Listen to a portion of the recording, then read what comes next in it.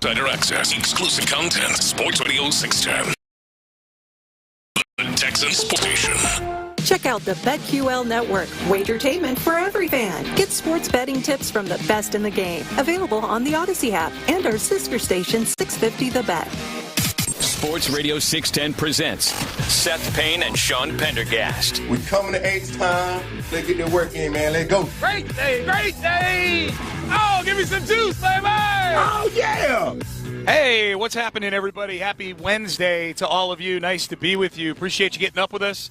We are live on Radio Row, brought to you by Flight by Yuengling. Day 3 on the row, and it's nice to be with you. We got a good show planned for you today. It's the day after the media party, so that always comes with some degree of mystery as to how the energy level is going to be. But I'm feeling good. How you feeling? I feel Pope good. Zaza? I feel recharged and energized. I had a great time last night with I got to hang out with Clint more than I usually do, and just kind of. I enjoy watching Clint interact with people. Clint is smooth. What'd you learn? Well, he's just, like Clint's very, he's just smooth. He's got a way with people that's really interesting. He's very charismatic, person to person, talking to strangers and everything. He kind of just, he lays on his accent in almost like in a Matthew McConaughey type of way. And it's fun just watching him out. Well, we had some issues getting to the party last night because Clint had plugged the wrong address into the GPS. You were on Team Clint on the drive over there. I was Team Uber. Clint was driving, and I was riding shotgun. And we, as a unit, as a team, made mistake after mistake in trying to figure out how to get through the French Quarter as we went past just squadrons of various military personnel. Yeah. There's so many. There's such a huge police presence down there right now. It doesn't feel like the normal French Quarter experience. No. I think people are a little less inclined to let loose when there's. I mean, it's not just police. It's National Guard units. There's like a special task force of some sort. There's tactical vehicles that are badass all over the place. But it doesn't feel like the normal French Quarter experience. No, it doesn't. I went down there yesterday to film a video, and I was trying to find a street I could walk in the middle of where you see the flags with the fleur-de-lis on them in the background and all the Mardi Gras colors. And I found one, but then 5 troops go marching through with the machine guns and whatnot. Yeah, and at any given time, I'm not exaggerating. There's like 3 military helicopters flying over in formation. Yeah. It feels more like you're trying to get out of Saigon than it feels like you're at the Super Bowl. Like you're 2 weeks out from Mardi Gras. And it's all understandable given recent events and everything, like exactly why it is that way.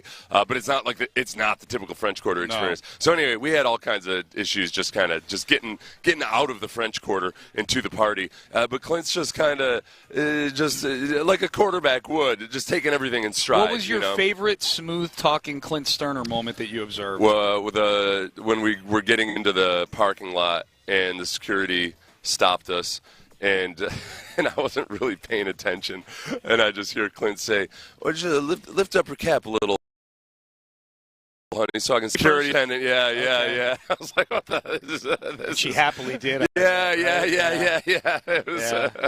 He's a smooth one, that old Clint Stoerner. It was a good time last night. Yeah, good media party last night. It was fun because we didn't run into that many people from the industry that we know, and we got to just hang out and talk to each other mostly. I've had a good time with our crew this year, man. Yeah. It's been a really fun trip, and I know if a lot of you have been following on social media, Figgy's been killing it. I mean, he is taking everybody that follows us on social media along for the ride here to New Orleans. Like you've been able to, via social media, kind of experience everything we've been doing here. New Orleans has done a really good job so far of hosting. We still got a few days left of this bad boy. I'm excited. Man. Yeah, no, a lot of listeners have said they've enjoyed kind of, living vicariously through a bunch of guys. It feels a little bit like we're in a fraternity or something. Frat house. We're all staying in a nice place. We got a common area. Yeah. And everybody's hanging out. Yesterday, for those of you who knew, there was a little bit of drama because Sean had a hard time getting our shared parking pass from Clint and Show 2 nights ago. Yeah. And Ron. And so yesterday when I was sitting at my computer talking to everybody but trying to do a little bit of our show prep, and Clint walked in behind me, walked up and slapped the parking pass down on the table. He goes, "Hey, there you go, Chief." Oh, when he got home. Yeah. That's, well, it's kind of a stressful thing. For those who don't know, we have one parking pass for all of our vehicles. Yeah. So we have to pass it around.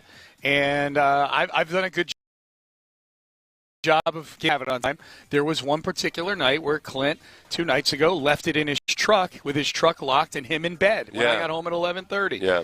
And so that's all. It got resolved. That ended up being more about you and Ron than you and Clint, because Clint just you do it every now and then. You forget to do something. But you and Ron trying to sort it out. You guys, you're like passive aggressive teenagers via text. Ron couldn't get it figured out. Ron was still awake at 11:30 at night while that parking pass was in the car, but he was on Bourbon Street. Yeah. And I was taking a tone with Ron in my text, admittedly, where I assumed he was complicit in leaving the parking pass in Clint's car when they got home. Turns out that Ron wasn't even with Clint. Ron came home separately, decided to go to the French Quarter, and I told Ron, I said, no, you were right. If I was taking a tone, you were right to kind of be taken aback by that, because I didn't know that that Clint was the sole culprit in leaving the parking pass in the car. So that's why I was coming so hard after Ron for suggestions on how to get this thing, because I thought it was partially his fault. Yeah. But it was all Clint's fault. And the best way to handle these situations is generally to just publicly air them out on the radio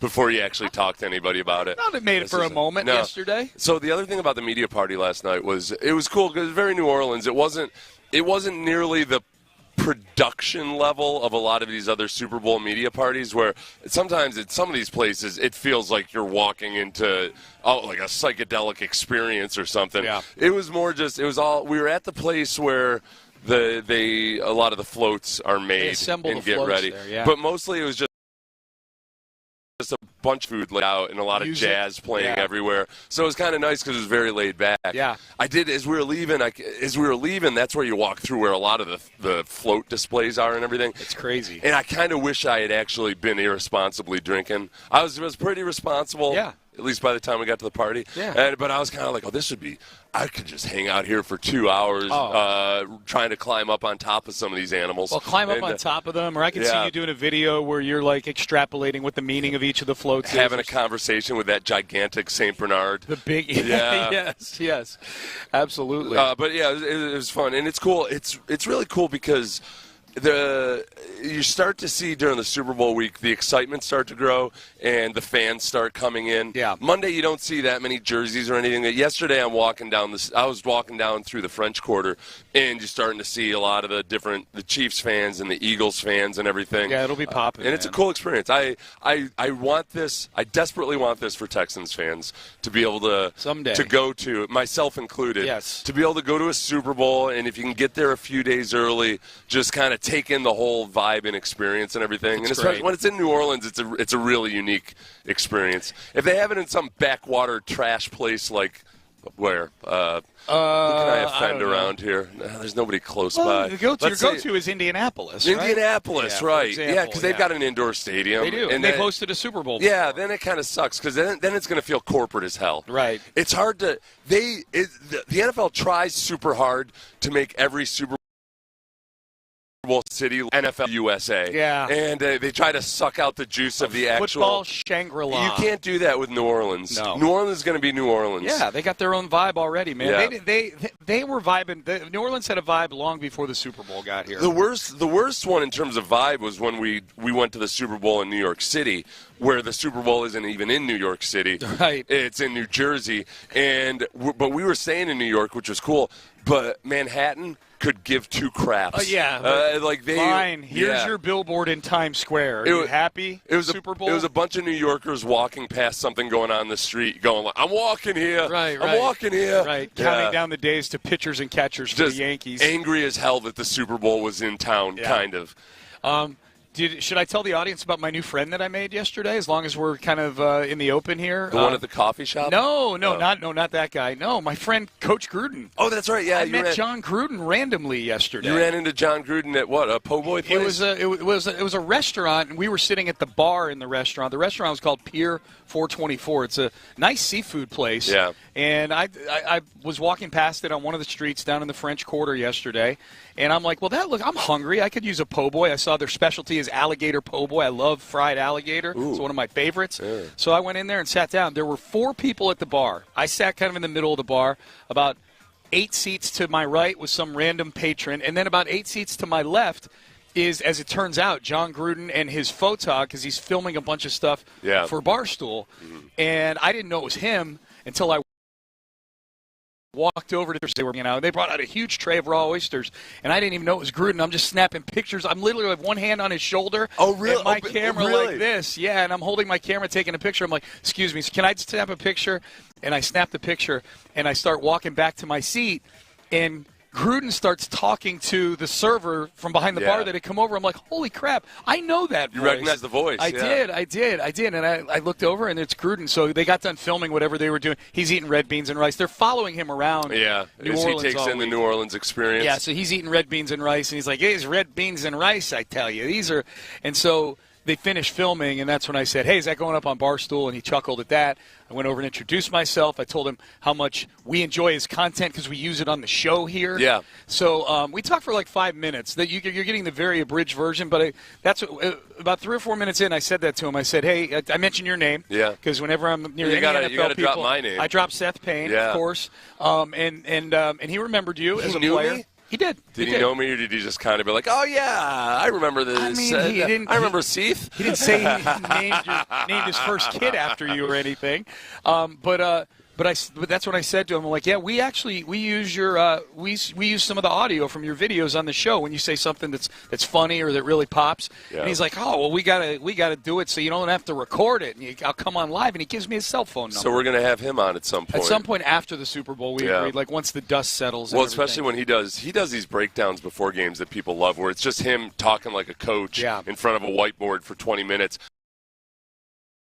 But without getting kind of being Gruden. And it is really, it's hard to find somebody that you really want to watch for 20 minutes on YouTube with no video overlays or graphics He's or anything. Very compelling. It's just him in front of a whiteboard, and it's actually really, you don't realize that 20 minutes have gone by. He's very compelling. And and if you're going to, like him just sitting there eating a bowl of red beans and rice, I was interested. If you go to his Twitter, part of the video is up, and you can see me sitting in the background. Oh, okay. Yeah, man. You're Barstool famous. Oh, I'm a big star. I'm literally sitting on a bar stool. That was my first thought. I couldn't text it back to you. My immediate thought to text back was, you met somebody from Barstool?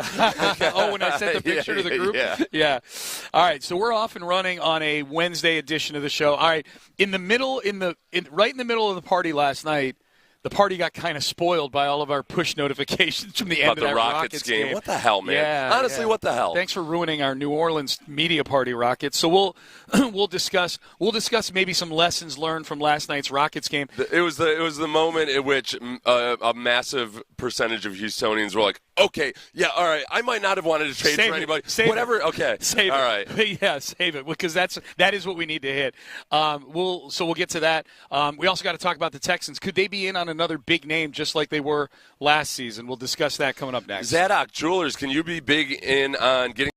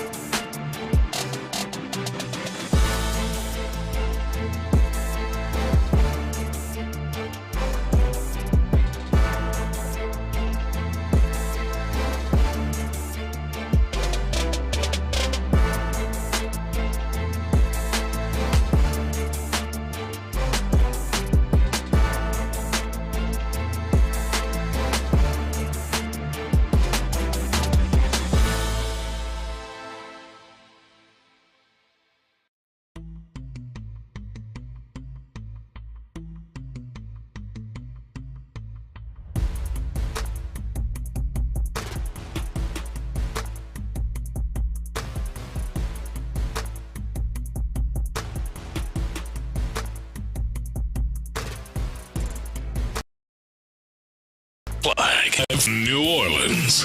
Flight by Yingling presents Sports Radio 610 on Radio Row. Here's Payne and Pendergast. Yeah, we'll get into the collapse from the Rockets last night in just a little bit. But, yes, we want to thank Flight by Yingling for bringing us here to New Orleans Radio Row. We really appreciate that. We appreciate all the Flight by Yingling that's been consumed at our Airbnb.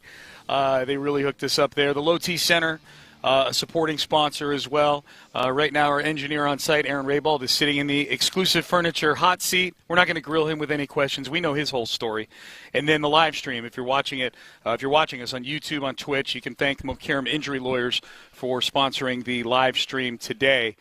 Day 3 of Radio Row. And also a quick reminder, too, to listen to Sports Radio 610 for at least 60 minutes every single day. Good for you. If you got up with us at 6 o'clock, you're 22 minutes into the 60 that you need to get registered for our Slam Dunk in Vegas national contest. If you win, you and 3 friends are going to be headed to Vegas to stay at Circa Resort and Casino. Beautiful sports book there. Beautiful stadium swim, outdoor sports watching experience. And, of course, it's going to be during the college basketball championship tournament. So you're going to have an extra $20K in your pocket to spend. Do with what you will in Vegas. Just download the Odyssey app. Listen for an hour each day, and you'll get your daily entry to the Slam Dunk in Vegas contest. Sean Pendergast, Seth Payne with you live on Radio Row. So we were at the media party last night, and we were amongst a bunch of Houston people, and I felt like it was one of those things that, like, all at about the same time, within like 15 seconds, everybody kind of pulled their phones out and like, oh, okay. It's this game. You know, like you see the final score. You see a lot of all caps from people you follow and everything about poor Ben DuBose. Huge Rockets fan and very active on social media. Yeah. He spent thousands of dollars to fly up to New York and watch these last couple of games. And you blow a big lead to the Knicks 2 nights ago, right? Like you go to a game where they give up 46 points in the fourth quarter to the Knicks. Yeah. And then this last night, so just to set the scene, for those of you that saw it, you know. If you know, you know. But the Rockets up by 4 with about 10 seconds to go. The Nets have the ball side out on the Rockets' end of the floor. Yeah. So I'm going to explain what happened here before we listen to it, because this is the play-by-play from Craig Ackerman, and it's an incredible piece of audio, because it really at no point is he describing specifically what's going on. He's doing what we would all be doing in the moment, which is like, he's screaming. Where? How? What is going on? So what you're about to listen to is the Nets inbound, and Keon Johnson hits a 3 to make it a 1-point game, and Amen Thompson is inbounding. Instead of calling timeout because it was very hectic and frenetic, he throws, I don't know who he was passing this ball to, but it was a bounce pass, and the thing just rolls out to the three-point line. Yeah. The Nets scoop it up, and D'Angelo Russell hits a buzzer beater for a 3, and they lose by 2. That's what you're about to listen to right here. Wilma. Johnson made it! This is still a game. And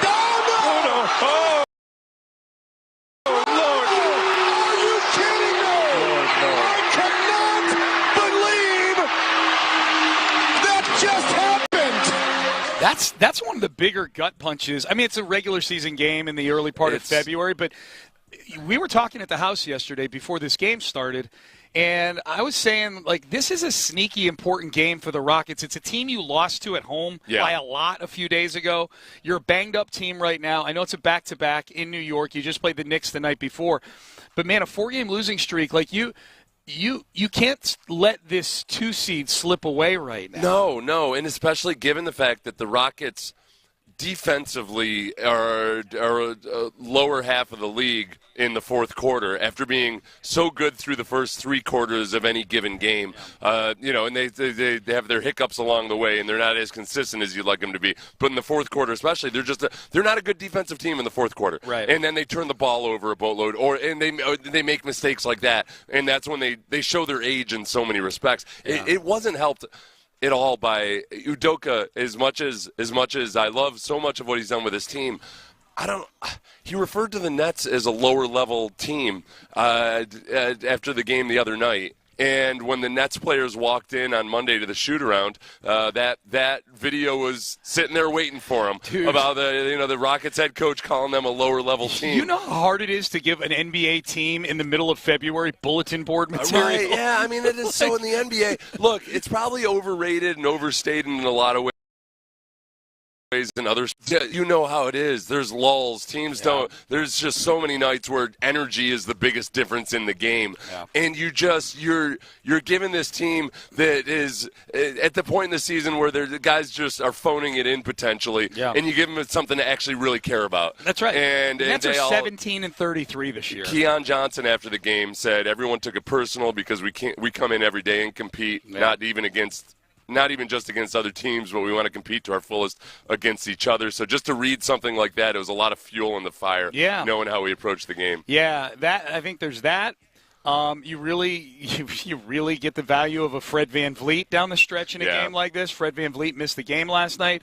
Reed Sheppard threw up a three-pointer. The Rockets up 4 with about a minute to go. There's 18 seconds left on the shot clock. Fred VanVleet's not doing that. I'm guessing the inbound situation is a lot less frenetic. If VanVleet's probably not inbounding, but he's at least on the floor. Right. Well, and at the very least, too, you don't have to call the timeout before. Like, you've got a timeout, though. Yeah. Like, you don't have to. You try to inbound it, and instead of dribbling it on the floor to the other team, hold it you call out a to timeout if there's line. whatever the issue is. It was unbelievable. All right, so you were talking about this before the break. So the main reaction to this last night on social media and the like was, now they need to trade for somebody. Okay, Durant, I don't care what it costs. I hate all these bums anyway. Yeah. Get these. I don't care who you're trading away. Get Durant in here. Yeah. I get it. Yeah. There is something about, and this is why I thought it was, like Ben Dubose, I think, would tell you in the heat of the moment on social media, he gets pretty passionate and emotional. Probably, but he kind of encapsulated the feeling of, all right, it's easy to talk about, hey, we're building for the future, and hey, it's a young team, don't worry. But man, more times than not, it doesn't. These things don't end up becoming, oh wow, we've got a core and now it's a 10-year dynasty. Yeah. That when you have the opportunity, when you have a team that could compete at the very, very highest levels and seize the day, dadgummit.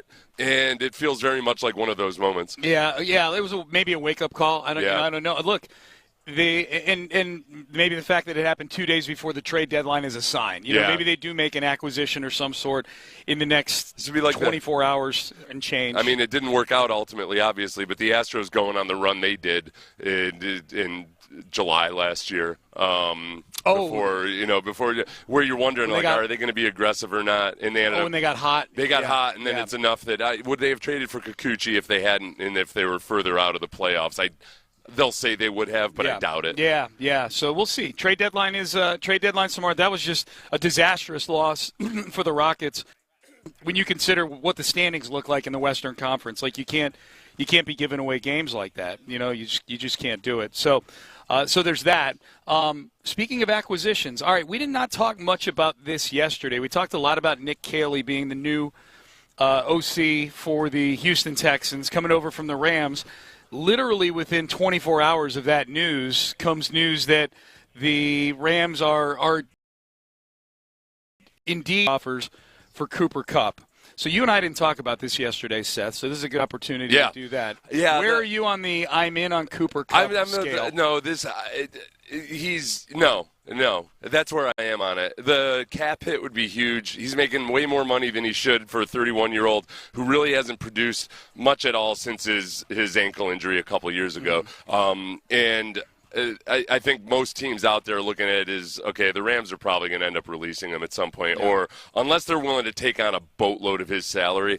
I don't think it's what the Texans need right now. Not when there's promising receivers in the draft. There's other free agent receivers, whether it's T. Higgins or Chris Godwin would be. Those guys might be shooting for the stars in terms of how much money you'd have to spend. But at the very least, you get them for multiple years, and they're not as old as Cooper Kupp. I would, to your point, I'm with you on that. I mean, I'd be happy to have Cooper Kupp on the Texans if the price isn't too If the price isn't too hefty, if it's day 3, if it's a fourth-round pick and the Rams are going to pick up, most of the salary. The Texans are only on the hook for, like maybe $6-7 million, something like that. But yeah, he's scheduled to make $20 million for this coming season. He's got a $7.5 million roster bonus, which I think guarantees pretty soon.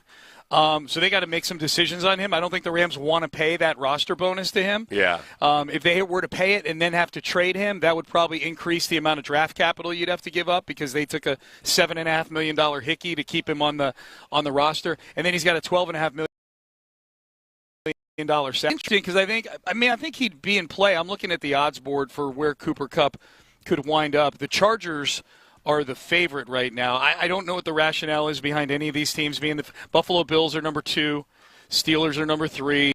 The Broncos are 4th, and then come the Raiders, who feel like they're at the top of every odds board for everything, oddly enough. I don't know if it's the Tom Brady effect or not. But the Texans, for what it's worth, are 18-1. They're about 10 teams down on the list. So Cooper Kupp, I mean, just by way of illustrating it, because I know the name brand appeal is huge, and then obviously there's a connection to Nick Caley. Yeah. I think people here and in their minds look at Cooper Kupp. You got to remember, he hasn't played more than 12 games in any of the last 3 seasons. He hasn't had more than 812 yards in any of those seasons. He was on, now, before he had that ankle injury in 2022, he was on pace for a 1,500-yard season. That's right. But he had that ankle injury, and since then, it's been 737 yards. It's been 710 yards. Puka Nacua has become much more the guy that you're probably worried or concerned about when you face the Rams. So the contract that he's playing under right now is one that was that you would pay to a guy that delivered like the previous version of Cooper Kupp. He had nearly a 2,000-yard season the year they won the Super Bowl and then got paid. And he'll be 30. Summer. He'll be 32 this year. Yeah. So which is that's the magic age for receivers is right around 30 or 31, where it dips into. There's very few guys that just push on beyond that, and especially when you're coming off of multiple injuries. I'm not comfortable with it. I'm not comfortable with the price tag for it. I'm comfortable with having him on the team. If you had Stefon Diggs or Cooper Kupp on a 1-year deal for what would be reasonable for them? I think $13 million. I looked at a free agency list yesterday that had Diggs on it, like top 50 free agents. We'll go through it later in the show. But they had Diggs as 1 year, $13.7 million. So let's say I think they're very comparable. I think they're comparable in terms of what they've accomplished. I think they're comparable in terms of where they are. They're on the downward part of their career arc right now. Different types of receivers, and different types of injuries, obviously. Yeah. Kupp has just been dealing with nagging ankle stuff for a couple of years, whereas Diggs, it was a legit ACL tear. I go back and forth on this, man. I've talked about this with a bunch of people over the last couple of days. Who would you want if you could sign either one of them, or in the case of Kupp, trade for him? If you could have either one on the team at that price tag, I think it would be Diggs for me. There were too many games last year. I started off with it being Kupp, and I think for me it would be Diggs because I watched a lot of Rams games last year, and Kupp just was invisible. Like it was like he wasn't even out there. Diggs was playing at a very high level. Not peak Diggs, but he was playing for what this offense was doing. He's still, you know what he was? He was affecting coverages. Yeah. He was still opening things up. He's moving the chains. Right, and he was still, especially with Nico on the field, it was still creating opportunities elsewhere where I'm not sure. So in my mind, there's a part of my mind where I think, well, you know what? They're both 32 years old, and Cooper Kupp, though, is a big dude, and I could see him over the middle being an easy target and all of that. But with CJ's not a guy who needs a big target. No. His ball placement is so good here for the rest of the year. But if CJ's playing the way he's capable of playing, I think I like Diggs better. I think I've just seen a better version of Diggs more recently, and the ACL was early enough in the season that I think he'll probably be close to 100% when he comes back. Yeah, a lot of guys have come back from an ACL, and I know he's doing it in his early 30s and whatnot, but there's no burn-in period chemistry-wise. You know, he's been a Texan. He's been with CJ. I think, too, you're right. Like, Kupp's a bigger dude. They've got a big dude in Nico Collins. I feel like for, like, the variance of body types, the whole building out a basketball roster in your receiving core. Yes, that's a good way to put it. So I think it would be. I'm curious. I'll put a poll up and see what the people think. It's a really interesting development because I do think they're very similar in a lot of ways, not stylistically necessarily, but in terms of where they are in their careers, what the price tag is going to be, how they'd fit in with the Texans. I think they'd both fit in great. And then I think with Diggs, the other part of it too is we'd have to ask Texans cap or somebody smart about this, is because he's technically under contract right now, you could finagle it maybe a little bit more, maybe more easy. It might be easier to kind of to spread things out with him in a way that's not as painful. Yeah. Well, look, if Diggs doesn't come back to this team, they're going to get hit with $16 million in dead money. Yeah. You know, they've shoved it into future years. So there's an opportunity cost there alone. The way that you're going to take a bigger hickey. You could end up paying Cooper Kupp more money or even less money than you might give Stefon Diggs, but still take a bigger hit because you let on the roster. Stefon Diggs go. Yeah, because you can shove. You can see if you keep Diggs, you can keep all that money. Yeah. the credit card. So it's an interesting. I'll put up a poll and see what the people think on that. It's a really interesting development. All right, let's get to headlines. There are Texans coaching staff news items that we need to get to. We'll circle back to the Rockets as well. A whole lot to get to. Headlines here on Radio Row. We are brought to you by Flight by Yingling all week long here in New Orleans. Stay there. But first, Beck's Prime. All right, I want you guys to, if you're in your car,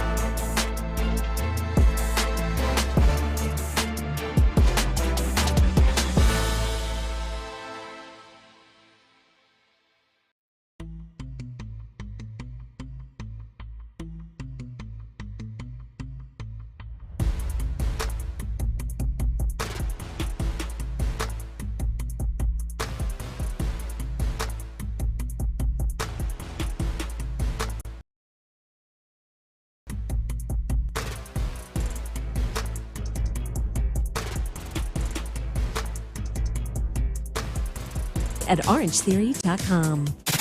Payne and Pendergast with today's headlines. All right, let's start with headlines as we come to you live from Radio Row. Thanks to Flight by Yingling. Payne and Pendergast with you on a Wednesday. Texans news, a little coaching staff news. We know they hired Nick Caley to be the new offensive coordinator just a couple of days ago. News now trickling out about the composition of the staff, and some of it will look very similar to last year's staff, which I know has people feeling a certain kind of way, some people at least. Stroud Johnson is expected to remain on as quarterback's coach, so he will still be part of the staff. So C.J. Stroud, who is, we'll talk about C.J. more at the top of the hour, but obviously he is a very, he's pro-Stroud Johnson. He gets to keep his quarterback's coach, Cole Popovich. This is the more important one to me, Seth. Cole Popovich is being promoted from assistant O-line coach.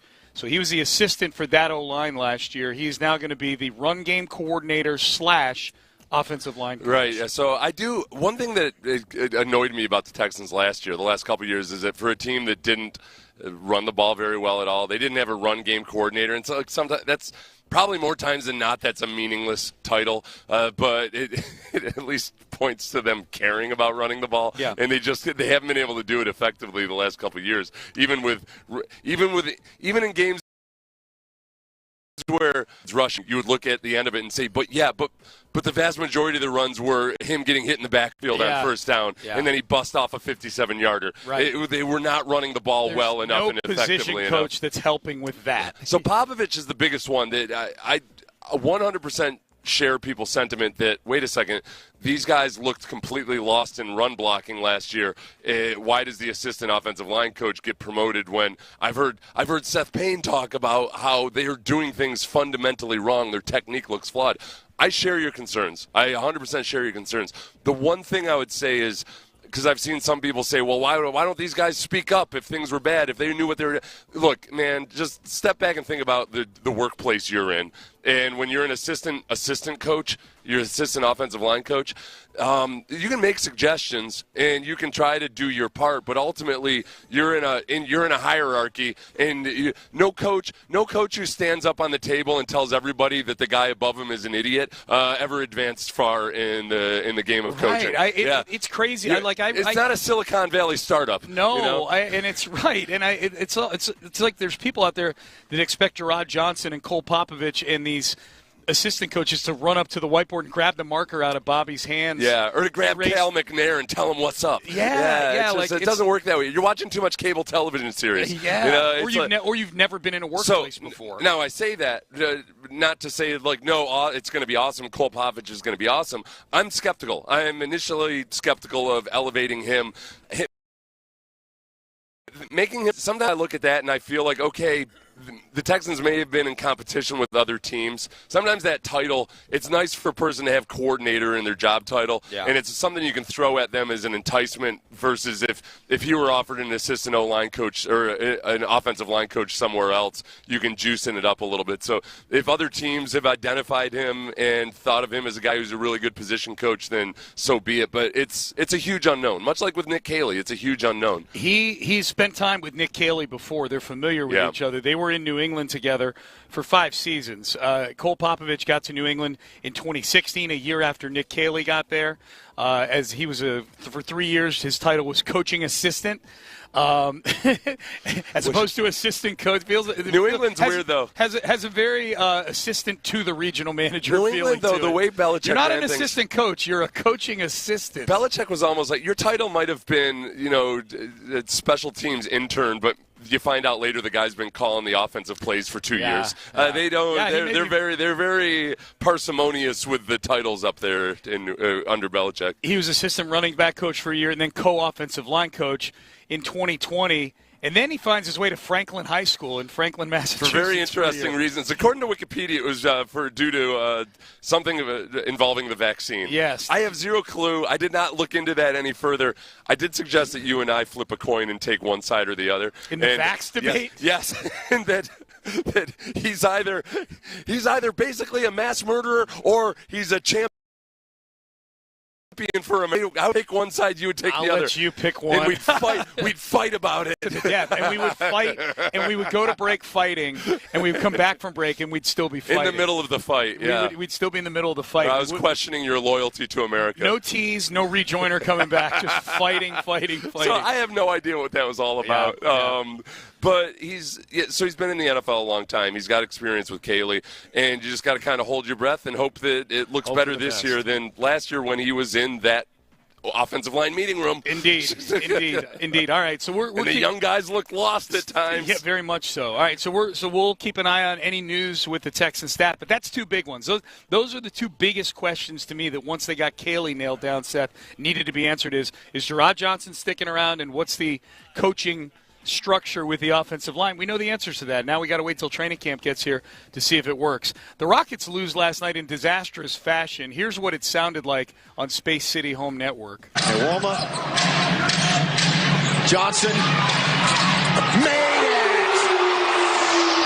This is still a game. And oh, Lord, no. Russell!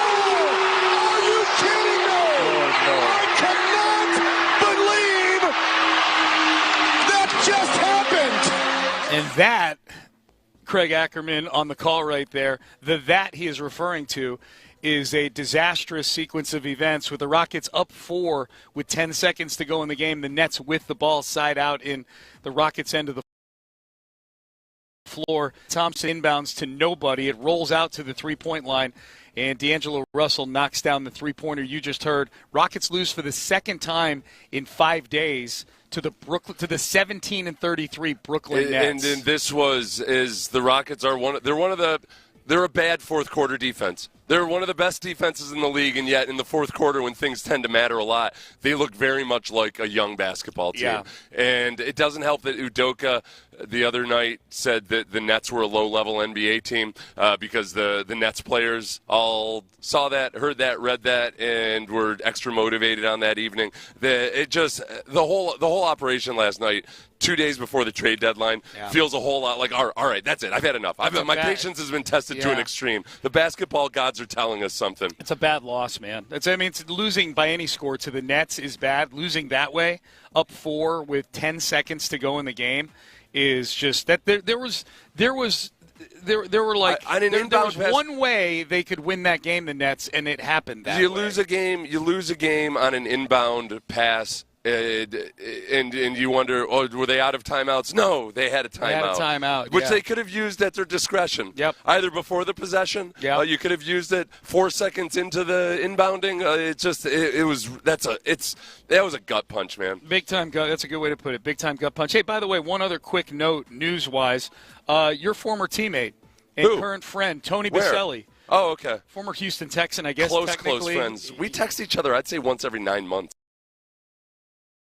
Oh, as it gets. That's pretty good. I text you because I have to. Yeah, but I got you as one of my pin texts. True story. He was named EVP, Executive Vice President of Football Ops for the Jags. He's been on their broadcast team the last several years, right? Yeah. He's been like the Andre Ware of their broadcast, and as unfiltered as Andre Ware at times as well about the Jags. So now he'll get a chance to put his imprint on the team as an executive with the team. Who are you more concerned with right now? Are you concerned with De'Aaron Fox now being on the Spurs, or are you concerned with Tony Baselli being in the front office of the Jaguars? It's very close. It's very, very close. I would say De'Aaron Fox by this much. Okay. The Super Bowl experience. So, this you guys do not understand. You're going to see pictures of it on the internet. Shad Khan's yacht is parked on the river here. And oh my God, what you think Baselli gets to go on that yacht? That thing is, I don't. It's kind of like when you look at a cruise ship and you're like, how is that? I don't understand the physics behind how this thing even works or floats. He owns a Carnival cruise ship, basically. I'd never seen it in real life before. That thing, oh my God. So you saw it in person. It's one of the biggest buildings in New Orleans now. No, it's not an exaggeration. It's gigantic. Yeah, so he's here, and Baselli's probably on it with his dastardly plans. Yeah, twisting his mustache. Oh, no, Shad Khan actually might literally twist his mustache. Yeah. Not Baselli. But, yeah, that boat that's gargantuan. Get snowed over by Trent Baalke. I know, it's the strangest thing, isn't it? It's not like Shad Khan is some third-generation trust fund baby that doesn't know his self-made from man. Right, he's a self-made man. He invented a bumper that was used by like 60% of domestic automobiles, and that's how he got rich. Yeah, man. He invented something, and he sold it to car companies, and then he hired Trent Baalke. Yeah. And stood by him loyally for years and years. To torpedo his other business, his football team. It's such an American success story. He's like, he comes over from Pakistan, goes to school, gets his degree, contributes to the American auto industry, and then he hires Trent Baalke. Yeah. And sticks by him through thick and thin. Bosom buddies, those two. The end. Oh, my God. All right, hey, the latest sign that C.J. Stroud is taking this offseason seriously, and maybe as compared to his post-rookie first offseason, that is coming up next. Trajan Wealth. I've got another, that jam we were just talking about.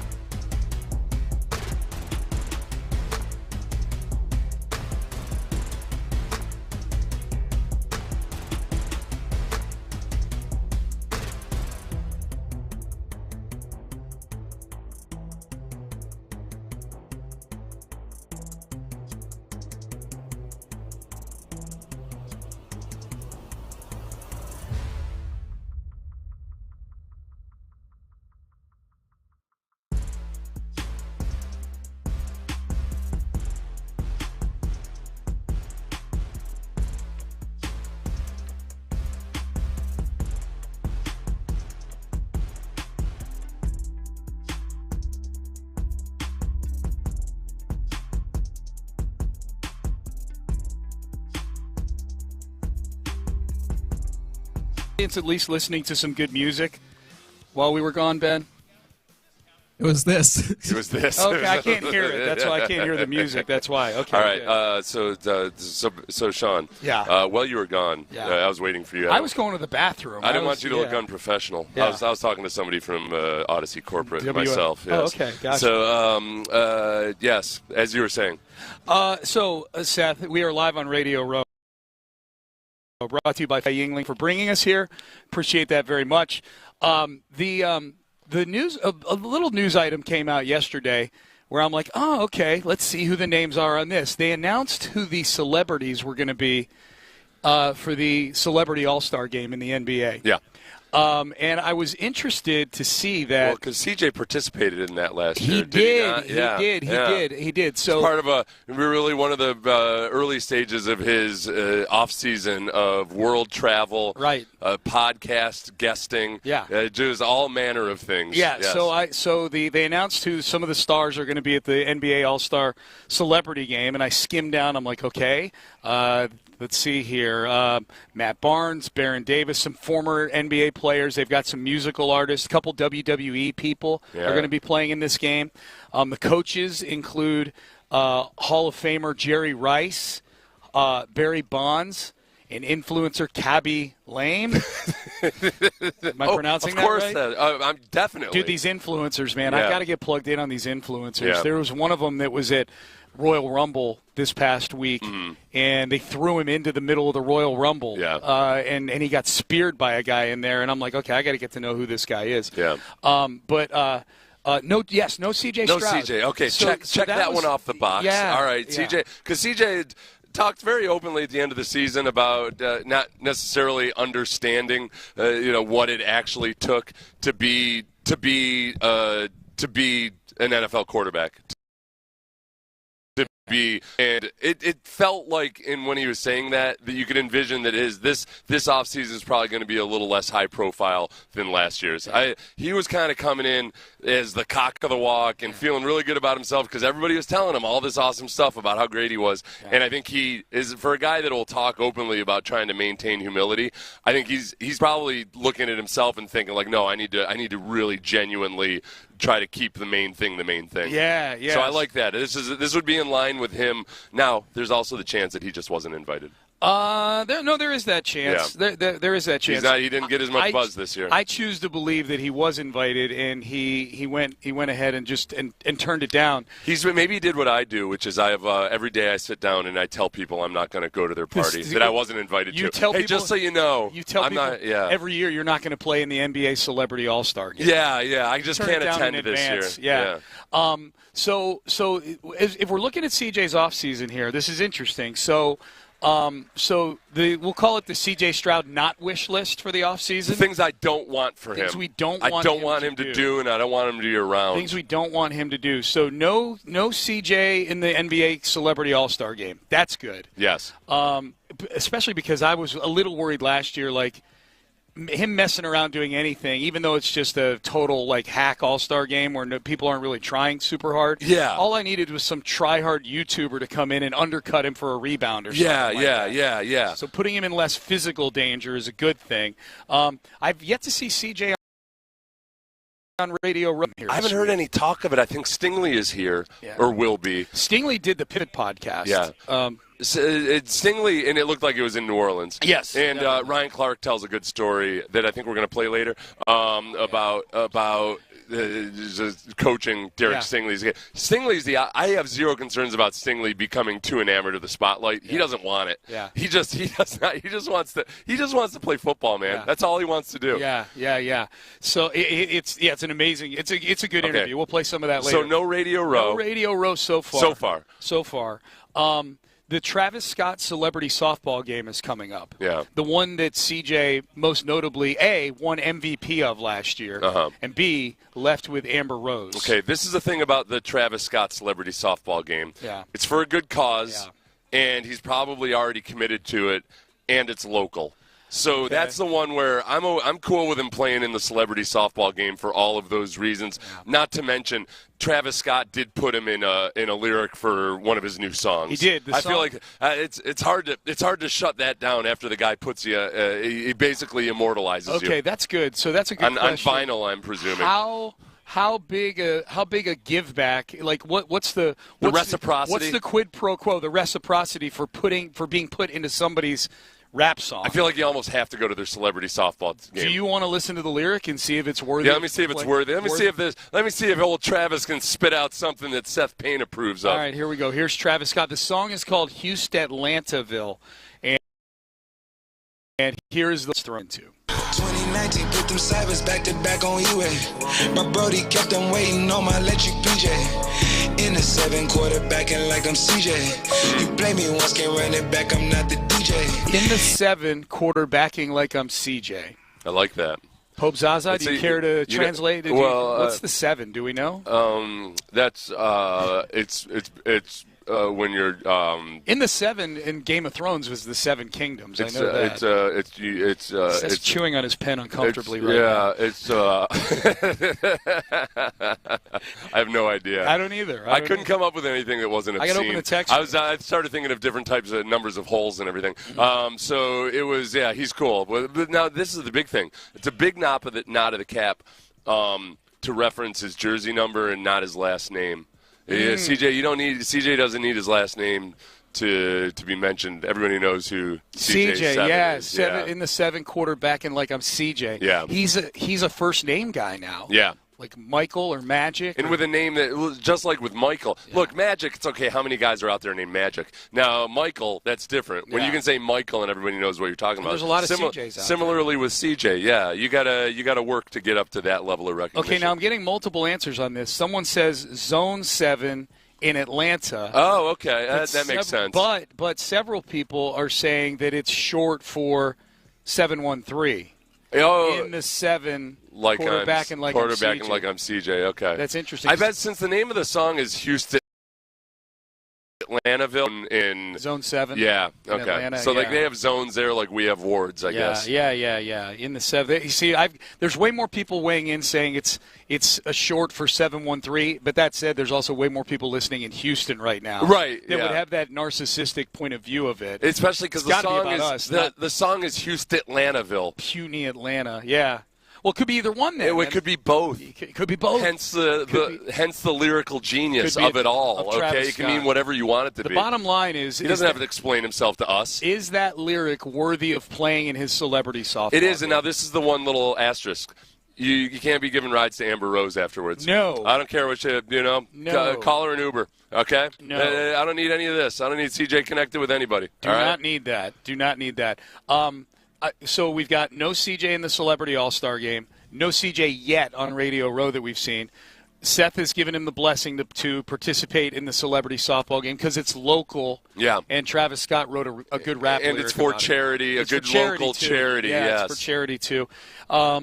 I don't want any global CJ this offseason. I don't need Far East CJ. Don't need it. Don't need it, don't want it. I don't need Tour of the Middle East CJ. I definitely don't need him going anywhere with Micah Parsons. Now, the one thing would be on a, what do you call it when you go on the military? USO tour. If it's some kind of a USO tour, that's military. Cool. Yeah, that's really cool. Yeah. But I don't. But if you're just dressing up in inflatable sumo outfits or actually sumo wrestling, real sumo wrestlers over in the Far East, I don't need any of that. You know what we should do on his behalf for Micah Parsons? Yes. Can we do that? It seems like something you could probably do. We could put in the application. Yeah. And it'll probably get shut down because obviously. But what are the reasons that you feel unsafe around this individual? Right. Look, do I need to give you C.J. Stroud stats from last year? That'd Did you see the regression? Can you imagine? My God, yeah. Like they have the websites like Trust and Will where you can go get a will done online for like $199. You got one where you can go restrainingsorder.com. Like,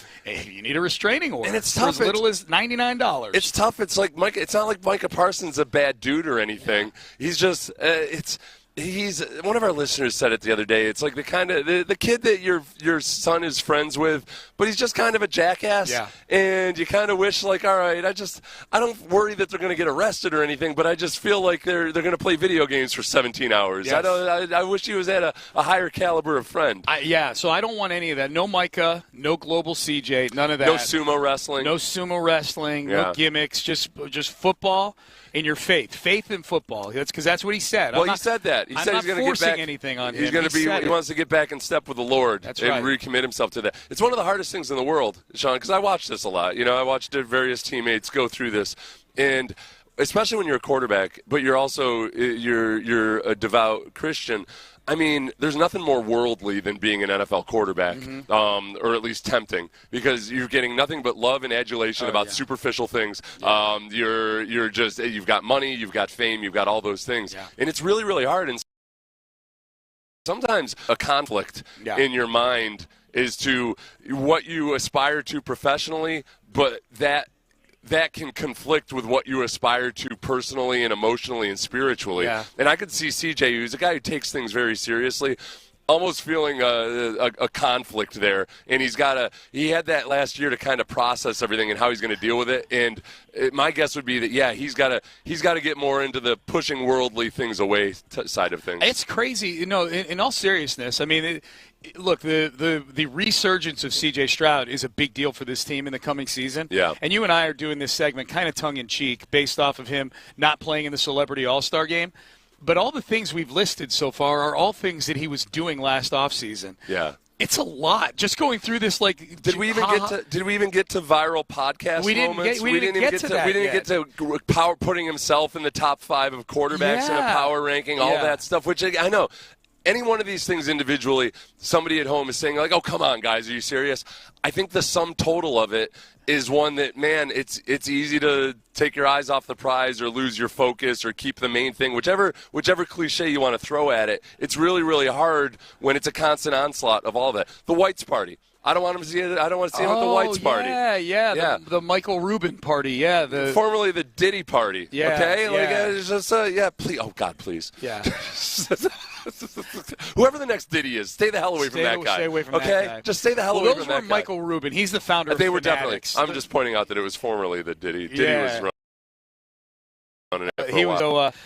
Man, that's a lot. So CJ, the less we see of him doing stuff like that, I feel better about next season, how the offseason's going. I want to see him like in February somewhere working at either at a mission or some charity where they're building a hospital in Guyana or something like that. Now he does do that. Guyana, not Guyana. When we had one of the storms we had, I don't know if it was Beryl or whatever. Like he was driving around town, like stopping. Right. People No, I'm not saying he doesn't do that. I'm just saying when I see him publicly, I feel like, and it's not because like that's the way I think all athletes should be or anything like that. I do think that CJ is he's very serious about a lot of the things that he talks about, and I think he wants to live by that certain standard. And I think I could see this offseason being one where he really like evaluates, okay, just simplifying. You got to say no to a lot. It's one of the hardest things is learning how to say no to lots and lots and lots of stuff. Well, and he's about to make a whole lot of money a year from now too. You know what I mean? Like his life gets more complex. Obviously he'll have generational. He already is really rich just from his rookie contract, but he's going to get crazy money around this time next year. His popularity has not waned, at least if we are to measure it by jersey sales. I know you saw this, that C.J. Stroud he's in the top 10 in jersey sales in the NFL. He is 6th right now. He is behind. It's kind of a crazy top 10 in some way. Christian McCaffrey's number 1. And how many games did Christian McCaffrey even? He was number 1 in jersey sales, and he played like 5. He played like 3 games, 4 games, something like that. You're honestly asking me a statistically based question? You know what I'm asking? I don't even remember him playing. You know what? He was there early in the year, and then he got hurt, and then he was out forever. And by then, the problem is this is a year where the 49ers were just an afterthought. Yeah. Yep. Patrick Mahomes, number 2. I guess he deserves it. He played 4 games this year. Yeah. Jalen Hurts, 3, I guess. The 2 quarterbacks that are in the Super Bowl. Micah Parsons, 4. maybe it's the tour de force. Maybe they're force multipliers for each other. The two of them. That's the danger. CJ and Micah are so popular together that they just move jerseys. But it's time to break up the band. It is. All right? You know, it's time to go solo on All this thing. good tag teams get split up at some point. Yep. One becomes a good guy and one becomes a bad guy. You know, and you can tell me, Tom Petty, when he did the Wildflowers album, I watched a documentary about that, and he was like, okay, I'm going to do this solo album. And, like, by the end of the project, he basically had almost every member of his band working with him. So, listen, you got to go out on your own, but you can – it's not like you say goodbye to him forever. Right, You just, bring him back into the fold when it's time. Micah, it might be 10 years from now. Who knows? Yep. Tyreek Hill, 5, CJ, 6th. And then Lamar Jackson, Justin Jefferson, T.J. Watt, and Brock Purdy, number 10 on the jersey sales. Oh, Brock Purdy. Look at that. Look at him. Yeah. That's going to be a – John Lynch said that John Lynch sounded like, yes, of course they're going to give Brock Purdy his contract. I wonder if it's as simple as that. Because I feel. I know Trevor Lawrence got a contract. Right, and I think it's dumb. Yeah. I think it's a horrible contract. So I think if – So you and I – that's the problem. You and I have been arguing not about what will happen but what should happen.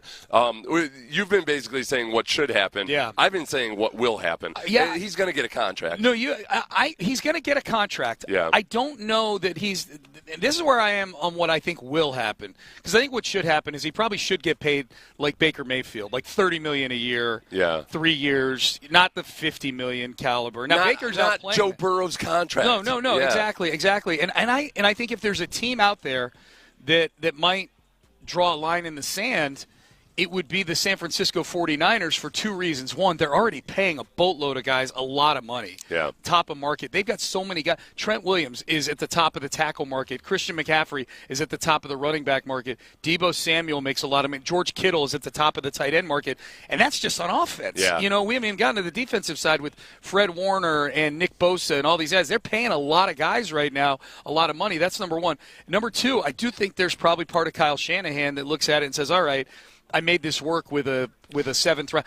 Like this is as quarterback agnostic an offense as there is. I can scheme anything. Well, and also if you just I don't know if he's right, but I feel like he might think that. If you think about the organizational dynamics of it, you go to the owner, and this is a team that before they got Brock Purdy, they traded for Jimmy Garoppolo, gave him a boatload of money. That was a disaster. And then they finally land on Brock Purdy. I don't think you go to the owner and say, well, hey, listen, we're just going to do that whole thing again. Yeah, and maybe it takes 3 swings at the plate to find the right guy. Yeah. I think you just almost have to say, yep, this is who we got, and we're rolling with this. Man, it's going to be interesting. And because you're right, they have said, yeah, we're going to get a Brock Purdy contract done. Yeah. We just don't know what it's going to look like. That's very easy to say before the negotiations actually begin. Right, exactly. That's I've told you before, the thing that's misinterpreted by one side of the party more than anything else in the NFL is when a GM tells a player, don't worry, we'll take care of you. Done. Yeah, we'll take care of you. Because in the player's mind, I got that Pat Mahomes money coming in. No, that's human nature to fill in the blanks, so that'll be interesting. But in the meantime, Brock Purdy can take solace in the fact that he has the 10th most sold jersey out there in the NFL world. Man, a lot of stuff from Dana Brown yesterday. Just shifting gears here on Radio Row. We've hit some basketball, some baseball. We're going to hit a lot of football as we go on with the show today. But Dana Brown and Joe Espada met with the media yesterday. They had their big media event. They scheduled it while we were out of town, unfortunately. I bet they had some great food there and whatnot. But they met with the media. Dana Brown and Joe Espada. And the Astros still have a lot of things kind of hanging out there. The biggest one is Alex Bregman. Dana Brown got asked for an update on Alex Bregman. We're continuing to have internal conversations because he's still available. And when he's going to make a decision. But the fact that he's available, we still have conversations about it. Okay, so we have conversations about it. And that could be – all right. What price is that? Is that current offer, is the original offer still on the table? I'm just very, very skeptical of that report that it's still on the table. Think of the range of things that come with the word conversation. Like, we're having internal their internal conversation could literally be, I can't believe he hasn't signed anywhere yet. Right. You know, like, what was your favorite Alex Bregman play last year? You know, like, it could be anything. What should I get him for his kid's third birthday party? I don't know. Yeah. He also divulged that they haven't talked to Scott Boras, the agent. Yep, we got that here. Yeah, he was asked, has he talked to Boras? No, I have not talked to Boris recently, but we are still having conversations internally, and then I'll leave it at that. Okay. Okay, so tell me if you think this is likely. Okay, well, then one more thing here real quick, Seth. Apparently at some point during the non-press conference part of it, when Dana Brown was just up at a podium there, it was because it was a big lunch event, so he got up there and spoke like a guest speaker would, Dana Brown, and apparently at some point, I haven't seen any recordings of this, but he was speaking about Bregman and Tucker in the past tense. In the past tense, where it felt a lot more like it wasn't GM speak, like that's just in the past. That's and where it's gone. we are, yeah. So, those internal conversations might have been like, what do you think happens? What do you think happens? Yeah. I really have a hard time thinking that the original offer is out there and that, if he decides to accept we're going to have to shuffle things around like crazy and try to trade away one of these guys or Paredes or something. Yeah. And it's as simple as that. Because the CBT implications are too big. Yes. I just don't think it's – They go way over. I don't think it's as simple as that offer is still on the table. No, I just don't think – I've never once watched Dana Brown talk about this since Bregman coming back became a thing 3 weeks ago, where people were getting super excited about it because the offer was still out there. And there was the article Chandler Rome talked about where they circled back with him, air quotes. And Brown hasn't said anything to grease the skids to make it happen. He could – when he's talking about all this kind of stuff, it's not like he is – really said anything that might make Alex feel better about, sucking his ego down and coming back. I don't know. Nothing. I'm just watching Dana Brown, his body language, the way he talks about it. Like he talks about it. He talks about it like a parent whose kid wants wants a yacht or something like that, or wants a Porsche, wants some sports car, and okay. I guess the door's cracked for us to buy this. I suppose your kid is 21 years old, and they switched political parties from yours, and you're just like, they're an adult, they're going to do what they're going to do, and what are you going to do? You just gotta we'll see. Maybe he'll come back to us, but I got to let him be his own guy. He's never seemed at any point in any of these press conferences or interviews like someone who's hyper motivated to sign Alex Bregman to it. This is when sometimes the agent can become a barrier in all of it. If you're a player and you're allowing your agent to do his agent thing, and the agents are wired to get their clients as much money as possible, partly because they also get a bigger commission then. Yes. And there are times where as a player that you might tell your agent, listen, I don't mind playing for this team for less money, but if the message isn't really firm and hard and vocal, the agent doesn't hear it. Yeah. If I would have played an 11th year in the NFL, I told my agent basically, listen, I will play for the minimum. I really genuinely don't care. And I could tell in hindsight afterwards that he didn't hear that. It wasn't almost in him, in his DNA to really accept it. And because there were a couple teams, because I was banged up and I was old and everything, I just wanted to I wanted to go to a good team and maybe be a veteran guy. And I wasn't even sure if I could physically play, but I wanted to try. Yeah. And I could tell that he just didn't. He really he just couldn't hear it the way I needed to be. I should have been more forceful with it. Yeah. And I feel like I think he might have gotten in the way a little bit. That's interesting. Because there's a lot of guys that are veteran guys that take big pay cuts. You weren't taking a pay cut. But no, it would have been a gigantic pay cut. But not like a literal pay cut from the same team. Right. Yeah, you would have been taking on a much lesser salary than you were used to. Yeah. A lot of guys, a lot of players do that for the chance to ring chase. And that's where I don't think it was. It's a whole other. I could write a chapter in the book about this. Yeah. It's the list on Bregman. Okay, now here's the other development that's very interesting.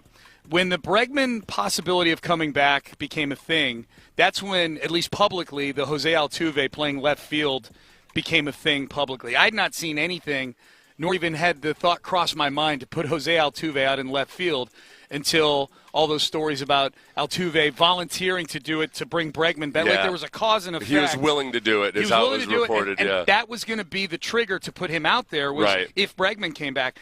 This sounds like it's something now that is going to happen this year, maybe even fairly frequently. Yeah. Altuve in left field. Here's Joe Espada on Altuve playing left field with or without Alex Bregman. We have been working in left field for the last couple of weeks, but he continues to take ground balls. I'm not going to commit to a number of games, but that's something that we are looking at to create some flexibility, put players in a position to succeed other players that we could, take care of. We could take care of the baseball, keep guys healthy, have a more balanced lineup, offensively. Those are things that we are looking at, and that's what we are considering putting Jose, getting some time in left field. I think that it was like 2 weeks it took to process it, just to kind of almost imagine, okay, Altuve in left field. And because it was such a novel concept initially, I'm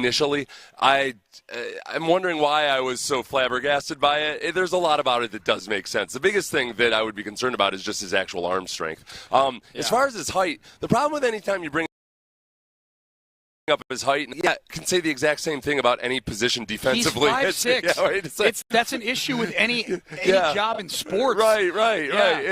So it's an issue. You have to make up for it somehow, and Altuve's been very, very good at making up for it. So that's less of a concern for me than the actual arm strength. In terms of giving him a rest, you're as Dana Brown said yesterday. Sometimes you get bored out there in left field. Yeah. Like it is in terms of load management.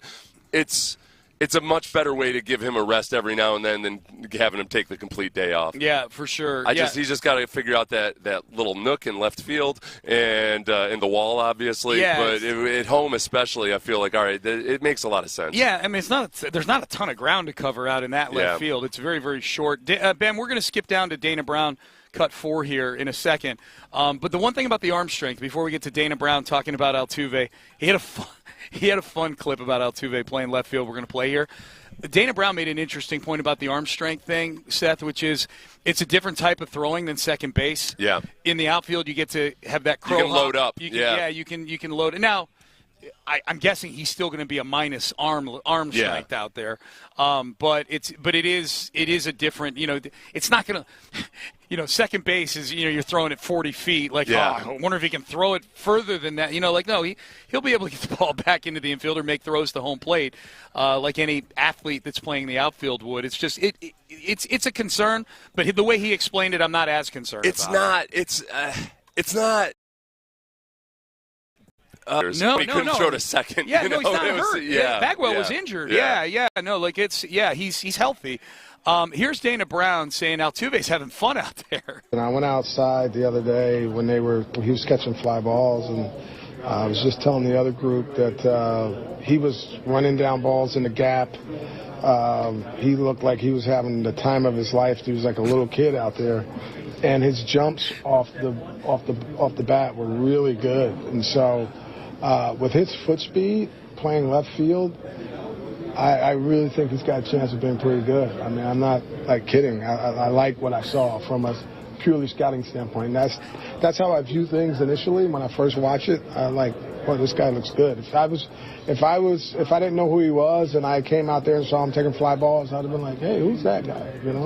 He caught your eye for sure. I like that. Well, I do like if you tried to look at it with fresh eyes, if you showed up at the ballpark, and I used to say this about Nico Collins when he was a rookie, if you showed up and you knew nothing about draft order or anything else, and you were to ask, okay, which of these rookies was a first-round pick? Yeah. And if somebody told me it was Nico Collins, I would have said, oh, yeah, that makes sense. That guy, boy. And you feel like, okay, you can see why it might end up being a really good deal that you didn't have to spend a first-round pick on him. Yep. With Altuve, if Dana Brown were to show up and somebody said, oh, that's our left fielder, and he didn't watch too closely, he might have just thought, oh, yeah, that makes sense. Okay. Yeah, he looks like he knows he's short. He's that was what he would notice about him. He's short. Dude, if he's average in left field, I'll be ecstatic. For the top throw out of it's not as frequent. Kinesiology. I'm talking to myself into it. No, I can totally see where And you make a really good point. You can load up with your lower body much more. And it's not nearly as frequently an issue if it is an issue. Yep. So, okay, I feel better. Okay. I'm ready. Now I'm team. What's going to happen? I want to see him out there for 162 games in left field. And if I don't see that, then Dana Brown's an idiot. He's an idiot. Yeah. Okay. Hey, a couple more here. Lance McCullers was a topic yesterday. Lance, if you follow on social media, Lance is throwing again. He's throwing hard. He's throwing off-speed stuff. He looks really good in these videos. I know every time we mention Lance McCullers' name, I'm waiting for the 10 texts coming in the next 60 seconds about why do you even bring up his name? Why do you, he's going to get hurt. He's hurt all the time, blah, blah, blah, blah, blah. All those true things that people but people insist on texting us true things. But without any my point is with zero optimism for the future. And Lance looks good throwing right now. Here's Joe Espada on Lance McCullers. Right now, I just like the Lance McCullers that I'm talking to almost every single day, how excited he is about the future and where he's at in his progress. But bullpen starter, it's just too early for that. I just want Lance to be healthy, because when he's healthy, he's going to help this team, and he's going to help this team this year. He is in a spot right now where I see his bullpens, conversations with him. He wants to be on the field so bad that I know that he will, play a role this year.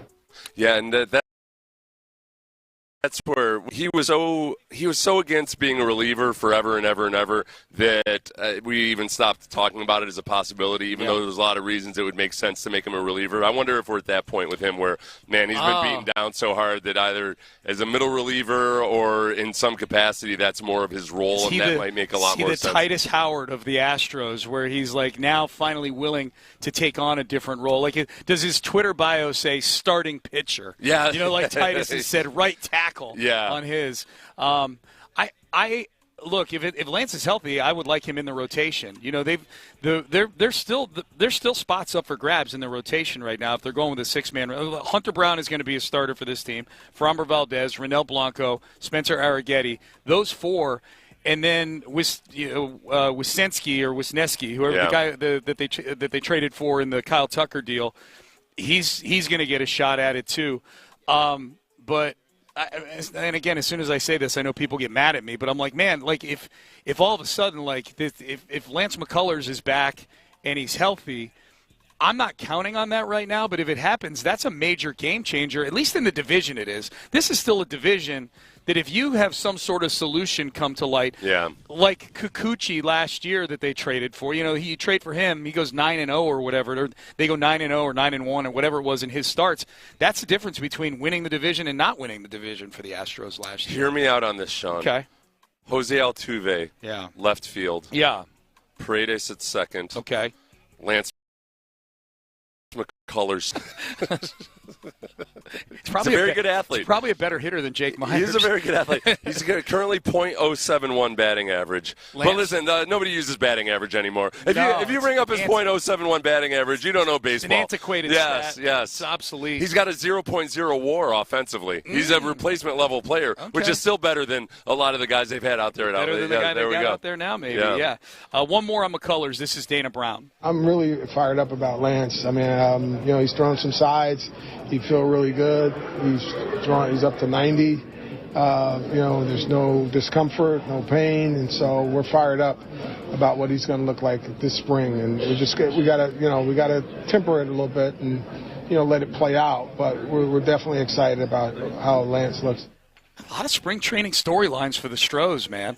All the new faces. Yeah. Lance McCullers, Altuve in left field. I do the Lance McCullers stuff. Yeah. I want to be. I want to get genuinely optimistic about this. I can't bring myself to do it. Do it. Why? All right, it's free. It's free. That's true. Optimism's free. It's like free drugs. Yeah, man. Okay. Yeah. All right. Do it. I don't know. You're just kind of casually throwing Lance in there, like, oh yeah, like all these things to look forward to. And no. I'm looking forward to watching him. No, you're looking forward to watching it. Yeah. Let me be very clear about that. Yeah, no, I'm not like throwing Lance in there. Like I can't wait to see him out there as part of the rotation. He's looked really good at various points in his recovery over the last 3 years. It hasn't come to fruition. Yep. That's right. All updated and up to speed on the Astros, and I think if you're somebody who's hoping to get Bregman back here in an Astro uniform, your optimism meter should be at about a 0.3 on a scale of 0 to 10. The past tense stuff is the big one. Yeah. Dana Brown's basically when he talks about Bregman in the present tense, it almost feels like when you talk about somebody who's died in the present tense because it hasn't, it's just you're in the habit of doing it. Yeah. Hey, listen to Sports Radio 610 on the Odyssey app for an hour each day. For your entry into the Slam Dunk in Vegas National Contest. If you win, you and 3 friends are headed to Vegas to stay at Circa, the resort and casino there right along Fremont Street. They have a great sports book. They have a great stadium swim experience there where you can watch all the games sitting in the pool as part of your ultimate college basketball championship experience. That's when you're going to be going in March. You'll have an extra $20K in your pocket to spend while you're there. So just download the Odyssey app, listen for an hour each day, and you'll get your daily entry to the Slam Dunk in Vegas contest. Mock draft injection. We did our first one of the draft season yesterday. We will do it coming up next, the old mock draft injection. Stay there. You're listening to Payne and Pendergast. But first, before we do that,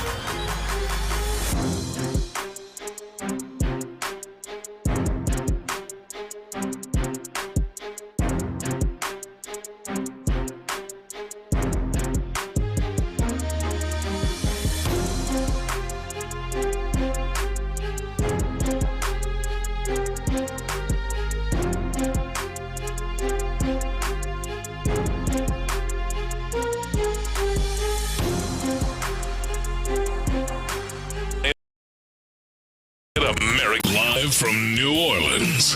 Flight by Yingling presents Sports Radio 610 on Radio Row. Here's Payne and Pendergast. All right, Payne and Pendergast. You can always text the show at 713-572-4610. Big thanks to Flight by Yingling, our title sponsor for our trip to Radio Row. Really appreciate the Flight by Yingling folks. The Low T Center sending us here as well. We'll have guests in the exclusive furniture hot seat a little later in the show, including Trey Wingo, who's going to join us at 9 o'clock on the show today. And a big shout-out to everybody watching on the Mokaram Injury Lawyer live stream as well. Hopefully you're enjoying the entire package this week, all the shows and all the social media. Shout-out to Figgy, who's been incredible. Figgy and Brandon Scott getting it done on the social media front. Follow the station on Instagram and on Twitter. And you can follow along with us as we make our way around New Orleans this week. It's been a really, really good time. New Orleans does a 5-star job every time of hosting big events like this. And, again, thank you to Flight by Yingling. All right, you ready for mock draft injection? I'm ready for this. I'm getting back into draft mode. Don't worry, we're not going to throw a bunch of names you've never heard of before at you. We'll throw one or two names you might never have heard of. Well, it depends on who this old mockaroo has going on. Who do we have today? Which mock draft? This is the mock draft for, I believe it's Ryan Wilson of CBSSports.com. It's only a one-rounder. It's not a two-rounder. See if Ryan Wilson knows what he's talking about or if he's a schmuck fool. You got it right. Okay. All right, so let's do it here. Paging down, because the Texans are good again. Let's see. They are picking 25th. All right, here we go. With the 25th pick in the Ryan Wilson CBS Sports Tech Select, Kenneth Grant, your guy, defensive lineman, Michigan, 6'3", 339. Yeah. Okay, this is what you need to know about Kenneth Grant, 339-pounder. I've seen a lot of Texans fans say, well, it doesn't seem like D'Amico really likes these huge hosses. There's no way in hell when you watch him that you would ever guess that he's a 339-pounder. Because he moves like a guy who's much lighter than that. He is nimble. Yeah, and honestly, I had watched him a little bit last year at Michigan, and I thought, okay, he's nice, he's all right. He's like a third or fourth round pick. You can tell he worked at his game. Mm-hmm. He does a lot of things really technically sound. He uses his hands really well, but he moves like a much lighter individual. A couple things are happening here. I'm going to be very pleasantly surprised if he's available at 25. Okay. I think that a lot of the mock drafts and everything right now are still going off their evaluations from last year. He's very, very good, and with defensive linemen especially, guys, interior defensive linemen, guys that can use their hands really well already, that's a big plus because it's not always a given that a guy's going to learn how to use his hands when he gets to the NFL. So I like that he's kind of a late bloomer because, and man, he's fun to watch. I had a lot of fun watching him. This is the problem as I look at this mock draft. This is the issue I have with Ryan Wilson right now. Okay. Going after Kenneth Grant, immediately after Kenneth Grant, Gray Zabal, the interior offensive lineman out of North Dakota State. He's a guy I really likes a lot. A lot of people really, really like a lot.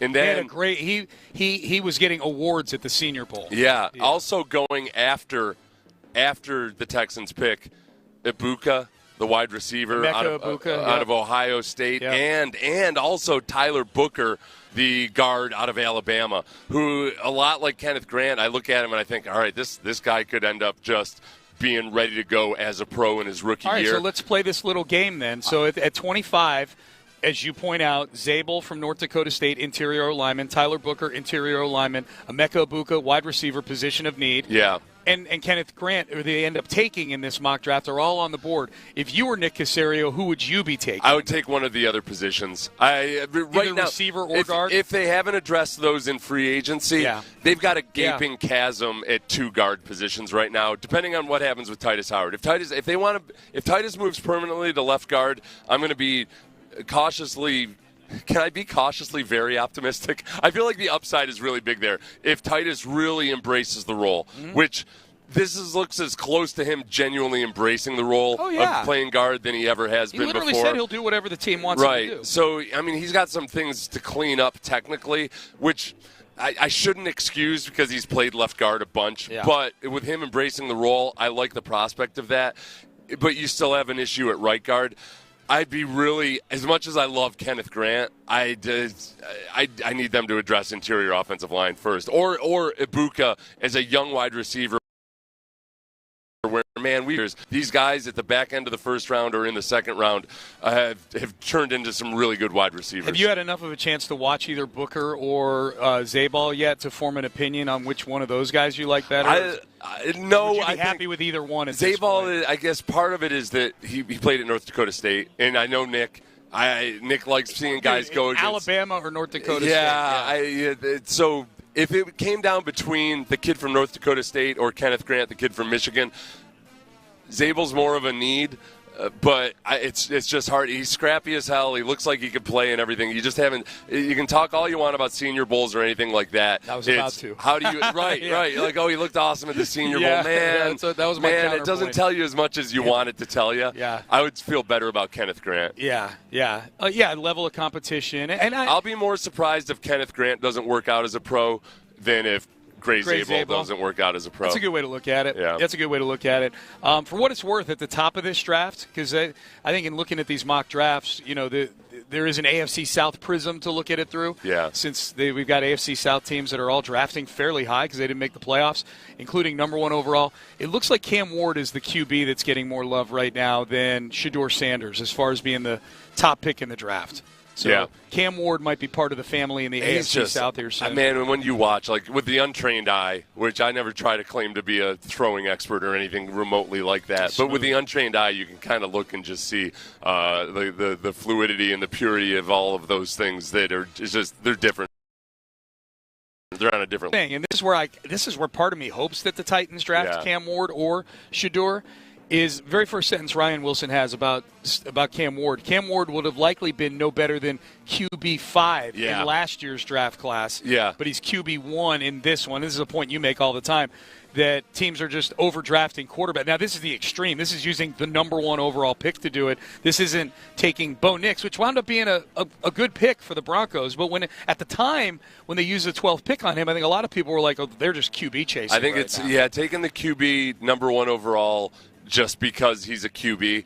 I'm personally a little bit scarred by that because that's what the Texans did in 2002. They took David Carr because David Carr was the best quarterback available, even though at that time it wasn't a guy that was a slam dunk number 1 overall pick. Yeah. If you got a chance at just genuinely good players that can be on your team for 10 years, I think you got to take a swing at those position players. Cleveland's picking second in this mock draft, and they're taking Mason Graham, who plays alongside Kenneth Grant at Michigan. Yeah. Boy, for a team that finished like around 500 this year, Michigan's got a lot of good players on defense, man.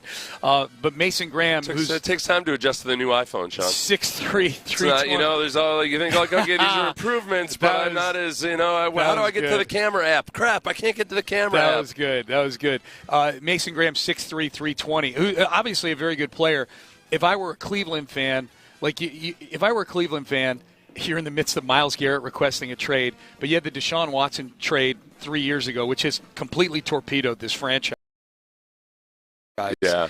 Okay, well, at least out of this, we're getting a top 3 pick, and we can get our future quarterback. But they're in a draft now where Cam Ward and Shedeur Sanders are no better than the first 6 guys that got picked last year. So the payoff of having to endure having to endure the Deshaun Watson era is gaggles of dead money cap space. Yeah. They still have $170 million in cap dollars that have not been recognized yet, and a defensive lineman. The whole scenario with quarterbacks and how important it is to the game, it's created such a weird dynamic where all these guys that are getting drafted in the first round, I mean, in previous generations, they would have been 4th or 5th round picks. Yeah.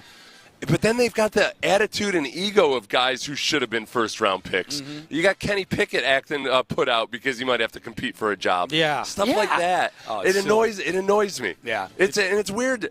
And what's the league going to do about it? Because quarterbacks fuel so much of the success. Like they love having those stars. But it's kind of like cocaine fueling the stock market in the 1980s. Right. It's like, all right, it will not last. At some point, right? It's got to crash. It's got to crash. Yeah. Well, I think, too, like Cam Ward in Tennessee, like that's a fan base that is like kind of detached right now. I mean, you saw what Week 18 looked like when the Texans went there. There's nobody at the games. You know what I mean? Like, part of it is like, okay, we're kind of drafting hope. We're drafting hope. And Tennessee's a team that just they only spent a second rounder on Will Levis, and yet they wasted this season finding out what they had in Will Levis. An entire season finding out, which I thought by my naked eye, having watched him in person and watched him more closely than a lot of people around the league, I did not understand or get what people saw in Will Levis. No. Once he was playing in the NFL, there were some good moments, but man, there were also when the Texans played against the Titans, there were like about 4 occasions where DeAndre Hopkins should have had a 80-yard touchdown, but Will Levis couldn't make the throw. He couldn't make the throw in his decision making. Like he's not a dumb. He's a bimbo. He's not a dumb human being, but he's a dumb quarterback. Right. You know what I mean? No, he's a bimbo. Yeah, he's a bimbo. He's a male bimbo. He's a mimbo. He makes idiotic decisions with his body, too. Yes. Like, just run it, take it. How many times did we see him get hit by 3 dudes 7 yards short of the line to gain? 36 times last year. Yeah. That's what it felt like. All right. I've grown to hate him. Payne and Pendergast in this segment. And he plays it. It's a divisional opponent. In the last 30 and I've grown seconds. to just hate him. In the last 30 seconds. All right. Payne and Pendergast with you. Hey, let's flip over from the draft to free agency as we roll on here on Radio Row, brought to you by Flight by Yingling. Top 50 free agents, and there are some juicy storylines on here, including one for the Houston Texans. A couple would yous for the Houston Texans that we've got coming up next. Would you go to dailyblack.com to get a great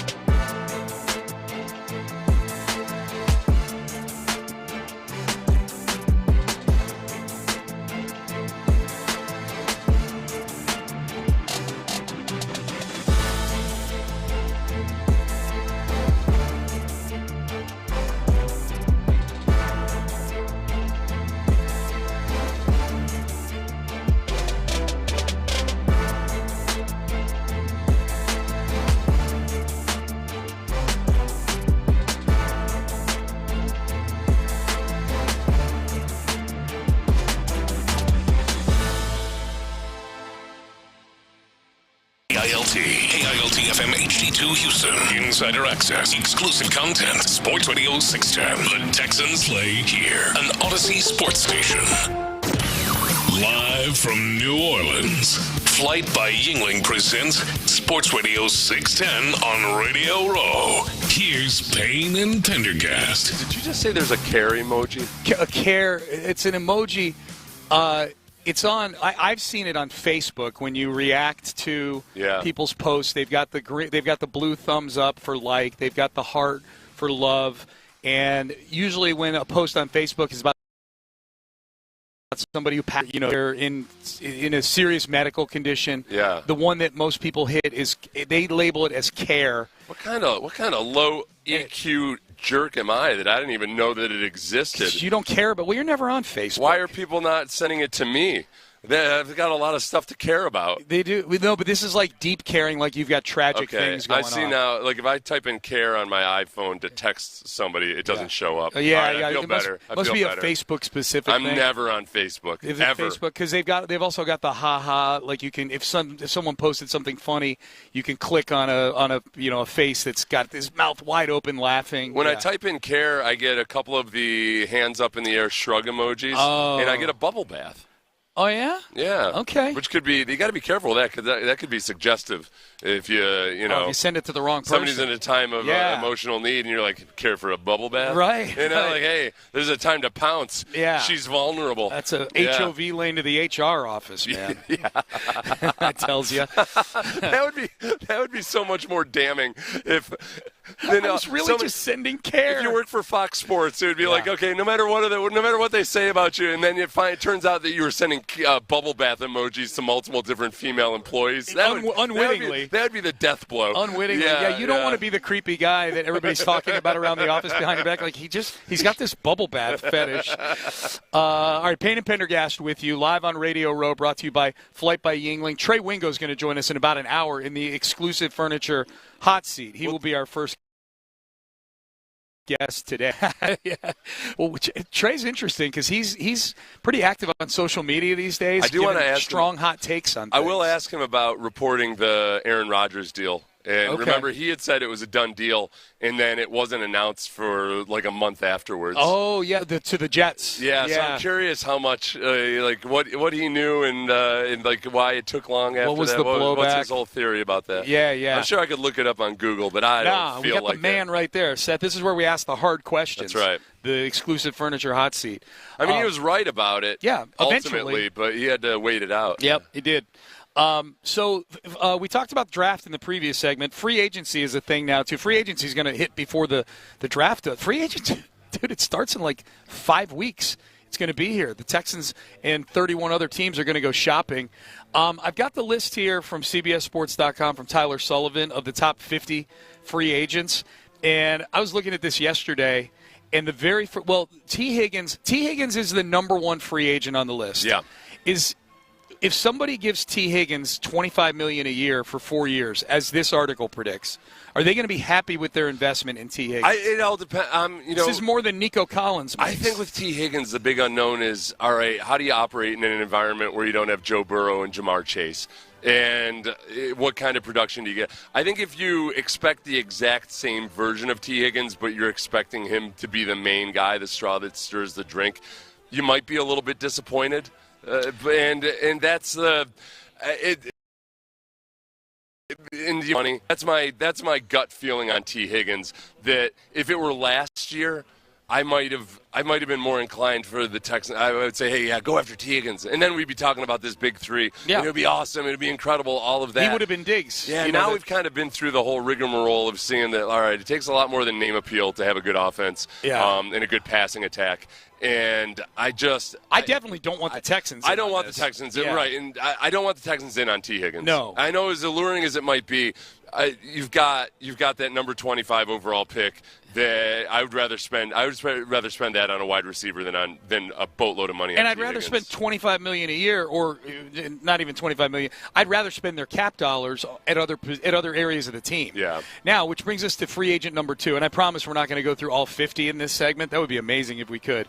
But number 2 is the apple of Seth Payne's eye on this list. Yeah. The free agent, if Seth had a wish, cap space be damned, for a free agent the Texans would sign. Seth, am I putting the proper words in your mouth when I say that your choice would be Trey Smith, the guard from Kansas City, who's the number 2 free agent on this list among all positions? Not the number 2 guard. He's the number 2 player on this list. 4 years, $78.8 million. So about $20 million a year for a big fatty in the middle. Put a damper on your day. That's a lot of money to come up with. It's a lot of money, and that's what I want most in this world right now. Right. I want to be able to sit down in an interview with Trey Smith and say, Trey, you were the apple of my eye. Mm-hmm. I'll tell you what. Yeah. You were like the I can't get enough of you. And then send him a bubble bath emoji. yeah. That would be sweet. Now, the other part of it, though, is, too, there's a part of me that's like, all right, the Texans already had the 5th highest paid offensive line in football this year. Yeah, you'd have him at 20, Titus at 18, Laramie at 25. They're the 5th highest paid offensive line in football. Well, Shaq cut. Yeah, you'd have to, which is a net gain against it. You take a dead money hit, but it's a net gain on the cap. Yeah.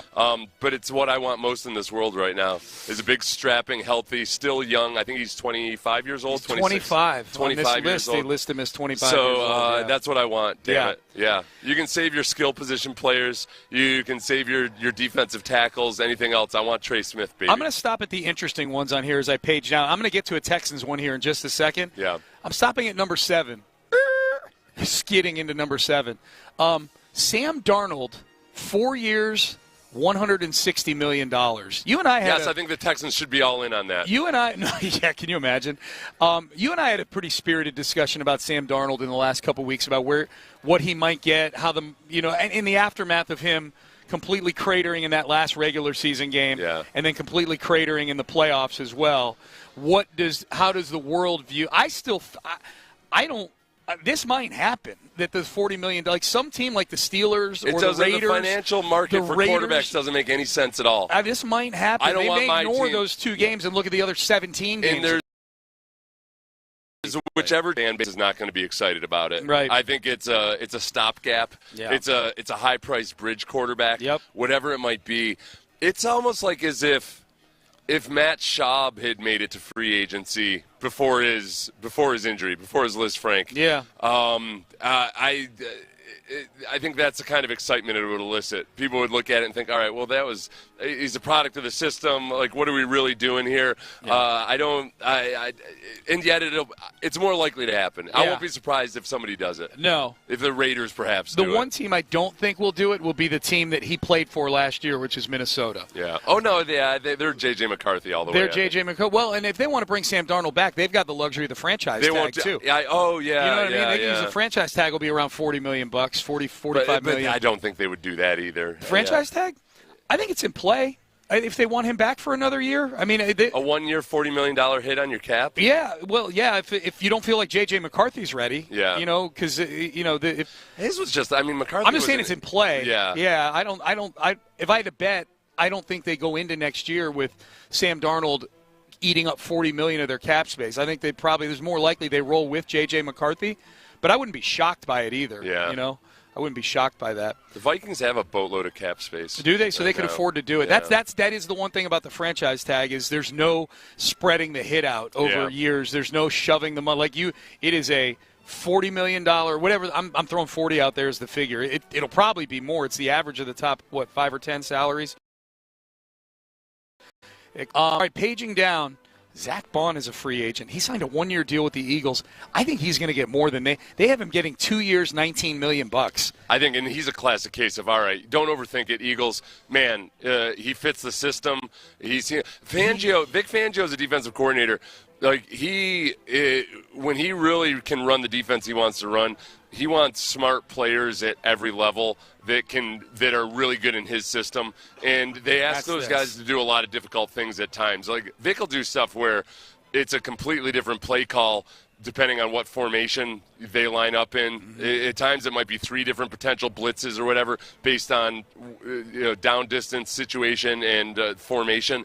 And you need guys on the defensive line, at the linebacker, and the defensive backfield that can handle all that stuff. And it's not as simple as going out to get the guy that has the measurables. I think Zach Bond just fits their system perfectly. He's a bargain at that price. Yeah, man. no, I think he gets more than that, and it's specifically to the Eagles. He's more valuable to the Eagles than he is to a lot of other teams. That's a good way to put it. Yeah, that's a good way to put it. All right, number 16 on this list. Here we go. Stephon Diggs. 1 year, $13.4 million. Would you bring Stephon Diggs back, Seth, on a 1 year, $13.4 million? I think I would too. I would, especially too, because he's another one. He's more valuable to the Texans just in that he's going to be a big cap hit if he leaves. Yeah, and he's under contract right now. If he would accept that, I don't think he's going to accept that though before he hits free agency. I don't think that if the Texans came and offered him that and said this is all we can do, I think he ends up saying, I'm going to go see. And he gets that. Well, if the Texans want to do that deal with him, they've got to do it pretty soon. Like, right. You get declared a free agent a couple weeks before the league year starts. Yeah. So your exclusive negotiating window ends at some point. They'd have to do that. They'd have to redo the deal. And because otherwise, if for them to bring him back at that price, they'll have already taken a cap hit, the dead money hit, and then bring him back like it's a brand new dude. Yeah, what Seth's referring to, there's $16 million in cap money that still hasn't been realized by the Texans yet. The second he becomes a free agent, boom, they get hit with $16 million that they had credit carded into the future when they brought him in on that trade. So it's like, okay, we're gonna pay him we're gonna have a $16 million cap hit to not have him on the roster. Hey, how'd you like $12 million to come back? You do. I mean, you have to psychologically start fresh. Yeah. But that's the incentive to get if you're willing to pay that kind of money, try to work it out. Bringing him back puts off that dead money for a while. Yeah. If you keep the voidable years. We're getting a little nerdy on it, but at sticker price, I would do that deal for the if he had a price tag stuck to him 1 year, $13 million. I am for having Now, Cooper Kupp's not a free agent, but I think you and I both hashed this out earlier. If it were Diggs versus Kupp for roughly the same price, are we team Diggs? You brought me over onto Diggs. I did. I think with Diggs. Yes, it's an ACL. Yes, he's going on 32 years old. But you can say the same thing about Cooper Kupp. Oh, for sure. And Cooper Kupp has been plagued with injuries for 3 seasons now. And he hasn't been the same guy since he came back from that same injury, that first injury. So if you take the apples-to-apples comparison you can make is that, man, Diggs has been a healthy player throughout his career. Yes. And, yes, this is a bad injury, but between those two guys, I still feel better about Diggs. It's weird. I would have been more concerned about bringing Diggs back if he only played 8 games last year because of a hamstring or a quad injury. Yeah. Than an ACL. Right, yeah, one of the old guy injuries. When you started having those muscle tears and everything. Yeah, like he tore an ACL because his foot planted the wrong way. Yeah. So there's that. Paging down here till we get to some interesting names. We're looking at the top 50 free agents here on the list. I'm always intrigued when I see a San Francisco 49er on here. Yeah. That D'Amico Ryans might ask Nick, hey, I had Talanoa Hufanga in San Francisco, and he sure was a good safety for me there. Now, we already have Jimmy Ward, who we brought in from San Francisco. Yeah. Hufanga getting $12 million a year. That's interesting because I start to think about what does a Jalen Petrie extension look like. I don't think he's as good a player as Hufanga has been overall for the Niners. I think if they get a free agent in the defensive backfield, my gut tells me it's a guy who could be a good slot corner. And it's because – yes, Jalen Petrie and Jimmy Ward both do really well in that star position where they're sometimes playing slot corner. Yeah. But when push comes to shove and you need a guy who can go out there and play man, without safety help over the top, those aren't the guys. Can I interest you in a Mike Hilton for 3 years, $37 million from the Bengals as slot corner? I like trying to find a slot corner in the draft. Okay. That's what I like. All right. No, I don't. But that's a lot of money for Mike. Good player, and he would fill a need for sure. They're getting the safety position, and I say Eric Murray did some really good stuff in the playoffs. It's for a position that's supposed to not be that important. I'm getting really antsy about who plays next to Kalen Bullock. Can I interest you in a future Hall of Famer at a position of need for the Texans? Who is it? Zach Martin. Oh, no, God, no. One not a year, chance in hell. 1 year. Okay. $9.1 million. So he can come in and play 3 games and then leave limping midway through like he did in the Texans? No. Yeah. There we go. Your answer is no. I cannot interest you. These old hags don't need him, don't want him, got no use for him. It's funny. This bottom part of the free agency, it's starting to look like the Dallas Cowboys graveyard. The next two down from Zach Martin is Tyron Smith. 1 year, $7.5 million. Another possible future Hall of Fame. Well, there's a guy too that no. Yeah. The injuries. I don't want an older guy that's been beleaguered with injuries, and that's not what this offensive line needs. Look at old Justin Reed on this list here. 3 years, $51 million. Justin Reed left Houston and did pretty well for himself. Couple Super Bowl rings, making like $10, $11 million a year. This article thinks he's going to make $17 million a year. Okay, so the Chiefs are really good at training and developing defensive backs. Yeah. They lost what's his name to the Titans last year. L'Jarius Sneed. They traded L'Jarius Sneed to the Titans under the franchise tag. Yep. And they've been just A-okay defensively. Justin Reed does a lot of things in terms of his versatility and his intelligence. Mm-hmm. And I wonder if Spagnuolo I don't know if the Chiefs are going to have a hard time retaining a lot of guys. They are. If they had to choose between Justin Reed and Trey Smith, the guard. Smith, you do what's best for the quarterback. Yeah. Trey Smith. Yeah, so I think Justin Reed probably hits the mark. That would be that's how I would look. I don't think it's money well spent for the Texans right now. To bring Justin Reed back. Oh, no. I wasn't saying for the Texans. I'm just marveling at Justin Reed's done well for himself since he left the Texans. The last one here real quick because we're up against it. Would you be up for bringing in Aaron Jones as a complimentary running back to Joe Mixon for 1 year, $5.6 million? And get yourself a little bit of what the Lions have with 2 scary running backs. Running this system before. I'm assuming the system's going to look kind of similar to what they were doing. So a lot of that's going to go back to how do they really, really feel about Dameon Pierce? Yes. Because they didn't want a 1-2 combo punch with Dameon Pierce this year. They said they did before the season. They said they did, and then you barely saw him at all other than the big run in the Patriots game, but then he played really well in the Titans game. Yeah. I think they roll with a new offensive coordinator and maybe leaning more into the stuff that was working for the Texans in that 82-yard touchdown drive against the Chiefs. Yeah. That's a lot of the same stuff that Dameon Pierce theoretically does really well running behind. I don't think they spend on an Aaron Jones. I'd like to see this is a good running back draft. I'd like to see them draft a running back at some point. Maybe like 3rd, 4th round, something like that. So we'll see. That was fun. Little journey through with the Texans. All right, good news yesterday. Back in Texas, one thing we've gotten to be able to do here while we're in Louisiana is just pick up our phones and just start placing bets on games. It's a whole lot of fun. My people got maybe some good news yesterday. When I say my people, I'm talking about degenerate gamblers, of course. We'll tell you what that good news may have been coming up next. But first, I want to tell you about Texas sinus and snoring. That's right. You hear it right there. That's me snoring from a few years ago. Had to get my sleep fixed, man. Had to get my sleep.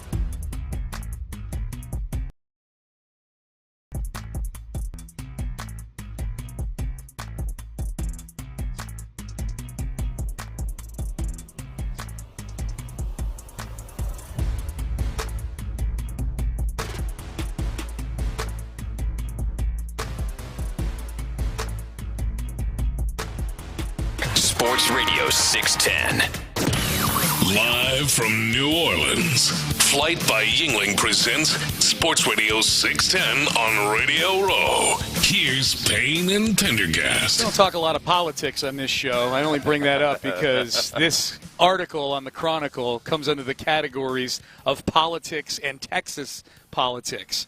But it is sports adjacent, we like to call that. And Jeremy Wallace of the Chronicle, Seth, as we welcome you back into Radio Row. Flight by Yingling bringing us here. We thank them very much for that. Exclusive. Governor Greg Abbott says he supports Texas legalizing sports gambling. Amen. Hallelujah, Governor. You're much more invested in that. Gamble Cast Greg is what I call the governor.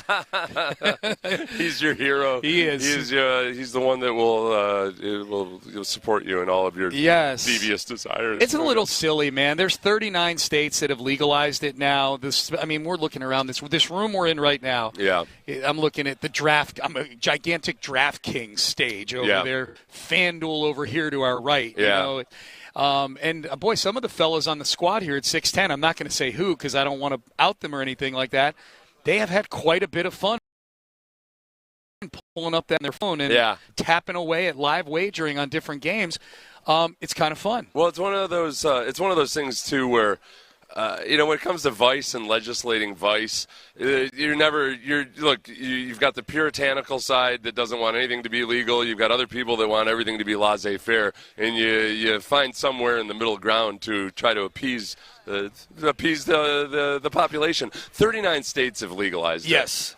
So the way the tide is going, when 39 states have legalized it, what does end up happening is there's a lot of people in Texas that have learned how to use VPNs. Yep. Partly due to other websites that now require the use of a VPN in Texas for other vice. And so people are doing it in Texas too.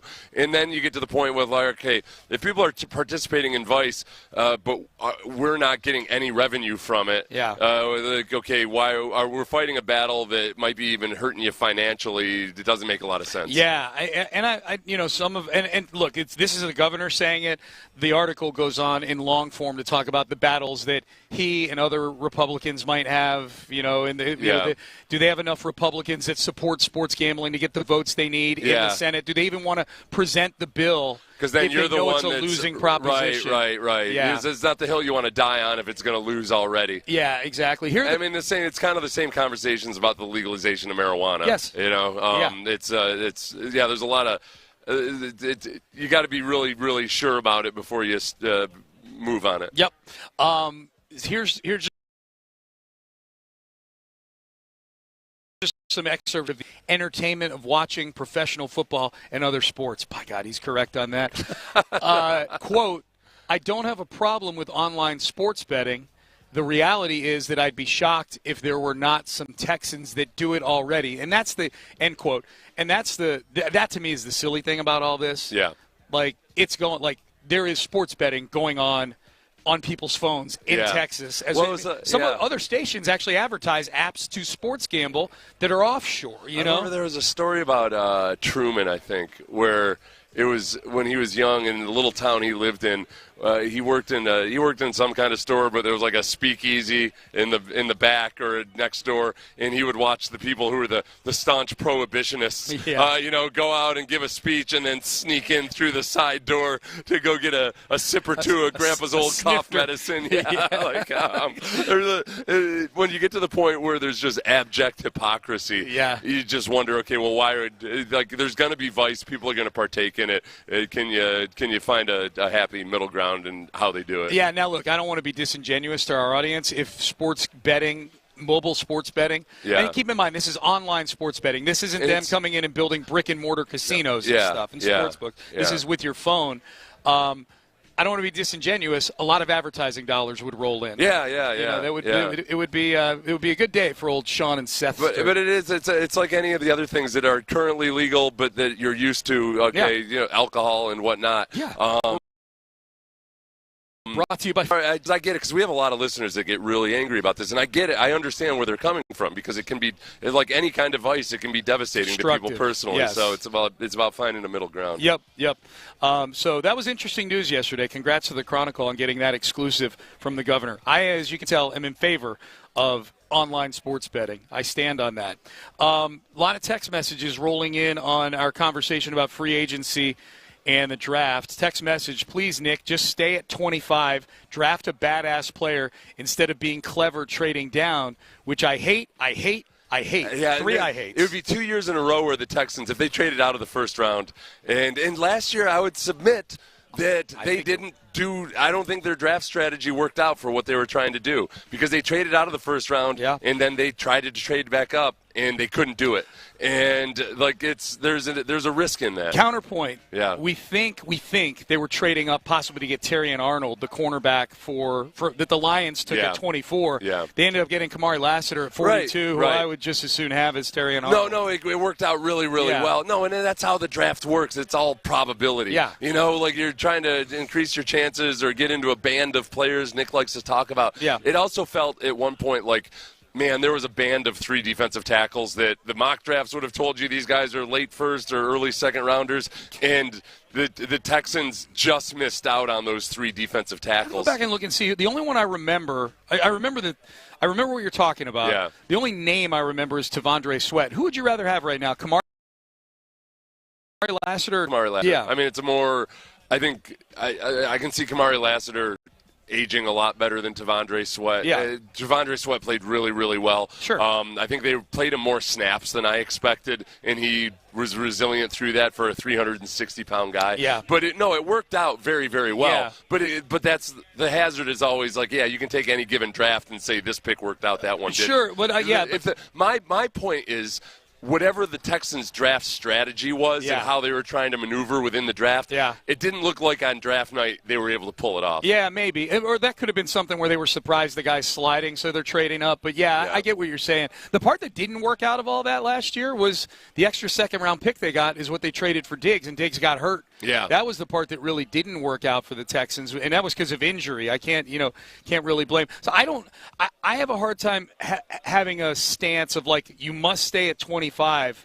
Like, you got to see how things unfold, Well, last year, the 2 picks really that worked out smashingly well that weren't first-round picks were Kalen Bullock and Kamari Lassiter. Big time. And I think Blake Fisher I feel very optimistic about. It wasn't as much of a slam-dunk initial success, but we knew he was a project, probably a 2-year project going in. Yeah. He was the classic guy that, man, if he had stayed one more year, he might have been a first-rounder. Yep. It worked out really, really well, and that's the crapshoot element of all of it. Yeah. I think for the fan, though, there's something about it's the buzzkill of not having a first-round pick. Yeah. And I'm not diminishing that. Yeah. You can take it's easy to be the sit back, I'm going to be the armchair quarterback, good armchair general manager that understands the long view. Man, as a fan, you got a draft party, you're dialed in, and all of a sudden they're like, oh, by the way, party's canceled. It sucks. That's what happened. They just moved it to Friday last year. Yeah. I was thinking about that as I was looking at the mock draft that we did earlier, the Texans picking at 25.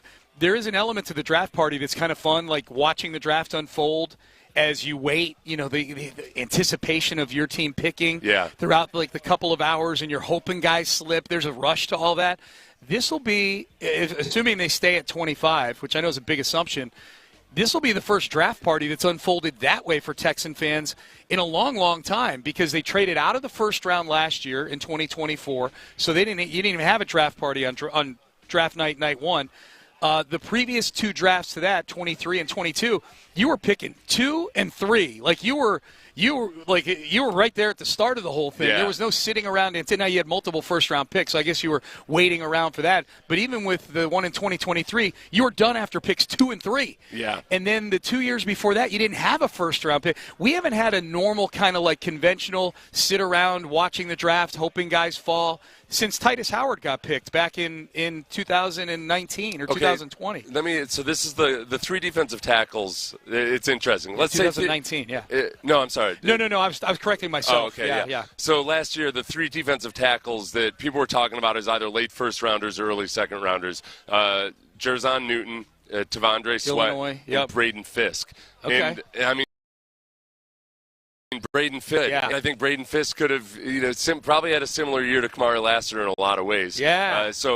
But the way it worked out, I don't It worked out as well as it could have. Dude, they're very, very, very happy that Kamari Lassiter is a cornerback. You have a good player at a premium. Cornerback is a more premium position than interior defensive line, unless you're Chris Jones. It was those three defensive tackles went, and then the Texans. Remember when they selected it was 4 cornerbacks in a row. Yeah. Because it was Cooper DeJean, then Kool-Aid McKinstry, then Kamari Lassiter, and then Max Melton. Yeah, remember how mad people were that Kool-Aid went off the board before? And I'm looking around the draft party, I'm like, 90% of you are mad that they didn't get him because his name is Kool-Aid. You haven't seen him play one snap. I think that's a good take. Yeah, I think that's a strong take. Yeah. I don't mind. I don't have anybody had an issue with you gotta have guy's name's Kool-Aid. You gotta have him. Oh, that take you. I thought you liked my take about people not knowing.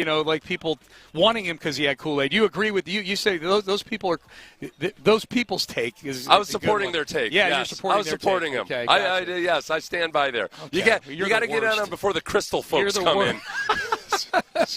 Yes. Come here. Get your janky-ass Crystal out of here. The 41st pick, they select Country Time Lemonade Jones. Yeah. That is a good name. Country Time Lemonade Jones. If that was a 370-pound offensive tackle, from the deep south. Deep south, where they you sit out and sip the lemonade outside. Yeah, that'd be good. Sarsaparilla Smith. Oh, man. All right, Payne and Pendergast. Root beer Roger. Payne and Pendergast. Keep sending the text in, 713-572-4610. You can hit us there. Big thanks to Flight by Yingling for getting us here to Radio Row. We're having a blast. I've been in touch with the Yingling people. They're thrilled about all the social media activity that we've had that you guys have seen on Instagram and on Twitter. So follow us there, and you can ride along with us here in New Orleans. Low T Center getting us here as well. Saw the Low T Center folks walking around here a little bit earlier. The exclusive furniture hot seat will have Trey Wingo in it at the top of the hour, and hi to everybody on the live stream. That's brought to you by Mokaram Injury Lawyers. Up next, Myles Garrett is asked for a trade.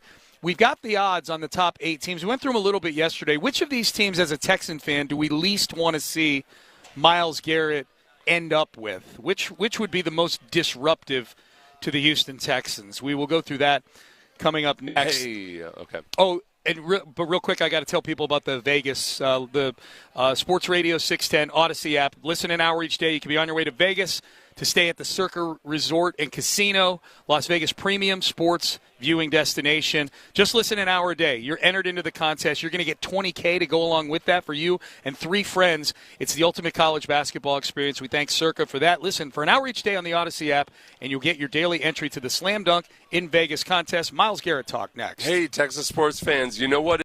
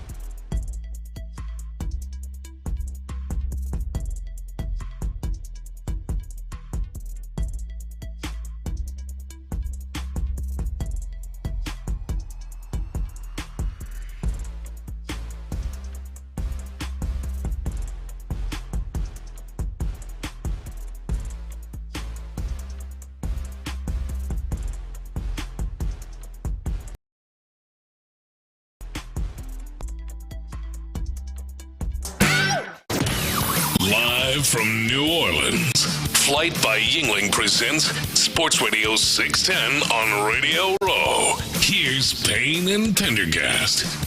All right, Payne and Pendergast with you. We are live on Radio Row, and that's all thanks to Flight by Yingling. Flight by Yingling, they brought us here. We have been, and as a tribute to them, we've been consuming can after can after can of Flight by Yingling at our Airbnb. So we thank them for bringing us here.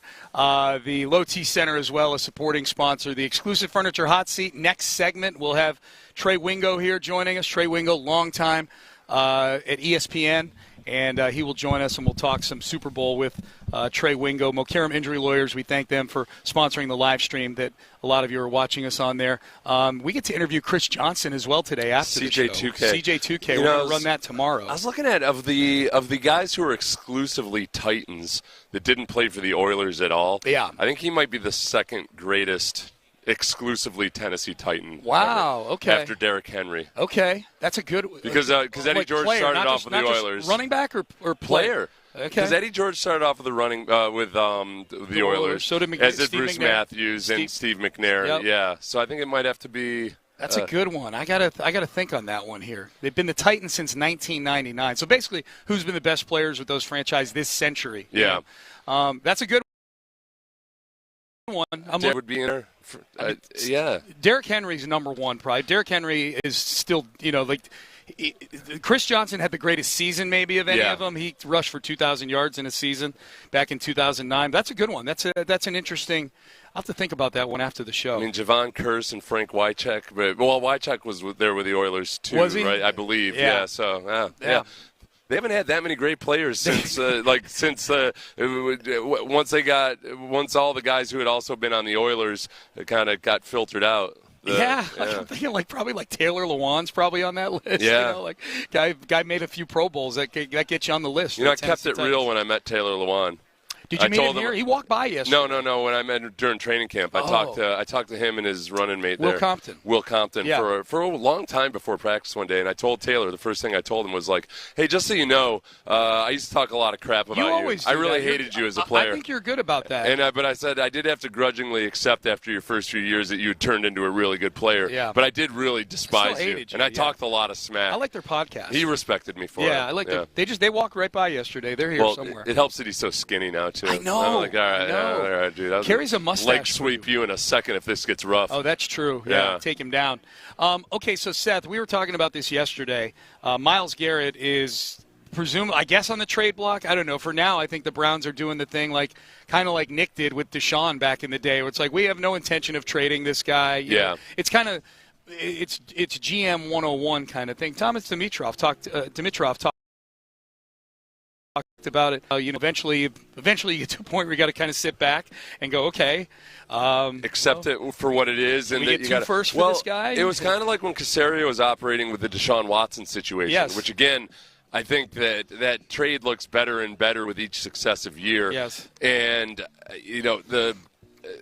there's a lot of different ways that could have gone. The thing that was cool about Nick and watching him navigate all that is A, the patience, but then B, you can only have that patience if you detach emotion from it, if you detach everything else about the way you think it should be or how he should be acting or how he feels. You got to turn back and remember Gus from Breaking Bad. That's who you want to be. That's who you want to be. The villain in Breaking Bad, who's just never shows any emotion whatsoever. He's calm, cool, and calculating. You have to be a non-murderous Gus. I would tell Nick that we just compared him to Gus Fring on Breaking Bad, but there is zero chance that Nick has watched Breaking Bad. You wouldn't have a clue. No. Zero clue. Well, if he cares about being a good GM, he needs to watch it. He should. It'd be a good handbook. It'd be a good good primer on how to be a good GM. Probably the one thing that's keeping him from attaining the ultimate goal. Yes, he's really good. True greatness is a Gus Fring away. Bro, do you binge? Yeah. Obviously not. No, he does. He binges podcasts. He binges on fitness. Yeah, he binges on Versa Climber. So the 8 teams, and we went through this yesterday, Seth, the 8 teams that are at the top of the list on the odds board to land Myles Garrett. This is just pure conjecture by odds makers, but it's a decent list. Which of these teams would scare you the most as a Texan fan if they were to land Myles Garrett? Okay. Commanders, Nobody in the NFC does because they're in the Right. NFC. I'll just do just the AFC teams: Chiefs, Raiders, Bills.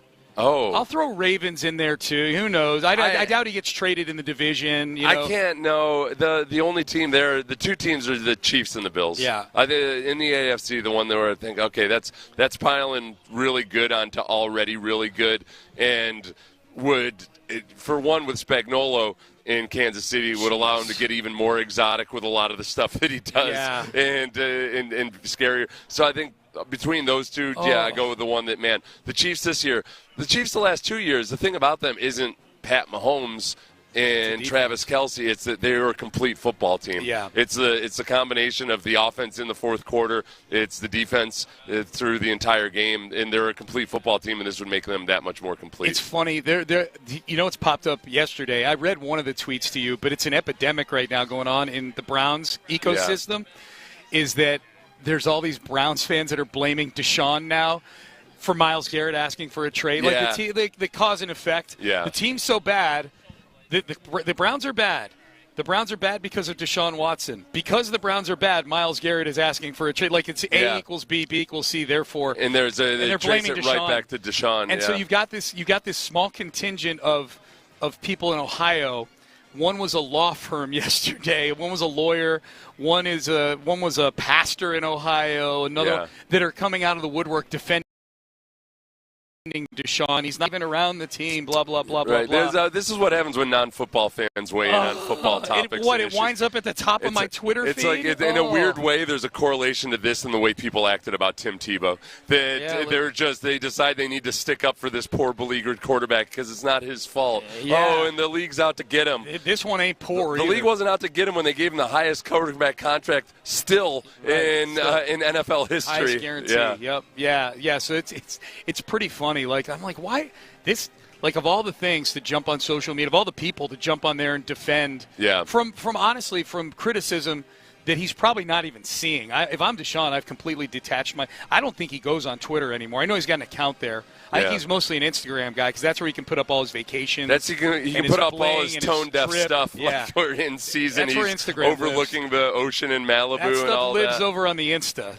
That's where that stuff is. So, I just thought it was hilarious, man. I'm like, you people defending Deshaun Watson. Yeah, Myles Garrett asking for a trade, though, similar to Houston, before all of the other stuff came out about Deshaun Watson, this is how we felt in January of 2021. Yeah. You felt about your franchise like, man, the best guy on the team doesn't want to be here. Right. Hates it here. Doesn't want to be here. Yeah. And it sucked. Yeah. And you could look at it, and you looked at the organization, and I said, I can see why. Well, it's a mess. And they haven't had a first-round pick in 3 years. Yeah. It's an old team. Yeah. Some of the guys they've given money to, they gave money to Jeremiah Owusu-Koramoah. That's not working out. Mm-hmm. Myles Garrett is actually working out. He doesn't want to be there anymore.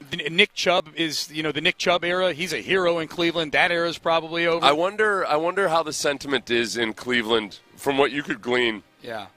Early on with Deshaun, it was more about very few people were actually mad at Deshaun for requesting the trade. Yeah. It was more like, how did the Texans get to be this bad of a situation that Deshaun wants out? Before the lawsuits, the majority of people were on Deshaun's side. By far the majority. Yeah. And then it slowly changed and shifted, and it's not even, I don't look at it as then it turned into a situation where, all parties involved kind of suck here. Yeah. It's everybody. It's even worse than I thought. Yeah. With Myles Garrett, I'd be highly surprised if there's something like that that all of a sudden makes him part of the problem. Right. As well. No, I'm guessing that's a good point. If I had to guess, I would guess Cleveland people are way more angry with the organization than Myles Garrett requesting a trade. They get it. Like, we get it. Yeah. I wouldn't want to stay here either and try. You're not going to get anywhere near a Super Bowl in Cleveland. And none of it's framed around money either.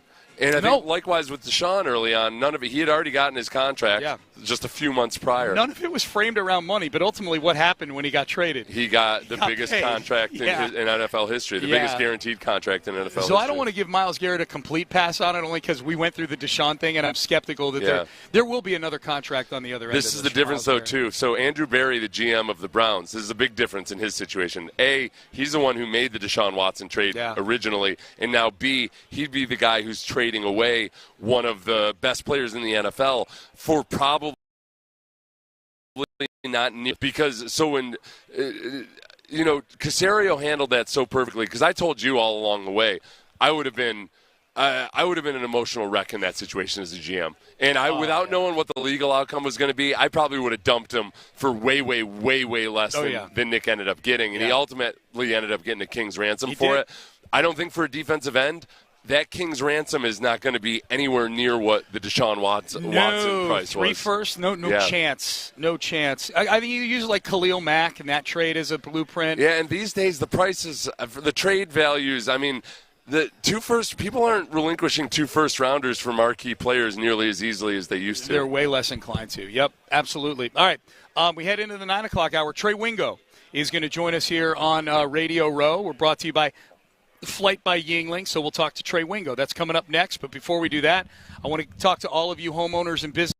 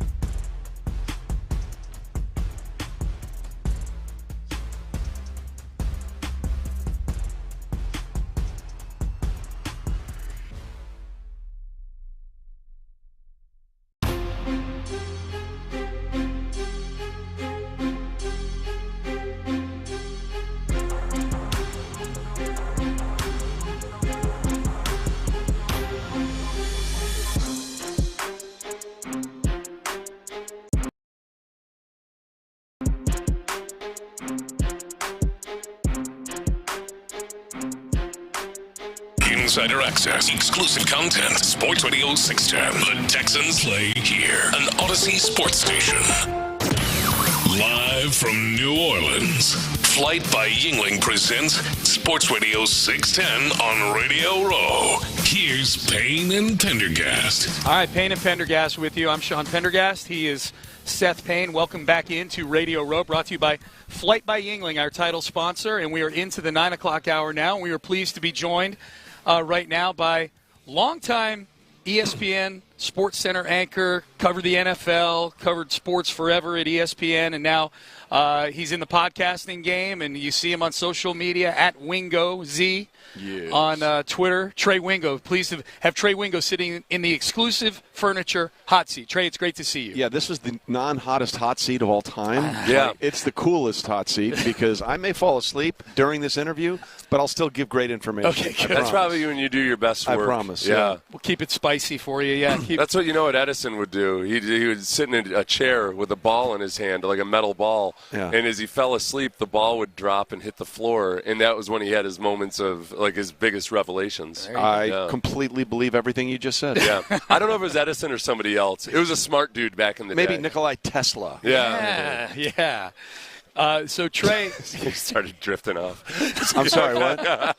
I'll get back to you in a minute. I'm sure it's great. Hit me. Let's go. Your juice level on this game here. We saw this matchup a couple of years ago, and we get it here again today. A lot of storylines. What's your excitement level for Chiefs-Eagles right now? Well, listen, I celebrate greatness, right? And I get it. There's this thing called Chiefs fatigue or Chiefs derangement syndrome. I understand that. But they've done things that no team, no matter what happens on Super Bowl Sunday, they've already done something that nobody's ever done. No one's ever won 2 in a row and made it back with a chance to win a third. They're in their 5th Super Bowl in 6 seasons. That's never happened. Yeah. Like, that's never happened. The Steelers went to 4 and 6. Now, they won all 4 in the 70s. You could make a very compelling argument, and I've tried to make this argument, or point, that this run right now, and this is assuming they win on Sunday, would be the greatest single stretch we've ever seen in the NFL. And I know people say, well, what about the Patriots? If we really look at the Patriots, okay, over that 19-year stretch, those are really 2 different dynasties, okay? Super Bowl 36, 38, 39. Brady, Vrabel, Brewski, Corey Dillon, Deion Branch, totally different dynamic. Then they went 10 years without winning a Super Bowl. They made it to 2, Super Bowl 42 and 46, but they went 10 years. And then they went 49, 51, 53. Okay? So really, it's 2 separate runs of Super Bowl excellence by the Patriots. This team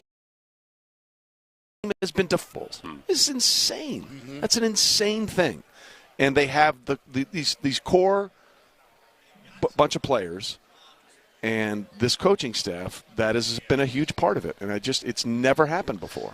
I think the biggest surprise to me of all of it, if you look back on it, is the fact that it is when Andy Reid was in his last year at Philadelphia, it felt like, man, he was doing all the things that Belichick did in his last year at New England. He had one of his buddies that was an offensive line coach be the defensive coordinator, and just all these things that didn't make any sense. And I thought, well, that's it. This guy's done for. And I thought at the very least he should have taken a year off. He goes right to the Chiefs, hops in, and just like with a lesser quarterback that Pat Mahomes has some pretty good success.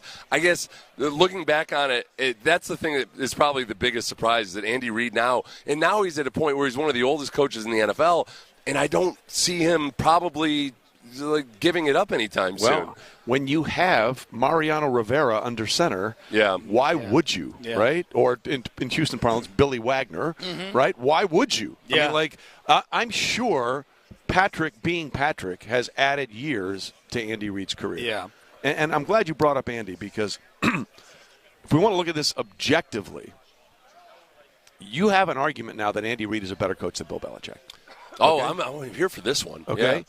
Andy Reid is the winningest coach in Philadelphia Eagles history. He took them to a Super Bowl, lost to Bill Belichick and the Patriots. He's now the winningest coach in Kansas City history, and he has 3 Super Bowls. He's now been to 6 and has a chance to be put there with Chuck Noll and Bill Belichick is the only guys who have that many.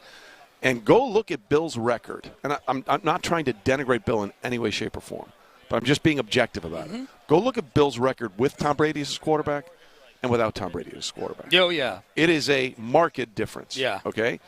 Andy Reid has won with Donovan McNabb, Michael Vick, Kevin Cobb, Alex Smith, and now Patrick Mahomes. Yeah. Like, he wins. He doesn't win champion, but he wins. He wins and makes playoff appearances with every quarterback he's had. You cannot say that for Bill Belichick. I can't wait to get sick of the debates about was it more Andy Reid or more Pat Mahomes. Oh, yeah, we need that. Why have those not started yet? In earnest. In earnest, I say. So who is it? What? Trey, who is it? Who's responsible? The government. No. This is what I've said since he was drafted.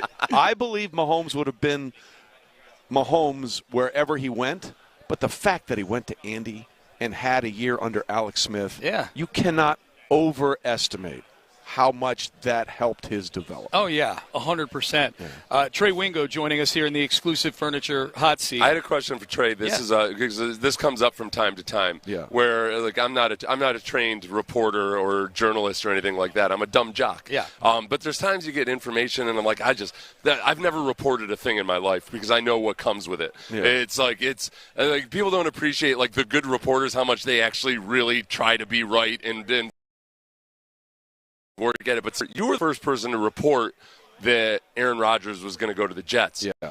And you ultimately were correct. Yeah. But it was but there was a period there. It would have driven me insane. Yeah. So what was going on? Was it like 3 weeks, 4 weeks before it was actually official? What happened was I got the information that he was going to play for the Jets. Yeah. And I think that came out on a Sunday or a Monday. And then on Tuesday or Wednesday of that week, there was 2 days where he was going on the Pat McAfee show, and he said, it's my intention to play for the Jets. And once he said that, I was like, But those 2 days. You were sweating it out for a little. It was only 2 days. It felt like 3 weeks. The deal didn't become officially official until after that. But after he said that, it was a fait accompli. Right. So in those 2 days, though, you're kind of not sweating great. Like something could have fallen through. Not good. Not good. I texted Adam Schefter, my friend, and I said, I don't know how you do this all the time. Yeah. He's like, a lot of sleepless nights. I'm like, it is not worth it. No, I don't get it. I don't want that life. You know what I'm going to do today? Go gator hunting. I think I'm going to do that. And you're texting the swamp people like, I don't know how you do this. No interest. I don't know how you do this. Are you what's your reaction to how that whole thing's played out? Do you think he's going to play again for the Jets, Aaron Rodgers? I don't want to put you on the spot reporting something. No, it's fine. Yeah. Well, this is just speculation. Your opinion, yeah. In my opinion, the Jets have to move on from Aaron Rodgers. Like you gave him full control of the franchise, and it was a disaster. Let's just be honest about it, okay? The Jets and I get new head coach in Aaron Glenn, whom I like, and I hope Aaron does a great job. And he was awesome in Detroit. But once you were okay, or not going to penalize Aaron Rodgers for missing mandatory minicamp, so he could go to Egypt. Respectfully, I'm pretty sure Aaron Rodgers knows how to read a calendar, right? I'm pretty sure, and I'm pretty sure. Oh no! Well, the calendar they want you to go by, or I'm pretty sure. Oh, there's a penalty if I have to change my trip. I think he's got that covered. Yeah. So once they were not going to penalize him for absolutely abandoning the idea of going to mandatory minicamp, you have lost control of the franchise. Yeah. And he can say whatever he wants. Obviously, he was not happy with Robert Saleh as the head coach. And once they fired Robert Saleh, guess what? Everything got worse. Mm-hmm. Everything got worse. Everyone was like, oh, they're undisciplined to this because of Saleh. Well, you fired Saleh, and everything got worse. Mm-hmm. Literally everything got worse. So if you want to be taken seriously as a franchise, you got to say, we can't do this anymore. Mm-hmm. And he played well down the stretch of the season, but, Garrett Wilson and him do not get along at all. And Garrett's a lot younger and has a lot more years on his side than Aaron Rodgers does at this point. Yeah. I think you have to move on. What do you think about with all the officiating stuff and all the conspiracy? Okay, whoa, TV timeout. With all the officiating stuff, don't do that. I was about to explain. Okay, say it. I was going to explain.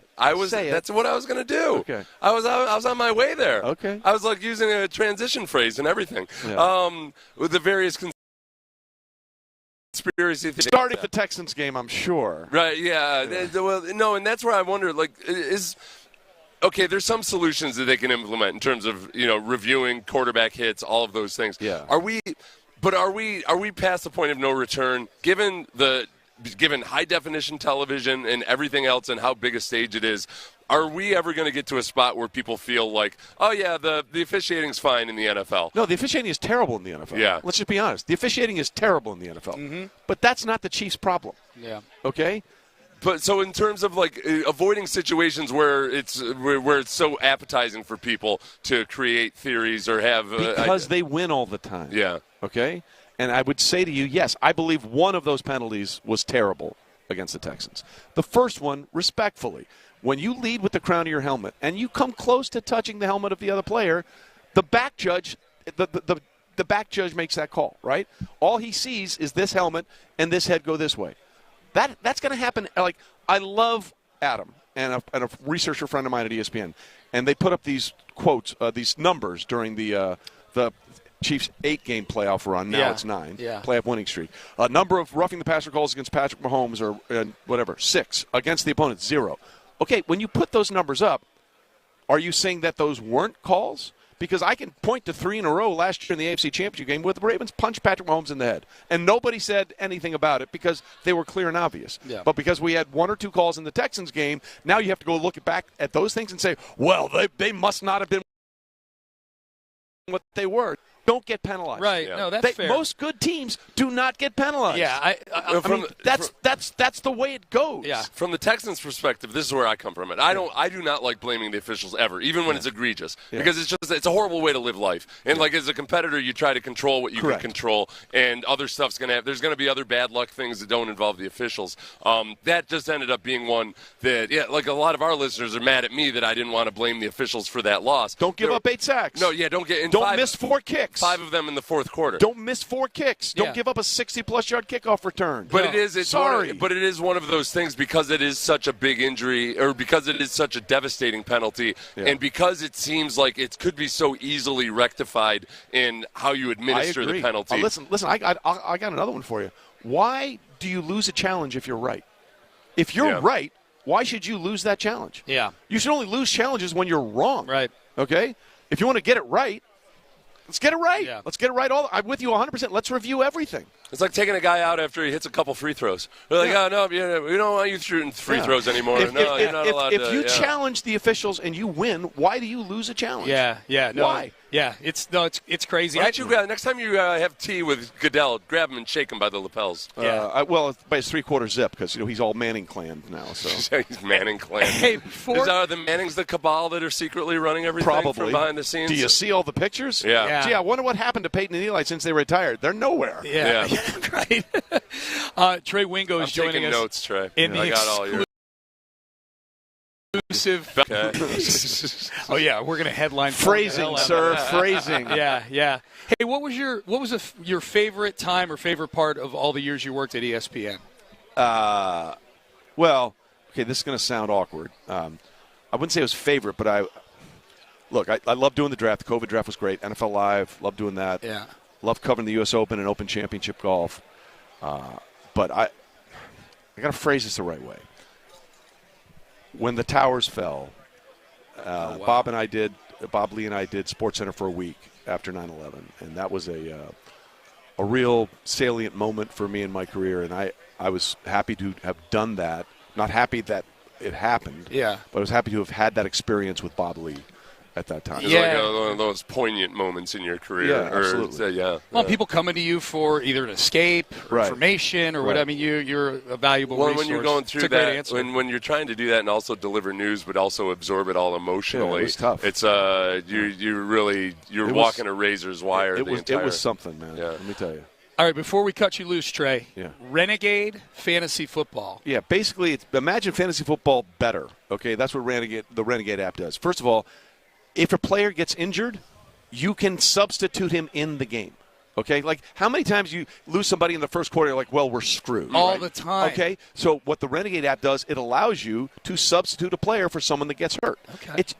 It makes sense. Okay, so you're not handcuffed like this. The other thing the Renegade app does, which is great, is you can have a second chance in the first 4 weeks of the season. Then he gets injured again. Well, he wouldn't have been the first pick. You can have a second chance draft and redraft if you see rookies doing better, so you don't feel like you're tied to these mistakes that you made in August when things play out so differently. This is perfect for a drafter like perfect for a drafter like me. Exactly. Yeah. And it makes it more fun. Yeah. It's a different way to do it. You can download the Renegade Sports app wherever you get your apps. Okay, well there you go. Renegade Sports app, Renegade Fantasy. I like that idea. I like being able to change things up when I draft very, very poorly. Trey Wingo, we appreciate the time. You got it, guys. Congrats on all the success. You can stay in the chair for a while. Yeah, I'm not leaving. Okay, I think Jimmy's trying to get you out of the chair, but if you want to stay. Go to break. I'll be good. Okay, sounds good. All right, the great Trey Wingo joining us here on Radio Row. Up next, we're going to talk to some folks, Brian and Natalie Vines, who are Army vets, the Wounded Warrior Project. We're going to learn a little bit more about that. Always love talking about our troops, especially here on Radio Row. Stay there. You're listening to Payne and Pendergast.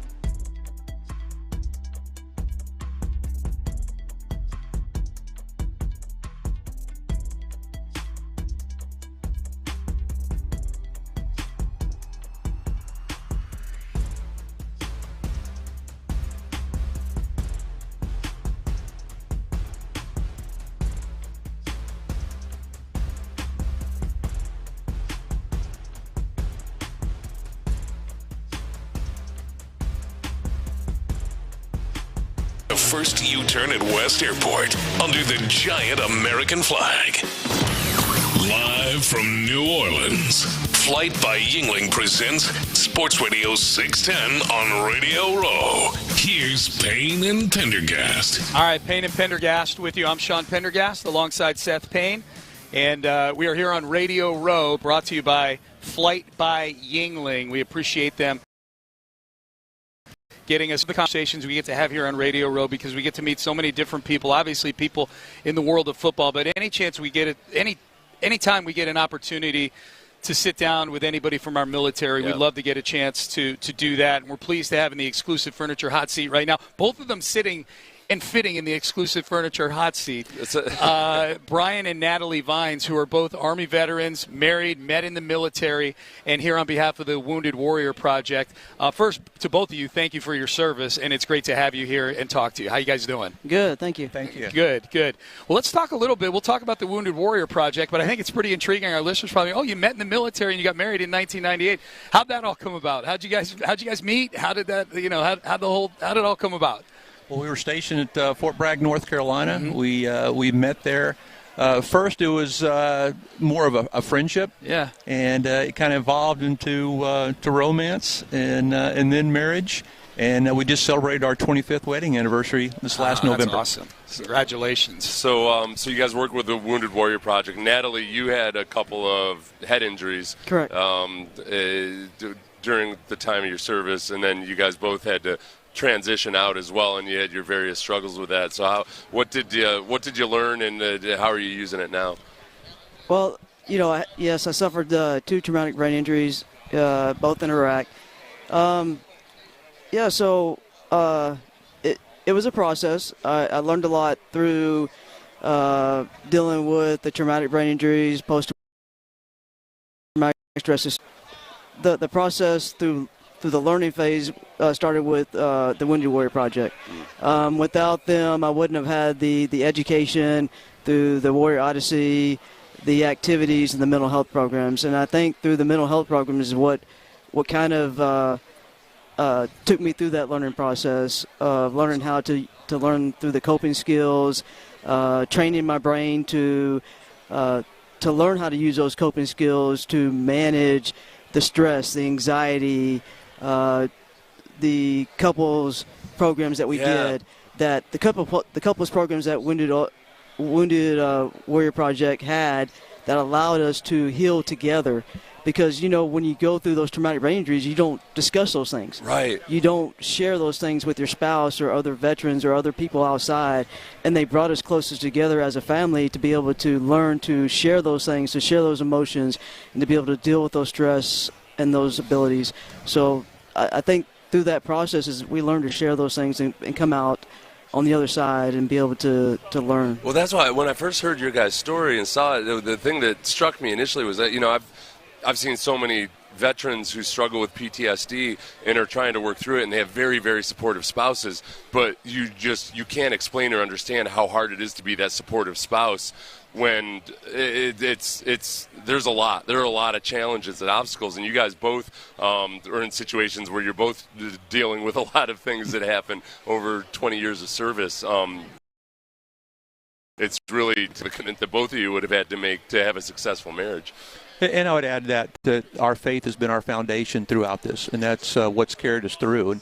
And it was very difficult at the end of our career when she's being medically retired that I gave up a very successful career willingly, and probably the best decision I've ever made, to take care of her 24/7. Mm-hmm. And a lot of couples, something like that would pull them apart, but it brought us together. And kind of what could have been a tragedy, has become a love story, and it's something I'm very proud of. Yeah, it's an amazing story. And speaking to Brian and Natalie Vines, both Army veterans, talking about the Wounded Warrior Project and the programs, and Seth kind of alluded to it, and you talked about it, Natalie, the different programs and how it's really helped you. I know Project Odyssey is a big one for them. Is that something you guys took part in? It's kind of a nature-based a way to help recover. Correct. And talk about that a little bit. Correct. It's it both is educational, it's nature-based, it's activity-based, and it also brings us together with our peers. and be able to share amongst our peers the struggles we've had, the guilt we've had, the mental health problems we've had, and bring us together. And not only that, it's a baseline to say, hey, when we leave those areas, we're able to have those contacts, and we will reach out to a few of those folks when we leave and say, hey, if we have a struggle that we're dealing with, we can reach out to them and say, hey, I need some help. Mm-hmm. And, a couple of those people, and I'm able to reach out and say, hey, how are you doing? Do you need some assistance? Yeah. And that is a big life changer. And the other thing, too, you have staff there. And then when you leave that place, you can always reach out to the Wounded Warrior staff and say, hey, I need some assistance. And they always have programs you can go to. When I had my suicide attempts, I was able to reach out to Wounded Warrior, and they sent me to programs they had. And if it wasn't for the NFL support and their donations to the Wounded Warrior Project, I would have never had those programs available to me to be able to go to the 2 or 3 week programs that my husband was able to come and join me as a caregiver and be able to go through those programs to literally, it saved my life and put me on the road to recovery. And to this day now, I have never looked back. That's amazing. So we have a lot of actively deployed military members. We have a lot of veterans who listen. There's people overseas listening on the Odyssey app right now.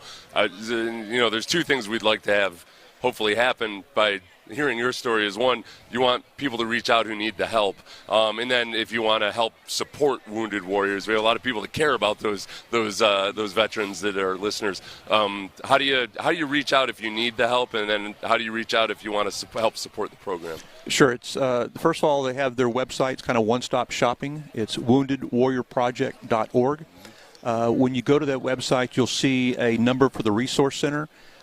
They call them the Resource Center, and then they will match you with the resources that you need and help you out. And that's if you want to work on your physical fitness and well-being, financial preparedness, those type things. Now, Wounded Warrior Project is specifically for post-9/11 veterans. However, veterans of other eras, such as the Vietnam veterans, they can call into that resource center, and they will connect them with resources specifically for their era, a peer organization that can provide similar type resources to them. Okay, so even if you're not of that era in the military, you're from a previous era, it's still okay to get in touch with woundedwarriorproject.org, and then they'll get you pointed in the right direction. Absolutely, and you talked about supporting Wounded Warrior Project by going to that same website. There's areas there where you can sign up to donate or just provide some time to assist Wounded Warriors through some of their peer support groups and different activities. The physical activity, I mean, the exercise and all of that part of it, is that one of the like most immediate changes you can see in people, is just kind of getting them moving or getting out into nature and kind of just getting back to some kind of connection. Correct. Correct. I mean, they have like programs like for nutrition, for activities, soldier rides, where you can go on soldier rides, bike rides, and those things. They get you active again. They get you connected with your peers, your other fellow veterans that have had injuries or mental health problems, and that's a big thing. You get you out there talking again. Yeah. And where you just, for me, I isolated. I didn't want to be around anybody. I didn't want to talk, and that got me back out there communicating again. And also, it gets you back out to help other people. It's done it. Now I can get out there again and help other veterans that are facing the same problems I had. Well, it's probably, I mean, because a lot of people too, they think about like, okay, I'm just going to be sitting around in a bunch of support groups and doing a bunch of stuff that maybe I've tried before. It's different if you're out there with your buddies, right? Correct. And you're out in the woods or you're doing whatever, and it's just things are a lot easier and they flow more freely that way. Absolutely. Brian and Natalie Vines, Army Veterans Wounded Warrior Project. Before we get you guys out of here, we've mentioned the NFL and their involvement. They've donated over $12 million to Wounded Warrior Project since 2012. And I'm looking at a picture here on the one-sheeter that I've got, and I see both of you guys here, Dallas Cowboy uniforms. We're going to allow that for you guys, the Dallas Cowboy uniforms. But have you gotten to do some cool stuff with the NFL since? I know they send a lot of veterans to games and things like that as part of this. Looks at least on one occasion you got to do some pretty cool stuff right here. Yeah, that's the cool thing about the NFL support to Wounded Warrior Project. It allows service members to come and go to games. Yeah. And that promotes camaraderie. It makes them feel purposeful. It makes them feel of value, and that just goes such a long way as towards mental health. Yeah, good stuff. All right, Brian and Natalie Vines, Wounded Warrior Project, woundedwarriorproject.org, right? I got that right? Okay, Congratulations on your 25th anniversary. Yeah, yeah, congrats on everything. Congrats on your recovery. Thank you for your service, all that. Yes, congrats on 25 years worth of marriage as well. Brian and Natalie Vines, we appreciate both of you. Thanks for sitting down in the exclusive furniture hot seat. warriorproject.org. All right, we will let's jump out here. We'll come back. We'll reset some things. We'll reset the Rockets from earlier. We'll talk to the guys on In the Loop and find out what they got going on the show today. Live from Radio Row, Sean Pendergast and Seth Payne with you. Stay there. But first, I got to tell you about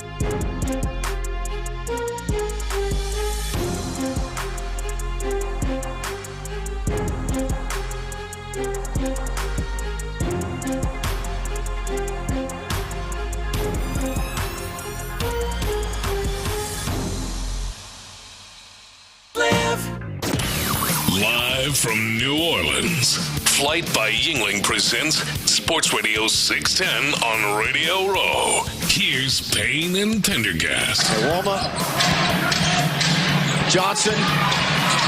Made it! This is still a game. And oh, Lord, no! Russell! Are you kidding me? I cannot believe that just happened. That's what basketball tragedy sounds like. Craig Ackerman doing play-by-play for the first three-pointer that the Nets hit in the final 10 seconds. And then he turned into a fan all of a sudden, and I don't blame him one bit. Just, oh, no! It was everybody. It was every bit as traumatic as the Doncic trade. I don't. We can feel Dallas's pain. That felt exactly. It was the worst thing that's ever happened to me in my life. Was that. For the moment, it was pretty bad last night. I will say that. I got to go look now and see what the draft. I love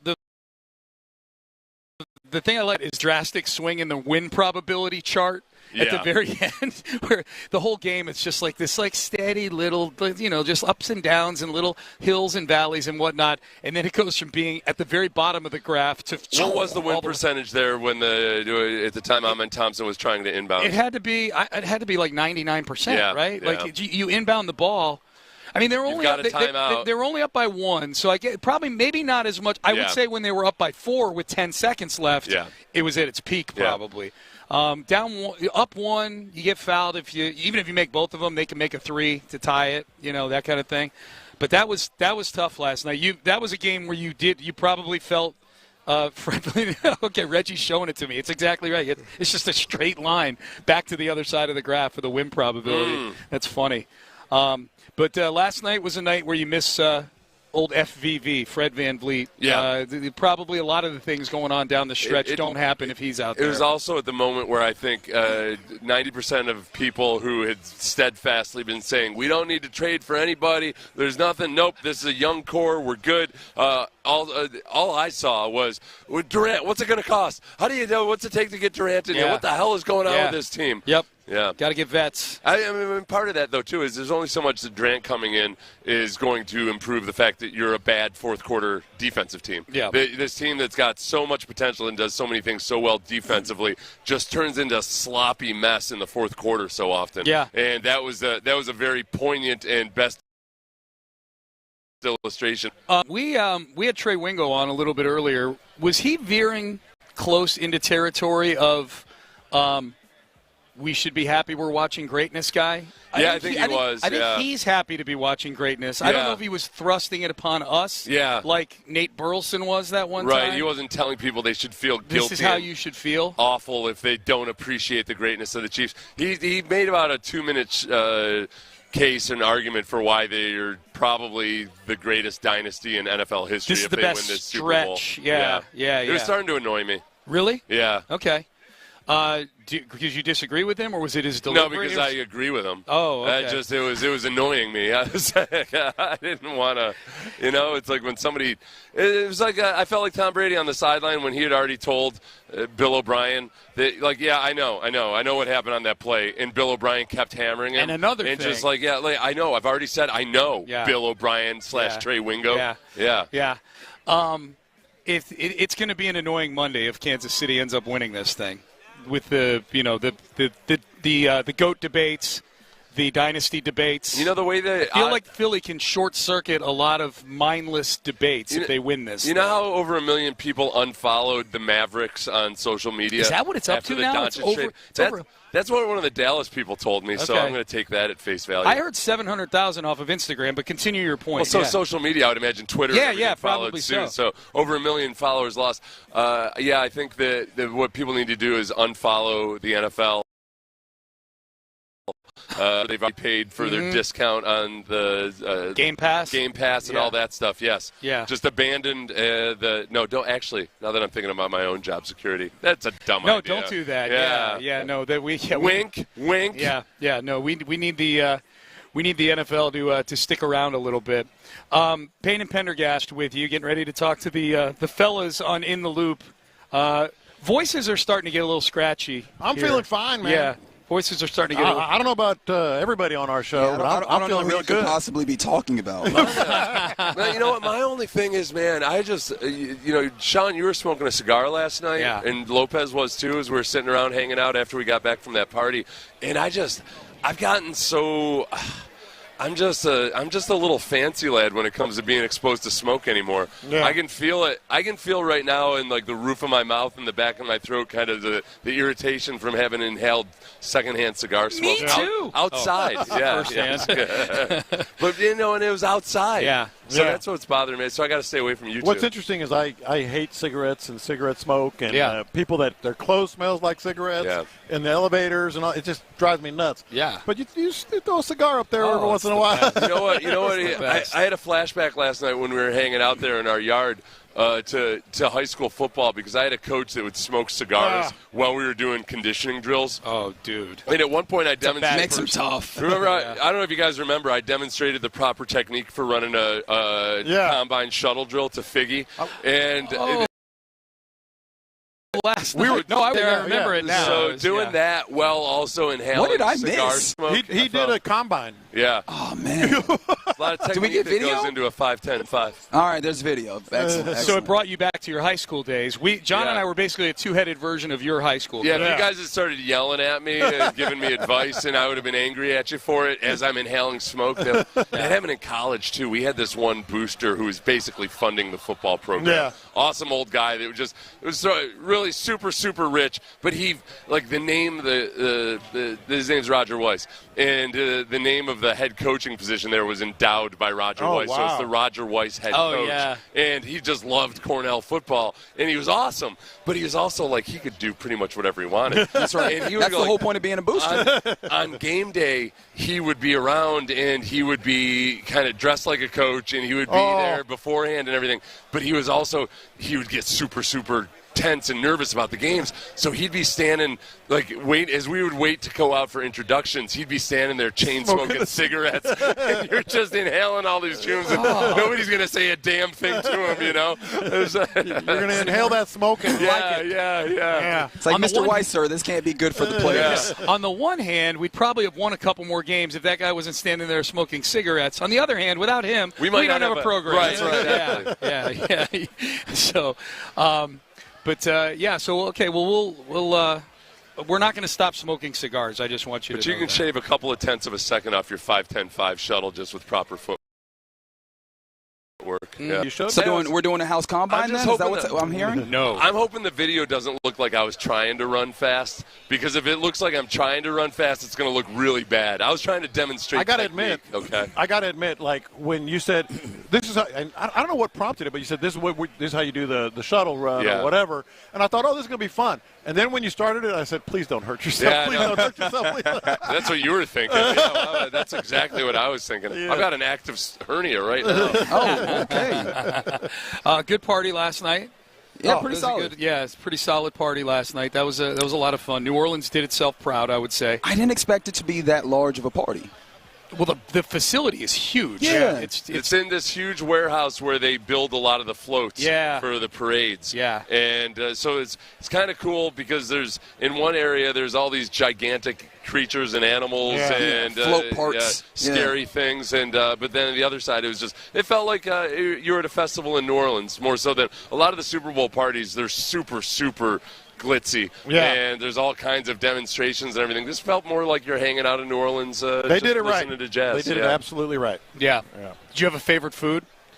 I like that boudin egg roll. That's the first thing we got hit with on the way in. I like I think it's choux-belay. It's the beans with the sausage. Okay. Oh, man, that was good. I didn't get that. That was really good. I had never had baked Alaska before. It was excellent. The dessert. I'd never had it before. I didn't know what it was. I still have it.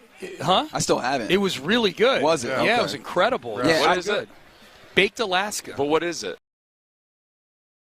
It's Rhode Island. No, I figured you might know what it was. Yeah. Like You're the cultured man on the show. You're supposed to know. I figured you'd be more surprised I didn't know what it was than you not knowing what it was. No, what is it? It's a pastry kind of thing with some, is it banana? Yeah, I'll read it here off of Wikipedia. It's a dessert consisting of ice cream and cake topped with brown meringue. Oh. Yeah, it's really good. The dish is made of ice cream placed in a pie dish lined with slices of sponge cake. Yeah. It was delicious. Give me some baked Alaska. It was 100% delicious. Who do you guys have coming on your show today? Oh, man. All right, so we have Sami Khedira, who is a German footballer, retired German footballer. World Cup champion. That's right. So we have and that. we got the World Cup coming to Houston. We're starting. Oh, he's a footballer for soccer. Yes, player. yes. Okay. Sorry, I'm being the jerk that calls the soccer you call football. it the pitch also. 100%. 100%. They're matches and not games. 100%. All of that. Mr. Baked Alaska. That's right. I do know that we'll have Danny Werfel a little bit later in the show as well. Yep. Who else do we? Former. Is Danny Werfel a former teammate of yours? Oh, God, no. I thought he was on the Texans for a minute. The Texans traded him for Jerry DeLoach, who is actually a viable NFL player. Okay. Yeah. Okay, but so you sure you don't want to hang around and talk to Danny Werfel? No, or? I don't. Okay, very good. Listen, this is the problem I have with Danny Werfel. I played for the Jaguars, where for 5 years I had to hear people call in earnest to sports radio saying, I don't know why they don't just get rid of this Mark Brunell and put Danny Werfel in That's there. right. He's a proven winner. He's a proven winner. That's an awesome topic. Yeah. That's a great 1997 topic. It has nothing to do with him himself personally or anything else like that. It was just I got so sick of hearing that BS take. And Pac-Man's joining. Pac-Man Jones on the same show. That's right. Yeah. And just to make sure that you know, we are still Houston focused. Ari Alexander at 11:20. Okay, all right. Who I always view as right down the middle of Danny Werfel, that's Pac-Man Jones. You know, we just wanted to balance the show. Right that's in it. the middle, the ethos in the middle is Ari Alexander from. What are you talking about? Ari's a big baseball guy. That's what we're talking about. I mean, there was a lot of stuff. This Bregman thing's getting to a head. Now the Cubs are apparently throwing out a big. Okay, so educate me here. It's getting to a head, not with the Astros. No, clearly it looks like Dana Brown's out on. That's what I'm saying. You guys heard the stuff from Dyken Park yesterday. It sounds like they're trying to lay it on thick that hey man, this is going the other way. Which I at first was thinking. Is this negotiating in media? Like, are they like, no, we're out, but we're still internally thinking about it? Like, hey, Scott, come to us. I still want him to sign for less than 6 years and $156 million for radio purposes. For you know sure, what I mean? for sure. If he signs with the Cubs for 4 over 120 or something like that. I think that was the number that I saw. And then 4 over 120. Well, maybe not 120 specifically. I saw 4 upwards of over 120. But here's why I say 120 because the word on the street is he wants $30 million a year, and the 26 the Astros are offering is actually a pay cut compared to what he was making last year, like 27 and change. And so it would be interesting. Like, okay, why this? If somebody asked him, like, why this contract? Why'd you go 4 years with the Cubs or whoever? Yeah. And his answer will not be because they offered the most per year, but it'll trickle out that was why. Of course. It'll get out that was the reason and why. supposedly they're supposed to be thinking about an option-heavy to the table. I don't know that his value, unless he goes and becomes 2019 Bregman again. I think this is where the market is on. He's 31 years old. Absolutely. Yeah, and there's a lot of our listeners right now are probably screaming, "I told you so! I told you so! I told you so!" Because I was more on the I know you get frustrated with his droughts and everything, but he's gonna command a really good contract. There are a lot of people that were very skeptical of that, and so far right now it looks like they're more likely they're going to be correct, but we'll see. Yeah, we'll see. So that'll be good. Ari Alexander coming on with you guys. All right, so I feel like I'm trying to figure this out because, again, this is my first Super Bowl radio, so I'll ask you guys as super experienced folks. I have a connection with Josina Anderson. Okay. And I'm like, do I try and get her today or do I push it to tomorrow where tomorrow can also then all start loading up? Thursday is supposedly like the biggest day on radio. Thursday's packed. Yeah, Thursday's packed. Friday might not be a bad day. It's the day before, last day before the Super Bowl weekend. It's a little lighter. Have you seen her walking around here? Yeah. We were talking yesterday. Yeah. So are you friendly with her? Friendly. I mean, she's been to a few games at NRG this season, especially. So that's where I got to know her a little bit. She blocked me on Twitter. Ooh. Yeah. Do you know why? What'd you do? No, she had a take that I disagreed with or something, and I retweeted it. And I quote tweeted it. I quote tweeted it. Quote tweeted it, and I probably said something snarky. Yeah. And then she, as is her right, she went and blocked me. So, do you want me to see if we can reverse? No. I mean, look. I got a few other people I'm working on already. higher up on famous names I've been blocked by, and I don't brag. I'm not somebody who screen grabs it and then says, "Oh, look at this wuss, he blocked me" or whatever. I find out I'm blocked because somebody sends me a tweet by them and I can't open it. Yeah. Brian Cushing blocked me, but I think he was blocking everybody at one point. I think he was like a social media manager that was blocking people. Because I've never said anything bad about Brian Cushing. That'd be a bad business I may have said something critical like about his play in a game or something like that. But if you're gonna block over that, then it's sorry about it. You know what I mean? Yeah. I wasn't disrespectful to him. I know that. Yeah. Jake Glazer has blocked me. Oh. Yeah. That's interesting. Yeah, I don't know why. I'm not sure. Mm-hmm. Maybe I have one of those Twitter personalities where I'm a little off-putting, but I don't sense it. You know? Well, I like when you drop F-bombs in your tweets. Yeah, I do that sometimes. That's hilarious. Yeah, that can be off-putting. But that's usually to fans. Yeah, that can be off-putting. Now I'm making my we're here. We got to see these people and try and get you unblocked. Yeah, no, it's they're here. You know what I mean? I don't know if Cushing's here, but the Glazer's got to be. Ben Roethlisberger, I think, blocked me, but he blocked everybody. Yeah, you don't want to get back in there. That's he fine. blocked everybody with 2 legs at one point. Usually I block somebody. I don't block many people at all, and but usually it's for something that's actually not all that big a deal, but I'm in a bad mood. Yeah. And I'm just like, whatever. And then they'll reach out to me through somebody else. I get DMs that are like, hey, this guy really likes you. Yeah. And what devils? Oh, wow. We have a chance at devil. This feels like kismet. We have a chance to do something incredible here. Speak of the devil. Jake Glazer right over my shoulder. That was uncanny. Can you unblock That was uncanny. Yeah. Where's Cushing? Yeah, exactly. See, what you didn't know is we actually planned this ahead of time coming out of door number 2. Oh, my God. That's great. That's great. He's got a whole crew with him here, Jake Glazer. Yeah. I expect nothing less. I feel like you need to have an entourage on Radio Row just to signify how important you are, right? Yeah. He's always got an entourage. You know, the funniest entourage was back in the day, Jim Rome with his two special forces security. Oh, yeah. He had security. They looked like they were Secret Service men. One of them was a Navy SEAL. Yeah. Mac was a Navy SEAL. It annoyed me. I don't know. It was just a tiny all right, fella, come man. on, dude. But he has enemies, Radio Row, and the guy's scanning the room like there's an assassin in the rafters. He has PTSD from getting thrown off a chair by Jim Everett. That's true. That guy specifically is on Jim Everett watch. Put yourself in the shoes of somebody who's been thrown out of a chair by Jim Everett, okay, and be a little more sensitive to it. That annoyed the hell out of me. Yes, me too. And I remember it very vividly. I'm going to take up for him. Yeah. It's justified. Yeah. You never know if Jim Everett's lurking around a corner. Hell, Jake Glazer just snuck up on me. That's right. Yeah. All right, fellas. Well, we will step aside. The Danny Werfel, Pac-Man Jones, and all the takes in between show In the Loop, starring Reggie Atatula and John Lopez. Antibodies to you. Yeah, and baked non-contiguous states. Baked? Going to go for the baked Hawaiian next. All right. Oh, God. You're listening to KLT AM, KLT FM, HD2, Houston, an Odyssey sports station. Reggie Atatula, Byron Matthews back in the studio. They are In the Loop. Day 3 Radio Row on In the Loop starts now. That's right. You are listening live to Sports Radio 610 in NOLA, Radio Row. It's In the Loop. John Lopez, Reginald Atatula. Figgy is around. He is doing social media content that you can see at Sports Radio 610 on Instagram. Hey, hold on a second here, man. What's up? Just hold on a second. Okay. Yes, I'm holding, standing by. You all right, cowboy? Yeah, I'm living life. I'm feeling good. Why? Why do you ask? Okay, talk for a little more. Okay. Do that radio thing. Talk a little more. Yeah, that's weird. I don't know. Have you ever, it's always weird when somebody's like, say something. Go. I don't know what to do. But make sure you get involved with the program. No, you're not all right. What do you mean? You're not all right. 713-572-4610. Yeah, 713-572-4610. Did you go that hard last night? I feel like this is an accumulation. It sounds like you did. This is an accumulation of things, man. I've been saying, because I literally have not been back to the house before midnight the last couple of days. I've been saying, look, this is my first time at the Super Bowl. Enjoy it. And I'm going to enjoy it. But then on top of that, there's a force multiplier here that is New Orleans, Louisiana, right?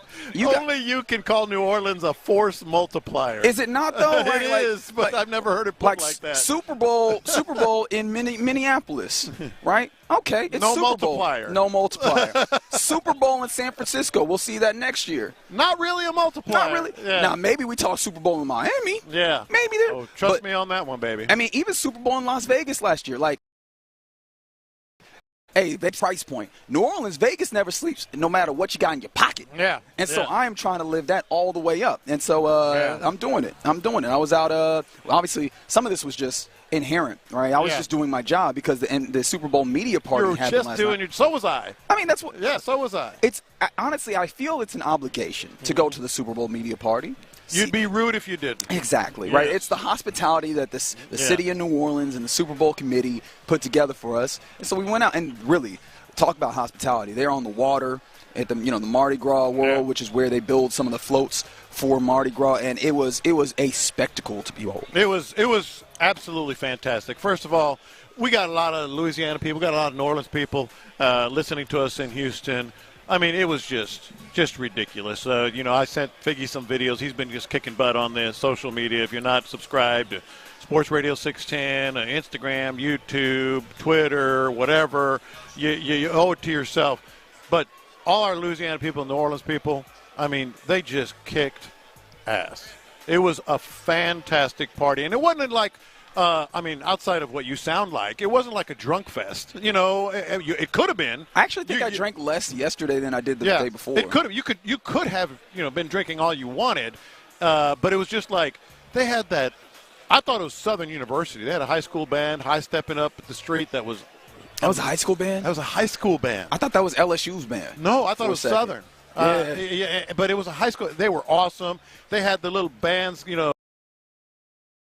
I forget what as you're entering and all that. There's a name for it.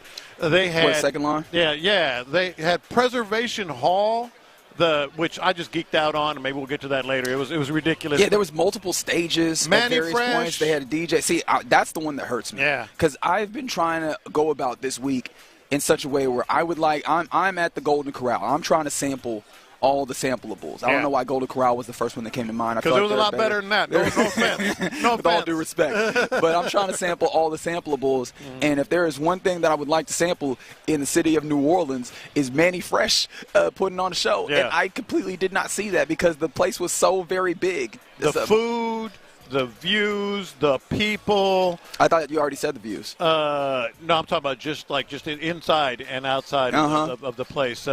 Those other views, too, were pretty strong. And so, by the way, no, I'm not going to say it. Don't do that. You don't want to do that. But, no, they just kick butt. They absolutely kick butt. And my man Reggie, I said it this morning at breakfast. My dear departed abuelita, her name was Alodia. She had the gift of gab, and she liked to exercise that gift of gab. She talked plenty, huh? And it was always in Spanish. She didn't know a lick of English. That ain't no problem. And we used to have this running joke at family outings, at get-togethers, parties, whatever. My abuelita would talk until she went hoarse, and when she went hoarse, she's like, "All right, time to go to bed. I'm gonna do this talking. So I guess you were just working the room.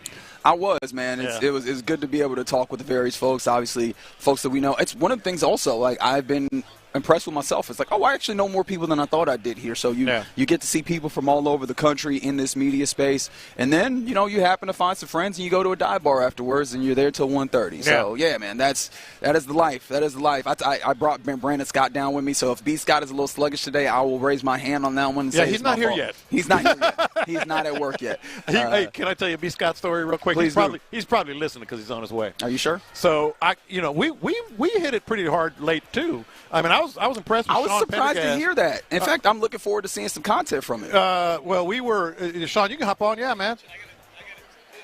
Can you hear me? There we go. I just heard I'm impressed with Sean Pendergast, so naturally I had to put the headphones on. Yeah. No, because sometimes the best part about an amazing party like that is after the party, sitting in your chairs at the house, just cutting it up. There were about 6 or 7 of us that were so fun all in a little circle. Yeah. Sean and I were smoking cigars, had a couple of beers, but just sipping time. It wasn't like we're partying hard and all that. It was just sipping time. And I looked down and it was pushing midnight or 11:30, whatever it was. Were we really? Yeah, it was 11:30, I think. Oh man! And I finally looked and I turned over and Sean was still there. I was like, dang. Yeah, I'm ready for bed now. I just need like 5 hours of sleep. Yeah, 5 hours. I'm good, man. And the couch. I'm sleeping comfortable. Seth and I, we did like the rocks, paper, scissors. Yeah. Who gets the bedroom? Who gets the couch? Yeah. And I lost, so I took the couch. But I think I actually might have. I think it might have been like when C.J. Stroud goes second to the Texans. Right. Yes, sir. I'm glad I didn't get Bryce Young the bed over there. I'm glad I got the couch. So anyway, the point to your question there, Reggie. So I'm finally going to bed. And I think I heard you come in. It wasn't like you woke me up. I was really trying to make sure I did. No, it wasn't that. You know how sometimes you're kind of already kind of waking up and you hear something or whatever. So it wasn't. I'm not saying that. But what I am saying, I think it was like probably pushing 2. Yes, that's exactly. Yeah, pushing 2 a.m. So he came. Wow. He came back with B. Scott. So I get up at 6 like I always do. I go make my coffee, a big pot of coffee for everybody. And I'm going doing all the stuff for the show and all that. B. Scott comes in socks, gym shorts, shirtless, and he opens the door over there where we were sitting, and he goes, "There any water in here?" B. Scott's having a good time. Man. He goes, I was like, "Yeah, there's a whole case right there." And I said, "I made a pot of coffee." He goes, "You make coffee?" Like it was the happiest thing in the world. You mean it's Christmas morning? B. Scott strikes me as all gas, no brakes. Oh, my God. Like, it's only Tuesday night. I wish I had the video, yeah. but I didn't know what he was doing. I didn't even know who was coming in the room. But the door slams open like Kramer shirtless on B. Scott. Shirtless, socks, and gym shorts. Like Kramer in Seinfeld. Oh, yeah. He goes, "There any water anywhere?" Yeah. So I have a feeling B. Scott's double crunch. I have a feeling B. Scott's not going out.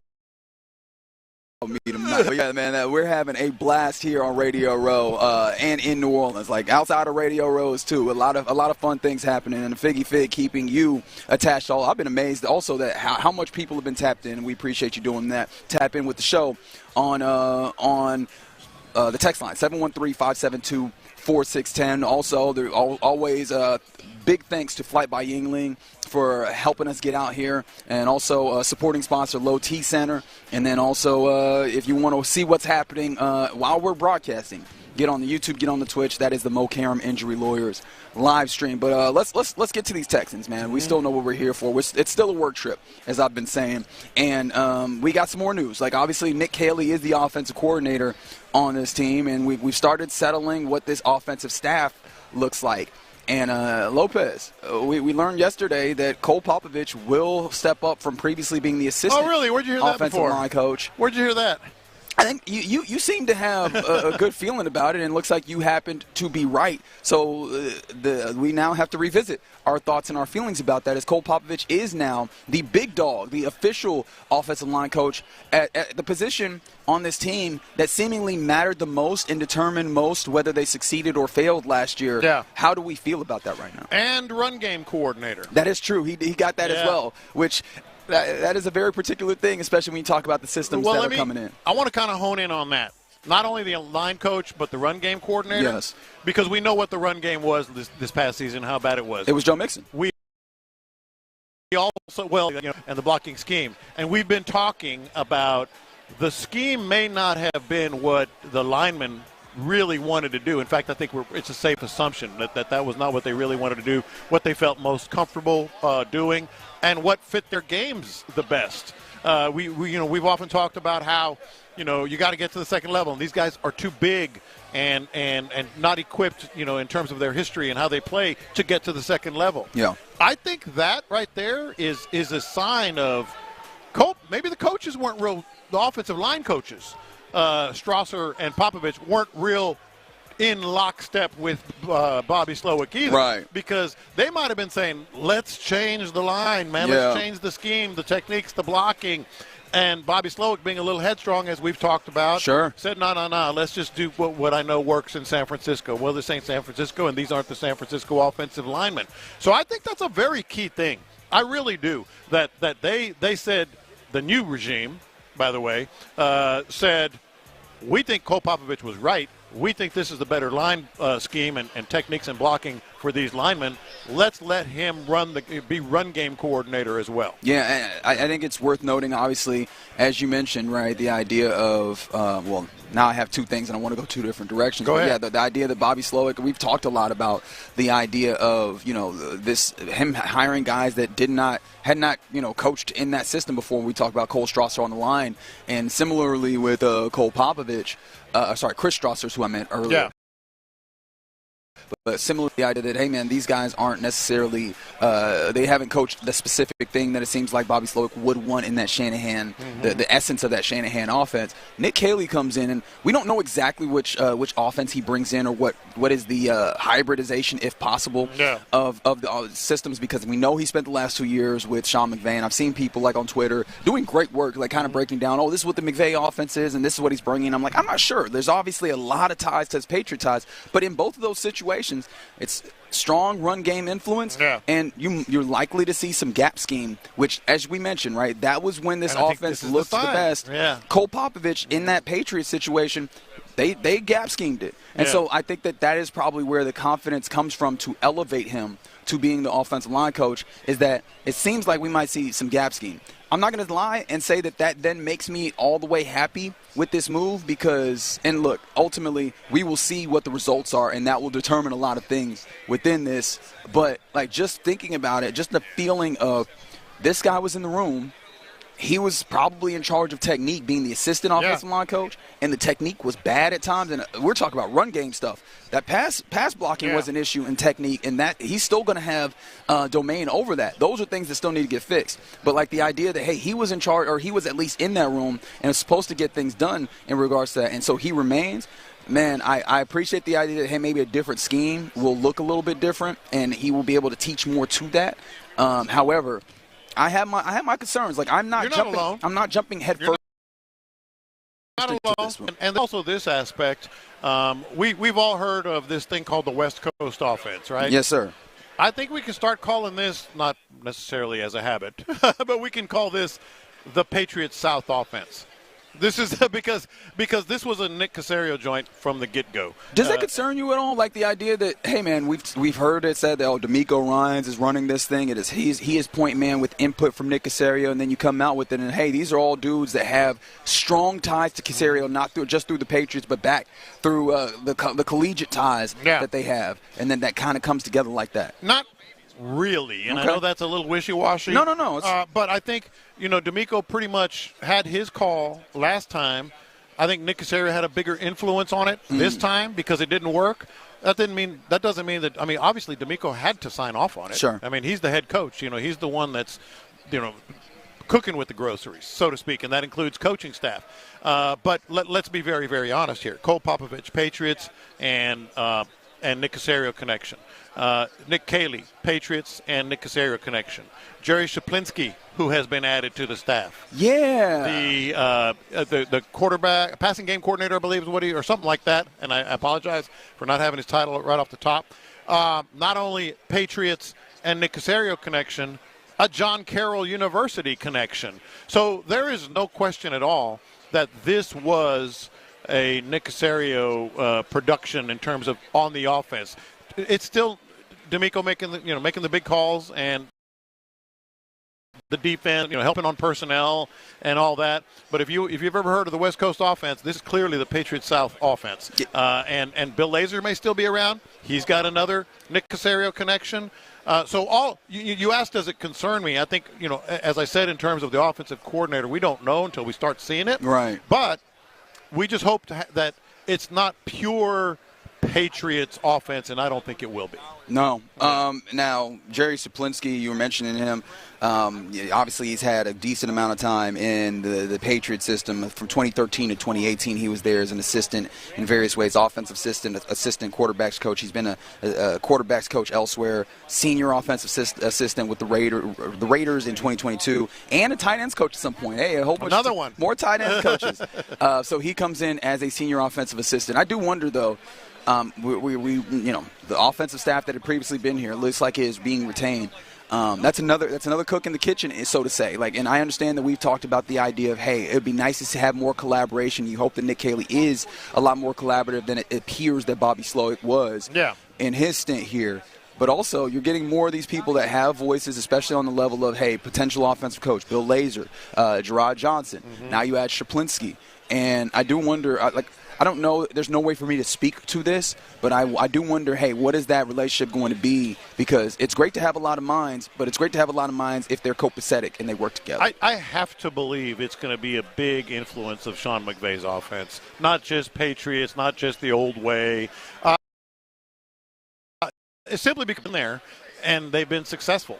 And certainly D'Amico, he's not going to change his stripes either. You know, he still likes to have some of that. It's going to be a combination offense, which is what we've been talking about and looking for all along.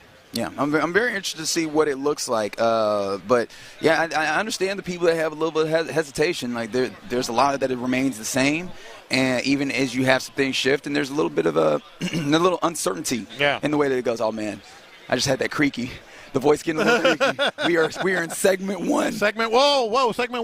Segment what? Say that Segment again? 1 of a 4-hour program on Wednesday here on Super Bowl Radio Row. I will say, I have the mints. I have the strong mints that will keep me going. Good luck with that. I promise to you we will make it through. We got a lot of fantastic interviews. You promise? I promise. I do.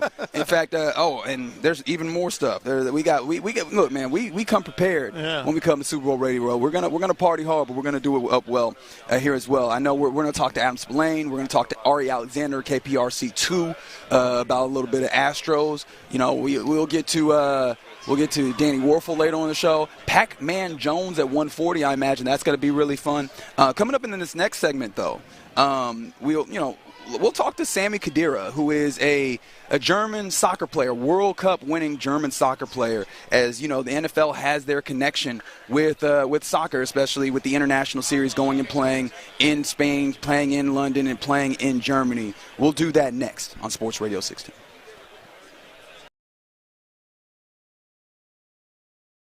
When your team broke.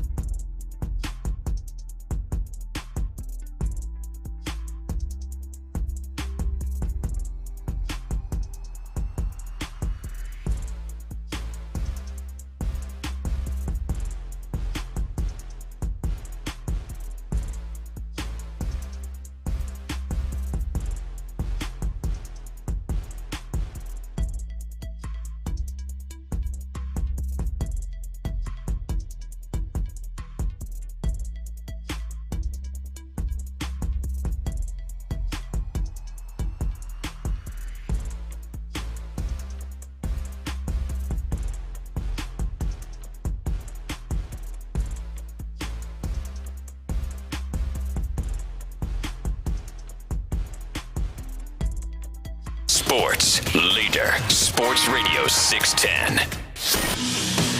Live from New Orleans, Flight by Yingling presents Sports Radio 610 on Radio Row. Here's In the Loop, Ray Atatula. That's right. Big appreciation to Flight by Yingling for getting us out here. It is In the Loop here on Sports Radio 610. John Lopez, Reginald Atatula. Figgy Fig is floating around, but appreciation to Byron Matthews on the ones and twos, helping us sound good. We are at Super Bowl Radio Row in New Orleans, and here in a moment we'll be talking to a World Cup winner, the German midfielder. His name is Sammy Khedira. We'll talk to him a little bit later. But because we're going to be talking to him, I was talking to our engineer, Aaron Raybold, yesterday. And it was a really interesting point because, yesterday, or not yesterday now, I forget what day it is. I'm already losing what day it is. But Monday, the commissioner of the league of the NFL, Roger Goodell, in his State of the League, he was asked kind of about the idea of if the NFL would maybe at some point institute a penalty flag for flopping, right, to obviously, stop people from looking for flat fouls and, throwing the head back. We all know what it looks like. And he said, he outrightly, just said, no, we're not doing that. Yeah. Is this a place where you could find yourself some level of, advantage, right? If you have no shame, which, I feel like you should have shame. But if you don't have any shame, if you are shameless as an organization, you're like, hey, this is an opportunity in a place where we could find some advantage. Go ahead. Could you possibly have a designated flopper position? Pause. And, who would possibly be your designated floppers on this Texas team? Designated floppers. Right. That's a great question. Because, obviously, a lot of people talk about soccer and the flopping, but, especially penalty box or whatever. And, you feel contact, you go down because the opportunity to score a goal is so huge. And, if you can pick up a little bit of a benefit, you pick up 15 yards in a certain situation because somebody knows how to throw the head back. Yeah. That could be useful in a football game. No, I think absolutely. I'm just trying to think of a name or a place here, but I think absolutely you got to take advantage of every rule. Basketball coaches teach flopping. That's almost like a mischaracterization. Oh, he's flopping. They're coached to do that. It's coaching. It's gamesmanship at this point. In practices, sometimes they coach flopping. So, you take advantage of every chance you can get. Yes, we're talking about you Kansas City Chiefs. Yeah, exactly. And they probably do it too, although that was not a very good coaching job of Patrick Mahomes on the sideline. No, and somebody said Joe Mixon. And, okay, I feel like that's one of the ways you look at this, right? Maybe you come at it from the perspective of what is the positions of, the positions that matter, right? What are the positions that are hugely important? Because quarterback is obviously one of those first ones where if you can get a whole bunch of attention there, which is always going to be there at quarterback, you have a high rate of being able to make something happen. Joe Mixon is one of those. That's a good one. I know that we were talking, Aaron and myself yesterday at the media party. How about like a Xavier Hutchinson, right? Somebody who is really tall. So, it gives you more visibility, right? If his head snaps back, you really see it because he's a tall one. There's, oh, man, he done thrown his head back. Something absolutely happened. Or maybe you go the other way where it's like a big boy on the offensive line or the defensive line when they really throw themselves. You're like, oh, man, something really happened because that's a big man moving. Who is your thought process? Who do you think could sell it? Who do you think you have? Well, keep in mind, a lot of times you have, the holding flop. Defensive linemen are in general are pretty good at throwing up their arms, doing the basketball, thing, and looking at the ref and pointing at the guy and all that. I'm thinking like linemen, offensive linemen. Defensive linemen would be one of the good ones. On the text line, which this is right? This is a fair point. The idea that in soccer they give a yellow card for simulation now. And that's absolutely something. But again, Roger Goodell has basically stated that they're not going to do that similar idea. Somebody said Boyd is usually good for 15 yards. Yeah, that's not the way we wanted to go though. Chris Boyd. Other way. Yeah, we want to win or get the benefit of a penalty as opposed to the other way. Yeah. So we got a text that says Dalton Schultz, he needs to do something to make up for last season. Hey, do something, bro. Honestly, as a pass catcher, he's more of a pass catcher tight end, and I don't know that he is the most agile. And being able to kind of take those instances where if you do have contact, make some use out of it. Yeah, no, I think that might be a good look. From the 3-4-6, protect the D-line, defensive line matters. Fair enough. And then from the 8-3-2, Davis Mills is fly. I don't think you're getting a lot of use out of that. What are you going to do? Like, I feel like then it becomes obvious because by the time you put him in, it's like when you know people get put in, or like the Steelers this past year when they would throw in Justin Fields, you're like, oh well, he's running the football. Yeah, or exactly. Like, you put in Davis Mills, like, oh, they're trying to pick up 15 yards. Everybody be on your P's and Q's. Yeah. So that you think? One thing I'm thinking about is the defensive line. Heck, I actually think Dalton Schultz is a good one, to be honest. I really do. Not just do something, bro, but at that position, a lot of times you're not just blocking. You're getting hit over the middle, and it's an easy flop location or whatever. Did you see what the NFL Referees Association put out yesterday? No, what happened?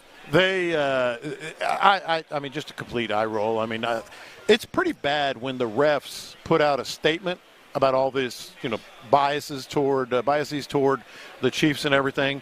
They said they were appalled at any accusation. I bet they were. They said it was preposterous. They used all the cool words. Just righteous, just big old righteous indignation. Preposterous, I tell you, preposterous. The audacity. Exactly. The unmitigated gall. I didn't see that one, and it should have been in there. But the fact that they put out a press release and a statement saying there are 17 crews or whatever. I think it was 17 crews, and the fact that you think that anybody is contriving to get this done is preposterous, and that they are appalled and all this. And it just, the whole time I was thinking about what Roger Goodell said. Clearly they're on the same page. They have communication. Yeah. Like, well, look at all these one-score games. No, man. It just takes one little inherent bias that you may not even know about because it's subconscious, because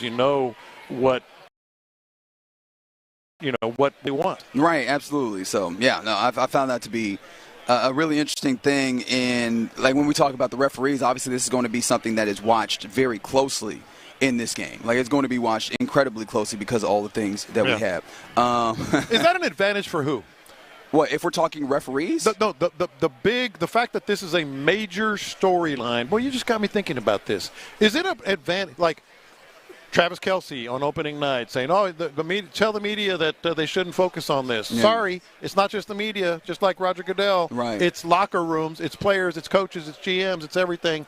Talking about and. So that's just false, what Goodell and Kelce said, because it's not just a media-driven, social media-driven thing. But the fact that it is such a major storyline, who is that an advantage for? Is it an advantage for the Eagles because maybe the refs are going to go out of their way to show that they're not?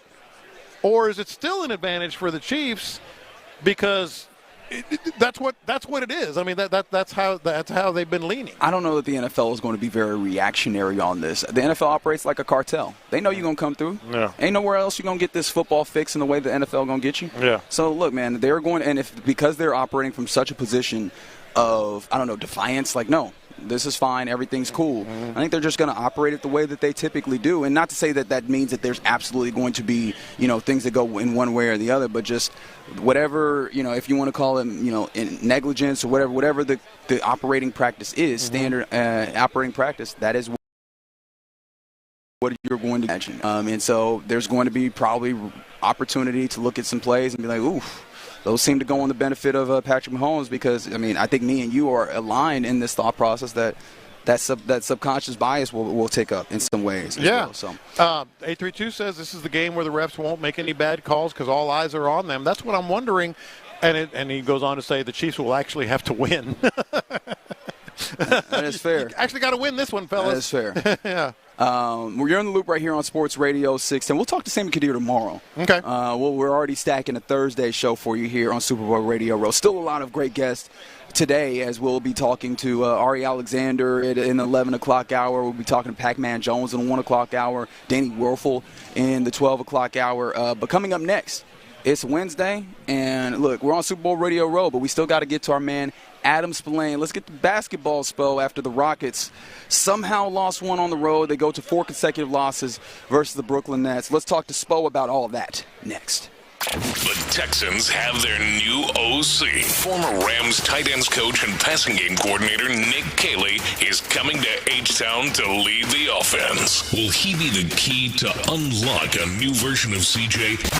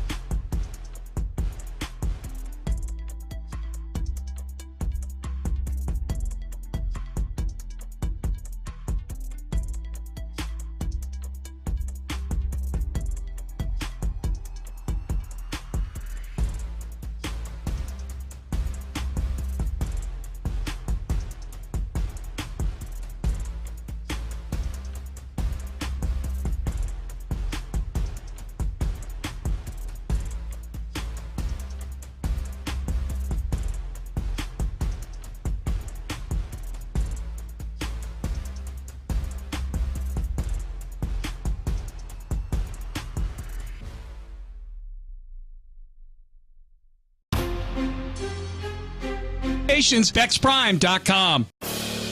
Who they want, who they want, who they want, who they want, who they want. Baseball Spo, Baseball Spo, Baseball Spo, Baseball Spo, Baseball Spo.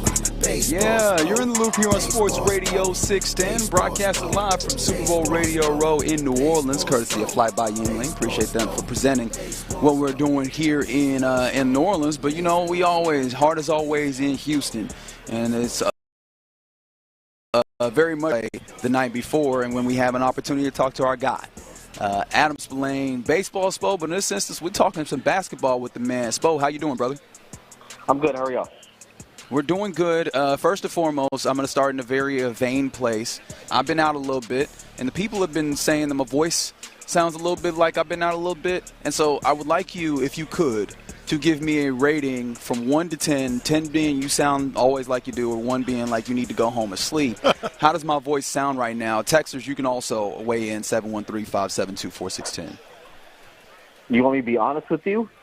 Of Absolutely. Course. I expect nothing less. Like a 2.5. Ooh, I didn't think I sounded that bad. Okay, all right. No, okay, I'll work on it. I thought, Reggie, it might be because of it's the phone thing, but yeah, it's sounding off. Okay, yeah. All right. And it's only Wednesday down there too. That's right. That's what we're talking about. That's right. But it's New Orleans, so I'm going hard all the way through, and I will thug it out. To be completely honest, unfortunately for the Rockets, that was not the mental approach for them in Brooklyn. They fall for the 4th time in a row, and this time again to the Brooklyn Nets, and in heartbreaking fashion down the stretch. I kind of want to start in a place that I don't know is a little bit off kilter, but like watching that game back again. Seeing that you have a timeout there before Amen Thompson throws the ball away effectively, like how much culpability do we need to put at the feet of Ime Udoka? Because we've had a few of these moments happen where maybe the coach could have stepped in and helped his young basketball team out. Well, because I think that you need to be able to expect players to execute, and it's not like Amen Thompson can't call the timeout there either. And so if you watch back the play, Amen Thompson can run the baseline, he doesn't. His teammates can move towards the basketball. They don't. You look, Jalen Green has his back to Thompson when Thompson gets the ball. Jayshawn Tate, all he has to do is run towards the ball. He just stands there. Thompson throws the ball, or he throws a risky pass, a pass that has no chance of getting to anybody before Tony Brothers has even gotten to 3. So, yeah. Like, these are the types of things that these guys have to be able to execute at some point. You expect them to be able to do it right there. And like to me, that's on the players. Like the players have to be able to do that. You can't. This is the NBA. You can't hold their hands through this whole thing. So the first thing, as soon as that first 3 is made, get the ball inbounded, and they just kind of stood around and they allowed the Nets to set up their defense. Now, if you can't throw a risky pass there. So as the player with the basketball in his hand, you have to count that out in your head. Once you get to 4, call timeout. Amen Thompson didn't do that. Yeah, I am 90% with you. The only thing that I was thinking as I'm watching this is maybe and a lot of coaches do this, as you know. As soon as the ball goes through the net, call timeout. Because he knows if they make this, it's going to be a 1-point game. So a lot of coaches, okay, boom, stop, let's make sure. You know what I mean?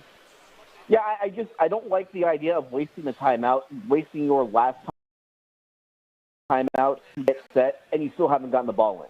So you should just immediately get the ball in because the defense isn't set up. Like as soon as that 3-pointer is made, you should have somebody open. The problem is their guys just stood around and they didn't make themselves available to Amen Thompson. So maybe once you get to 3, Ime Udoka should be yelling timeout from the other side of the floor. But at that point, Thompson had already thrown the ball. So it's one of those things where you have a young player who panicked in a situation that he probably hasn't been in a lot of times, and he just made a young mistake there. Well, that's exactly where I was going, and because we're sitting here talking about, and I'm sure obviously a lot of fans are as well, that specific play. I want to talk about the bigger picture here. 4 in a row, 2 to the Nets.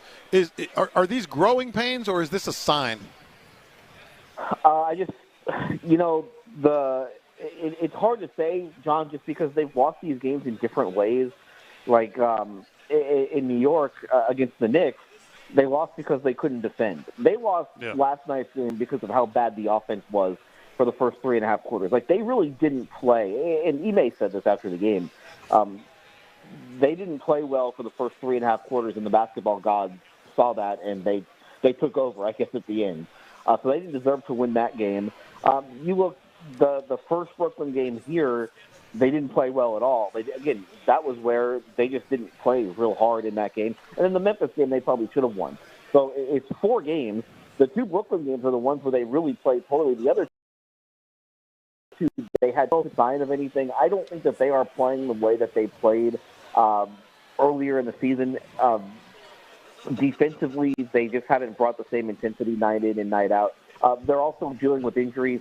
You know, that was one thing where they really kind of lucked out on early in the year, is that they were keeping guys on the floor. I mean, you look, they had 3 starters out Monday against the Knicks. They had 2 starters out yesterday. And, you know, some of that starts to show. And I think you kind of realize that Fred VanVleet is actually very, very, very important to this team because, I mean, let's be honest, he would have been the one making that inbound pass last night.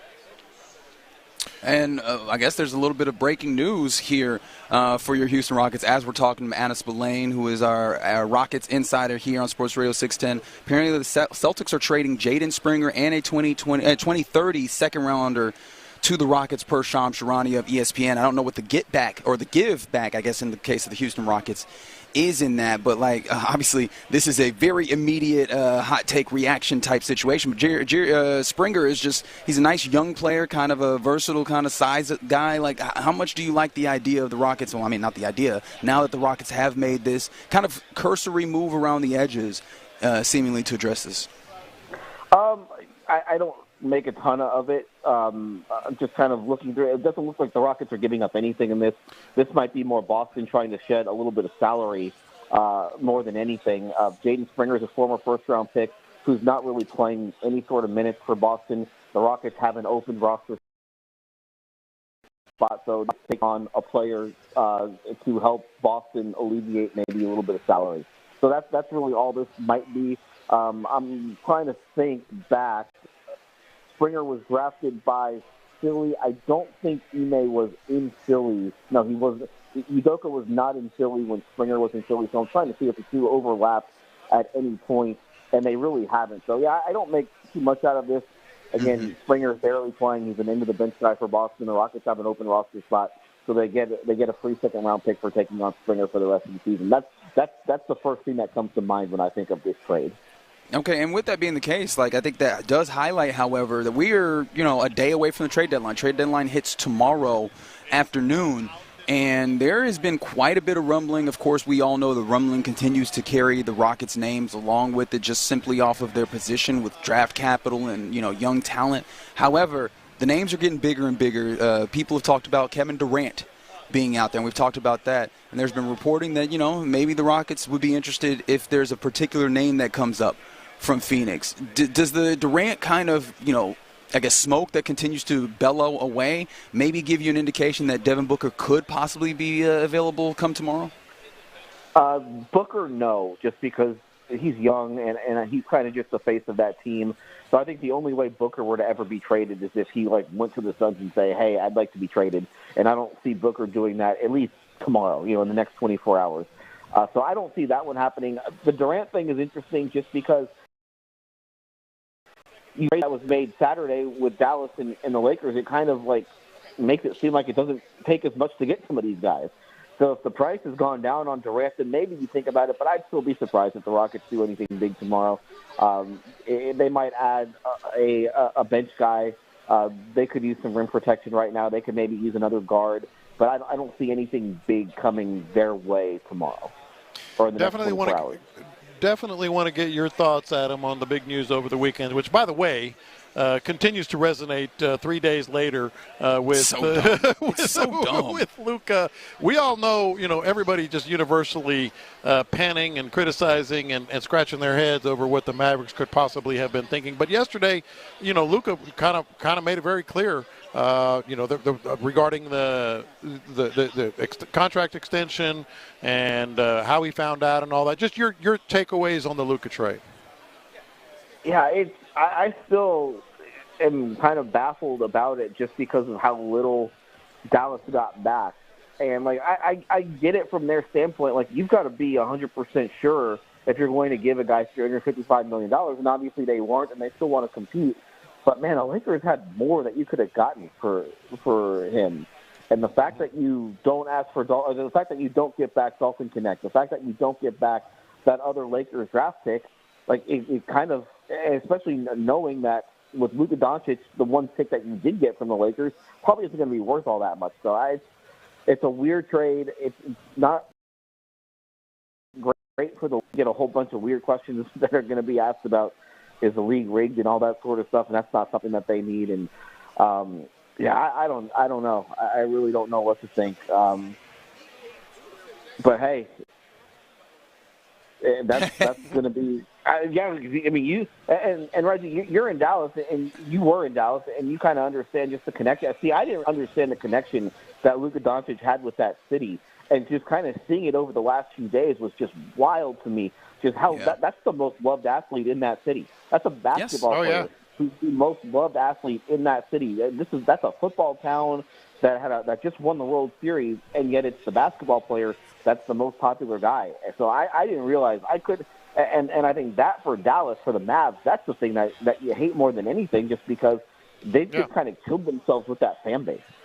Yeah, and that's going to be something to watch. I do want to ask you kind of a follow-up on that. You did kind of talk about, hey, with that trade on Saturday, maybe the price of the brick goes down in some ways for superstar trades. Do you feel like that trade actually affects things, or does everybody treat that as an anomaly? Because I've gotten the feeling that might be a little bit more the latter.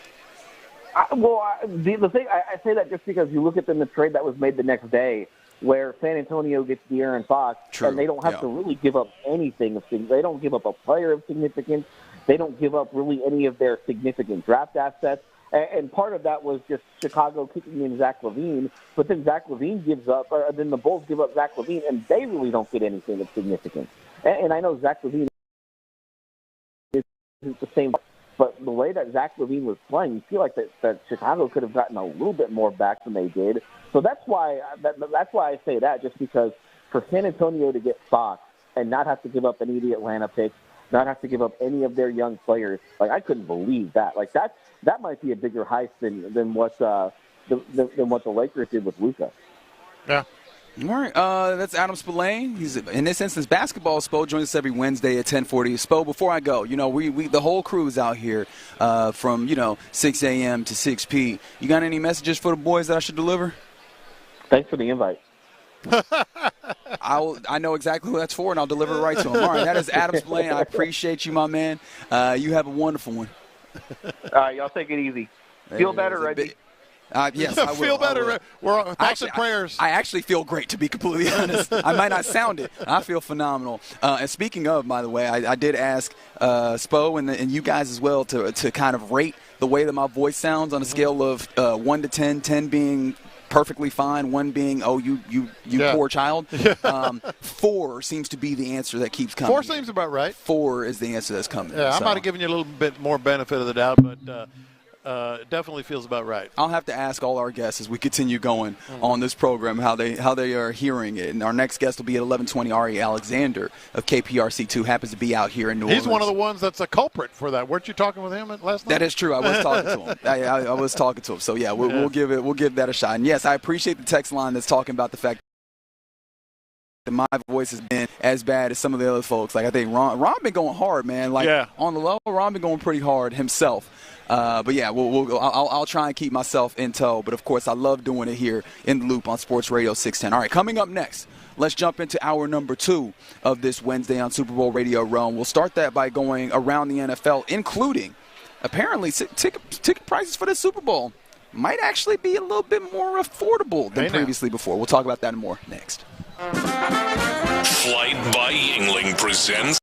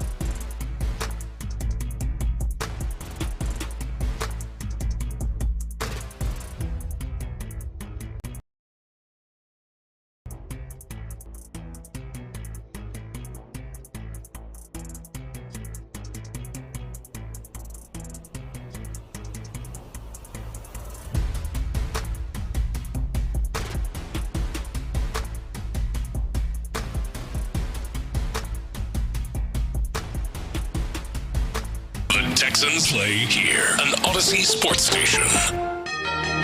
Let's go around the NFL in the loop style. Why are you smiling? Because I love football. Here's John Lopez and Reggie Adetula. I'm going to tell you all about how much fun you're going to have this season. On Houston sports leader, Sports Radio 610. All right, let's go around the NFL here in the loop on Sports Radio 610, broadcasting live for Super Bowl Radio Row in New Orleans. Appreciation to Flight by Yingling, our presenting sponsor. Low T Center also helping us get out there. And you can see us on the Mo Karam Injury Law Firm live stream. I was like, I don't think it's a law stream. What would a law stream look like? You just look so disgusted with yourself. That was the best part of that. Yeah, that was good. If you were looking at the Mo Karam Law Firm live stream, see, he could say it. You saw the look of disgust, utter disgust, appalled. I tell you, it was a very stupid thing to say. What's a law stream? Like, what is that? But yeah, man, we here. It is John Lopez, Reginald Adetula, Figgy Fig hanging around, wearing a pretty nice shirt. This real Houston too. It's got the Texas on it. It's got the boots. It's got the oil derrick. He's making sure people know. That's pretty sweet. We're Sports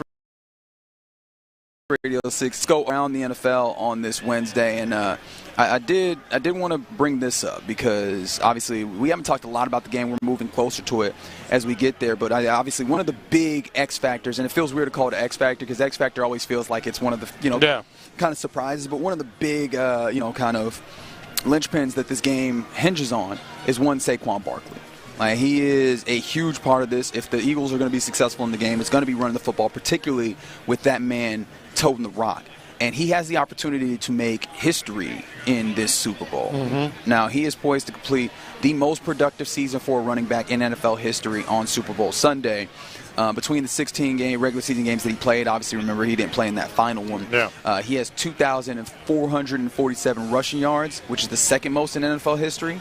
Do you know who holds the record when it comes to that? Who holds the record? Emmitt Smith?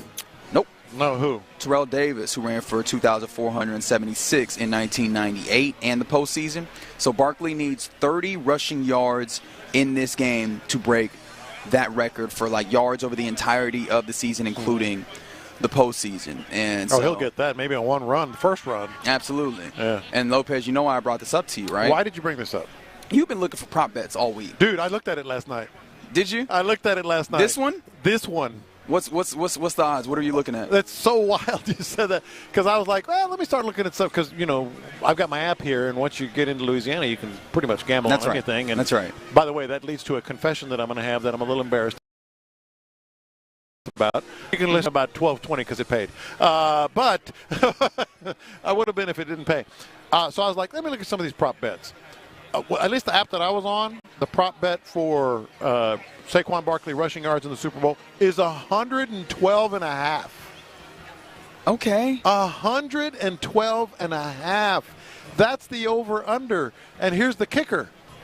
He's gone over 112.5 in every game. Yeah. In every postseason. It feels like it'd have to be the case. Now, the thing about it is, you can't bet over 112.5. But here's the thing, right? It feels like it's going to be somewhat game script dependent, right? Yeah. When you get to the Super Bowl, there's literally no tomorrow, at least when it comes to the NFL season that year. So do the Eagles get to a place where maybe they start where they need to get throw happy? The Chiefs haven't really played those types of games. Doesn't feel that way, yeah. Right? The Chiefs haven't played those types of games. It feels like they play close games to then when they have to open it up late. So I don't know. It feels like good money, although you already know what it looks like, how it pays to follow what I'm thinking. But here's the thing. When people talk about, well, how great is Saquon Barkley? You can talk about the rushing record, the total season, including the playoff rushing record, the big games that he's had, et cetera, et cetera, et cetera. All you really need to know is in the Super Bowl, the over-under on his rushing yards is 112.5. You are a freaking stud if that's the over-under on your rushing yards. And he is. And he absolutely is. Yeah. So 30 more yards to make a certain level of playoff and regular season history in total productive yards on a season. Saquon Barkley. I mean, we already put the cherry on top of that one. Another thing around the NFL, Cooper Kupp. We talked about this. What was it yesterday? The idea of, hey man, could that be somebody the Texans look at? Now, when we talk about favorites to land him, do you know there are two teams that come up as favorites to land him? Can you guess what those two teams are? I'm thinking. That silence that you're not supposed to hear on the radio is me thinking. I mean, there's music in the background. Don't worry about it. You good. Who? The Bengals and the Steelers, interestingly enough. Neither one of those are the ones that I would have thought. Right, but when you think about them in context, especially when you talk about the Bengals, this was a season in which it felt like Joey Burrow, once he started getting going, you looked around and you're like, oh, okay. Yeah, that makes a little more sense than the Steelers. He needs more. Well, I mean, the Steelers need some wide because. And who's throwing it? Well, that's a fair point. We don't know exactly what it is. It seems like they might, circle the block with the guys that they have right now, but. I mean, even if you do, you can't build the whole offense out of throw it up to George Pickens. Like, you do need something else there. And he's really unreliable sometimes. Exactly. And if you're talking about something that is reliable, Cooper Kupp is a little bit of a, Except for injuries, yes. Yeah. That is fair. I'm kind of talking myself out of all this. I shouldn't even be opening my mouth on Cooper Kupp because I kind of like the idea of him coming to the Texans, and I think there's a connection there, as we all know. But, sure. You start talking about it, and you're like, well, just how much of a great addition would he be for any team? Sure, yeah. But I thought that was interesting that at least that's the way it looks. It's appealing, I think, and obviously there'd be some reworking that'd be necessary. I think he has $20 million owed to him in this upcoming season, and I don't think there's any way that wherever he does get traded to, that there's not a renegotiation to change that particular number for that team. So, but for the Texans, I just don't know that it makes the most sense. It's the most feasible to go get a guy who possibly has the possibility of being in that same injury or similar injury place on top of the dead cap money that you have for Stephon Diggs. Not that that's going to be entirely prohibitive, but I do know it feels like that might not be the most advantageous way of going about that. Some other things around the NFL. I mentioned this, teasing in Super Bowl, man. That's what's coming up here on Sunday. It's Eagles, it's Chiefs. It'll be at the Caesars Superdome. And there's going to be a lot of people going out to that game to actually see it. And, of course, we know it costs a lot of money to go there, and that's not going to change. However, it might be a little bit less of a lot of money, if that makes sense. As earlier this week, it seems like ticket resale prices, the market for ticket resales for these games, is crashing, not just going down, crashing. Apparently, it's historic hotel pricing in New Orleans also is the primary factor. So at the low end, get-in pricing for the game across multiple marketplaces is now hovering around $3,300 per seat, which is nearly down 30% from levels just a week ago. Well, it's still $3,000 per seat. Just to get in. But I mean, that's only. But they look at these trends. They look at these trends, and in terms of what it could mean. One that I've noticed, and maybe this ties in with that. Haven't been a lot of all week long fans around town. No, from the teams. Not that bourbon is like the ultimate end all be all, but I've used it as a basic barometer. Man, bourbon's pretty light. But when there is a destination type Super Bowl venue city like Las Vegas last year, Miami, LA, some of these tourist types, the type that gives you an excuse. Usually, team fans go and spend all week long. That's right. But what they're saying is that it likely is a historically high pricing and demand for New Orleans area lodging that is made. If you can't get a good hotel price, staying a whole week is not feasible. You're paying all that extra money there. So if people are I'm not sure if I'll be able to stay there in a way that affects the budget, then that's less of the market, less people vying for those very limited Super Bowl seats. Well, one other thing that's kind of cool this week, and I don't know how much you've noticed, it's just in my particular case, Uber prices have not been crazy. They've been actually very cheap. Yeah. Isn't that wild? Uber has been I haven't seen that whatever event tax that they put at, Vegas last year, they had the surge pricing and they had event taxes. I'm like, well, dang, man. So it's actually been very. It's worked out for us. Yeah. Yeah, it's actually worked out very well for us. And last night, kind of put a bow on this whole, Super Bowl in New Orleans type thing. Last night to me was just another check on the box of host it and maybe an alternate every once in a while, and that's it. because they just know how to do it here. Yeah. They know how to do it in Miami, and it's a great place to go to. Las Vegas, they know how to do it, and it's a great place to go to. L.A., you got to have L.A. in the mix, and they know how to do these events. And then throw in every once in a while when somebody builds a new stadium, because that's what the NFL does. Yeah, the infrastructure of doing this, it makes a big difference. You see it on the ground, like a place that knows how to host a party, right? And an event. There's just a different situation to a place that knows how to host an event and handle the details. I mean, if I'm finding within myself, where you find those things like, oh, this is now important to me. I didn't realize that until recently. Mm-hmm. Things that are detail-oriented, that notion has popped up many times. I was talking about when you're hiring a head coach, it seems like that's one of the things that people lean into is, are you detail-oriented? And seemingly when you're putting together a Super Bowl, it seems like that's also one of those things that comes to mind. All right, Around the NFL continues on here, as I found this to be interesting. I know for some people this might not be a big deal, but for others this is a really interesting sign, as the NFL, it was reported this week that the NFL is set to remove the words that they have in the end zones ahead of this Super Bowl, and that messaging specifically is "end racism." Mm-hmm. And this is the real tough part about when you decided to go into the place where you felt it, you deemed it necessary. Hey, we want to put this out here. We want to put a statement out there. Is if you ever walk it back, regardless of what the thought process is, the optics are awful. That's what it is, right? Because it's all in line however you choose. Nobody's here going to judge you. You should have done it, you shouldn't have done it, whatever. But once you commit to it and then you take it away, are you telling people problem solved? I mean, Well, ultimately, and I was dealing with a racist last night.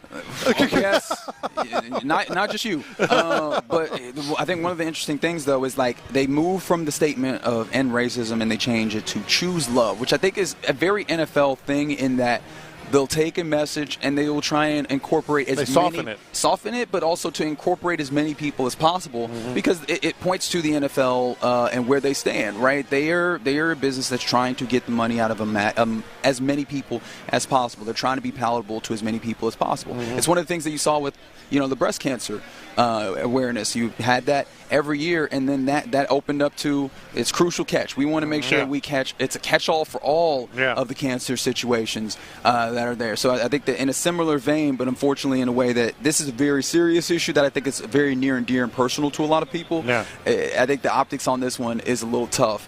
And people are also going as far as like kind of correlating it with various other things that are happening within society. But I think even just on its face, that move from the very pointed language of "end racism" to "choose love" is an interesting one. And of course that came through a report. Like people had to dig that up. I don't know that the NFL. I think they didn't put out a press They weren't release. Just like, hey guys, just letting you know ahead of the Super Bowl we're changing this. But I imagine that's not one that they enjoyed. And real quick before we go, I guess I will throw this in around the NFL because Fox Sports is partner of the NFL, and they're the ones who are putting on this particular Super Bowl. Remember, Tom Brady is calling it and such. Earlier this week, FS1 placed executive Charlie Dixon on leave. You remember he's the one who was named in the lawsuit with the hairdresser at FS1. I know Joy Taylor's name came up in that. Some other people came up in that. Charlie Dixon was the executive there, but he also, I don't know if we covered this, his name came up in another lawsuit from a former employee of Fox Sports and recently. And so I guess it finally reached a point. It was Julie Stewart-Brinks, Binks, who filed that lawsuit in which it brought up this executive. And I imagine it's 2 strikes and you're out in this instance. And it's just, it's one of those things that you're not even surprised anymore. These guys, these people in positions of power, taking advantage of it. And, we've seen it almost every week, damn near, for sure every month. Like some of these things are just happening, and it's like people in position of power abusing it. Go figure. Yeah, it's kind of wild. But yeah, that's around the NFL here in the Loop on Sports Radio 610. On the text line, someone said, also like the terrorist attack that happened on Bourbon, maybe that deterred some people when we talk about the. Ooh, I hadn't even thought of that. Yeah, I hadn't considered it in that way. There is a very noticeable increased presence of military and police presence to try and make sure that people feel safe. And obviously, the hope is that everybody actually is safe. And then 713 also, someone mentioned the idea. The safest place to host it is Houston. Hey, we caught the legendary get that Super Bowl new stadium built or the refurbish or whatever it is that the Texans are. I know they're hoping to do something. Yeah. Whatever it is they're hoping to do, and they'll be in the list somewhere. I told you, it feels like there's kind of like almost a 10-year cycle where if you host, when it comes about 10 years, it's about time to get in there again. And last time you hosted was 2017. Obviously, there's already something set up for 2028. But hey, man, 2029, that bid is there as well. We'll see how that ultimately goes. But, yeah, you're in the loop right here on Sports Radio 610 live from Super Bowl Radio Row. I hope you're listening on the Odyssey app for your sake because, you know, it's all big game talk right now, but there's all sorts of things on the sports calendar, especially coming around in March. And if you listen to Sports Radio 610 on the Odyssey app for an hour each day, you will be entered into the Slam Dunk in Vegas National Contest, where if you win, you and 3 friends will be headed to Vegas to stay at the Circa Resort and Casino Las Vegas, the premium sports viewing destination in Vegas, and you can enjoy the biggest March Hoops party at Stadium Swim as part of your ultimate college basketball championship experience. Plus, you'll get an extra $20,000 in your pocket to spend while you're in Sin City. So download the Odyssey app and listen for an hour each day so you can get that daily entry into the contest. All right, coming up next, the man who just walked up beside me in a fantastic suit. Let's talk to the man from KPRC2, Ari Alexander, about your Houston Astros. We'll do it next. We're learning a lot about our guy Reggie.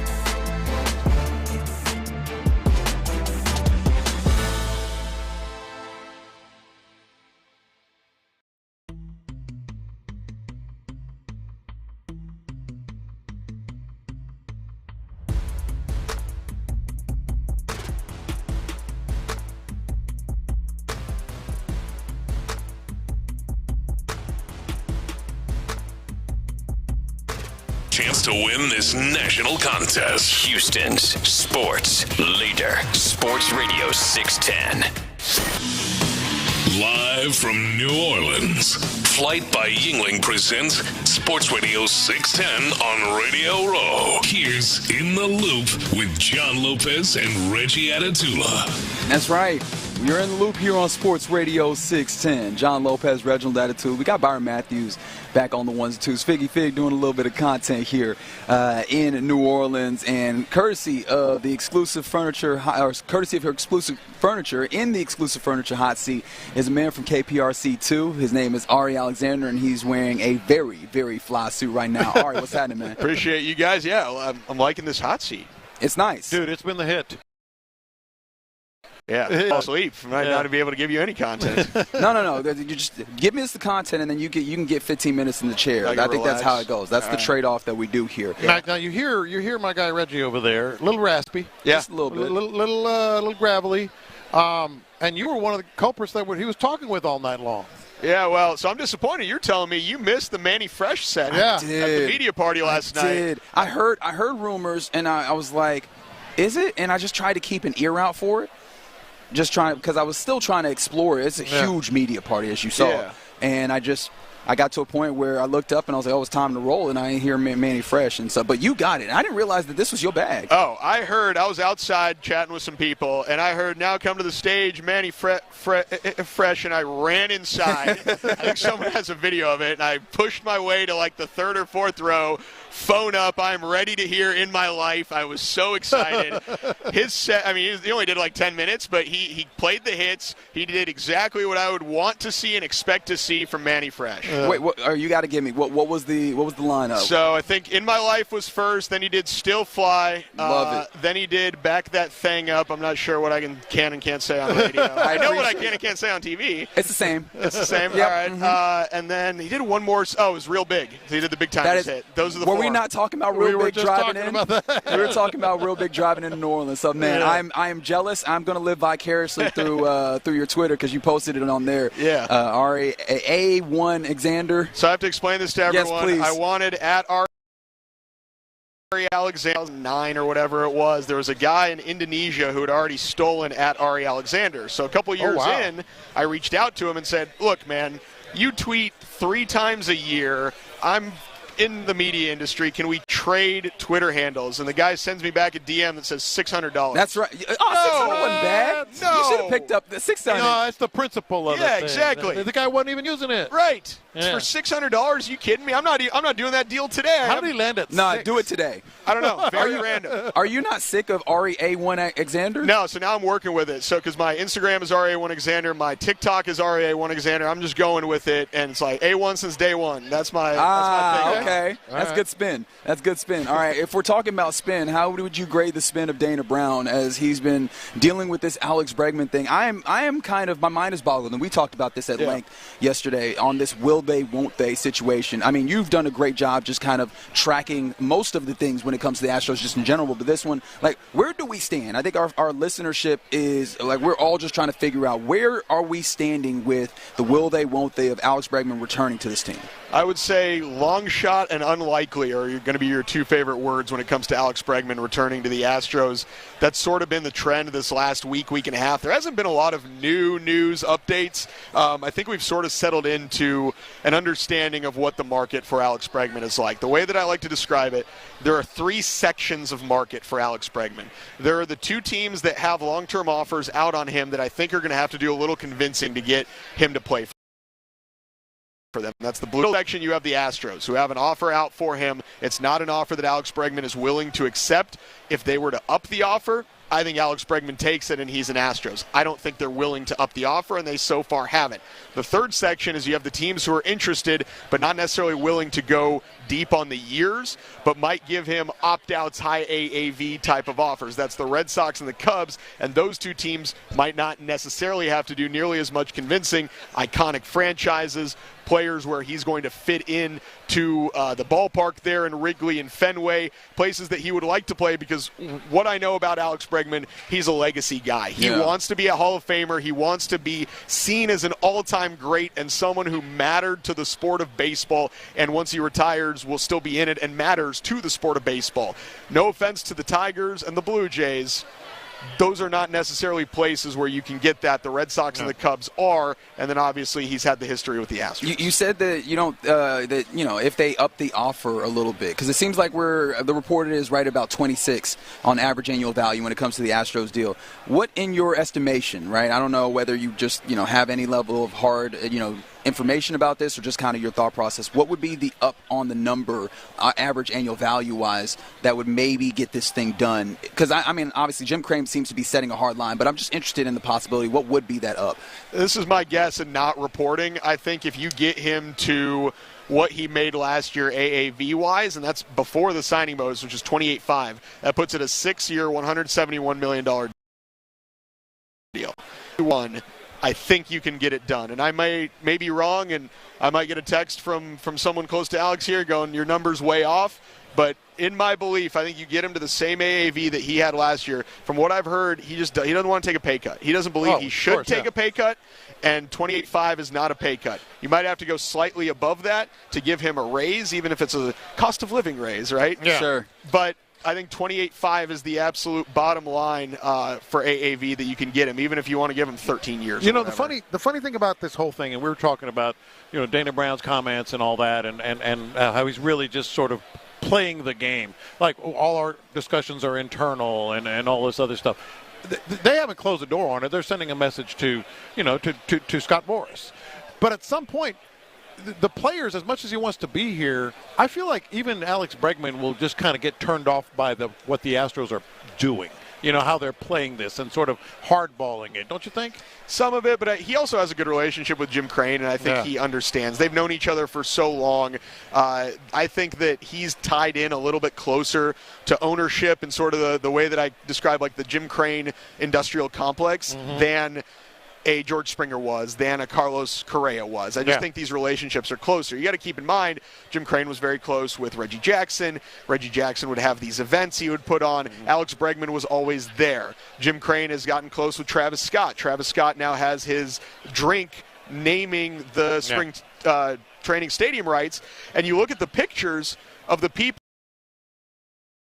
who are in them. Alex Bregman's in that photo. Yeah. Alex Bregman is at those dinners. He's a guy that is tied in with ownership. So while I'm sure he doesn't love the negotiating through the media side of it, he gets it.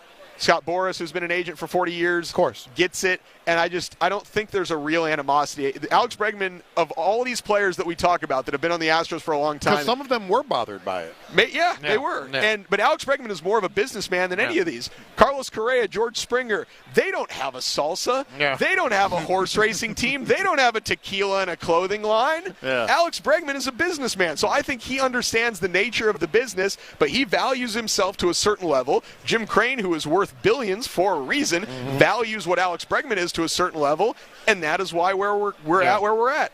Man, it's quite an impasse. It kind of hurts to think that just a few million a year, but of course that's always what these things come down to. And of course, I also recognize the insanity in me sitting here and be like, just a few million a year, a few million a year. Million, that's it. We're talking to Ari Alexander sitting in the exclusive Furniture Hot Seat here on Super Bowl Radio Raw. Sticking with the Astros, now it's very apparent to us that the idea of moving Jose Altuve to left field is not dependent on Bregman, as I think we might have thought early on. I mean, what is your kind of view on this situation? Because it still feels so absurd to see a 5'6" dude out in left field who does not have a particularly good arm. Like it just feels like it is a rough place to put him. Although I don't know where you would put him in the other instance. Reggie, why are you height shaming? I don't know. What does him being 5'6" have to do with playing the outfield? He's 40-foot wall. Well, all right. Not at home. He's not climbing no one's climbing the Daikin Park wall. What are you, Spider-Man? Yeah, I guess that's fair. But I mean, with the dude who does not have a lot of range, I feel like when you also have a little height, maybe that helps. I don't know. I'm just, you know what? That's fair. I was height shaming. Apologies to Jose Altuve. I think it was fair because it just doesn't happen, and that especially this, like people talking about.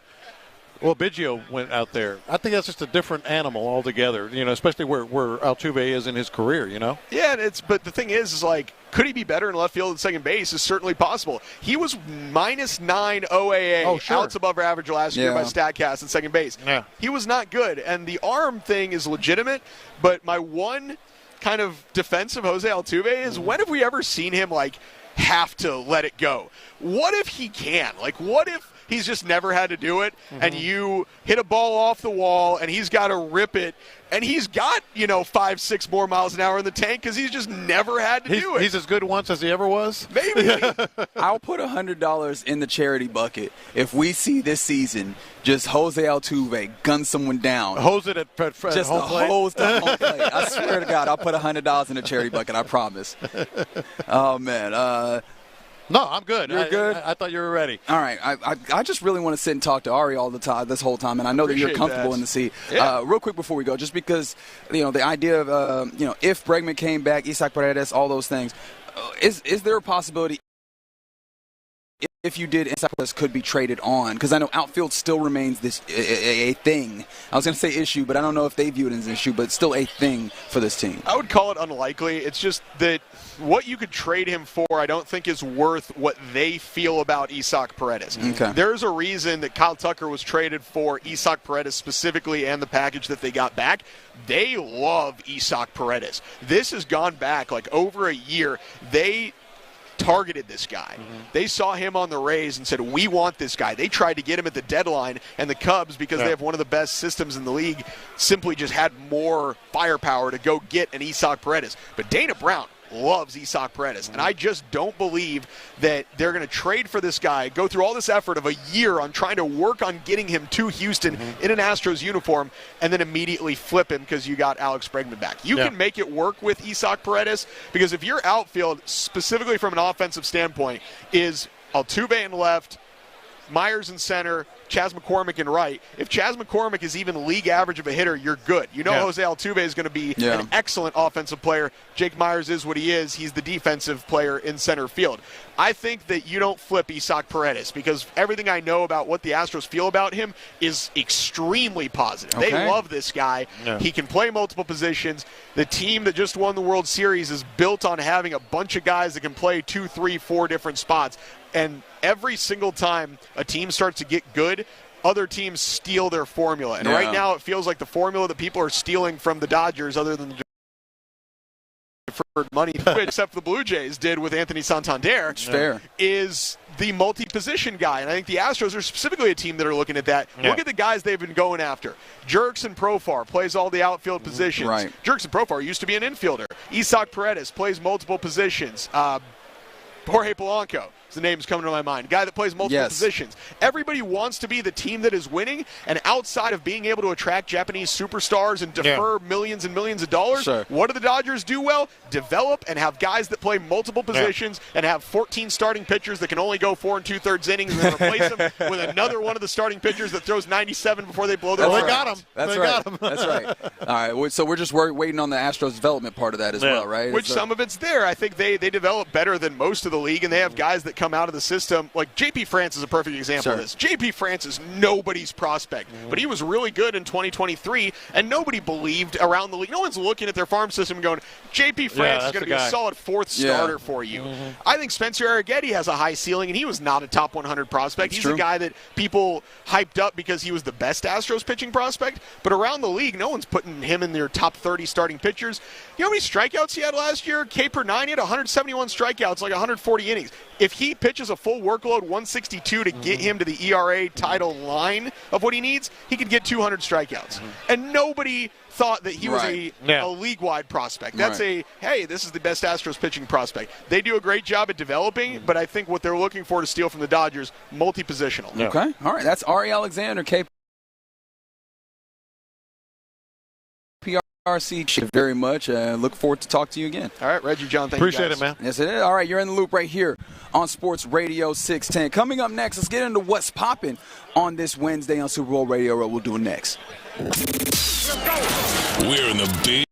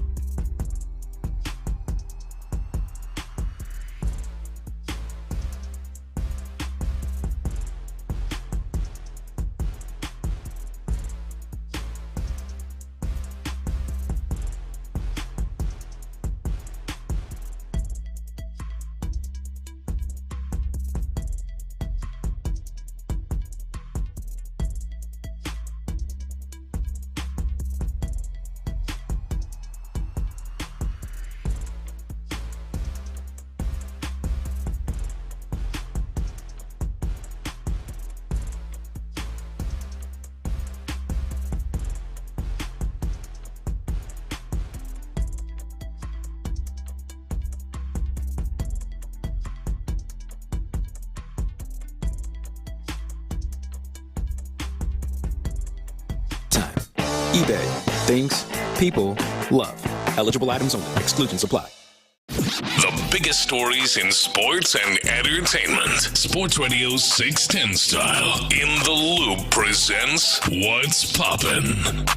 All right, let's get into What's Poppin' here in the Loop on Sports Radio 610. You got John Lopez and myself, Reginald Atatula. I sound like it, but I am. Here on Super Bowl Radio Row. Appreciation of Flight by Yingling for being a presenting sponsor. And I know it's not confessions, but I got to confess. This game that we're about to talk about, I did not watch live. Between the media party and other debauchery. But I can verify that you were working hard, catching up and watching it. I would never lie to the people. Of course, if I talk about it, I want to put eyes on it. And you know what? I think I was right to maybe not watch this live. It was a 99-97 loss for the Houston Rockets to the Brooklyn Nets last night in Brooklyn. And, man, a 17-33 team gets one over on you. It ended kind of in a wild way. And so just for that benefit, Byron, can you help us out and let us know what it sounded like? Walma. Johnson. Made it! This is still a game. And Russell! Are you kidding me? I cannot believe that just happened. What just happened? Yeah, what you just heard. He was so caught up he didn't really even. Exactly. So I will take you through it. The Rockets up 4 points with 9 seconds to go. 9 seconds and some change to go in this game. Looks like you're going to end a little bit of a 3-game skid that you've had and avenge in some ways the loss that you had Saturday at Toyota Center against the Brooklyn Nets. And then there's a 3 the Nets, and Amen Thompson is there to inbound it. We talked to Adam Spillane about this earlier. He has the opportunity to run the baseline if he wants to. He does not. The guys on the floor have an opportunity to maybe show to the ball better. They do not. And so he tries to throw a little bounce pass in at an angle to Dylan Brooks, who is kind of posting his guy up. It's just not in a good, it's not even close. It bounces out to none other than D'Angelo Russell, and he knocks down a 3. So it goes from a 4-point game to a 1-point game to a 2-point lead for the Brooklyn Nets at 99-97, and that's ultimately where it ends after Jalen Green gets a kind of a contested fadeaway shot from 3 to try and win it, and it doesn't go. What were your general impressions of this game? Because I know, Lopez, you had a good eye on this. You probably had some money on it, too. Well, I'll get to that during confessions. But I disagreed with Adam when he was on earlier, if you can hear that on the Odyssey app. I don't mind the fact that they made this mistake. It's going to happen. But I do think it's part of the growing pains of a team that is all of a sudden thrust into a level of play and an expectation that nobody expected. He did reference, it's a young player, those plays happen, and maybe they should have called timeout or whatever. I do think that if you want to put it on Ime Udoka a little bit, I think as soon as the ball went through the net, that first one, the Keon Johnson, as soon as it went through the 3, net, boom. It happens all the time. Call timeout, stop it. Yeah. Even though coming out of a timeout, you can still run the baseline. You'll just have a better play and an idea of what to do. Actually, you can advance the basketball now. And you can advance the basketball. So you can be however you want. Yeah, I want it. But Ime, I would say, boom, as soon as it went through. If it went through and he said ignore it, that's his prerogative. That happens a lot, too, in the NBA. It was just it was a horrible pass. Yeah. It was just a horrible pass by a young player that is probably the best player on the team. But I think it's kind of part of the growing pains and expectations. This is going to happen with these types of teams that are just all of a sudden, they might be a playoff team to, holy smokes, they might be a contender. Yeah, and I think that's the micro of this. I think the macro of this game is also interesting because you lost to the Brooklyn Nets on Saturday, and that was a lackadaisical defensive effort at Toyota Center. Yeah. This one was a not stellar offensive effort in the return of Alperen Şengün, in which he dropped 24 points and 20 rebounds. And, Alperen, offensively, he gave you some stuff, right? He was 8 of 18 from the floor, which is not great, but it's not bad by a stretch. But, defensively, Alperen, they were going at his neck, and I think that some of this is matchup stuff. But, man, you get Alperen Şengün back, and you hope that your offense, you'd be able to score 100. Yeah. And you don't in this game. I think the effort. Ime is starting to kind of ask about effort and stuff. That's various kind of in the times. same vein as what I'm saying. There's some fatigue that is happening, and all of these things kind of point to the idea that, hey, when you have a team that is so necessary, all the pieces are so necessary, going through an 82-game season, whether it's injuries, fatigue, like this is where the weathering happens, and when you don't have necessarily people that are going to hold up, and kind of just pick up for others. Yeah. And that's what we're talking about when we're like, hey, the star player, that's the guy that can kind of pick up for others when they're not there, and it doesn't feel like anybody did. The people who you would Amen Thompson with a 7 and 8 game, which is, fine. Yeah. He was a plus 10, so he was beneficial on the floor, at least when it comes to his minutes. Yeah. Let's go to the usual suspects, right? We always end up in this place where, he ends up being controversial, and I don't even intend to do it, but Jalen Green with a 5 of 14 night with 13 points and 5 assists. Fine. Like 3 of 9 from 3 was necessary. But if you're talking about Jalen Green, you need more, especially in an instance where Fred VanVleet isn't in. So I know he's handling the basketball more, right, those types of things. Yeah, no Fred VanVleet. Obviously you got a little bit out of the point guards that were Aaron Holiday and you got Aaron Holiday didn't do anything. But you got some points. Anyway, you got not from Aaron Holiday. Not from him. So he literally had 0 points in 14 minutes. But you missed Fred VanVleet big time. You got some points when you talk about point guards. Even though nominally so, I guess. Reed Shepherd. That's what I'm talking about. 28 minutes, which it was interesting. How did you feel about the Reed Shepherd minutes or, kind of appearance? Because it was nice to see him on the floor. He knocked down three-pointers as well, but a 5 of 14 showing from him as well for 16 points. Like, it felt like there was some good and some bad in there. What hit you most? Oh, just that you missed VanVleet. Okay. You missed the guy that is – and especially in games like this – also ties into comes at you fast when you start to become a bona fide contender. The calming influence, the control of the ball, being able to be the guy that they all lean on and they all respect. No, I thought that was the biggest thing. They were just lacking at that position. Yeah, tough when they continue on a little bit of a downward skid. The Rockets do. They're now third in the West, a couple games back of Memphis now, and this is where you start looking up and going, hey, it's been great to be like, yo, this is the second team in the West, this is the second team in the West, but one of the things about the West is that it's stacked such that very quickly, if you go on a little bit of skid, you can find yourself going from 2 to 6 or something to that effect. Yeah. And that changes really the framing and the dynamic of what you're talking about. We're coming up on the trade deadline tomorrow as well. The reporting, I think I saw a report just this morning that the Rockets are really not interested in making any move unless Devin Booker becomes available. Mm-hmm. And that becomes interesting because Kevin Durant has been kind of talked about in trade spaces. If you trade Kevin Durant, that does not mean that the Suns are tearing it down. However, it doesn't not mean that they're not turning him down. Yeah. And so I do wonder if something does, happen, would that become available, and how quickly will Rafael Stone jump on that? I really do believe that it's more real than most people do, even than we've talked about. Just because you talked about the standings. It's starting to get pretty tight in there now. Between them and the Nuggets and the Lakers, and we know who the Lakers have added, et cetera. I really feel like they have an opportunity here, and I think it's a little more real than you might suspect in terms of getting a player like that. Some other things that are popping. We mentioned that yesterday there were some quotes and such from Dana and Espada from Dyken Park, because they announced a whole bunch of things, food, all that type of stuff. But one of the things they announced at Dyken Park, the Astros did yesterday, was also their promotional early season giveaway. There's going to be 50 different promotional giveaways this season, which is an uptick. And things like Astros clear clutch. There's going to be a Jeremy Pena retro jersey in March. Those are there's going to be some Altuve socks. There's going to be a Josh Hader fireman bobblehead. Yep. That's going to be out there. What are they doing for Bregman? Well, I have a strong feeling that Bregman does not show up in these. In fact, because, hey, he's not technically on the team right now. Yeah. I know that can change. We're all still hoping, however. That can change. These are always interesting. And you know what was really getting a lot of run yesterday is their hashtag this year, Built for This. Built for This. Usually you don't get universal approval, and I think it's largely approved. That's a really good one for them. All their hashtags, all the people, some, including myself sometimes, you kind of go back and forth. But no, they always have that. And the other thing that struck me is these theme games.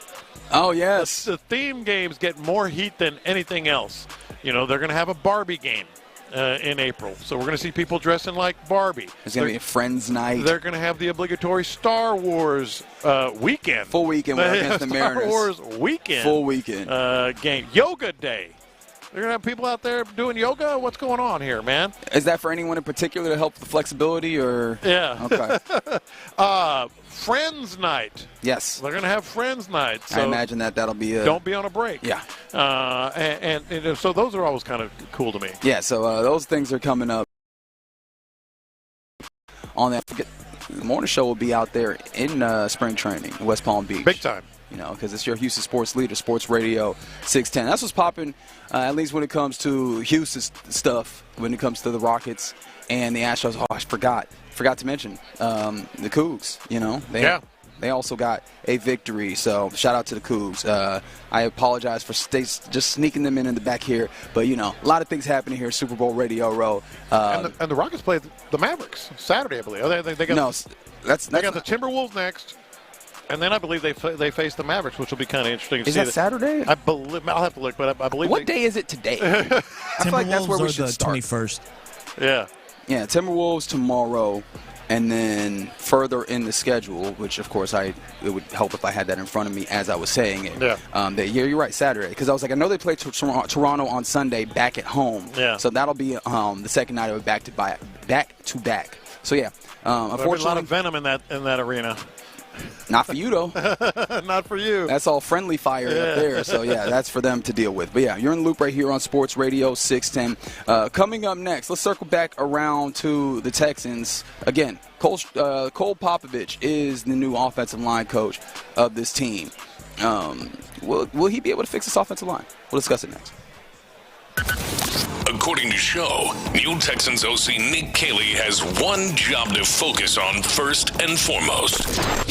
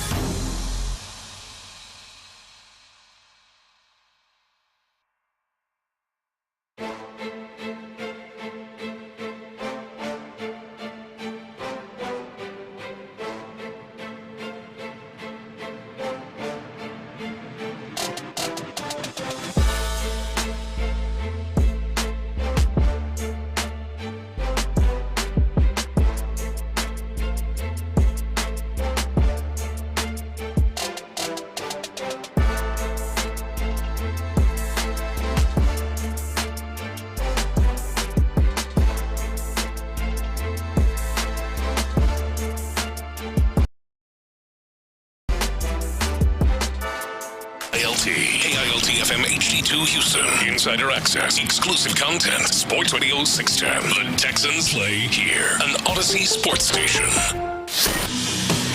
Live from New Orleans, Flight by Yingling presents Sports Radio 610 on Radio Row. Here's In the Loop with John Lopez and Reggie Atatula. Yeah, you're in the loop right here on Sports Radio 610. John Lopez, Reginald Atatula. Figgy Figs hanging around doing content for our Instagram page, Sports Radio 610. If you want to see all of the hustle and bustle of Super Bowl Radio Row. Of course, getting us out here is Flight by Yingling. Appreciation also to Low T Center, supporting sponsor. And, of course, you can see all of this on the Mokaram Injury Lawyers live stream. That's what it is. All right. You got it. Yep, man. We're having a good one.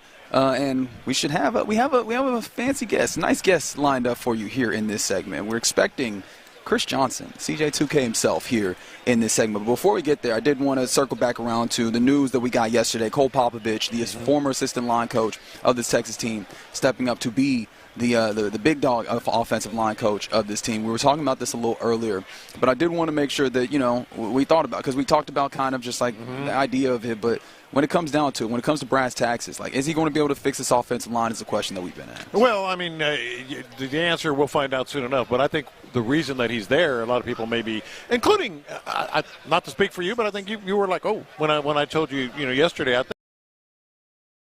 think you might. There's a natural I don't know, like pushback on, oh man, they're keeping same people or staying in house, running right? it back. Yeah, but I think it makes sense to me to answer that question that we got from a listener.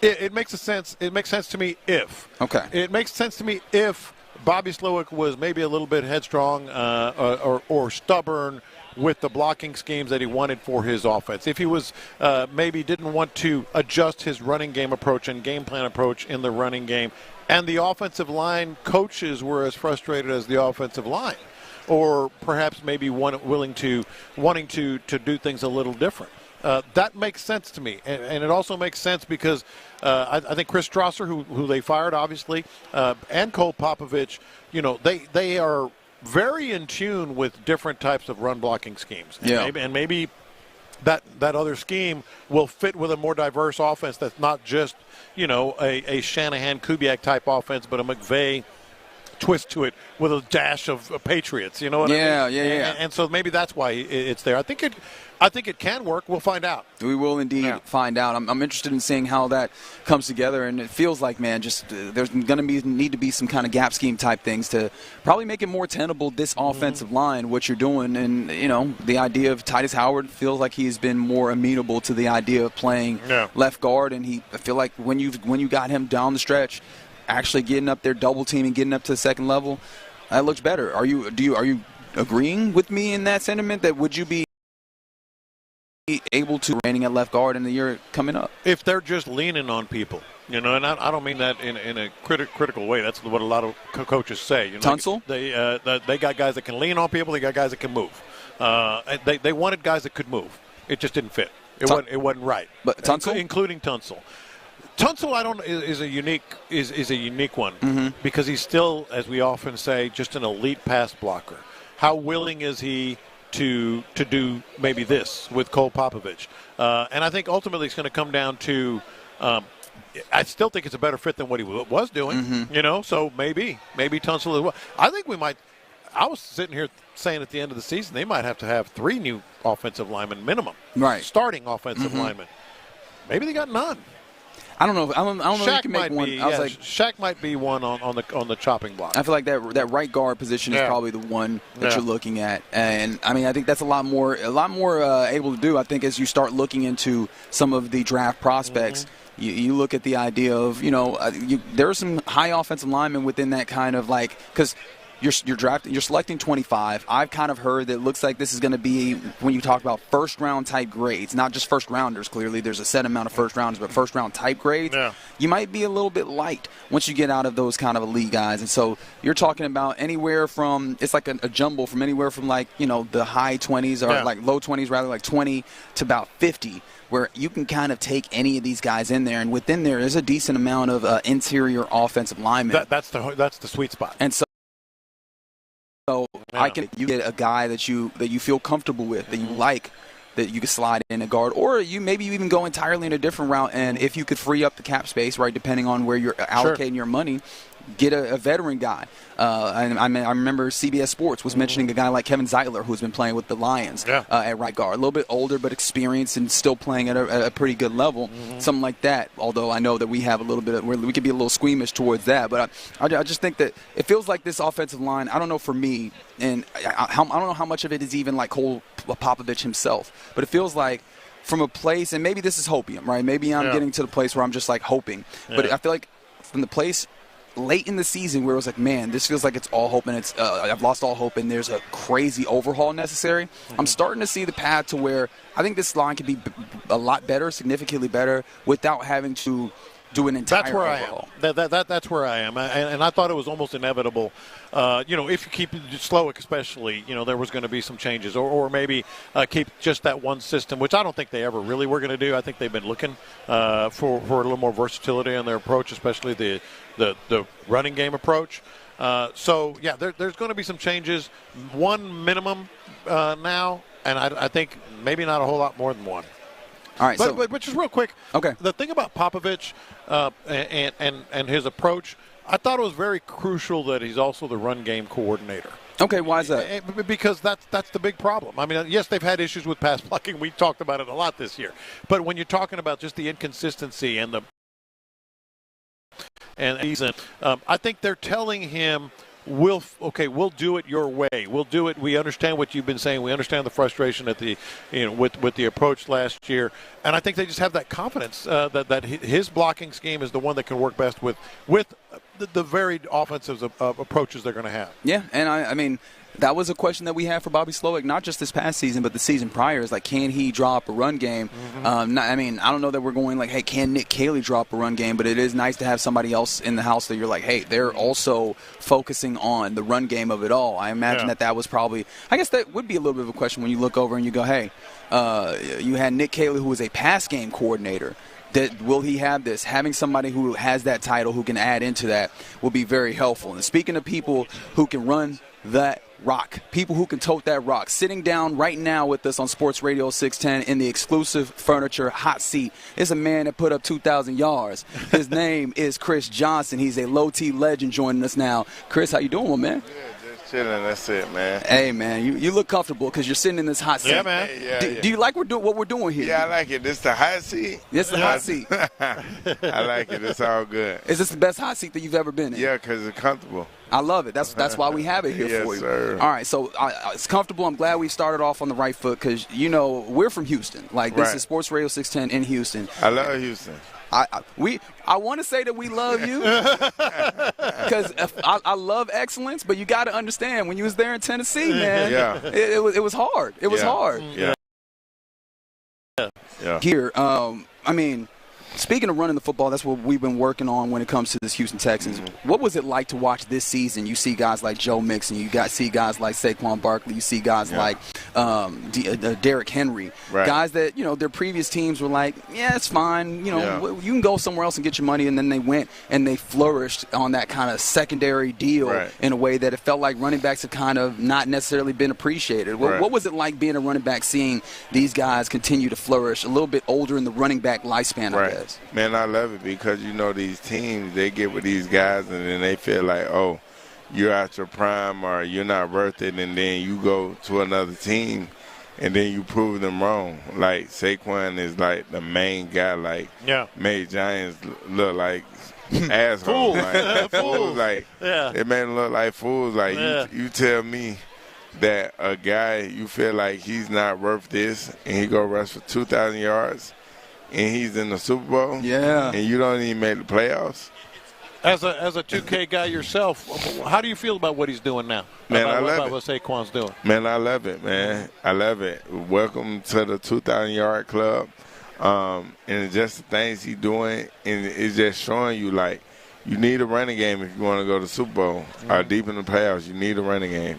You can't just pass the ball all over the field. You got plenty of guys that do it. You look at Cincinnati. Joe Burrow, he throw the ball all over the field. They didn't make the Super Bowl. Yeah. So, yeah. One other thing with you. I know you run Right. a lot now. And one thing I've said, and you're going to hate this. I'll tell you that right up front. Oh, no. you're going to hate That's this. not a good way to start a question, Lopez. I love you. I love you. I loved watching you. Loved covering you, all that stuff. But one thing I've said, it's got to be hard to get parents and young players to commit to the running back position these days. Because of what you were just talking about. Right. Because it's a position that maybe the career doesn't last as long. Maybe you don't get as much money. Maybe you don't get that third contract. Is it hard to get? It depends. Mm-hmm. Like even my boys, one of them both of them play receiver now. Yeah. One of them want to play running back. I made them switch to receiver. Oh, so even you. Yeah. Yes, but see, the ones that I mentor and things like that, these guys are in college and on their way to the pros, so they already locked in at running back. So I don't have to worry about like convincing them to play running back and things like that. I'm curious, as a guy that played the position at the highest level, at the very highest level, what was your thinking with your kids? Because I actually feel pretty good now because you've got a legend here, actually a Synergen X low T center legend as well, that kind of was on the same thought process as I was. Man, just looking at it business-wise, like you go in here and make $25, $30 million a year, or you can make $10 million a year. It's simple. Mm-hmm. Or you can play 15 years, 20 years. Like some play up that long. Mm-hmm. At receiver, you can't hit them 5, 6, 7 years. Yeah. Just a business move. Okay. Now we're talking to Chris Johnson. He's sitting with us here on the exclusive Furniture Hot Seat in the Loop on Sports Radio 610. And, we got a guy, Joe Mixon, on this Houston Texans team, and he was phenomenal, sometimes without great blocking. Now, I'm not asking you to throw no lineman under the bus or anything, but, I mean, how phenomenal, how incredible is it from a man who is an incredible running back? How incredible is it to see a running back be able to create something, in some instances, in spite of the blocking in front of him? Right. It's a great thing to see. Because at this position, playing running back, like those guys on the other side, they getting paid too. Yeah. So what coaches tell you and what you have to know is everything is not going to be blocked up perfect. That's what make us the best athletes in the world, or the best footballers and players in the world, because you got to make something happen yourself. You got to make somebody miss. You got to break a tackle and things like that. So when it's not blocked up perfect and you got to make a play, that's what you have to do. I got to ask you about something else that happened at NRG Stadium, and it involved Andre Johnson and Cortland Finnegan. Right. From our perspective, it's become a legendary image. Andre Johnson, as a Hall of Famer, was still talking about that as he was being inducted. What about from the other locker room perspective, from where you were? How did that play out? Did you know it was coming, and the after effect? No, I didn't know it was coming. It was a situation that they were heat of the moment. They was battling back and forth, and it just happened. Cortland is my team, and that's like my brother. Yeah. And, it just happened. So afterwards, Andre has become, it's a part of his legend. Right. How did you guys, handle it with Cortland Finnegan? Nobody really talked about it like that. Really? Yeah. Nobody really talked about it. Like, we probably joked on them in the locker room and stuff like that, but nobody really didn't talk about it like that, honestly. Mm-hmm. Okay, we're talking to CJ2K himself. I'm interested, and I mean, I might be setting myself up here for the easy answer when we're talking about the Super Bowl, but just in general, who's your favorite running back to watch right now, and why? Like, I'm very interested in from your perspective and your experienced eyes. Saquon right now. He just went for 2,000 yards. The stuff that he's doing is just crazy. Him and Derrick Henry. And I can't lie, a guy that I really love to watch is Jahmyr Gibbs. Oh, yeah. Yeah. Well, there's a little of you in him, isn't there? Yeah. I love Jahmyr Gibbs. Yeah. I like his game. And I got to tell you, I want to pause here and talk about the Low T Center and Synergen X a little bit. I'm very happy and honored. I was the very first Low T Center ambassador ever 15 years ago when we were at the Super Bowl in Miami, and I have been one ever since. It's legit, man. I mean, it is something that is going to change your life. I've been a client myself. I know you're relatively new, but it's personalized treatment. It's something that TRT treatment. Guys getting into your 40s, you just gotta get at least tested. Right. You would definitely have to get tested. I'm third in. And what I like about the situation is just like you're not like calling the doctor and telling them, oh, well, like I'm feeling lazy, energy and stuff like that. And they just give you something. Yeah. You know what I'm saying? Because they do that with a lot of things. These guys, they're actually testing you and making sure you get the right dosage and all those type of things. So that's the best part about it. I'm with you. I got to ask, though, with all this extra energy, what are you doing? Like, what do you do to keep yourself busy? What do you do to entertain yourself? These kids, man. These kids, they'll run you crazy. School, practice, training them and all that. So how old are they? They're 12. So I'm actually leaving here today. Yes, sir. Flying back to Orlando, then Friday flying with them to Vegas for a 7-on-7 tournament. So. And they're legit? Yeah. They're legit. We're going to see them? Wait, how is CJ2K as sports dad? Are you sitting quietly or are you kind of letting people hear? Yeah, I sit quietly. I sit quiet. I try to stay in the back because, a lot of times, I don't want to overstep. Yeah. You know what I'm saying? I don't want to overstep like the coaches or things like that. So I sit back and then, I might coach them up after practice or on the ride home or something like that, but I try to sit back. And it's fun, isn't it? Yeah, it's fun. It's fun to actually watch your kids or whoever it is develop. Starting at this point and seeing how good, that's the best part. His name is Chris Jones. He ran for 2,000 yards, and he is a low-T legend who joined us here an exclusive Furniture Hot Seat here. And welcome to the Low T team. Synergenx.com, lowtcenter.com. Anything else you want to say on that? Just go get tested. That's the best way. Don't just go out there and get anything or do no over-the-counter stuff or nothing like that. Go get tested the right way, and it's going to help you out in the right way. There you go. We appreciate you sitting down with us, my man. Thank you. There he is. Chris Johnson. All right. That's In the Loop right here on Sports Radio 610. Coming up next, we'll get into our lunchtime confessions.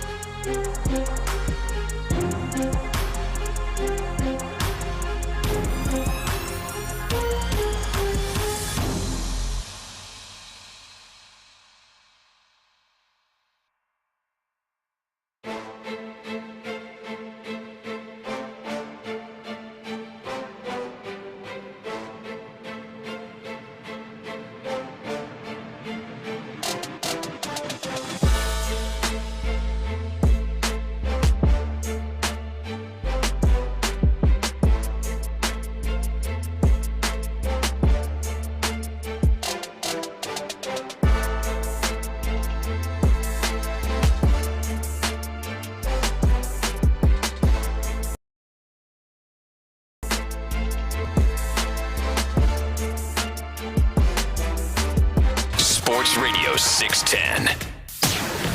Sometimes it's sports, sometimes it's not. Whatever it is, Reggie and John are keeping it real. It's In the Loop's Lunchtime Confessions on Sports Radio 610. Watch this. These are my confessions. All right, don't get mad at me, all right? Don't be mad. I'm not. Don't be mad. Are you talking to me or just listeners? You, Figgy, don't be mad. I'm good. Listeners, don't be mad. They might not. They might be mad. So I've been talking about how the cool thing about being here is it's so much easier to maybe place a wager or two. Just sitting in the couch, sitting in the common area there at our house. After a day here on Radio Row, go back. All right, what's on tonight? So the Rockets were on last night. That is right. They were. Correct. And I was looking at the first couple of minutes of the game, and I went, I'm not really feeling this. I don't know about the point guard situation. I actually thought that Şengün looked a little sluggish early. Now, he clearly cleaned that up. And I went, So I bet on the Nets. I bet on the Nets in the first half. To win? To cover 6.5 in the first half. And then since I won that, to go ahead and cover for the game. So don't blame me. Don't be mad. That was just an in the moment, but I didn't bet on the Rockets. I bet on the Nets. Did you win? I won twice. I can't be too mad. Just means for dinner tonight. That's all I heard. Hey.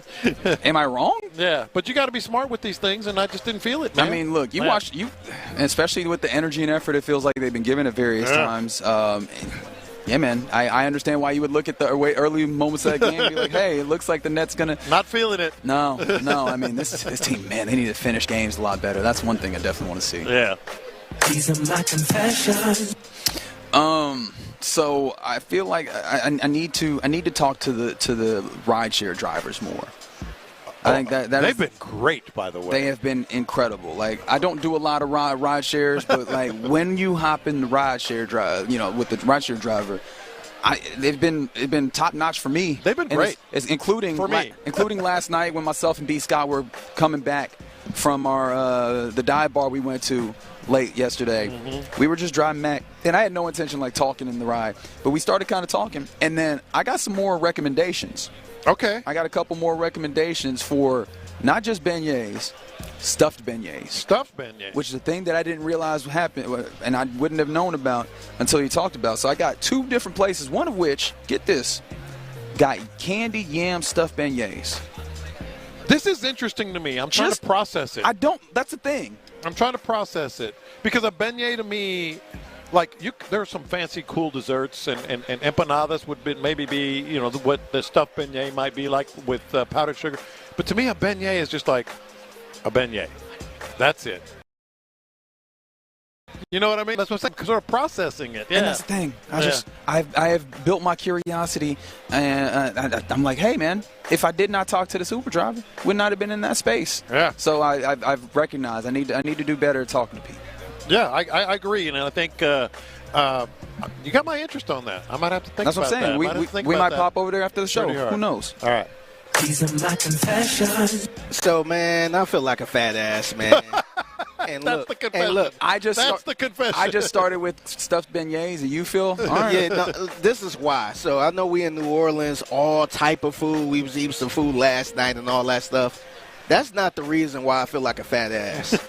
I feel like a fat ass because my wife, my lovely wife, shout out to Christina, she made us some dip. Some bacon jalapeno popper dip. It gone.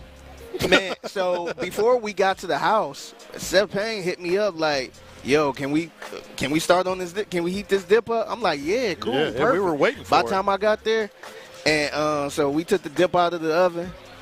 I want to say it was me, Seth, Aaron Raybo, our engineer, and Sean. We was going to work on that dip, man. Yeah. Like we were just standing there just. Well, that's what you and I did when we got back. Well, that's the thing. It's like we stood there after you and just started wailing on it. I have no room to judge because I walked in and I was like, okay, y'all. Then Seth was like, y'all better get some chips and dip before it's gone. I was like, what you mean? I was just standing there over it. Originally she was gonna make a smaller pan. Yeah. And I'm like, it's like 10 of us, so you can make just.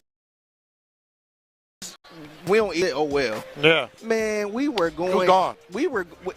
Eventually, it was just me, Aaron, and Seth. 2 hours. It was the triangle. It wasn't 2 hours, was it? No. It was the triangle offense, man. We were just going back and forth.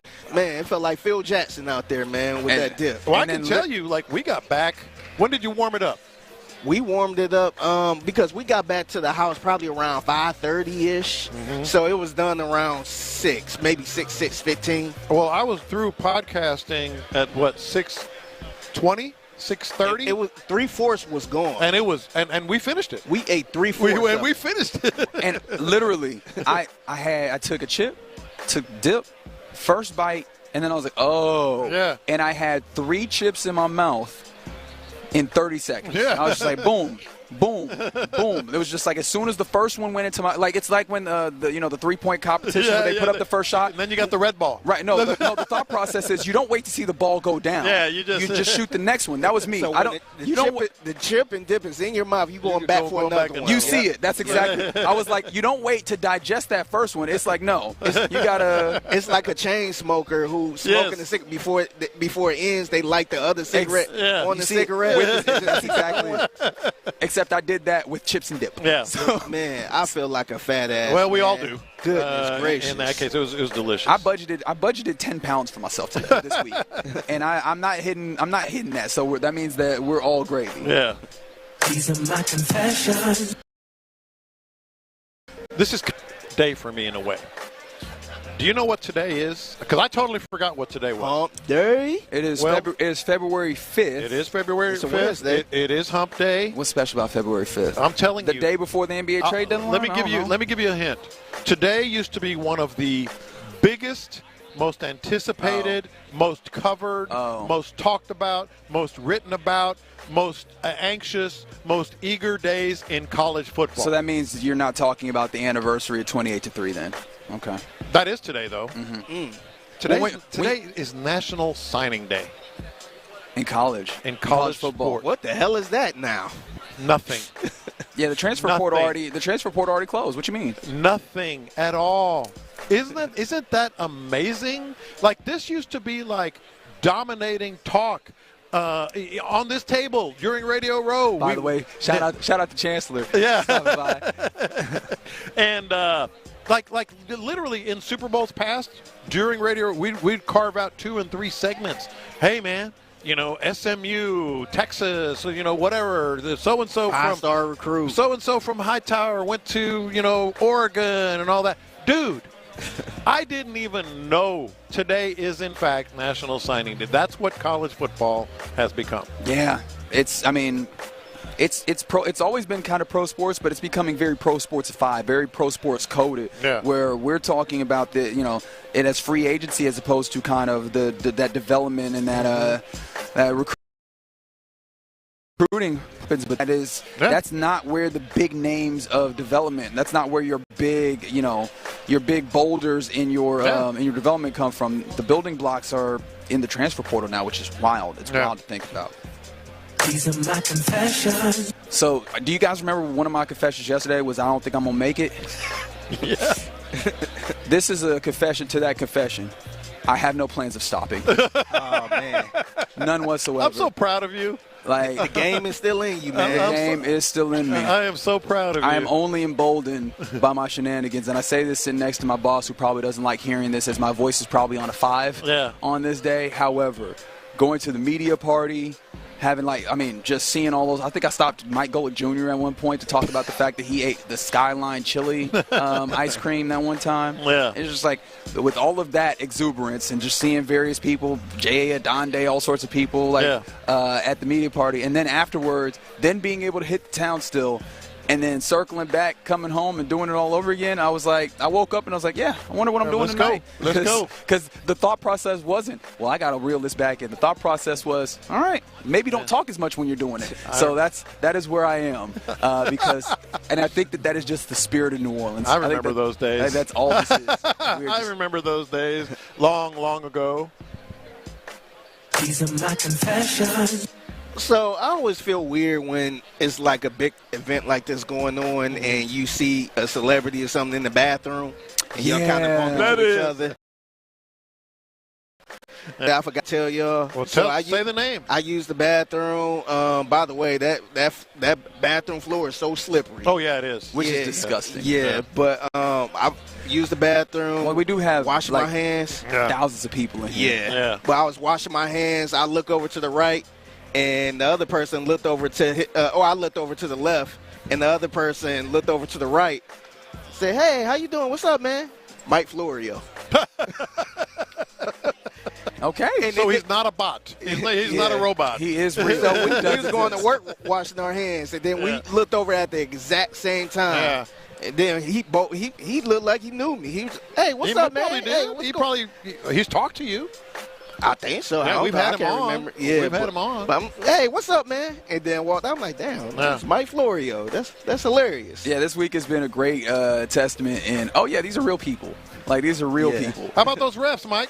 Oh yeah, I bet he'd enjoy doing that quite a bit. But how about those refs? I was trying to think of something we always rag on them about, and I couldn't think of nothing at that moment. Yeah. But I was. Well, now I'm thinking like, man, I forgot that dude's a tattletale, man. That's true. He always snitching on somebody. That's right. Yeah, he is. That's right. So let me watch what I say around him. All right. Those are our confessions here in the Loop on Sports Radio 610. I would give one more about, just the general house and, the shenanigans that happened yesterday. We'll get to that as the program goes on this Wednesday of Super Bowl Radio Row. But we got to make room because coming up next, we'll be talking to Danny Werfel. We'll talk to him next in the Loop. The Texans have their new OC.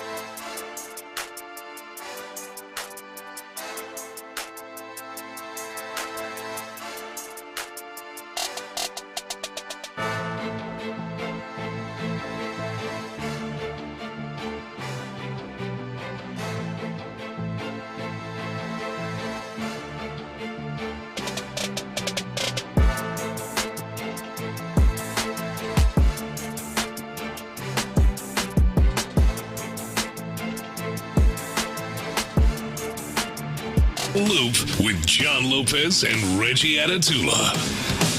Yeah, you are in the loop right here on Sports Radio 610, live from Radio Row in New Orleans. Appreciation to Flight by Yingling for being our presenting sponsor for this. Low T Center also helping us out. And, of course, the Mo Karam Injury Law Firm. Apologies, by the way, to the folks on the YouTube. Oh, it's no problem. I'm usually a lot more tapped in. But I'm gonna be a snitch right now. No, they've been great, man. The internet's been a little choppy, yeah. As you might imagine. It's a lot of people. Ton of people watching. It's a lot of people here, man. We appreciate you guys hanging out with us here. Shortly, we should be sitting down talking with Danny Warfel. I was just talking about, and if you hear my voice and you wonder, hey, why does it sound like that? It's because we've been out. We've been talking to a lot of people, also just generally. I think more than just like the idea, because alcohol don't inherently do this, but it's just been talking to a lot of folks, having a lot of conversations with various media members and all sorts of folks out here, and then being in loud environments and having those conversations too. And so, man, it's been a blast. But I've been going hard on this work trip, which led somebody to ask on the text line, Lopez, what's the hardest that you went on a work trip back in the day? Because you've been on quite a few work trips yourself. I got plastered at the Super Bowl in Atlanta in 1995. Oh, boy, I can only imagine. 1990? I'm going to give you my list, and maybe at some point we can get you the details. Absolutely plastered there. I went into a biker bar in Bordeaux, France by accident and ended up getting a ride home with said biker guys. 98 is what it was. I got good year, 98. I got plastered in a biker bar in Bordeaux, France in 1998. Were you on wine? Like, was it? No. That was a dark liquor down night with those dudes. They were awesome. I'll tell that story at some point. Maybe in the memory.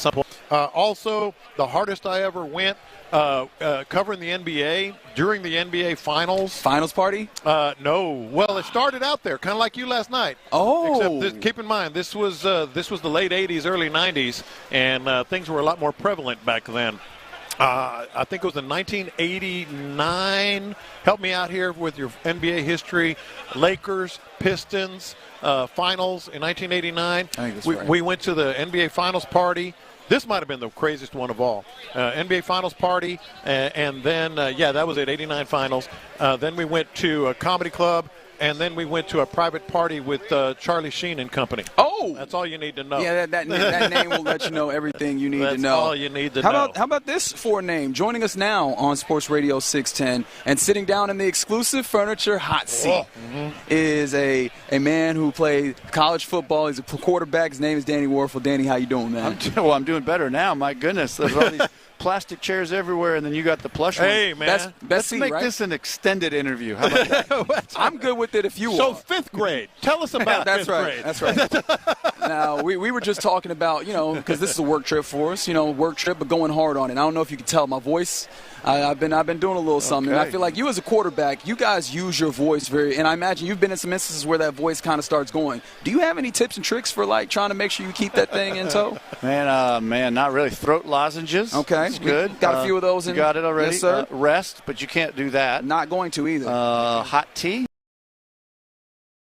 Okay. Perhaps. All right. I don't know. Okay. I'm gonna ask you something that I asked Reggie one segment ago, and he didn't know. Most people I've asked this question of today didn't know, and I wouldn't blame you if you don't. Do you know what today is in college football? In college football, is it signing day? It's signing day. Yeah. Can you believe yesteryear? This is like our archaic relic of the past. That's what I'm saying. Regular signing day. That was my point. It used to be dominating every headline, every talk show, every newspaper, everything, every kid, that was committing to Florida or wherever. And now it's like is it signing day today? Yeah. What does that say to you? It's not real signing day. It's like archaic. It's a different world. It's the early signing days. It's other things that tend to matter. So I guess that's just part of the way it is. Mm-hmm. Yeah, and with that, I kind of want to, you mentioned Florida. Like, I imagine you keep in touch with the program. How do you feel about what Billy Napier has been able to do with the program thus far? Well, if you look at last year, I think something unique happened, especially for this day and age in college football. When you're building teams so often with money and transfer portals, it's hard to build culture. It's hard to build a group that feels like a family. And one of the signs that you struggle with that is when things go bad, they fall apart. You find out what you're made of. Anybody can be friends and teammates when you're winning. That's easy. But when you start losing, you see what you're made of. And a lot of teams, that had good rosters kind of fell apart.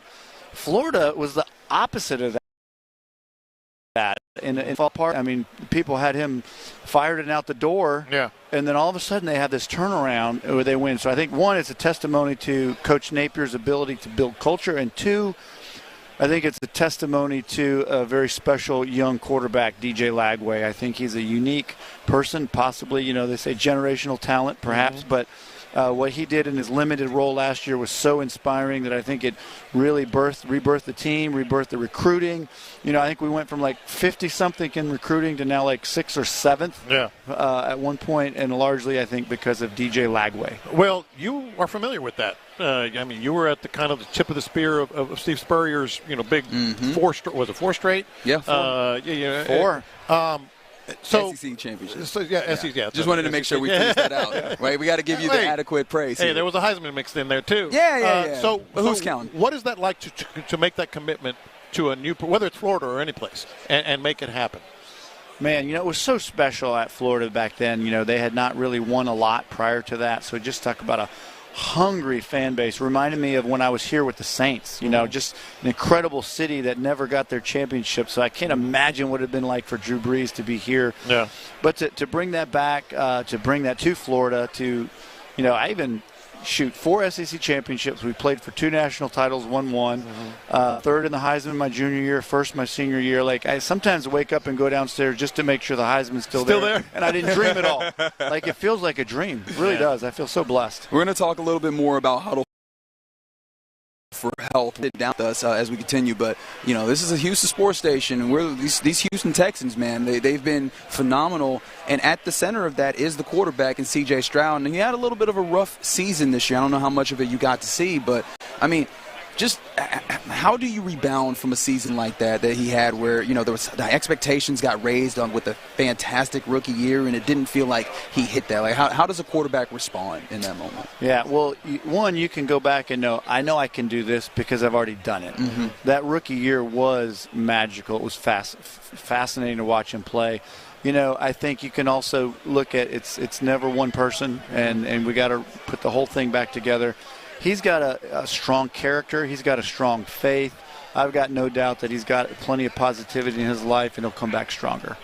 Now, obviously, I'm sure you've been asked about this a lot. The landscape of college football. How do you fix it? All that. How do you put a team together in 1 year? Because that's what we're seeing, and it's winning. There are teams that are Indiana. They were in the playoff. They did it in 1 year. It's not going away. So now what? How do you manage that and still have that culture you were talking about earlier? I think it'll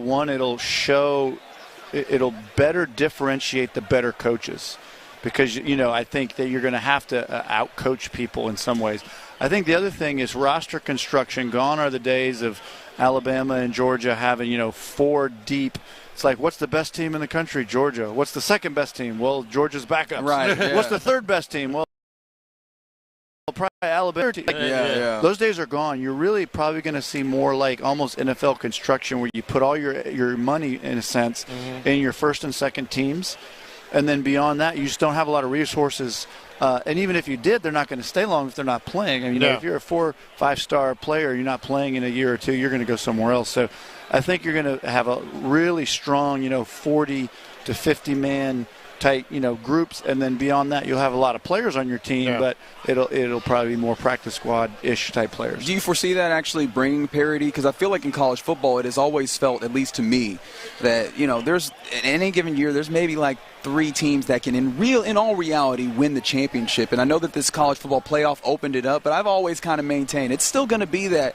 We saw some fun in this playoff. Do you think it's going to kind of shift that into a more parity place in college football? Well, I think both things. One is the fact that no one team's going to be able to stock up all the players and keep them like they used to. So the players are going to be out there playing for more teams. So the level of talent across the board is going to be higher. And with a 12-team playoff, anything can happen. I mean, if you just look at it in the past, you had to be one of those top 2, and then it became 4. But now, once you get in the top 12, anything can. I mean, how many times did the number 1 seed in the last 10 years win the Super Bowl? It's anything can happen. Right.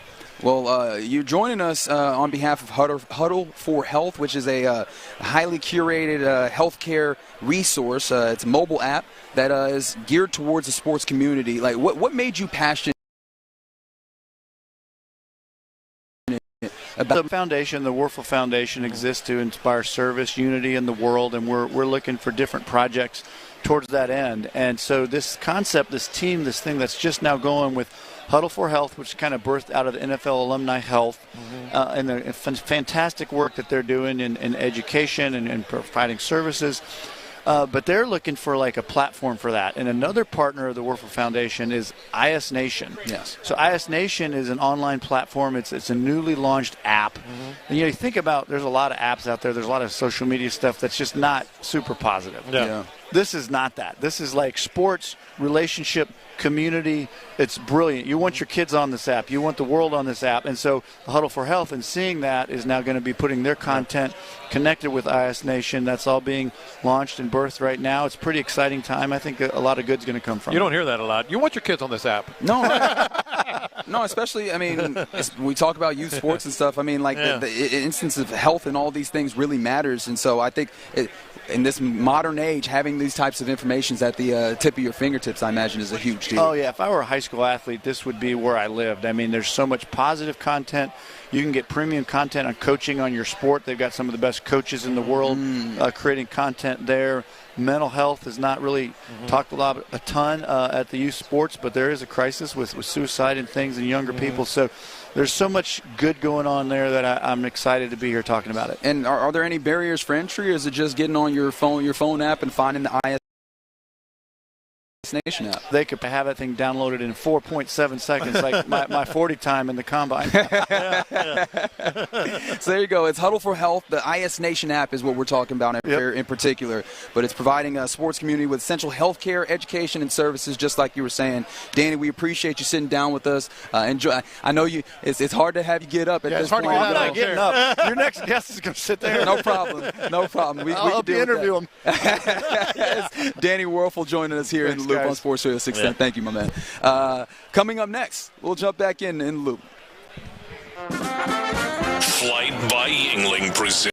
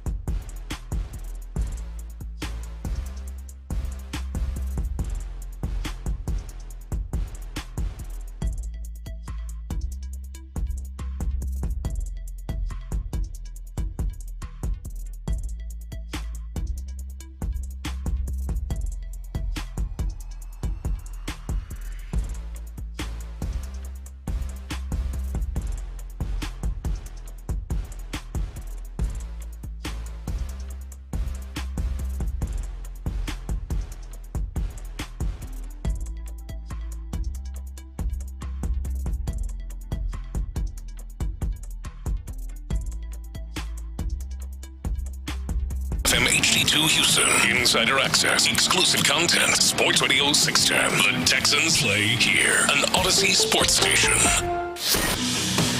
Live from New Orleans, Flight by Yingling presents Sports Radio 610 on Radio Row. Here's In the Loop with John Lopez and Reggie Atatula. Yeah, you're in the loop right here on Sports Radio 610. We're broadcasting live from Radio Row in New Orleans. John Lopez, Reginald Atatula, Figgy Fig hanging out with us. Fig, how's the content been today?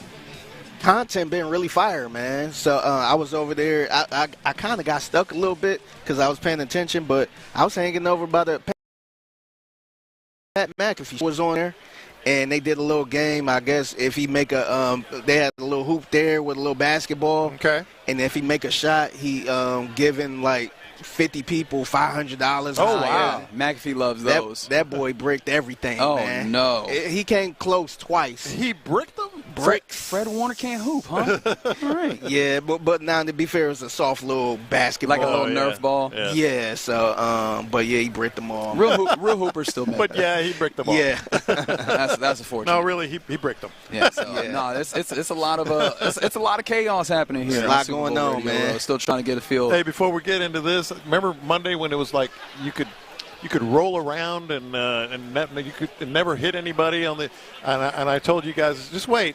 You're not going to be able to move around in this place. No, it was like an airport, landing area here, so you could land a plane. It was so open. Yeah. And now you got to walk sideways when you're going down some of these aisles. Yeah, and it's a lot of people that look important. Where you'd be like, I have no clue who that is. Yeah, but that got to be somebody. Yeah, and whether it's by their garb or just the fact that there's like 3 people walking around them, and you're like, okay, he's somebody. Or She's like, somebody. Oh, look at the ice around that dude neck. He got to be somebody. Well, yeah, absolutely. Yeah. That is absolutely something that's happening here. But yeah, it's quite the scene, and Figgy Fig giving you a taste of all that on Sports Radio 66. Sports Radio 610 on Instagram. I swear I know what I'm talking about. Yeah, check it out, man. Give us a follow. Follow me at the Figgy Fig. I'm updating everything. Yeah, and the mixtape coming up here. Actually, we're going to have, after the mixtape, we're going to have Pac-Man Jones. How about that? On the air. Hey. I'm interested in his thoughts on this gentleman. His name is Derek Stingley Jr. He is an all-pro. All-pro Sting is what we call him around these parts. And he was on with the Pivot podcast earlier today. Or actually, it dropped not too long ago. It might have been last night. But it hasn't been out for more than a day, I tell you that for sure. And, I mean, it's like a 2-hour podcast. Haven't had a chance to run through all of it. But one of the things that he says within it is that he wants to be a Texan for life. And that's something that he had said, I mean, after the season, right? He was asked about it because, he is now in that time frame where he is eligible for an extension. Cha-ching. Yep. That's right. And so some people were like kind of thinking about, hey, what would it take to get it done? And I mean, this is one that it's going to happen. Oh, they're going to do it. And, his agent is going to sit down and tell Nick Caserio or whomever, we're starting at 4 years, $96 million. That's where we're starting. So we can go up from there because that was what Patrick Surtain got. And he's an all-pro at this point in his early in his career. That's where you're starting. But before we hear from him, actually his pops is who we'd be here his for pops. in a second. Yeah. But he basically said he wants to be a Texan for life, which is understandable, and that's part of what you do. But the fact that it's becoming real just kind of had me thinking, like, oh yeah, these months and days and years are starting to pass. It just got me thinking, like, these next couple of seasons are pretty dang coming behind him. There are more coming behind him that are going to be up, and you have to pay. Yeah, absolutely. And I mean, what's up, CJ? But exactly. It's the good problem to have, if you even deem it a problem, is that you have a whole bunch of talented pieces, and that's what everybody is bargaining for. This time of year coming up after the Super Bowl is acquisition, whether it's free agency or into the draft. Like, all of this is in service of building a team like the one that you are well on your way to fully realizing, and that's why it's so important to make sure that all the pieces not just are there, but then are working in the right direction, in the right system. And so that's why there's so much consternation about the offensive coordinator hire, so much consternation about, do you have the right offensive line coach, and what is the system that's going to work for them, because you have players that can produce, and especially on the defensive side, they were showing it night in, night out for the most part. And so I think that's what makes it interesting. But you talk about the level of the contract, and no, I think you're right. Most of the high-end guys, when it comes to cornerback on the outside, it's real easy, right? It's just they're right about 9.5% to 10% of the average salary cap, which I think right now looks like it's about on an average annual value around 20. Actually, again, I'm talking about average annual value when it comes to years. But if they're signing them, I think the guys that signed last year at 2024, average annual value was about $24 million. Yeah. Right? So that would put you in that range that you're talking about, 4 for 96. And I imagine that goes up this season. I feel like the guys that are up this season are going to try and get a little bit more, as you often do. It's depending. I mean, it'll just push 9.5% with the larger salary cap. So you're talking about, just right there around 100 million rather, if you were doing a 4-year extension. But yeah, that feels like that's the easy one to do. I think when it comes to cornerbacks, the more interesting one for me is the interior cornerback, if you want to call him that, the guy who played that star role or whatever have you, in Jalen Petrie, because he also is eligible for extension. Yeah. And I think that's the one that gets really interesting for me, because let me ask you, I guess, without saying it definitively, do you believe it that he is absolutely going to be a re-signed guy? I do think he's going to be re-signed. I also would like to re-sign him, because I don't think the value is going to be outrageous. Now the market, I'm talking relatively, right? Yeah. Because the market at that point, you get to your second contract, you have that experience, starting nickel in the NFL, you're going to get a lot of money. But I don't think it's going to be outrageous money. And I think he's a guy that they trust, and I think that he's a guy that the value might be there. Yeah, and I think that's going to be an interesting one, is like, how do they value him? What are the comps that are made? Because he played a fairly unique role, and that's where it gets tough. The outside cornerback is very easy. Who are the top ones? Yeah. Derek Stingley is a top one. Copy that, maybe add a few numbers to it, and boom, there you go. I think the interesting one that will be there is seeing Derek Stingley. But just to highlight how great he's been, because the accolades are obviously there: Pro Bowl, All Pro, on various different levels, right? It was the AP All Pro and the Pro Football Writers of America All Pro and all these. How about this? How about Big Sting, or Coach Sting, as he said he's referred to now? He used to be Sting. And then once Derek Stingley Jr. on a level at LSU and stuff, he was like, "Hey, Pops, I'm Sting now, so you got to find something else." But I heard that in the Pivot podcast. It was from what I heard, it was really interesting. But this is actually Big Sting, as he's being called at this point, who is a coach. If you don't know, obviously he was coached in, I think, AFL a lot and such. He played football. His father, who is Derek Stingley's grandfather, played football and unfortunately was paralyzed in a game. Yeah. But this is him talking about when he realized that Derek Stingley was, I guess so to say, like that. It was pretty young, because knowing the fact that I know how to evaluate and see talent, and when I say young, RC, I mean young. He was playing at the YMCA at he had to be no more than 5 or 6 years old. And I was naturally coaching the team, and it was a little flag football team. And, as coaches, you stand on the field, you stand behind the play. If you're on defense, you stand behind the play on offense. And I'm putting the defense together, the scheme. And we found a team, we was playing that team, that they were a throwing team. They knew how to pass the ball. And at that time, Derek had great hands then. Yeah. And I was thinking to myself, if they throw the ball anywhere near this boy, he's going to intercept it. It's going to be picked off. Because you're still talking 5 or 6-year-old kids who really don't know the game. But then this team had a few athletes. And I said, okay, this might be his game to shine. And I remember they threw a pass. He was playing corner, but somehow he got into the middle of the field. Maybe he was in a cover 3 or whatever, and it was a deep middle ball. But he went to intercept the pass, and where he avoided the receiver and went over him, and kind of his hands was outstretched out in front of him. Yeah. He picked it off and ran it in for a pick 6, and I stood back there with my hands on my head oh my God. How could somebody that young do that or think that? Now, that's when I first saw the greatness, and then it just kept being. Man.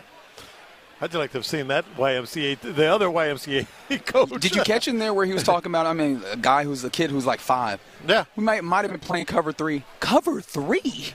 I was thinking about that, too. Like, y'all wait a had minute. defensive coverages? You had 5-year-olds playing cover 2 or cover 3. He wasn't sure.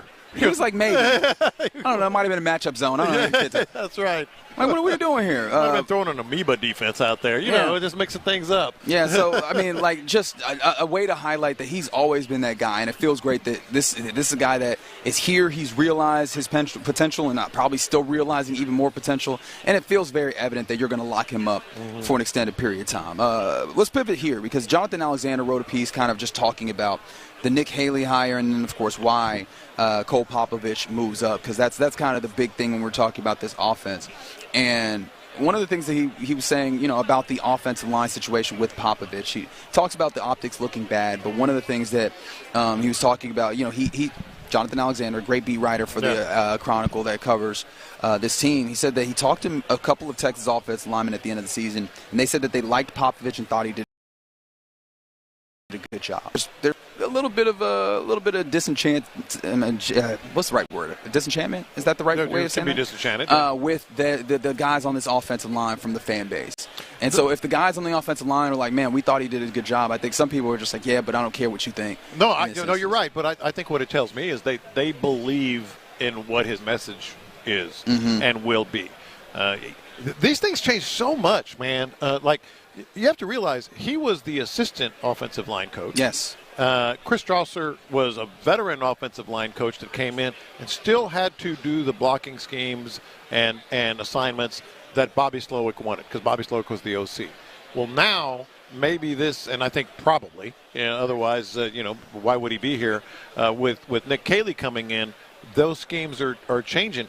And shoot, the offensive lineman might be going, hallelujah. We've been wanting to do what he likes to do all along. So right. I do buy into it, and I think it carries a lot of weight. And I thought this was an interesting note as well, talking about kind of assignments, because it's kind of hard to know whose assignments really detail where without actually being in that room. But apparently Cole Popovich, gave him an entirely different name, was indeed in charge of the run blocking, as he is now the run game coordinator, and that would kind of allude to that. So if his responsibility was run blocking, whereas maybe the pass blocking was elsewhere, that's the part of the offensive line that we could probably have some levels of okay with, being good with, and that was his responsibility. So CERN seems like okay.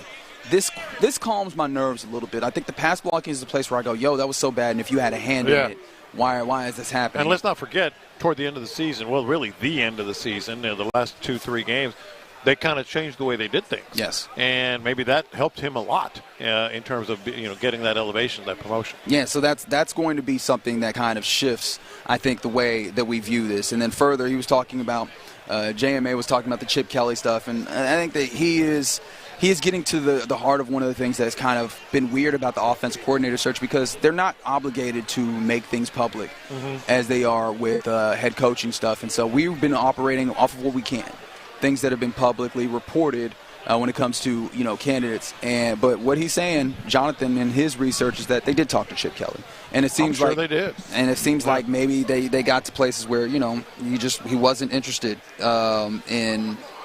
in this, or maybe the Texans weren't interested in paying Chip Kelly the money of $6 million. Which does that upset you at all?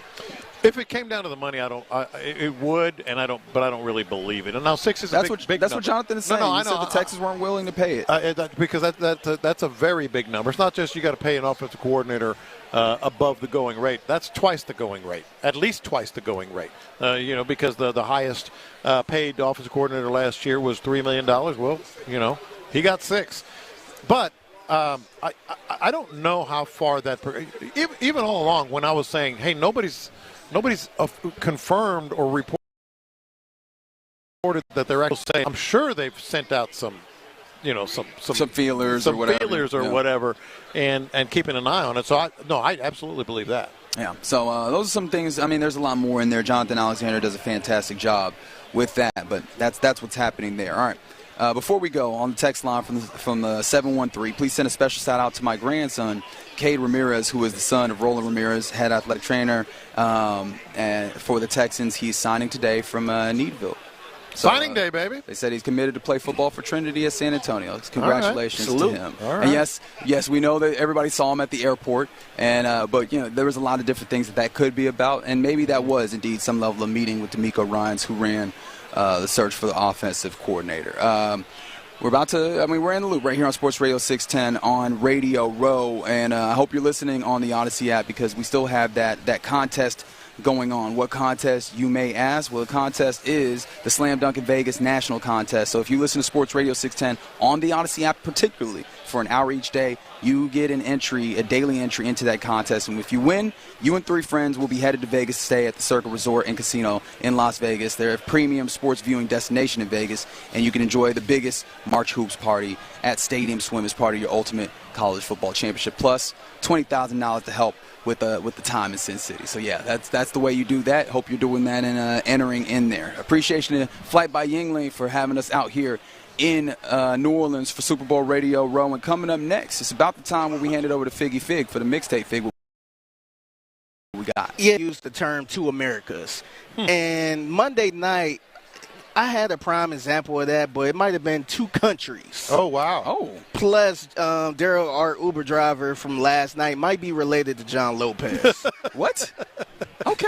Let's dig into that next. All right. Look, one of the biggest reasons we're here is the Low T Center. Y'all heard from Chris Johnson earlier. You can go to the Odyssey app and listen to that interview. He was brought to us by the fine people at Low T Center. There's a Low T Center near you. There's a Low T Center that, Low T Center helped bring us here where we're sitting. Get those levels checked. I was chatting it up with him about, you really do. You have to get it done as you get into your 40s and get that test done. It's very, very reasonable, and it's covered by most health insurance providers. You can do it right there on site. And also, if you do need the treatment, those are also covered by most health insurance providers.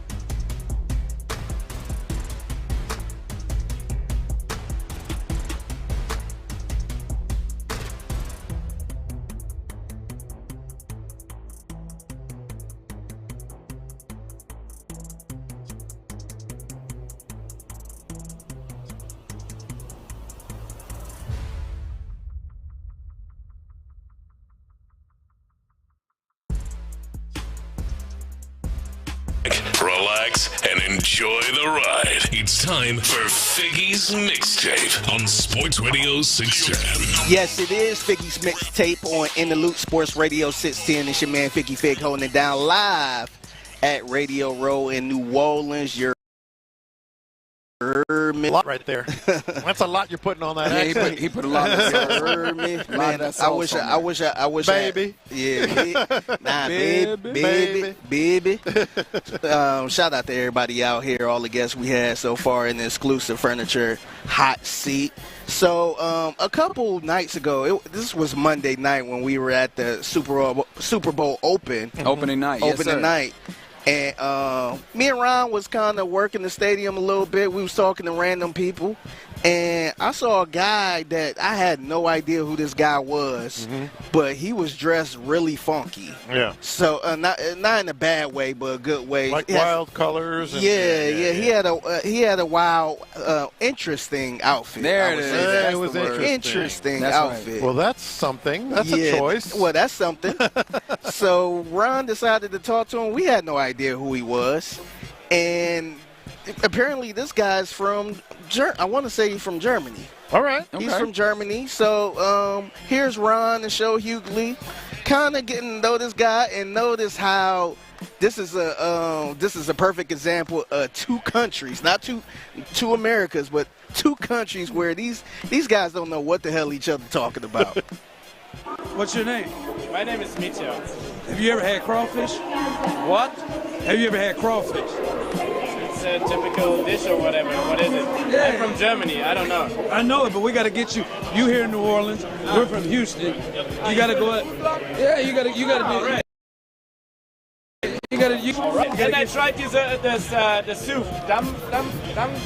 Gumbo? No. Gumbo. Gumbo. Yeah, I tried yesterday. There you go. You tried it yesterday? How you like it? Nice. Was it spicy? Kind of. It was okay. What part of Germany are you from? From Munich. You know Munich. You know there's the NFL Munich game, I know. And we have FC Bayern Munich. Soccer. What are some delicacies? What are some foods I need to eat? You have to go to Bavaria, to Munich. And then you have to eat Schweinsbraten. Pork, okay. Yeah. Say that again? Schweinsbraten. Schweinsbraten. I ain't got it. And then you have to... I ain't got it. Oh, is that flat? It's like Bavarian mac and cheese. Oh, okay. Kind of. Käse Spätzle. Spätzle. I love that. Oh, is that what that was? Yeah, I love Spätzle. I was not going to repeat that back because I know I didn't have it in my bag. Hey, man, why didn't Ron explain what crawfish? He was just like... I kind of hate that. I'm not going to lie. I mean, the guy thought he was getting trolled. Yeah, but like if somebody asks what, don't just say it again. Explain what I'm asking. What's funny is I actually pulled up a picture of crawfish on my other phone. Well, that helps. And he was just like, oh, yeah, I had that. And that's where he went into the gumbo, which I don't think crawfish was in the gumbo. No. I think it might have been like crab. But sometimes they put a little crab leg or a little something in there. Yeah. Okay. So I think that's what he thought it was. I thought he was just doing some basic word association. Like I hear the gumbo was the thing out here. I had some of that. And he starts dropping these soccer team names like.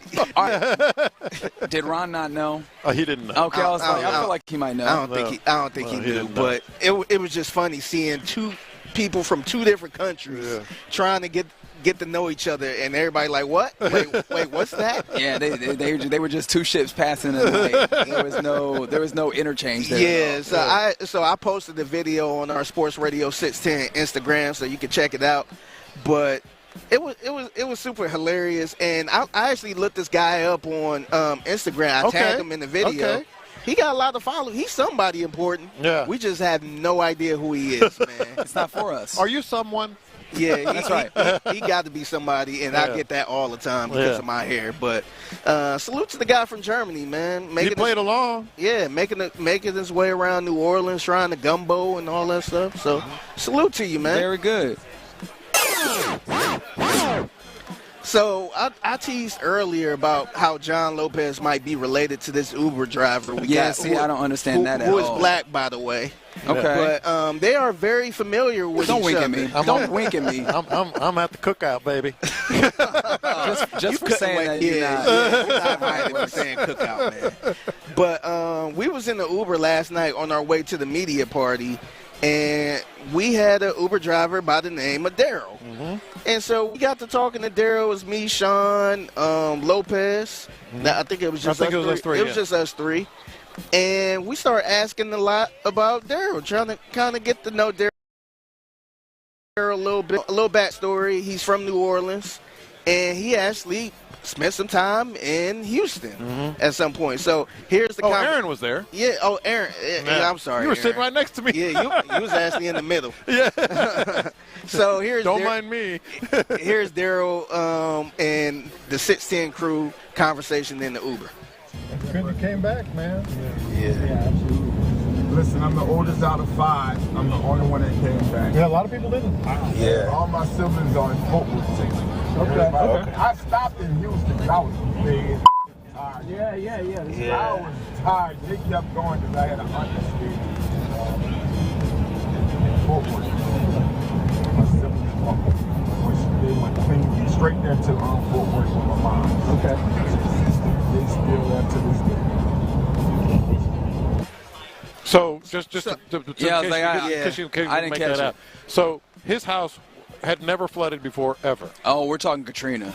And Katrina hit, and it was totaled. It completely totaled. Certainly. So he and his siblings and I think his mother and his kid and their kids just started driving toward Fort Worth where they had some kinfolk. He stopped in Houston and said, I'm tired, and just stayed in Houston for a year. Yeah, so this is the part where John Lopez might be related to this guy. Okay. The place he decided to stop was Humble. Tascasita. Yep. Okay. Yeah. Around the same time and all that stuff. So Lopez, I'm sure Lopez probably ran the crowd and all that stuff. And this was Daryl's reaction to all of that. No, it was a different Mock. Garrett Mock. Yeah, Chance Mock was the Texas quarterback. Yeah, Garrett Mock. I know. He was a neighbor of mine. That's hilarious. Really? This is the dude. Get the hell out of here, man. Hell, I named him before you did. Wow. Yeah. That's him, man. Man, he was trying to I'm gonna set y'all up in the house and we stayed in touch. Yeah, that sounds like him. NIL before NIL. That sounds like him. Garrett Mock. He was a pitcher. He played Major League Baseball for like half a year. I shortchanged him. He played for a few years. Well, so he was up and down. Explain that to me. What's happening there? So he said, man, you guys, and this wasn't on the audio, but it was right as Figgy turned it on because he heard the exchange. He says, man, those guys in the test theater really take their baseball serious. I said, oh, yeah, it's one of those places, and they always have good teams and all this other stuff. And he goes, yeah, my kid started playing for this guy, and he started explaining how it was really tough. I said, was his name Mock? And he goes, yeah, that was it. I said, how'd you know that? Small world, all that. I said, yeah, I bet you it was Garrett. My neighbor when I lived up in Humble, was Garrett Mock. And lo and behold, his kid played in his program or whatever. Just like, isn't that something? Small world. Yeah. Very small world. I bet y'all been at the grocery store right next to each other and never knew it. Probably. Yep. Probably. Yeah, right up in John's neck of the woods, man. So I thought that was cool, man. I got to say, the Uber drivers here have been like so cool to talk to. I mean, outside of one, it was one that was. Wait, which was weird. the liar? No, not the liar. Wait, you've been holding out. What happened? Well, I wouldn't say. So this guy, it was a little bit weird. I felt like he was trying to shortcut us, like try to get us to the house a little quicker and dodge traffic. And he went the wrong way. And he went the wrong way. He kept he extended the ride. He should have just used the GPS. Gotcha. So he's trying to. Why are you talking about Clint like that? You don't have to do that. Oh no, I'd rather Clint's ride with Clint. Clint's the man. Nah, when he's behind that wheel. This dude almost got us in like 3 accidents. He was flying, man. The only reason I said that was because when we went to the media party last night, half of us went in an Uber, and then the other half went in Clint's car. Clint drove the rest of us, and I was in the Clint party. And so those of us, the idea was we're going to basically try and make it there together. So Clint was trying to tell the person in the rideshare. And then we got to a point where they zoomed right past the light. So we got left behind, and it was a different way than had been going to get to where we needed to go. And then we ended up in the complete wrong direction, and it took double the time for us to get to the media We party. were already a drink in, man. Yeah, y'all were in there, but it's all good. We made it there. We closed it down, and we had a fantastic time, as my voice apparently can tell you. But yeah, that's Figgy's mixtape. You hear it right here in the loop. Every weekday at 1:20 p.m. right here on Sports Radio 610. Somebody said, give us more of the Airbnb drama. There wasn't drama yet.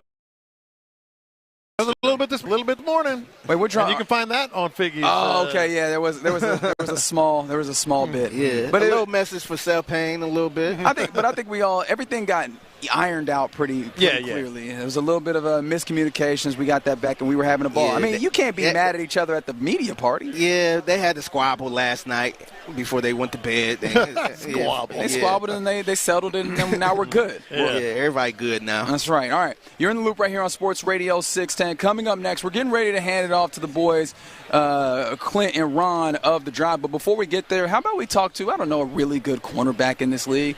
His name is Adam Pac-Man Jones. You familiar with him? Yeah, we'll do that next. All right, let's talk about D&M Auto Leasing. And D&M is going to get you a new vehicle. As easy as that. With D&M Auto Leasing, I always try to emphasize this because when you're searching for a new car, a lot of times new dealerships will try to shoehorn you into a vehicle they're trying to get rid of. It's been sitting in the back of the lot, and it's kind of like the one you want. You don't want you don't want the one that they're trying to get you into. You want the one that you want, and D&M Auto Leasing will do that. With D&M, you're going to be able to get the vehicle you want at the price you want. I'm talking up to 50% less compared to what you would pay if you purchased and financed a new vehicle. Yes. Also, no down payment, no payment for 60.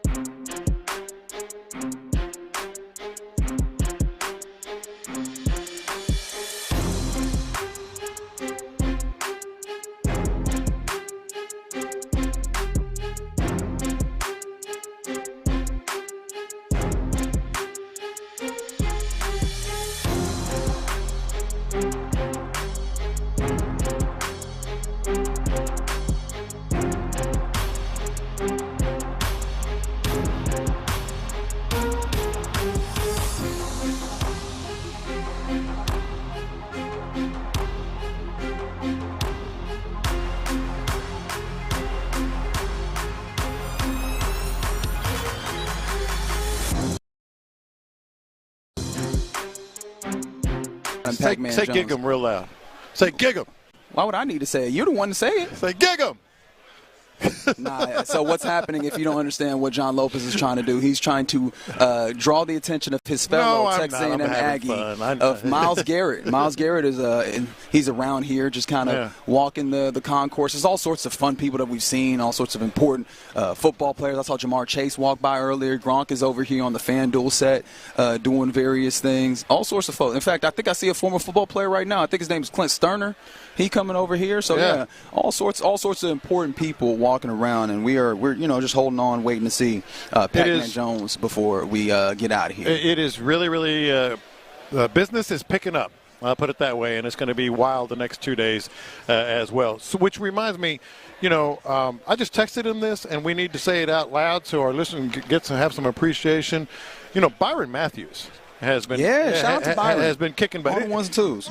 You've been in that spot before. It comes at you fast, man. It comes at you fast when you're in that spot, and doing the live and multiple people and guests and changing things on the fly. So shout out to Byron getting that done. No, absolutely. I appreciate it, man. I always love working with you guys. Hold on. Wait a minute. Sorry, Byron. I didn't mean to take away from that moment. I just looked, and Figgy just got crawdads here. You got crawfish. Don't say crawdads. Why? Why not?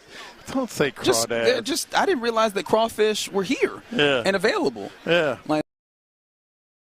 That's the beauty of the but joining us right now, and he gets to sit down in our very nice exclusive furniture hot seat recliner. Yeah. He is the host of the Pac-Man Jones Show on Bet Online, and his name is Adam Pac-Man Jones. How you doing, man? What's up, my guy? Hey, nice compliment. You like it over here? You feeling good? You said it. Chair feeling pretty good.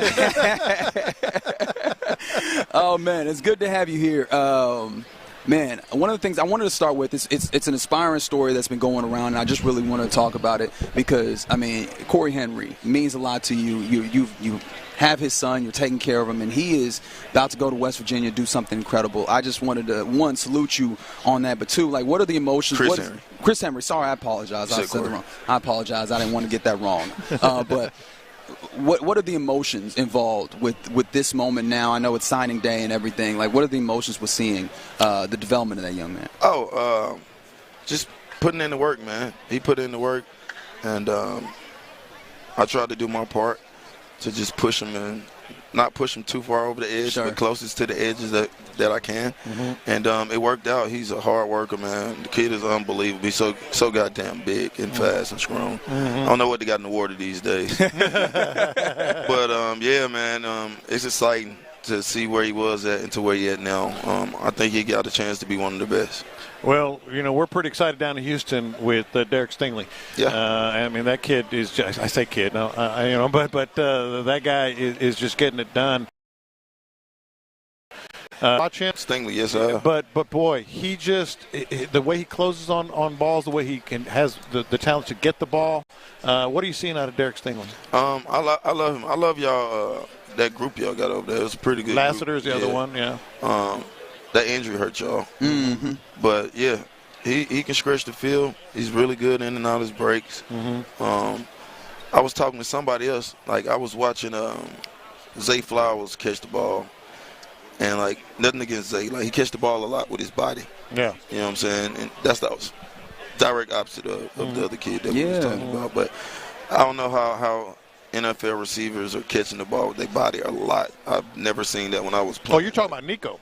Yeah. Nico Collins. Yeah, which we obviously appreciate. I'm talking about the cornerback, Derek Stingley, our cornerback that's all pro this year. He also you said Stingley. Yeah, damn. I thought you were talking about wide receivers. Damn, my bad. Yeah, no, Stingley's the real deal.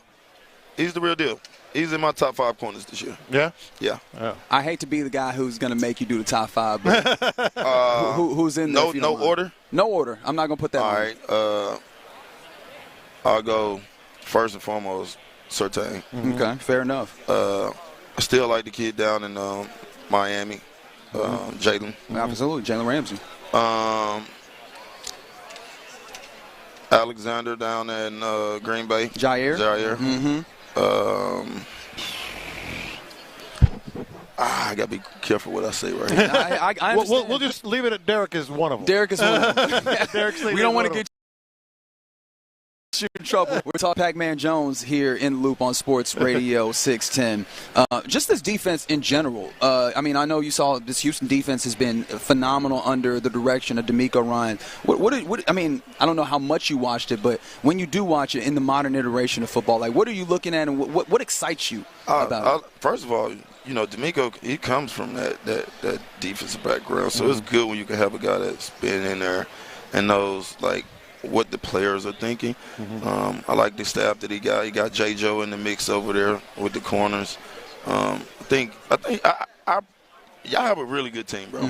I think the injuries held y'all back a little bit from going to the next level, but y'all was right there at it though. Oh yeah, right there at the door. You got a great quarterback.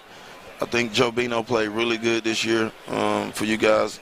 I think y'all right at the hump, right there at it. Yeah. I want to ask you about the podcasting. Absolutely. Because you, I think you're on the record saying you want it to be the biggest. And how do you get there? Consistency every day.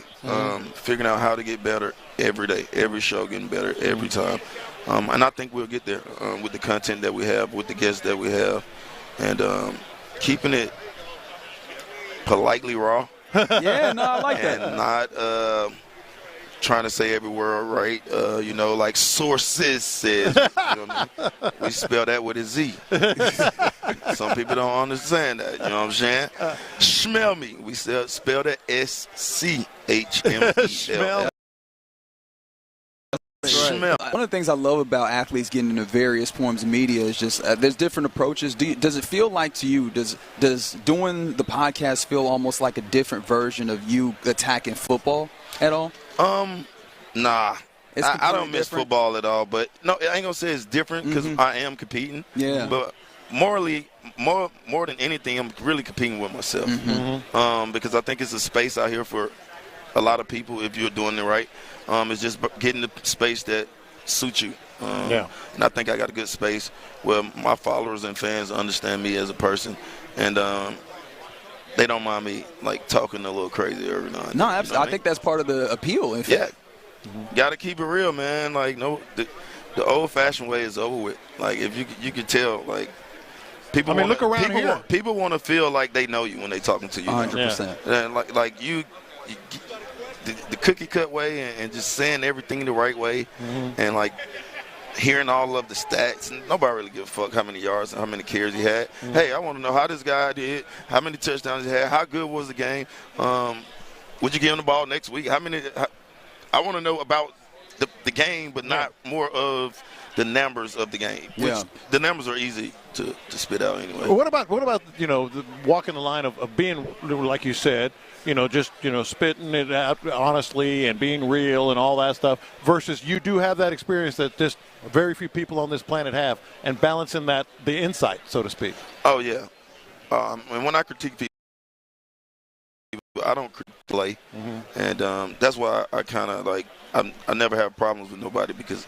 I'm not really talking about you as a person. Now, if you fumble the ball, I can talk about the play. That's my job to do. You get what I'm saying? So I kind of try to keep that two different lanes. Now, if I have some shit that I want to talk about or somebody that I don't give a fuck about that's made me go off the end of the ledge, I will do that with no problem. Okay. I appreciate. But for the most part, man, I just try to treat everybody like I want to be treated, and I got to report it. Like somebody gonna report it. So, yeah. Hey, Pac-Man, we appreciate you so very much. Houston is a fantastic city. I'm sure you've touched down in it many times. What's your favorite part about being in Houston? I like the day parties in Houston. Yeah. Like the day parties is something that we don't have in Atlanta. Every time I'm in Houston, it's a lovely day party. Yeah. Well, Pac-Man, we appreciate you jumping on with us. It's a Pac-Man Jones show on Bet Online. Yep. I mean, it is unfiltered. It is truly yourself, and we appreciate you giving us a little bit of time. No problem. For the streets. That's right. That's right. That's Adam Pac-Man Jones right here in the Loop on Sports Radio 610. All right. Let's go ahead and bring in the fellas of the drive here shortly, man. That was fun. It's fun to be able to talk to that real of the Pac-Man Jones, man. I've always appreciated what he does. I wanted to ask him, though, one of the things I was hoping to get to him, unfortunately I didn't get a chance to, is I always think about, like, athletes. There's a lot of athletes of late that have been getting into boxing. Oh, yeah, and he is. He is, yeah, man. And big time. I've seen that, yeah. I always find in my mind, I'm like, man, you traded on your body and you got paid for it. You won. And I'm like, but I think there's just the energy and the excitement of it getting into the boxing space. But, man, Pac-Man Jones' show on Bet Online is the way to go when you listen to it. But we're about to welcome in the fellas of The Drive. Check in on what they're looking at, what they're getting ready for on their program. I do want to clear something up. Apparently with CJ2K, I think I called him Chris Jones, and I didn't realize that I called him Chris Jones.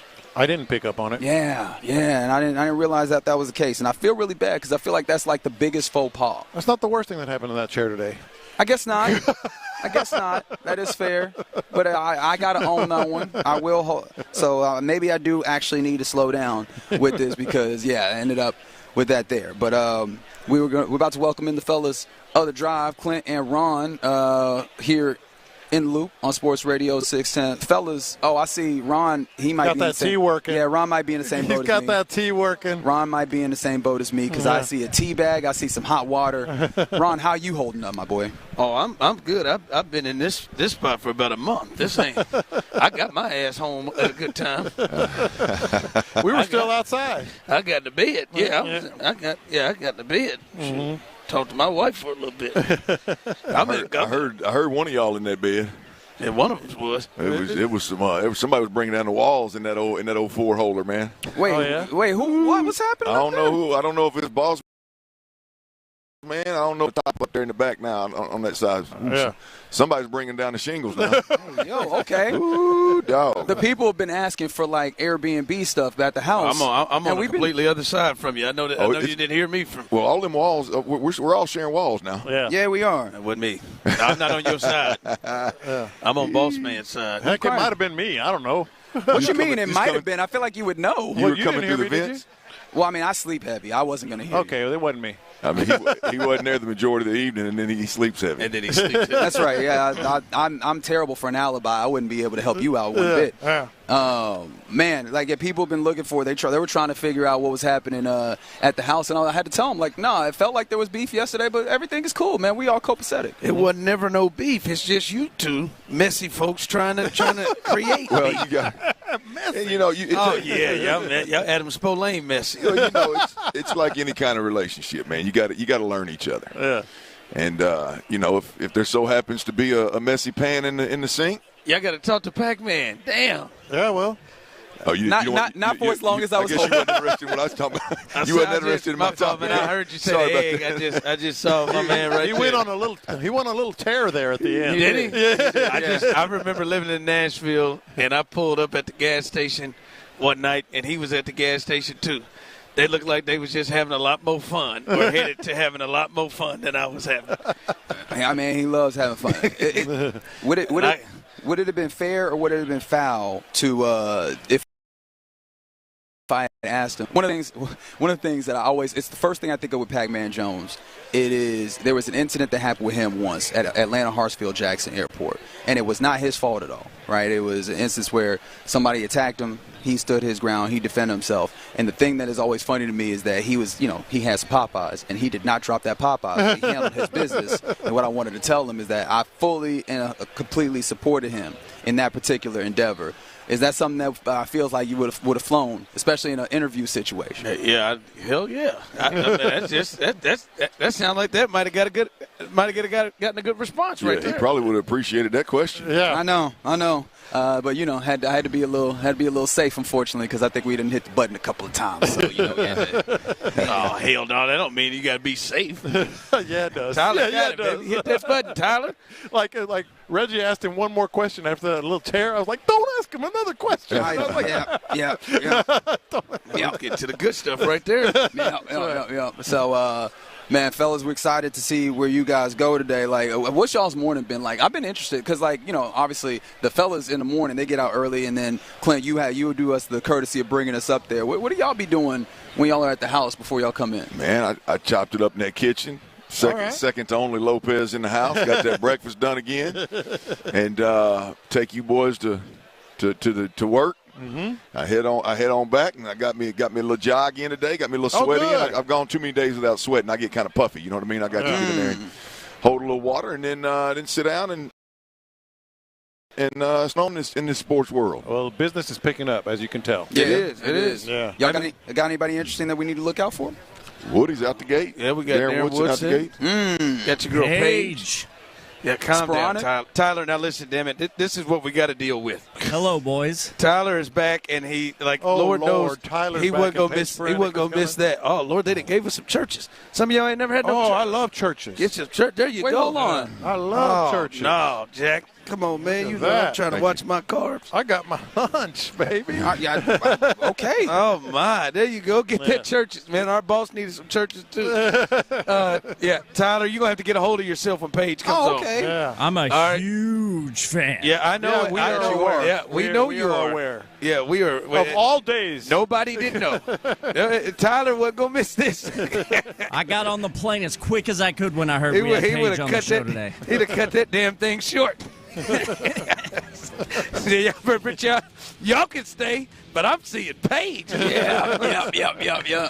All right, fellas. In lieu, we're done for the day. We'll be back tomorrow. We got to make sure we get out of the way so you guys have maximum time to do y'all thing. I'll be listening. You're listening to KILT AM, KILT FM HD2 Houston and Odyssey Sports Station. And right now, the drive is live. Shout out to 2 AM and John Lopez as we appreciate you.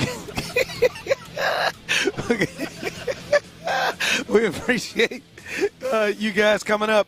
Darren Woodson, former teammate of Clint's. We expect to hear from him coming up as we got a lot of cool, interesting people to talk to, and still some news as well going on around the city. We obviously know late we got the new hire of the OC coach. All of those things we'll get in and discuss as well. But welcome back in. Tyler Milner's in the building. Many people were asking, when you start missing that amount of days, people start wondering if you didn't got fired. People start wondering about your job. We got that text in. What did you do to Tyler? Some people, of course, thought I have the power to fire Tyler, and that was wrong of it. You ain't got to make that hard of a face, Aaron. I mean, it's true. But people are – he's here. T-Mill. Psycho T is back. We appreciate all the efforts from Chris Santiago, but the whole crew is whole again, baby. Back in the saddle. Back. Yes, sir. Glad to be with you guys. Sounds like you guys are having a blasty blast over there at Radio Row, New Orleans. Looks like a good time. Glad to be back and be a part of it.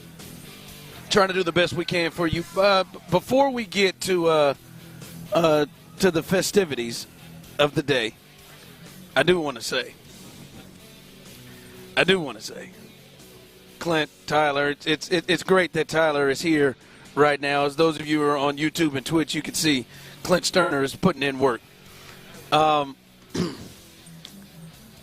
drive made a little list today. The drive made a little. I have told Clint, hey baby, I don't think we the type of show that go make these top 20 afternoon shows when they check in and listen to it, but I don't know how somehow we done made it into the top 20 of all major market afternoon drive shows. Damn it. The top ranked show in the city. So I proclaim this. I don't know who needs to get on it. If it is you, Tyler, if it is Parker, I don't know who needs to get on it. From now on, I believe I need the intro or when you address the drive. This is the drive with Stoerner and Hughley, top 20 afternoon drive show in the country. Hell, the country, North America, because I believe that our show is better than anything rolling in Mexico and Canada. I'm just going to go out on a limb that we have a better afternoon drive sports show in Mexico and Canada. Easily. But how about it? Congratulations, fellas. And many of you who text in the crazy stuff you text in, and many of you who rock with us, we appreciate you, baby. Yes, sir. We just slid in there. Hey, great job, Tyler, Clint, all of you listeners as well. Help us to get to that point. We appreciate that. And great job to you, Ron. It's the #1 sports show in the city, and we're proud to say it. We're proud that you all have helped us reach that. So shout out to all of you from the text line. You guys should be top 5. Let's just not get greedy here, man. We didn't just slid in right here. So the drive is live. So we appreciate you. nice to see it, honest with you. I'm worried about one thing every day, and that's what Houston thinks about what we do. That's what H-Town thinks about what we do. That's all I care about. And they seem to be responding well on a daily basis, and we greatly appreciate that, as Ron said. Secondly, I will say that it is nice to see that all the hard work from everybody involved is paying off on a national scale, and there's a few folks around the country that notice what we're doing, man. It's good. It's nice to see. It is. Nice to see. It is nice to see. As we said, we got a few people joining us throughout the show. They'll be joining us on the exclusive furniture hot seat, and you can come and hang out and join with us as well. Before we get in there, and before we get to this, the discussion of the last couple of days. One, Nick Caley comes in as the new OC, and now they're starting to fill out his staff. They hire the new offensive line coach, and he is in. And I am curious. 713-572-4610. Those of you on YouTube and Twitch, you can jump in as well. For you, what are you excited about moving forward? What are you excited about the moves they have made offensively? What are you intrigued? What are you excited about as they are starting to shape this thing, going somewhere different? Listen, obviously the Texans are very, very happy with the choices they've made. Nick Caley was the guy. Nick Caley is who clearly they were targeting. They got, and they're building the staff right now. What's the excitement that you are getting out of this? It feels like it should get better, especially up front. But what's the excitement that you're starting to have at this point right now as the Texans move forward with their offensive staff? I think for me it's just overall change. As I said yesterday, none of these moves turn me on. None of them. They're all moves that are interesting to say the least. They're all moves that are wait-and-see moves. They're all moves that the safe answer is what most folks go with is just trust the process.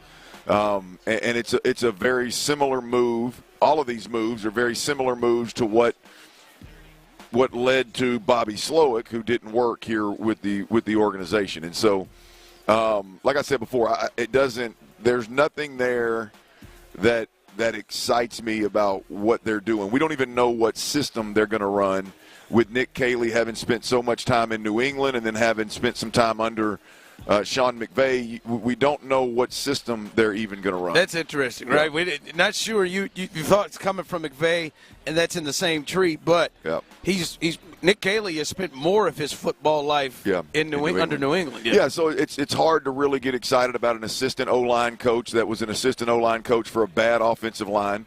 Get excited about him moving up. It's hard to get excited about Nick Caley, who didn't even have the pass game, the offense coordinator title where he was last. All you got to do is go off the word of what everybody thinks. They're excited about it, that he's this top candidate that everybody's interviewing. I mean, people do interviews as favors for people all over the country. So what exactly does that mean? He clearly, there's a lot of buzz around him, and there were a couple of organizations that were very, very interested. But yeah, I mean, from an excitement level, these aren't the caliber moves that excite me personally. They're all wait and see moves, Ron. Yeah, they're wait and see. Yeah, I think that's a good call. Just the overall change, just the overall change of you're seeing something. I think it would be for them. They saw that this thing wasn't working to where they wanted it to work, and I don't think they saw that it could get better. So I will give credit of the thought of, hey, if you see it's not working and it's not getting better, I think there's a point where it could have easily said, let's give it another year. They said, nope, we gotta rip it up and let's go with this here. But I'm with you. Still for me, I'm just going to be honest with you. This is not what I expected to see. Two rookies to the jobs that are the two important jobs that you needed to fill in the offseason. But I think there is some respect of, we see this, it's not working, no need to continue to try to force it to work. Yeah. Let's fix it now. Well, the change, right? I mean, there was clearly a need for change. It don't matter whether you believe it was Bobby Slowick or it was somebody else. Like, clearly there's need for change, and the change was made, right? I don't know. I'm a believer that it needs to go beyond Nick Caley. Nick Caley, let's say, I think it needs to go beyond the offensive, all of the problems that I watched on Sundays, Mondays, Saturdays, Thursdays with the Texans, I don't believe they were all Bobby Slowick problems. I think this team could get significantly better with more moves than just Nick Caley. It's hard for me to think that Bobby Slowick was the one and only problem in this organization, and all of a sudden with these moves they're going to be fixed. So, we'll see. We'll see how it all goes. We'll see how they continue to fill out the staff. We'll see how they continue to make moves in free agency and with the roster, and see where they land before the season starts. All right. As some people are texting in, nothing changes. Caley was brought in because of the New England connection. Show I'm not excited about anything yet until the draft or we hear the O-line coach is no nonsense, kick-ass teacher. Our guy Bill, who listens up. To me, you gotta, the context matters in this. This isn't just a random radio conversation, right? When you talk about all the problems that existed offensively, look, we're talking about going from the division round to competing for a Super Bowl. We're talking about like bumping the Texans up against the best teams that the NFL has to offer, right? And there's things that have to get right across the board, right? So it's going to take it seems like it is a job that is a change at offensive coordinator, a change at O-line coach, a change at Howard, a change at how they coach and handle and what they accept at the tight end position. So to me, it's less about, at this point, excitement about Nick Caley or not excited about Nick Caley. It's more about, can Nick Caley, a guy that's never done it, fix all of these issues with the Houston Texans? Because the guys that appear to be staying couldn't get it done. And so can Nick Caley single-handedly be the guy that comes in here and gets all of that change made? I want to be clear. It is about – it's two things here, right? The inexperience of Nick Caley along with the changes that need to be made, the improvements that need to be made on this offense. It's a steep climb for anybody. And it's just made steeper for a guy that doesn't have the experience necessary. Yeah. No, it's it is going to be one to watch. I'm seeing that seems to be the consensus, Clint, of, hey, this is a wait and see. This is a wait and see. There's a wait and see move right now. We'll see what happens as this thing rolls out. All right, as we are live here on Radio Row, Tyler, I got to say, Tyler, you're back, and I want to say I'm proud of you, man. You sound rested. You sound a lot better than I do. I wondered. I said to Clint, I wonder what kind of Tyler we get. What kind of voice are we getting from Tyler in this thing?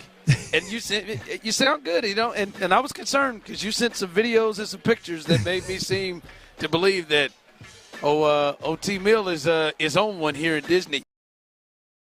And I want to make that trip soon. Yeah. And I need to figure that thing out. But I'm glad you're in a good place. Boy, I thought that was John Cena that just walked past. Well, first off, I gotta say, y'all know I don't have kids. If you're listening, you did know that I do not have any children of my own. Some people came at you and said it was really weird that you didn't go, but we also let them know that you did take a youngster with you. Yes, I took my two nephews with me, and let me just say, gentlemen, as someone without children, 4 days with a 5-year-old boy and a 9-year-old going around Disney World, that'll drain you a bit.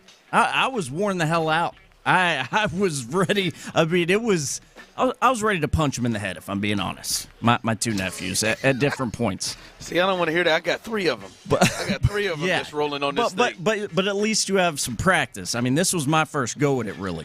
But, no, we got that last day, which was Monday. We got that last day without the nephews, and that's when I was sending y'all the videos of drinking around the world at Epcot and everything. And if I would have done what I planned, which was when we landed yesterday on Tuesday, I was actually just going to come in and get back with the show then, you probably would have heard me be a little nasally. I wasn't in too good of a spot yesterday. But I feel like Tyler isn't aggressive. You think Tyler's an uncle that, the kids like? Like, is Tyler a fun uncle? Absolutely. You think so? Absolutely. Yeah, they love me. Pushover. You think so? I feel like he needs days. I feel like if you get to Tyler for 2 3 days the film's out. Because I think Tyler becomes kids will do that to anybody. I'm telling you, man, that fourth day of walking around Disney, I was very close to punching my oldest nephew right in the dome. I'm about to say, I bet you by the end of that trip, they see old Uncle Tyler a little different. Are they bad kids, or was it just a long trip? No, they're not bad kids. I think it was just 4 days with a 5 and 9-year-old, and I ain't used to that. But it was fine. They were great. They enjoyed it. It was their first time in Disney. We had a grand old time. Good for you. I'm waiting for Nick to drive me insane. I'm going to let my wife and mother-in-law take mine, I think. No chance in hell. Not a chance. And if there is anybody at this station that would not miss Disney with their kids, it is Clint Stoerner. You'll be on every one of them damn rides. I'm glad mine are still scared of any kind of loud noise. We got a ways to go before we get to Disney. Oh, don't worry. I'm going to try to force mine. You know, mine just got over mascots. Yeah. I can't. I'm gonna push Trey into Goofy. That's good. I'll make him do that. All right, coming up as we continue on Radio Row, 3-time and who to me should be in the Hall of Fame, All-Pro Darren Woodson. We look forward to him joining us and many more other guests as we continue right here live. Super Bowl week, Radio Row from New Orleans. The drive continues to be live. All right, before we do that, I got to tell you about Underdog, baby. You can take your big game experience to the next level.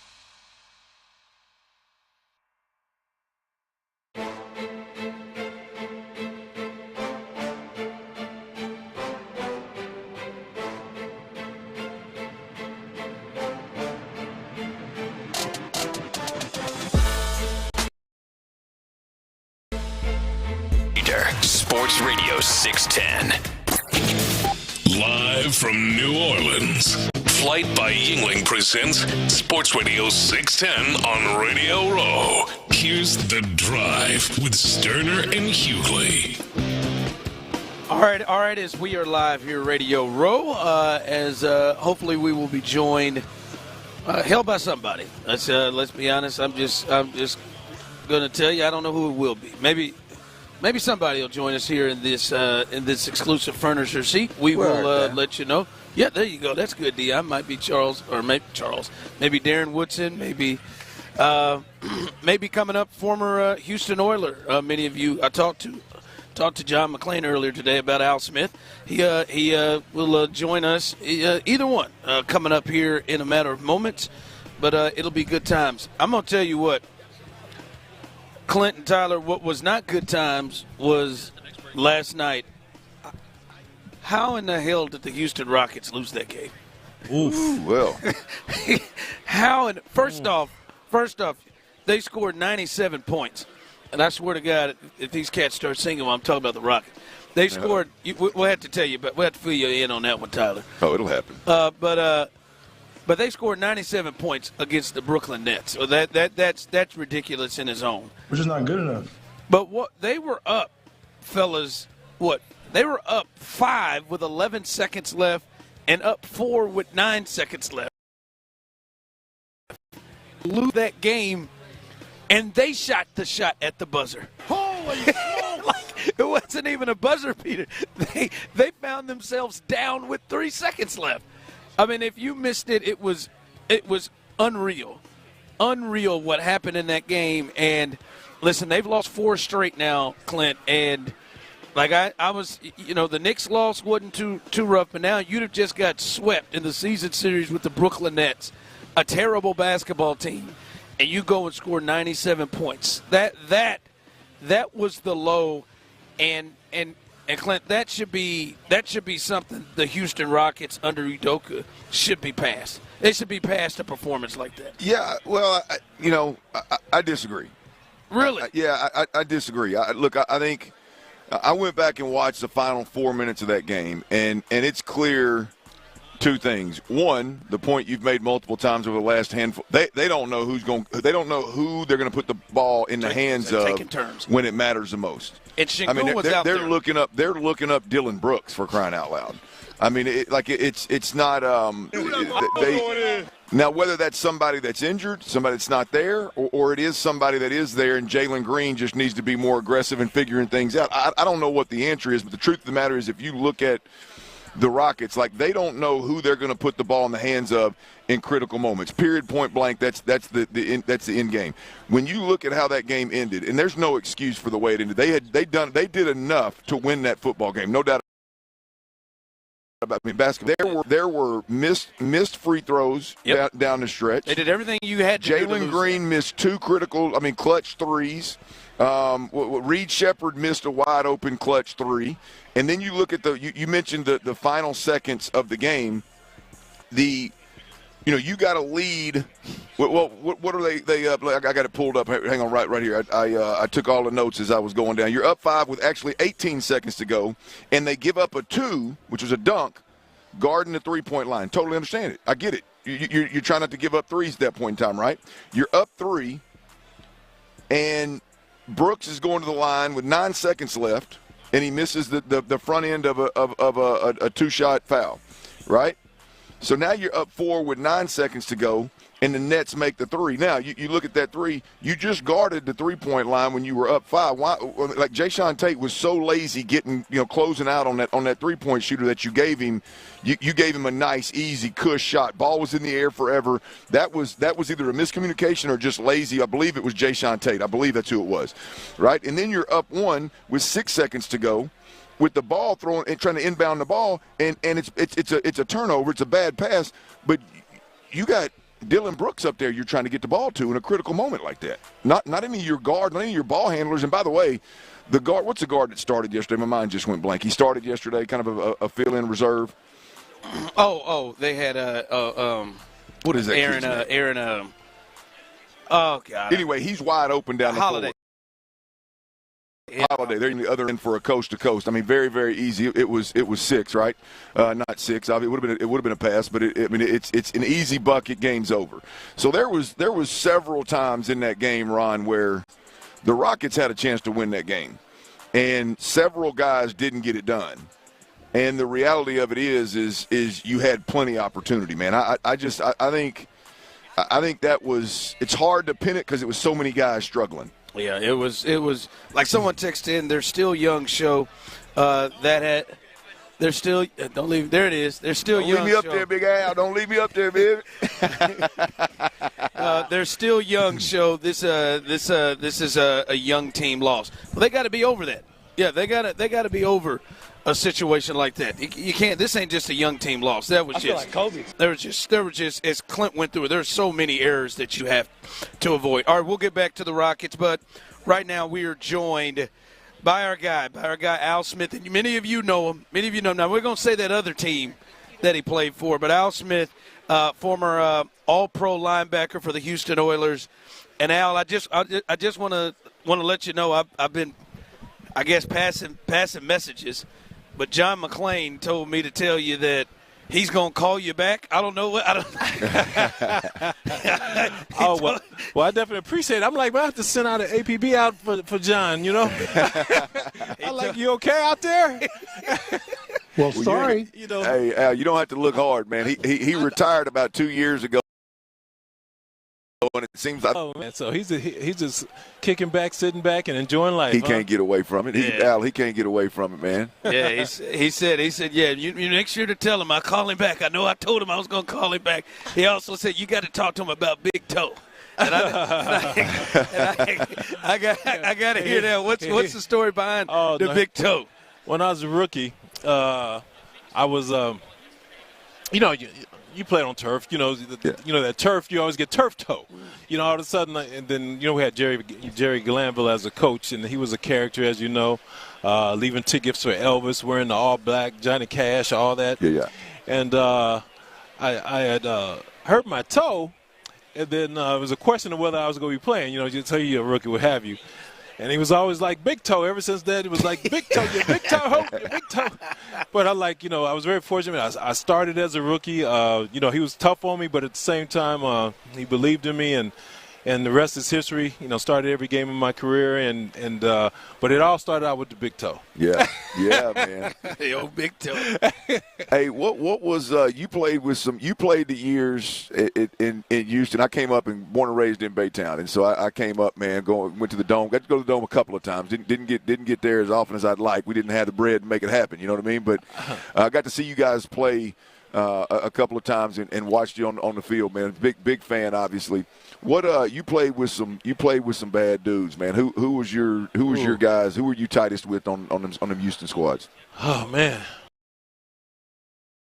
Well, let me just cross board, man. Because when you really think about it, look, all the Hall of Famers, obviously Warren Moon, Mike Rozier, Heisman Trophy winner, on the online, Mike Munchak, Hall of Famer, yeah.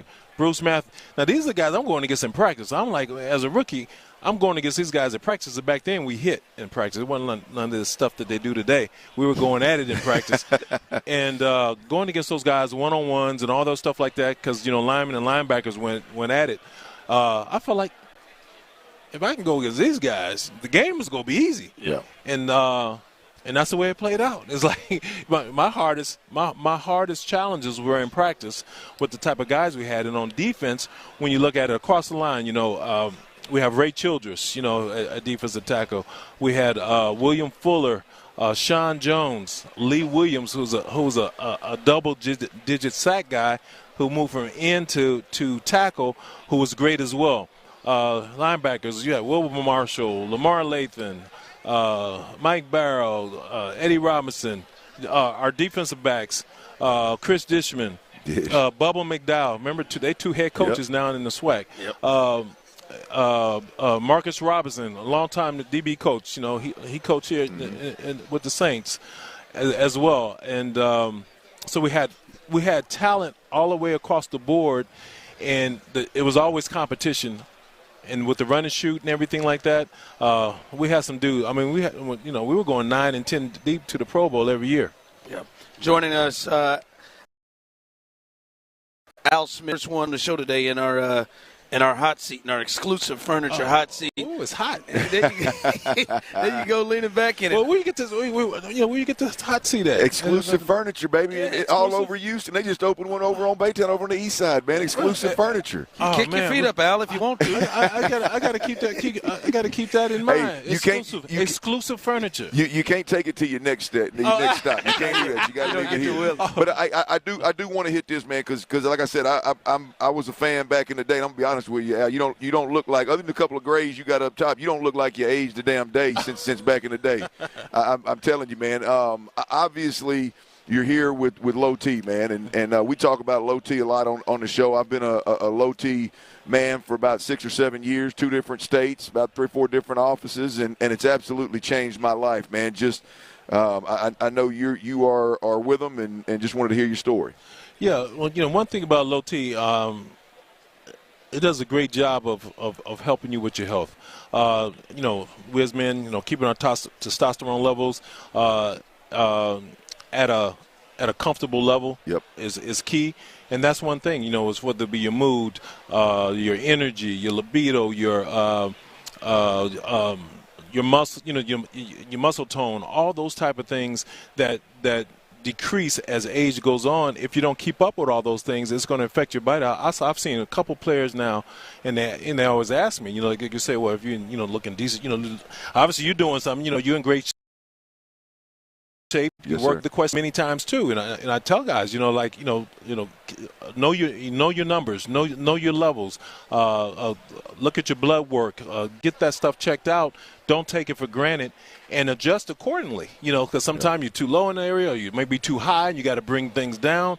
And I've been real intentional about that, and it's making a big difference in my life as far as the energy. Just being here, and you guys, being here, Radio Row, up and down, running around all day long. I mean, it takes a lot out of your energy. You got to put that back. And Low T has done a great job with that, and I love to partner with them.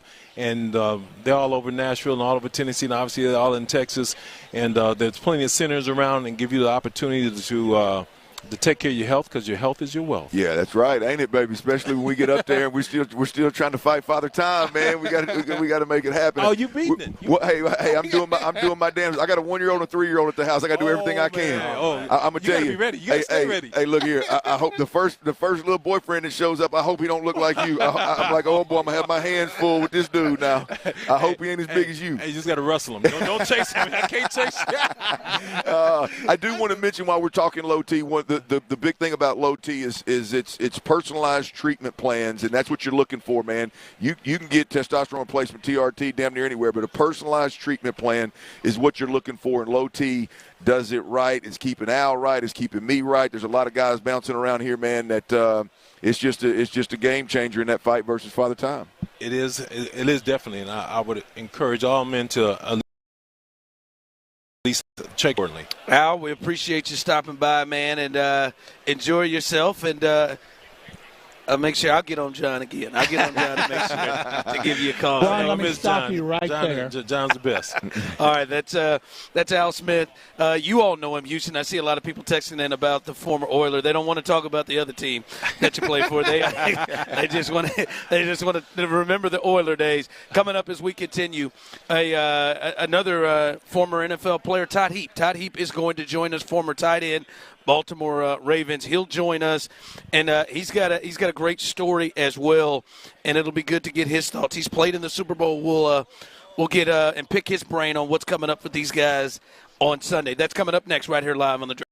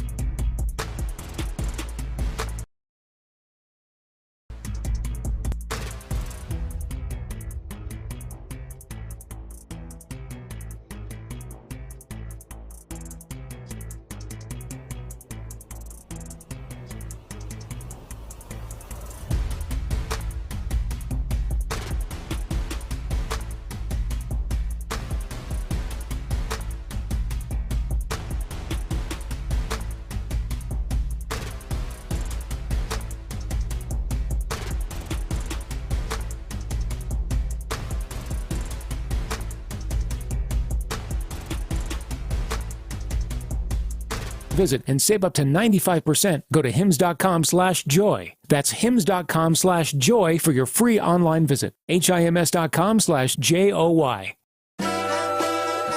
Live from New Orleans, Flight by Yingling presents Sports Radio 610 on Radio Row. Here's The Drive with Stoerner and Hughley. All right, welcome back in. We appreciate Al Smith. You remember Al, huh? He looks just like that. I mean, when he sat down, it was 54. It was number 54? Yeah. That look just like it, huh? We ain't changed the lick, other than grays on top. I'm talking about good teeth. I mean, he was a true good teeth back in the day too. But he was a true old school linebacker where it was, I mean, downhill, big dude that it wasn't as much about speed as it was just downhill. Looks just like he did 20 years ago.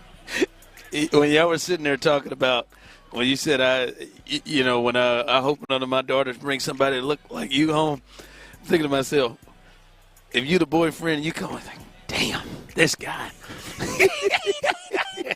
Damn, man, this dude I got to deal with. And you know what the other part is? His daddy's thinking, damn. This guy we got to deal with. I got to deal with this. Hold on, so. I'm just saying. All right, Todd Heap, he will join us coming up soon. A little bit later on in the show, we were walking up. We're trying to keep the beef down, but I think Clint Stoerner is going to have to address something with the rest of the group here. Yeah, it's going to have to be. It's very, very much like that. He hates to do this, but he is going to have to. He's going to have to at some point address this thing. As we wait for Todd Heap, I wanted to address something that happened to me and Figgy and Brandon Scott.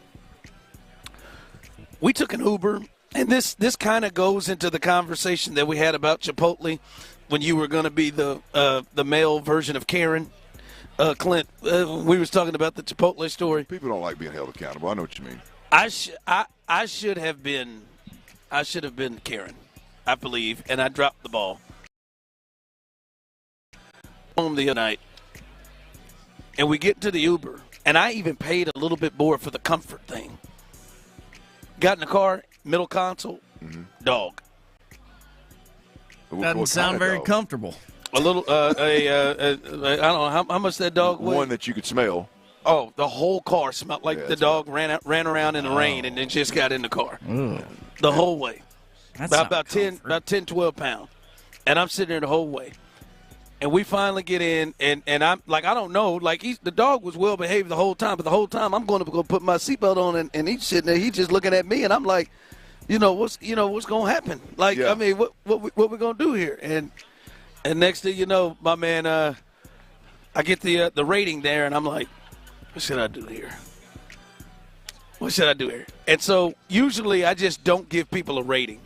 Well, I mean, look. And I didn't give them a rating, but I regret that. I wish I would have given them the lowest rating possible and written a note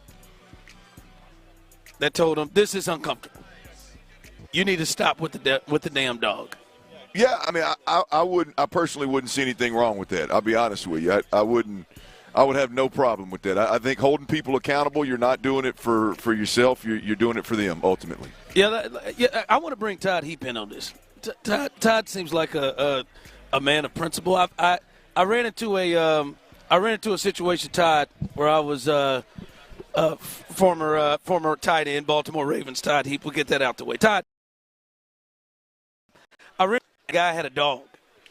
On the middle console. In the middle console. So I had to sit in the front. We had my other guys in the back sit in the front.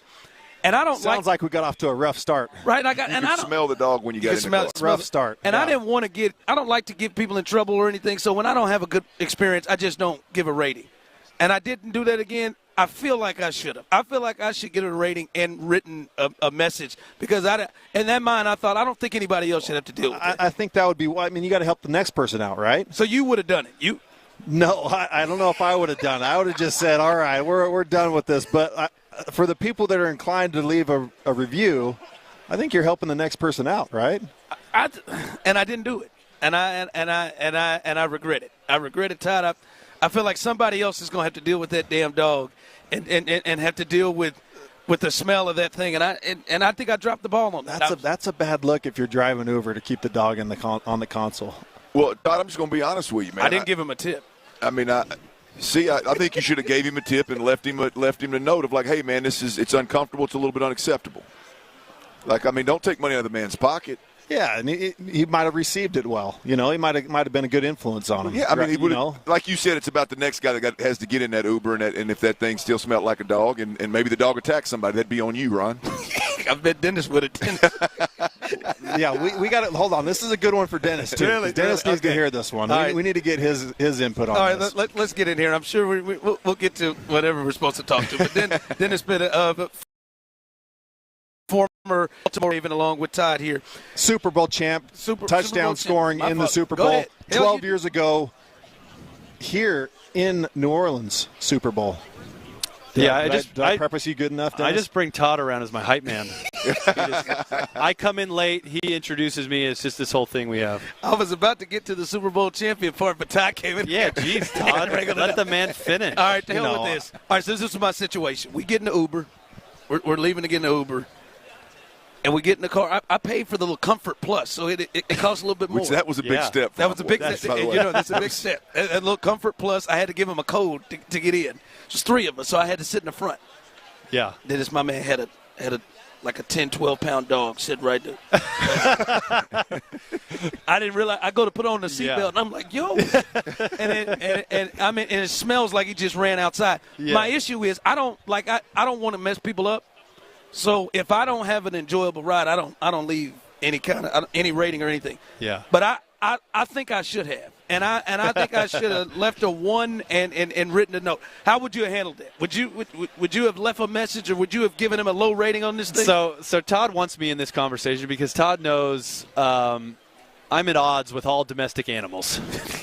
You know, and all of them, dogs in particular. I had some negative experiences as a young child. Traumatic experiences with a neighborhood dog that has soured, the domestic animal thing for me. And I have 4 kids. Every day my kids ask for a dog. And I continually tell them, if you live in this house, there will not be a dog. Or any animal for that matter, because they've gotten away from dog. Now they want a cat or they want a fish or something like that. And I'm like, I don't take care of animals. And if I'm getting into an Uber and there's a dog sitting next to me, I'm gonna have a tough time with that for sure. Now I don't dislike dogs. I'll pet a dog. I'll do all that. I can entertain that. I don't want to take care of a dog myself, and that's where this stems from. But so would you have got that being said? Yeah, that's a long way around to answer your actual question. I'm not a negative rating guy either. I wouldn't have said anything. I would have just sat there, sucked it up.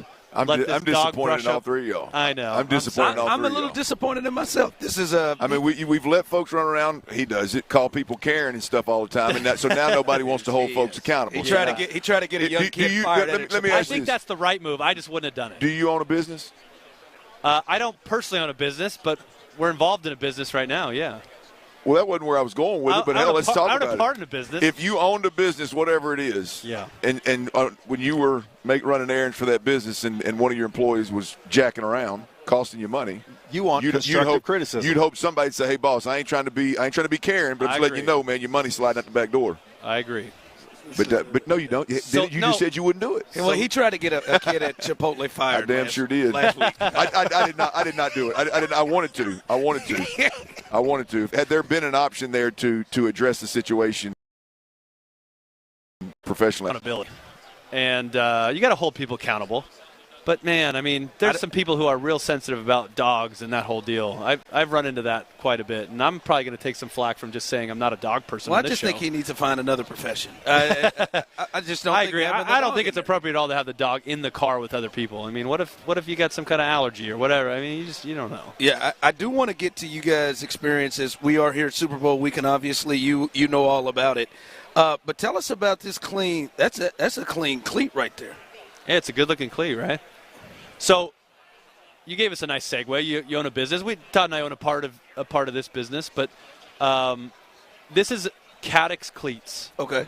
And so, for as long as we've all played, right, cleats have never changed. The cleat bottom, they've kind of messed with the molds a little bit, trying to do different designs and all that kind of stuff, but cleats have not been innovated in forever, as long as I've been playing. And so what this company did is they saw a need, and they realized we have to find a way to innovate from the ground up to make the game safer. There's been a lot of discussions lately about what field is best to play on, what field, whether it's turf or natural grass, is going to be best for non-contact injuries, all that kind of stuff. Well, you might be able to standardize that on the NFL level, but in college, in high school, youth sports in particular, there's no way to standardize that. You're going to be playing on turf. You're going to be playing on grass with potholes, all that kind of stuff. So what this cleat does is gives us the ability to make the game safer at the ground level, right? And so the premise behind it, and you're moving those studs around so they can flex in every direction. Really? They can spin, they can rotate. And what it does is it reduces rotational force on your lower extremities when your cleat is in the ground. Because, yeah, you need traction, right? To be at our best, we got to be able to stick our foot in the ground and change direction. But what you don't want to sacrifice is the ability to then release out of the ground. And when in football or soccer or whatever sport you're playing, we get in a lot of positions where our body's kind of contorted one way and our foot's in the ground another. And if we don't have the ability to rotate out of that, it puts a lot of rotational stress on our lower extremities and can cause ACL injuries, can cause high ankle sprains, all that kind of stuff. And so this cleat can reduce that. Now, we don't claim to be able to, get rid of all injuries in the sport, obviously not.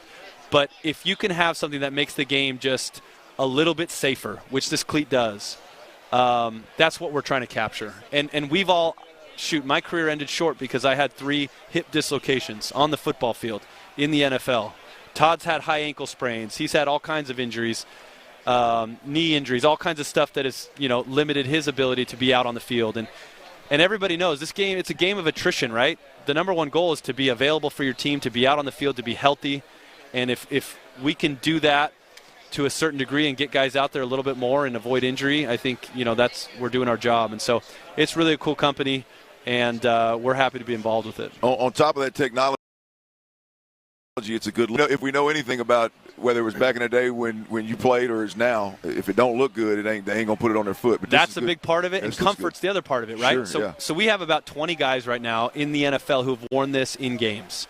Really? And Joe Flacco has worn it throughout the whole season. Joe Flacco's also a partner in this business with us now. He wasn't when he first started wearing it. Matthew Judon in Atlanta, Juan Thornhill in the Browns. Guys have worn these, and Juan Thornhill wore them in that exact same color, and guys are reaching out to us every day to wear them, to try them, because they're comfortable. And they perform well, and they're innovative, and they make the game a little bit safer, and they give you a little bit more peace of mind when you're playing. And so we've seen really over the last, just really throughout the course of this season, just an explosion of this business. It's a pretty cool concept, too, because, you call them smart studs, but for everybody out there listening, it's obviously you can't see it. He's talking about the actual cleats, right, the knobs on the bottom of the cleats.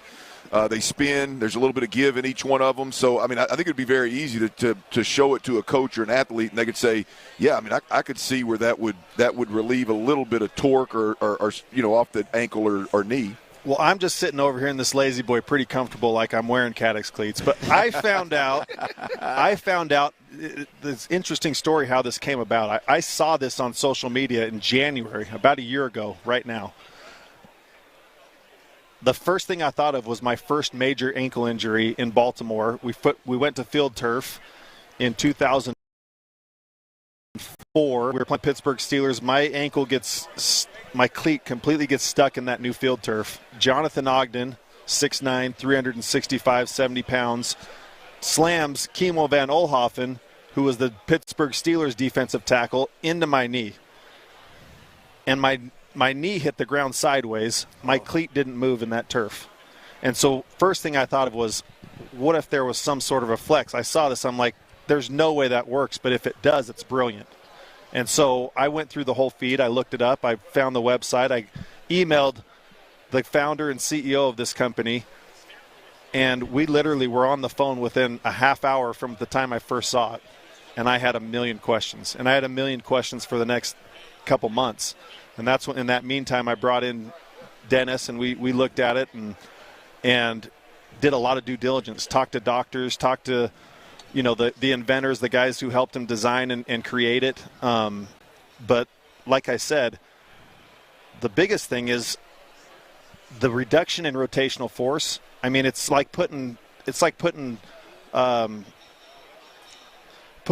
suspension on a car. Yep. Like imagine driving a car without suspension on it. Like this is what that does. So not only is it going to reduce rotational force and alleviate foot and lower extremity injuries, but it's also going to give you a lot. The wear and tear is not going to be there as much. So if you run 100 routes in a day, you're not going to experience that same amount of soreness, stiffness, and the issues when you come off the practice field and normal cleats. For everybody out there listening again, it's CADDIX. You say Cadix? Cadix. CADDIX. Cadix.com. Y'all check it out. It's a pretty cool concept, on man. Social media everywhere as well, and you can see it. You can see all the guys that have been wearing it. Got roughly 20 guys in the NFL that have worn them all season long. DBs, receivers, running backs, tight ends, and it's been impressive to see the response, the reaction, the feedback from those guys. It's all been super positive. Thank you, Todd. Dennis. By the way, Dennis, yes, we are getting crushed on the text line from the listeners about about the dogs. The dog community is very passionate. Yes. Hey, that you did strike a nerve with that one right off the bat. Hey, who's worse in your media days, right? The cyclers or dog folks? I'm gonna stay away from it. I mentioned something about some cyclers one time because where I was living, I was driving to the studio, and every day it was like, man, they're just in the middle of the road, and I mentioned about it on radio. I got hammered. I was like, damn, I didn't realize everybody was so sensitive. It's a tight community. That community is tight. Yeah. I've experienced it. I've been part of that community. In fact, Shannon Sharp was the one that got me into riding bikes, road biking, and the very first thing that happened was somebody put me on a text list with 3,000 cyclists and introduced me as Todd, tight end Todd Heap from the Ravens, and it went crazy. And it was semi a joke putting me on that list, but it was just wild. I've got to get you out of here. We appreciate you joining us, and good luck this weekend, and enjoy yourself as the Super Bowl continues. Thanks a lot, guys. Thanks, you guys. Appreciate it. All right, that's as we continue here, Radio Row, as we'll get back more interesting people to talk to as well. Coming up, a little stock up, stock down, Super Bowl edition right here on The Drive. That's next. All right, before we do that, I got to tell you about Dr. Matoran. Look, if you're having breathing issues, we're talking allergies, sinuses.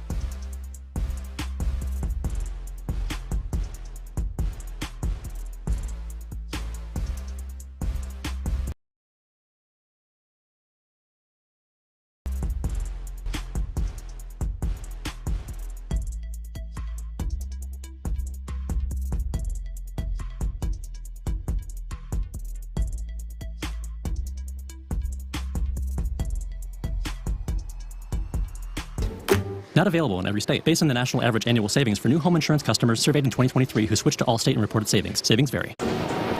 Every season brings highs. I'm in my drop top, cruising the streets. And lows. No way, because I know one of you two would have done the same thing that I just did. Are you kidding me? This trio always has eyes on the market in H-Town. It's time to buy or sell. It's stock up. The arrow's pointed up. Stock down. They're selling, Mortimer. On the Drive with Stoerner and Hughley. That's right. Y'all know the deal. We normally do this around 3:20 every single hump day, but a lot going on. You know who's next, don't you? Yeah, we got to make room for Paige. When this stock down and this stock up, stock down segment is over, we're going to have to reel you in. All right, Tyler. I'm feeling pretty revved up. We're gonna need about 5 minutes to talk about how you're going to pull this off. Reel it in, but go ahead. She is an angel of golf, I tell you. But this is Stock Up, Stock Down on the Drive with Stoerner and Hughley. And this is a Super Bowl edition, because why the hell not? Guys over there on Radio Row in New Orleans. Super Bowl. Let's start with you today, Raw, on the show, Hughley, as we prepare for this Chiefs-Eagles matchup Sunday. Stock up for you, Ron. Stock up. Clint, I gotta ride with just New Orleans as a host city. I've not been to a lot of, this is my second or third Super Bowl, but being to big hosted events, man, you understand why they are one places that people go to all the time. I was talking to somebody that's from the city at the media party yesterday. She said, hey, there's a lot of things that we don't know how to do well here in New Orleans. I ain't going to list off those things. But we could throw a party. We know how to throw a party. And the events, the weather's been great. The events has been fantastic. Love how everything is so close together. And we're looking around here. It's like, oh, you're 7 miles here. Oh, it's just a really quick shot. And them damn frozen drinks that they have just at every stop on Bourbon What's your Street count so far? I'm not bad, right man. Well, you ain't counting. I mean, that means you ain't counting. I am counting. I am up to 4. 4 Frozens. Huh? I had two last night. I will at the party. I had 2 last night. I'm not proud of that. I had 2 last night, and we're supposed to go to hit up a really nice restaurant tonight. I can't wait. But you can clearly see why. There are certain cities, and you've been to more things that are really great host cities, and the way that New Orleans is set up is second to none. Well, New Orleans is built for it. I mean, look, the people in South Louisiana are absolutely tremendous people. Some of my favorite people, most favorite people on the planet, without a doubt. And it's the vibe, it's the chill, it's I mean, there's not a rush. There's very rarely do you run into the bad mood, the bad attitude. I mean, it is. So the people make it go, but the city is definitely set up in a way to where it is easily transformed into big event hospitality, and they do it big time. So I mean, those kind of people, with the way the city's set up, with the way that the French Quarter's set up as well, with how many bars they have literally in walking distance. I drove last night, man, and it's just block after block after block. And whether you're looking for a frozen drink like you, or a pizza joint, or I ran into a cigar joint last night, or a great restaurant, or a souvenir shop, I mean, it's just boom. It's just one after another after another. It seems like it goes on for 20 blocks, man. So, yeah, New Orleans is big time, no doubt, man. No doubt about it. Never been for a Super Bowl, but never had a bad time in New Orleans myself. We're doing some stock up, stock down here on the Drive with Stoerner and Hughley. Let's flip over to the other side of the table, live from Radio Row. Clint Stoerner, stock up as we get ready for the big game on Sunday. Well, look, I wasn't sure what the theme was here, but I think I get it now. And, I mean, besides myself and the breakfast that I've eaten, my stock is up, I promise you that. But I'm going to go with Figgy Fig.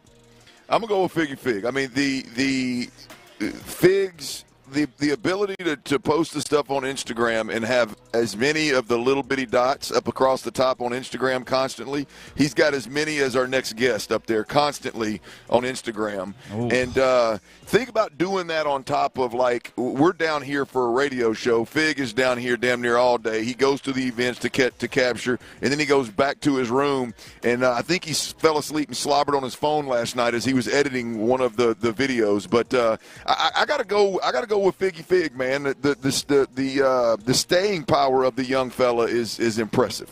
Yeah, Figgy's bringing it. Figgy is. I mean, he got that thing. He's got more equipment out here. Like he did right now, just whipped this thing out. I've been in my mind trying to figure out what is that.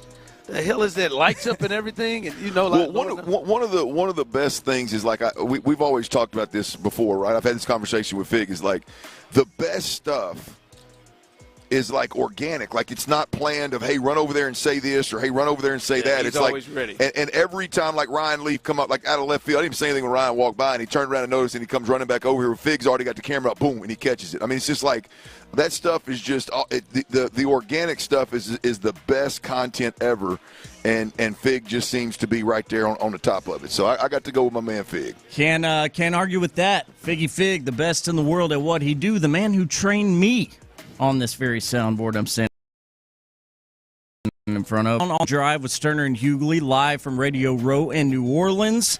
Clint, I want to stick with you. We got both you guys. We got your stock up as we prepare for Chiefs-Eagles on Sunday. Clint, stock down for you. Well, I don't want to blow my wad here, Tyler. I've got stock down that's going to apply to a lot of people at this table, along with my coworkers, with the exception of a couple. But that's a full segment. We ain't talking about that right now. Stock down. I think I'm going to have to go with John Lopez. Yeah, I felt that was coming. I think I'm going to have to go with John Lopez. Yep. And that's hard to say because this he kicked it off so well. Right. The shift has happened, like, since we got to New Orleans. Like, I mean, he was as high as you can get. I mean, not like on the rankings, not literally high. I haven't seen a heel turn since DIY. The stirring of the pot. Lopez is a king. I got a cousin, Jason Stoerner. He is a pot stirring son of a gun. I mean, as good as anybody you're ever going to be around. Lopez is right there in the same neck of the woods. Oh yeah. We got to. Hey Tyler, you weren't around yesterday, but you got to watch Lopez, man. When Lopez comes and tells you something, check the audio. Check the audio, because there's a real good chance that he steered the conversation, stirred the pot, and kind of just forced it into something where Seth or Sean have no choice but to get a tad bit aggressive with the response kind of deal. Yeah, I'm telling you, J-Lo, stock down. Yeah, I've been on the other end of some turd stirring going on by old J-Lo. So yeah, you really meant that. Yeah, not surprised. Not surprised. By the way, your turd list loaded by the end of the year. It's going to be more loaded than that toilet I got in that one holer I got back at the house. So many turds, so little time. So there is a Stoerner stock down. So many turds, so little time. Yeah. Hey Tyler, what I say the other day, we got to use that one, by the way. Everybody does. Well, I can't remember how I phrased it. That one. Everybody does it, but you got to work hard to be one. That's facts. And we got two members of the Sports Radio 610 team making an appearance on Stock Up, Stock Down. You are listening to The Drive with Stoerner and Hughley. Going to flip over back to you, Ron, the show, Hughley. We've gotten your stock up. You're loving New Orleans and all the vibes you got there. What is your stock down as we prepare for the big game Sunday? Stock down here, Super Bowl week in New Orleans. We got another one who's going to be added to this list, a part of from the group. And it's myself. I'm stock down on myself. Oh, wow. I am. I'm disappointed. I'm disappointed in myself. I came in here with real hopes of having discipline. I really am. I came in with real hopes of having discipline on those damn daiquiris. And I didn't even think about it yesterday. I just said, where are they at? I'm going downstairs and I'm getting one. And I promise you, I would have gotten 6 more if I didn't leave. I don't know if anybody else knows this but myself, but I snuck off and I had about 4 of those egg rolls that I kept running into. And I'm not real happy about my own discipline. And I got to be got away from carb, sugar all over those. Well, look, to be fair, Ron, and I'm not letting you off the hook because you did. You came in. It wasn't just about the daiquiris and the frozen drinks. It was about carbs in general. You clearly I came clean on those egg rolls. That ship has sailed. No, it has not sailed. Well, I can keep going. You got Thursday, Friday in New Orleans. I imagine that ship is out there. At least it's out there floating. It's out there anchored down somewhere. It's no longer on that dock. Look, the way they feed you at the media event is crazy. Every restaurant in the city that I'm assuming that's one of the good spots with all the different kinds of food, genres of food, or however the hell you couch food. They have a station, and I bet you there's 20 stations around it, maybe more than that. Probably more than that because we went room to room, and every station has one item, whether it's ahi tuna tacos or it's I had a pork skin last night with I believe some shredded crab, some kind of fresh crab on it. I ran into that. I mean, it's unbelievable. I had some shrimp too, and I had 5 shrimp off of it, and I ate it, and I turned my back to the guy and ate it, because I didn't want him to recognize me when I turned back around to get another helping. I was trying to make a dinner out of these one-stop shops, man. I feel bad. I saw how Figgy, of course, judged me again with his eyes. He didn't know it. But Figgy had run through his one daiquiri, and I had already had 2. And we finished the second one together. I said, doggone, like Ron, 2 straws? Well, they even set those daiquiris up, though, like the daiquiri grenade, right, where it's a big long, like you can see it and you can somewhat pace yourself. Ron and them are walking around there with what looked like a Gatorade squeeze bottle. Yeah, I mean, it's like they were encouraging. Punished it. They were encouraging guzzling it. So it's like, what are we doing here, boys? Punished Tremendous. it. Yeah, I did. No, we brought in, me and Figgy got that grape drink at the same time. I finished my first one, went back again, and I finished my second one as Figgy was finishing his first one. So, yeah, not in a great spot. But that's all right. It's not over. All right, Tyler, calm down. I'm trying, man. I'm amped for this one. We will, and I believe we potentially may have a spike in our YouTube and Twitch audience. Paige Spiranek is going to join us coming up next. Social media personality, and former professional golfer. Can't wait to see this graphic. San Diego State, Arizona. Tyler post. Arizona it's a State. good one. Oh, God. That should be fun. That's coming up next. All right, y'all, check it out, man. Look, it'll start as a little nuisance, man. You just put up with it, but then all of a sudden,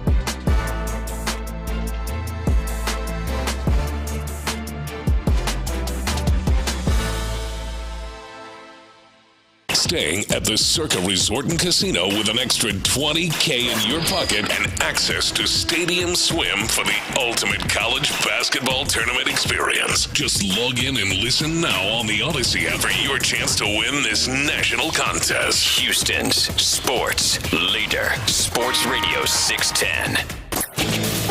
Live from New Orleans, Flight by Yingling presents Sports Radio 610 on Radio Row. Here's The Drive with Stoerner and Hughley. I cannot wait to see how many drops are going to be cut and put into the system by Tyler Milner from this next interview. He's double D's get me every time. I cannot. That was, and by the way, that was completely out of context, the way that was, he just played there, but I cannot wait. So appropriate. We are awaiting Paige Baranek, golf professional, played at Arizona State, played at San Diego State as well. But she has really carved out a successful career, and it'll be an interesting conversation to have with her soon. Okay, Tyler, again, man, Tyler, this is not the time to shoot your shot. Okay? Tyler, do you have a question you'd like to ask? Oh, I can come up with one or several. Well, I mean, it's time, man. This is your time. This is your chance. Now, Tyler has already sent some, because Tyler. I could ask her about Ricky Fowler. And I am, Tyler. Don't worry. I've got that for you. I've got that lined up, Tyler. I want to invite everybody out there to make sure you're dialed in on all the socials. Obviously, at this moment, YouTube and Twitch, it would be a good idea, but also on the Twitter game and the Instagram game. Tyler did a really good job on the image. Promoting God, the did he segment. make an image? I have. Yeah, he did a good job. I'm proud of him. He did a good job. Check that out at Sports Radio 610 on Twitter. Good job, man. Tyler's been working on this since. God, Tyler, how many images did you put out? Just a couple, you know. I think he's got more than one. I've never seen. I mean, if I do say so myself, these are the best graphics I've ever come up with. This is. You know what? I finally understand how you guys feel. Whenever certain guys come on and you're like, oh, God, what is Show going to do? Like, is he going to – yeah. Like, I understand the nerves that Tyler has. Let's be honest. This is once. That's every time somebody comes on. It's not every time. Again, I just got the red carpet. We're wanting to get into a controversy. We're making this a little bigger than it is. By the way, I do want to thank – say that again. See? Man. We just haven't had to deal with that all week. We haven't had to deal with that all week until Tyler comes flying in. There have been a couple of times I've said stuff and I've stopped myself and I'm like, oh, T-Mill's not here. We could roll through it. I do want to thank our sponsors, Flight by Yingling, who have been huge getting us here on Radio Row as well. And coming up here in a bit, we will have Paige joining us in the exclusive furniture hot seat. So appreciative of them. Okay, I guess it's going to get hot. Tyler, I hear you. And I'm sweating. As well, Low T, as well as Mo Karam Injury Lawyers, as you all are going to be able to watch Paige and us throughout on Radio Row on our Mo Karam Injury Lawyers video stream right here live every day. All right, coming up here in a bit, we will talk to, as we await Paige, we will talk to Brandon in our Rockets report. That's coming up at about 4:20 or so. But Clint, it was such the trade deadline is tomorrow. Has things changed for you with this team as you're starting to see other teams around the Western Conference? And this is to the audience as well. Have things changed for you and your thoughts? To say, hey, you need to be a little bit more aggressive into doing something, some sort of an addition. I know they added a small piece today from the Celtics, but in addition to this team, a more serious addition to this team after watching this little stretch. Look, I mean, no, I mean it's I've been of the mindset that I would be A-okay with them making a move if the right person becomes available. And the price is right, make the move. I think we've seen a handful of games here in a row where it would have been very beneficial to have the person that, without a doubt, everybody in the building knew, hey, man, the game's on the line. This guy's getting the ball.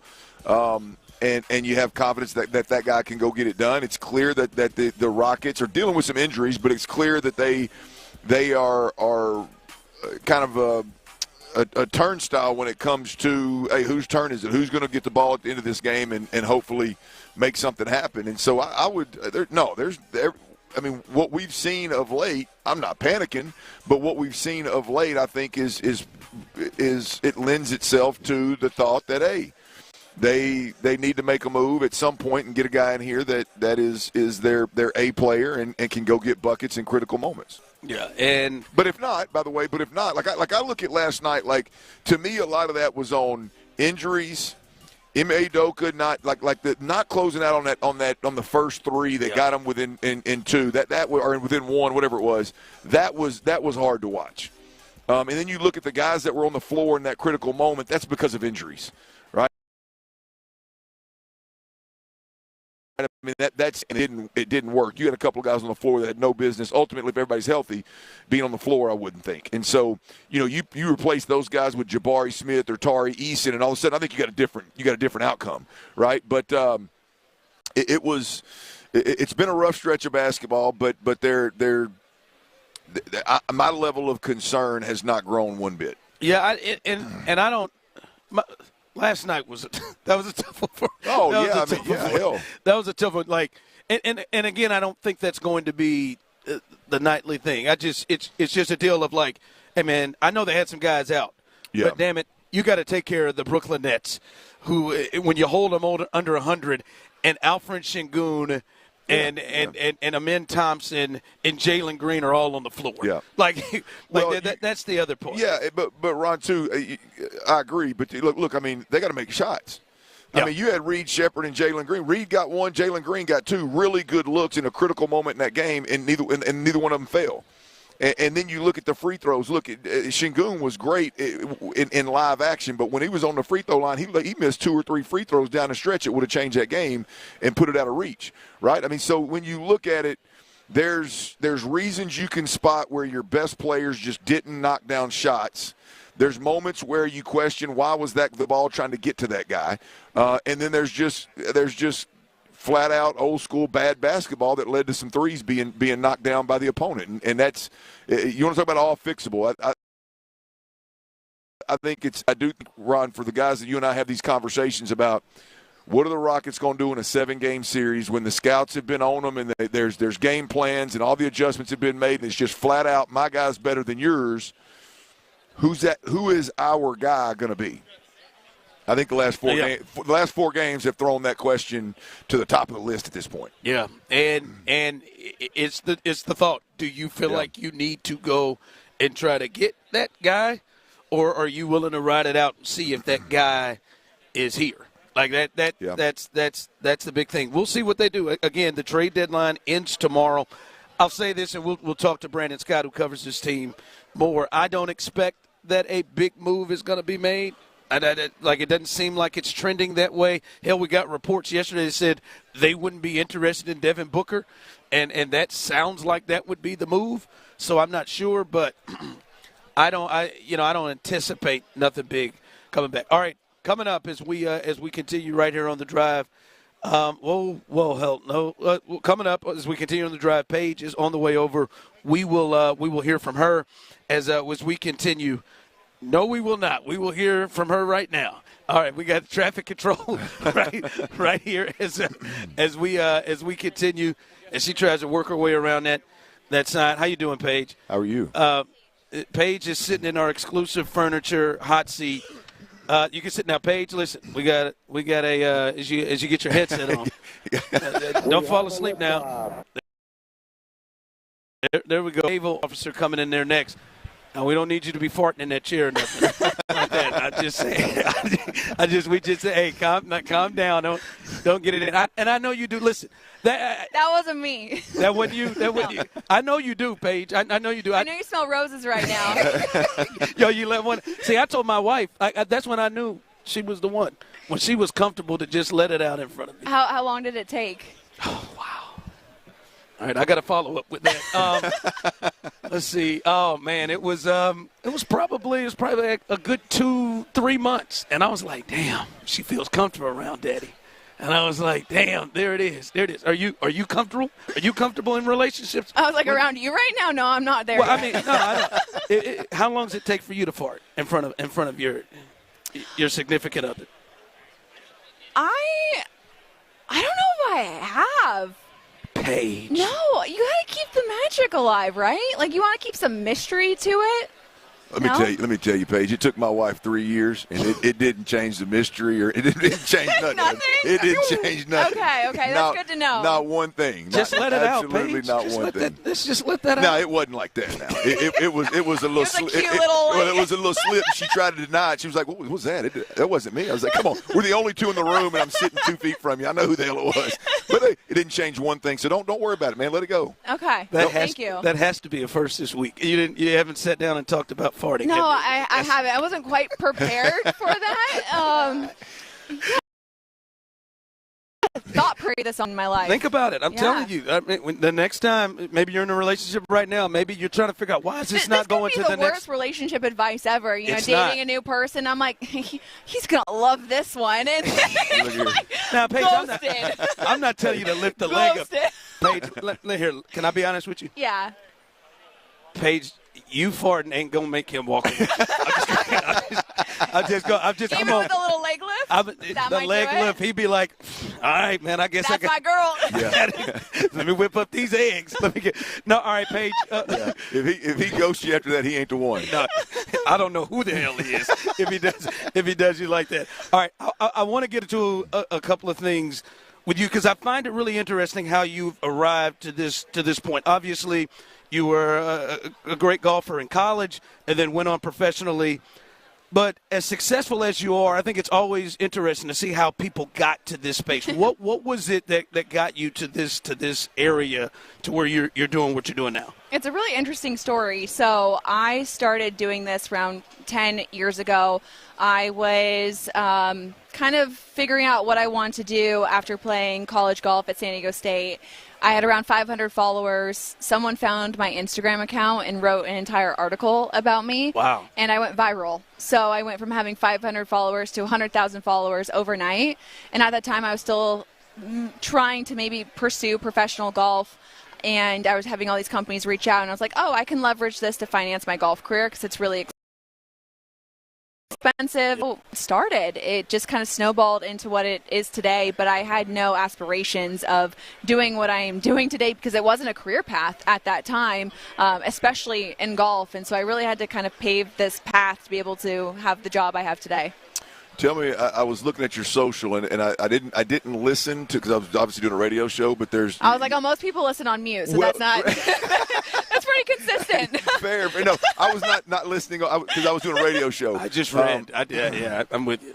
But I think the caption that you used said the real reason I didn't make it on tour. What was that? Mental head case. I just didn't have it mentally. I had the physical ability to play at a high level, but you too. And then you get there, and I mean, that's what separates the people who make it and who don't. They can handle the pressure, and I just crumbled. And I just so happened to be able to do modeling and media, and it worked out for me, and I'm much better suited for what I do today. But I always wanted to be a professional golfer, and that's what I worked so hard for.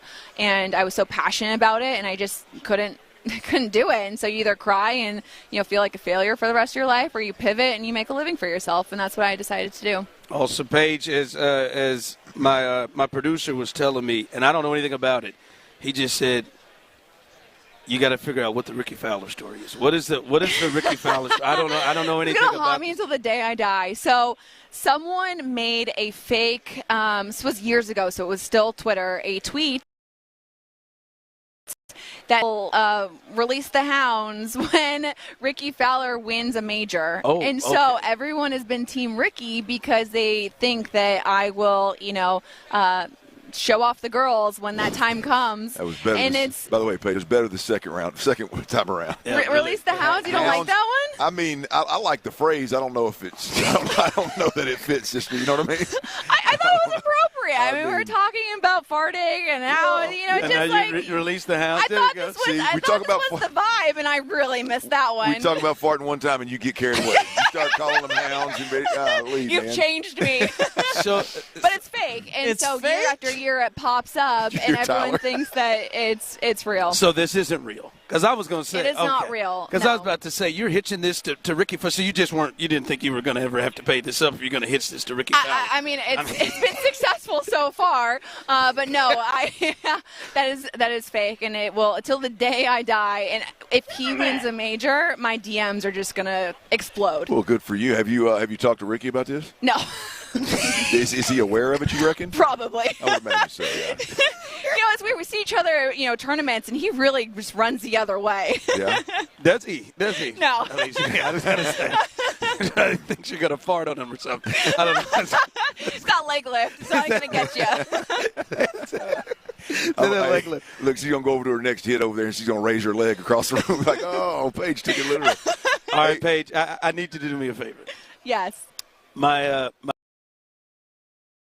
producers can just say this for him. Okay. Tyler Milner.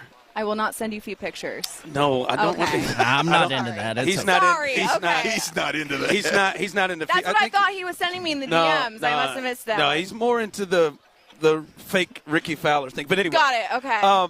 If you can say Tyler Milner. Tyler Milner. You are the greatest producer. You are the greatest producer. In the world. In the world. Now say it all together. Tyler Miller, you are the greatest producer in the world. Hey, hold on. He's gonna record this and use it. So would you? It's for his lonely nights. It's Milner. Milner. There you go. Tyler Milner. Yes. You are the best producer in the world. Let's go! You hear? I don't know if you hear. Radio Row is amazing. He's lost it. He's going, Paige. Thank you so much.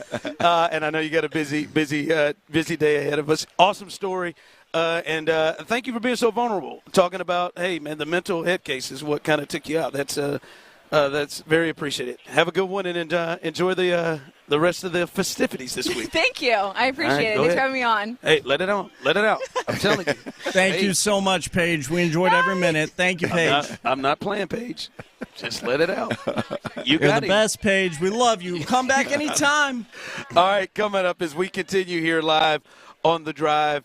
What you got coming up at the 4? What you got? Is it already time for that? Is it already time for that? No, it's not time for that. It's not time for that. My fault. I'm sorry. Here. I thought I got disheveled. All right, coming up, we'll talk to some really, really cool guys as well, and we'll talk to them about their stories. U.S. Navy captains are going to join us coming up next. That's us as we continue live right here on The Drive. All right, y'all, breathe.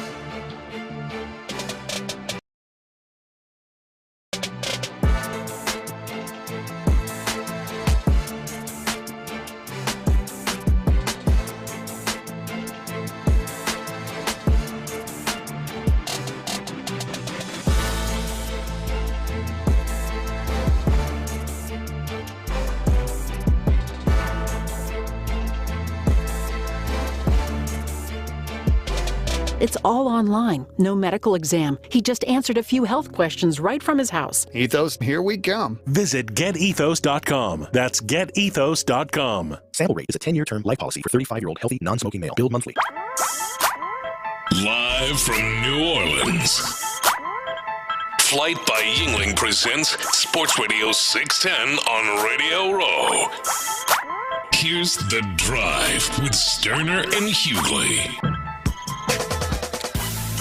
All right, welcome back into The Drive as we are live Radio Row here in New Orleans, and we are joined by two great men here. Tyree Barnes, the U.S. Navy, as well as Captain Jervy Alota. I'm hoping I'm in the ballpark on that ball. Hey, that was perfect. There you go, man. You're a professional for a reason. No, listen. Now, anybody listening to this show, if listened to this show in the last 5 years, knows that your boy can butcher anything. Hey, but you didn't do it this time. But I didn't do it. I'm telling you, man. So you are money in my eyes. Hey, Jervy, the one if you listen to our show on a daily basis, I have a good time, and they keep me up on my squads, but you be go like, damn, how can these two old boys butcher the English language? Didn't even try. Well, mine's not really like a common English name anyway, so that's probably the trick. And our producer gives us, hey, good job, or like just like doubt. Nailed it. First and foremost, guys, we want to thank you for your service. You guys provide us and provide everyone, people like us, the ability to live our lives the way we get to. So we obviously appreciate that a lot for you. Kind of tell us a little bit about your stories. I know you guys play ball as well, and as obviously been in the military. What's I always wonder what it's like for guys that are playing in the military, playing ball, and we're getting at it now. We just talked to the Army and Navy coach, and they can get in the playoff now. Like you can win a championship. What is it like playing? For doing what you do, also serving your country, but then also playing college football like guys at Texas or guys like at U of H. Yeah. Hey, so I could just tell you right away, like when we are recruited football players, that's what we are. We play football. Right, and we train. We get our minds and our bodies right to play Division I football first and foremost. The only difference between us and regular D1 schools is they don't got to do the parades and inspections and formations, and they don't got to do a full course load and curriculum like we got to do. Different is we're athletes first, we're ball players first, but then we also got to do this military thing that consumes a lot of time. So when you talk about what sets us apart, it requires a special type of person to do everything that we do and still compete at the highest levels. In this D1 sport we call football. Hey, there's nothing I think that's cooler in the game right now than the playoff expansion and what my partner alluded to in terms of like every college football player, not every, but most of them can wake up in August and say, hey, man, if we just handle our business, if we play for our brothers, if we're accountable, if we can get in that national championship tournament, right? It was really cool this year to see 8-9 weeks into the season, Army and Navy were both in the conversation. How cool would that be? Undefeated. I mean, I'm going to tell you, I don't want to speak for all of America because I'm sure some of them don't claim me, but I don't know that there would be too much any cooler than either Army or Navy getting into the college football playoffs. You're talking about the country going absolute berserk over college football. It'd be unbelievable. But just you mentioned a little bit about like what y'all's day consists of. Talk a little bit about like how the non-football stuff actually allows y'all to exceed on the field as well. As a former player, I got to believe that level of discipline, accountability, and attention to detail and all that is just, it works wonders on the field. Absolutely, and we're taught that from day one. So the moment we show up at the Naval Academy, we're considered plebes, right? We, first of all, it's instilled of us to beat Army, so that's inherently, naturally. We run 5 or 6 steps yelling Army every single time we turn. Every single piece of weight, piece of equipment, glass, everything has beat Army on it. Yeah. So that's instilled in us. Where the grit comes and where the resiliency comes is the fact that we understand that, hey, we were found somewhere. We were kind of maybe they didn't expect us to be the top athlete, right? We weren't the 5-star athletes. We were good athletes. We knew what we needed to do. We were smart, but the big name schools didn't come find us. So a lot of us feel we have a point to prove. We have something that we have to prove. And it's really a 1A and a 1B, right? Because at that point, the football is just as important as the military. So we can't afford to slack off on either one. So that grit, that resiliency that we build from day one starts on the football field, but it also starts in the hall. It starts with our grades. We can't skip classes. Yeah. They'll come find us if we miss a class, right? We don't get to go out and party in D.C. and Baltimore at the end of the night. We have to sign on a piece of board if we want to go out. Then we still got to come back by midnight. So there's a lot of things that you have to mentally be ready for, well above the physical aspects of it. It's the mental game that's hard. Yeah, so all that being said, you think about we have to deal with all that. We don't get NIL money. We don't get the transfer portal. We stick together. We're undersized to begin with. So how are we competing? How are we being SEC teams? How are we competing with the Notre Dames of the world?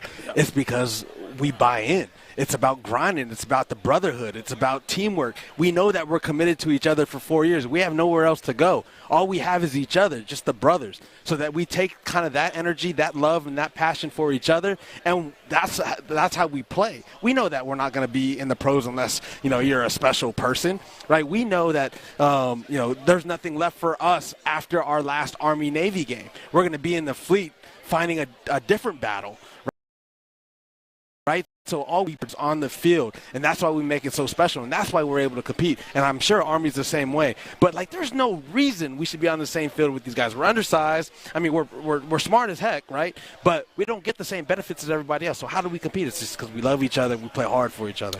You kind of spoke a little bit about, hey, when we came to the Naval Academy, we came as football players. We were recruited as football players, but obviously you knew this was going to be something that goes beyond your 4 or 5 years of playing. What is what has been the transition for you guys when football ended to the next part of your life in the Navy? Yeah, so football was just a huge part of my life. Everything that I wanted to do post-Navy had to do with football because it's just something that I bled, right? I wanted to be a coach. I wanted to be a teacher. I wanted to be a positive influence in young people's lives, maybe at the high school level. So then I was just going to do a job that lasted 5 years, my full commitment, and I was going to get out and then pursue that dream.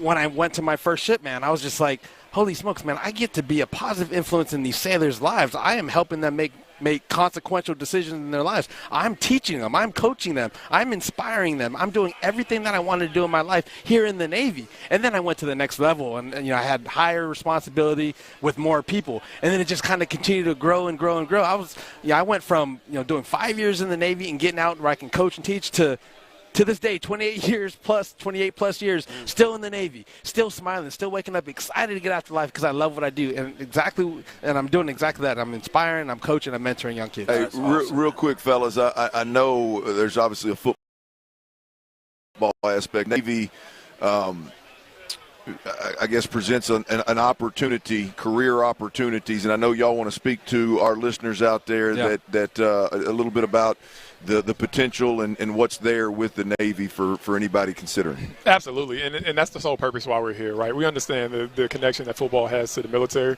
More importantly, we understand what being a part of a team does for a winning organization, right?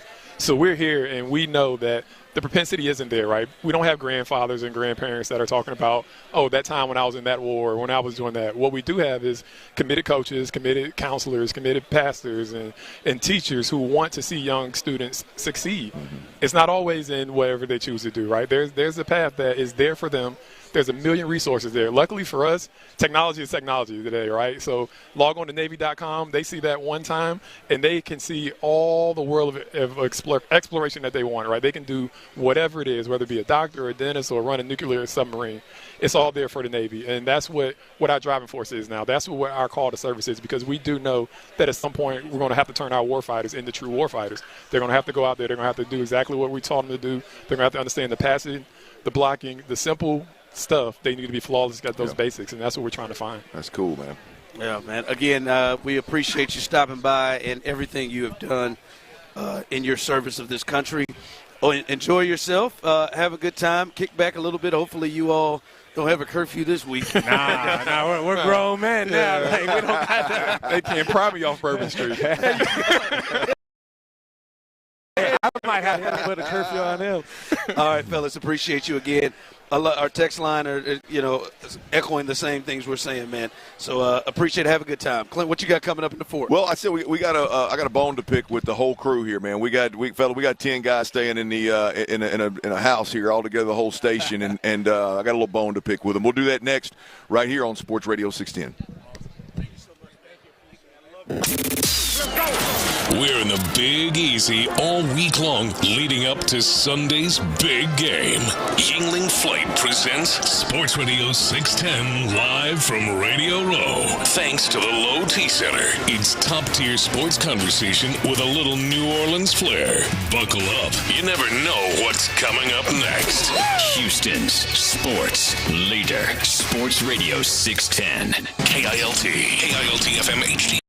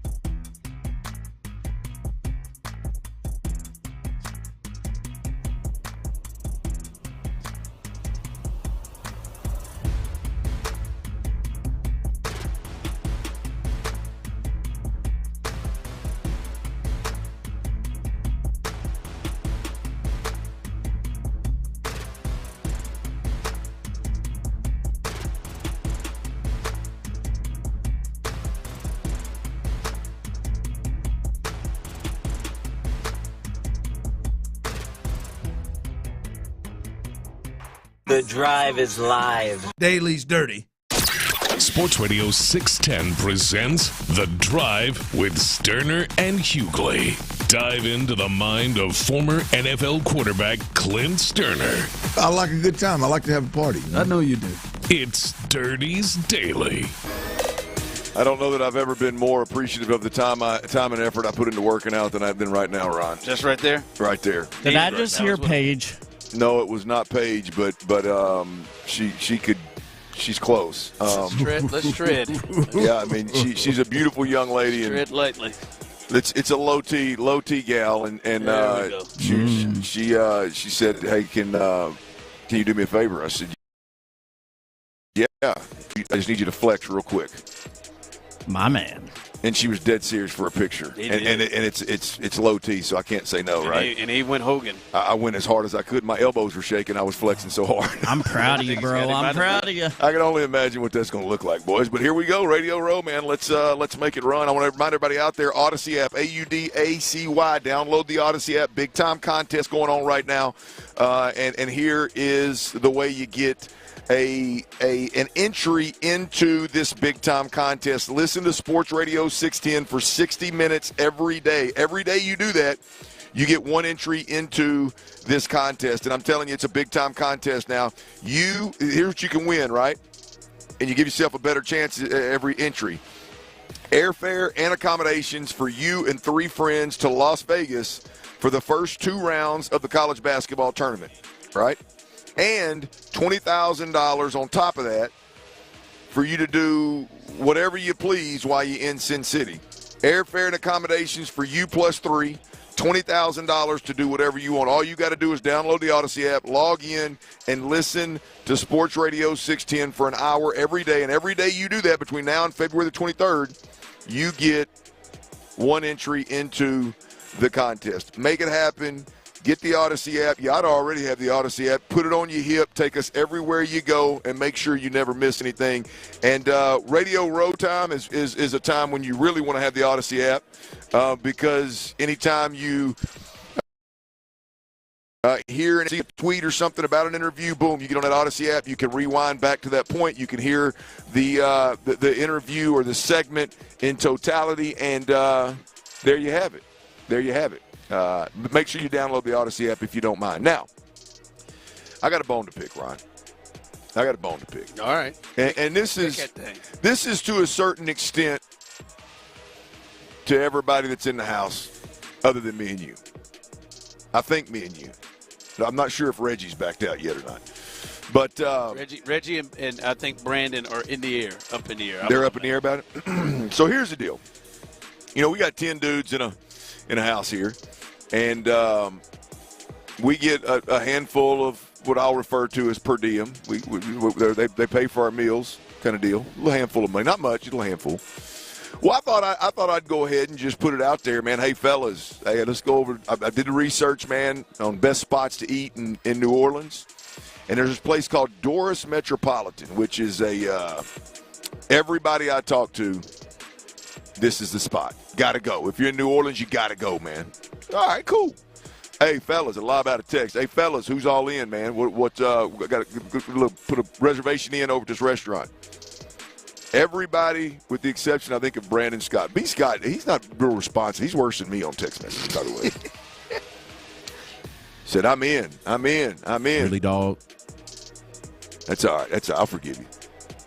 Old Lopez probably got more money in the bank than any of us. Looks at the menu and lobs a text back to the group. I'm going to save my $150 steak night for me and my wife's anniversary. So next thing you know, here comes the floodgates. Everybody bounces out. Everybody don't want to go. Nobody's going. And I got 2 angles here, right? My first angle, let me be clear, first of all, Lopez is full of it. It ain't $150. You can get a steak for $50 there. It is pricey, no question about it. It is pricey. You can get a steak for $50. The company's going to cover $35 of that at least. That's if you ate breakfast and lunch. But nonetheless, so Lopez, he stretched the truth there just a little bit and cost me dinner with my friends. So you think he let it? I think he threw it out there, number one. And number two, I know there's a handful of guys on that list that have eaten at restaurants like that before that bowed out for reasons too expensive, right? Now let me get to – there's 2 of the gentlemen sitting at the table right now that bowed out because of the Lopez menu. Actually, 3 of them. I firmly believe the boss is in this category too, but he led me down a different road. But I'm going to bunch him in, the guys at the table. Bunch him in. Like, I feel like we should all go And if you don't want to buy a $50 steak, don't buy a $50 steak. Get you a salad, get you a little appetizer. Just to break bread with everybody in the same building over a couple of drinks and have a good time. I feel let down, Ron. I know you talked about it. I've seen it. You're struggling with it. I feel like now I wouldn't be one to check the price anyway, Lopez. But if we had a team dinner somewhere, I'm going no matter what. I don't care if I got to drink a bottled beer and eat a dinner salad. I'm going to hang with the fellas. You want to just break some bread. That's it. Yeah, I want to hit a. And now we even got a better reason to go, don't we? What's the better reason? Celebrate that top 20, cuz. Top 20, that's right. Yeah, we got to celebrate that. Yeah, I want to get to a really good spot. Like I want to go to we're in a city that we don't go to all the time. This is only the second time I've been here. I want to go to a spot that is unique to the area and get a good meal. That's what I'm motivated by. Well, I went ahead and slid by because I knew I was going to talk about it today. So I went ahead and slid by there last night before they closed. Grabbed me a little piece of meat. Had a little half of it last night just to put a little something on my belly before I went to bed. And I got this morning and diced it up in my eggs. It is a true New Orleans style. It's literally in the French Quarter in one of those corner units. I'm ready for it. Chopped up, it's going to be absolutely tremendous. I hope everybody else other than me and you regret bailing out on us, man. Text line coming through. Lopez is really becoming the worst roommate in my opinion. It's unbelievable. He started off really good. Ron. And I think he's old enough I think that was calculated. I think he knew, like, hey, man, I'm going to kind of do my own thing and bow out of a bunch of stuff and not really be there for the guys. So I'm going to go ahead and just cook a monster dinner out of the gate, man. Like, I feel like that was a go. Tyler, what do you think about that from the outside looking in, just hearing that story? This would be something that I think Tyler would be closer to your edge on to. Yeah, I mean, y'all know I talk about my deep pockets. I often hear old J-Lo, John Lopez, the OG, talking about how well off his bank account might be. I think that's a lame-ass excuse. I think his excuse from the jump was just lame. Text line coming through. Not in line with what he normally tells us. Yeah, they're with you. I agree with Clint. He's been working hard this whole trip. Clint has been trying to bring everybody together and clean up after everybody. And cook breakfast. And Lopez has just been stirring the pot multiple days. That's it. That's why he is my stock down. And this really grinded my gears. Now to go to where Lopez and Figgy and others. Clint, I just checked the prices. I'm out. I saw them prices, bruh. I'm out. I'm just giving you what it. I'm just saying, man. I'll be there with you. I'd be there with you. I'm gonna be there with you.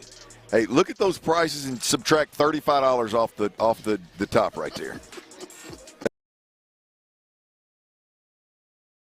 That's a very no. I'm saying you get to subtract that immediately from the jump. I'll tell you, I ain't spent a dime today, baby. And I know ain't nobody bought no breakfast. I know ain't nobody bought no lunch. Nothing.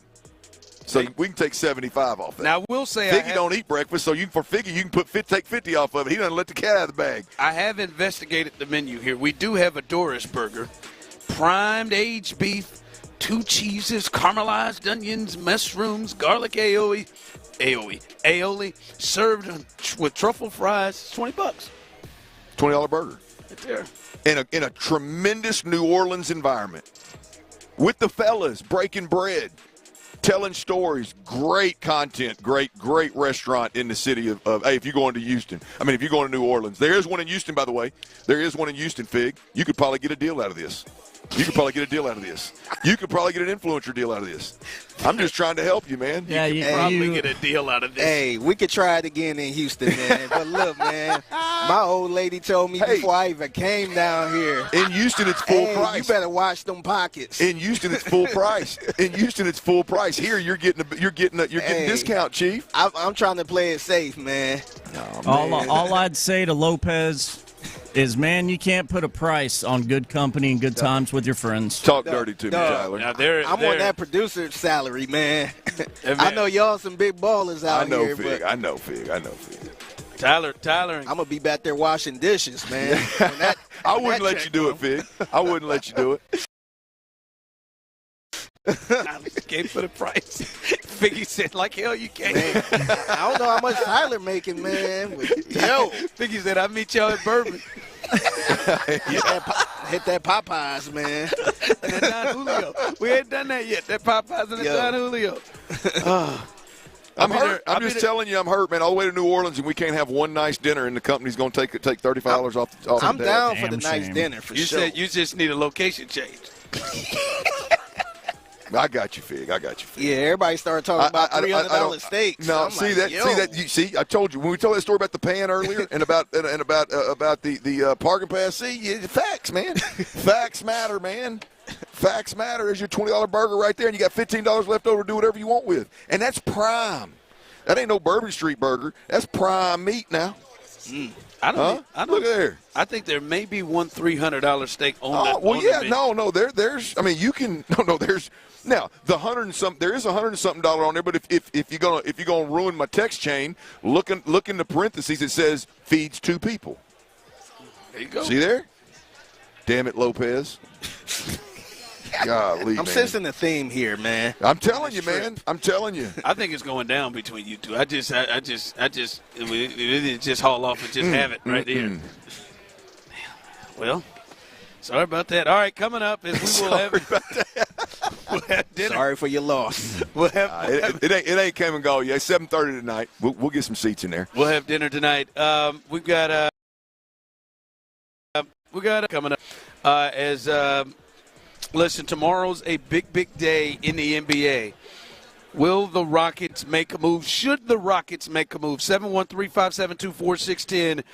Those of you on YouTube and Twitch, this team is the 2nd seed in the West. They've lost 4 in a row. They have struggled to close out games. Do you think this team needs to make a move? We'll discuss that coming up next. Big Mike, hit it or quit it, baby. All right, y'all.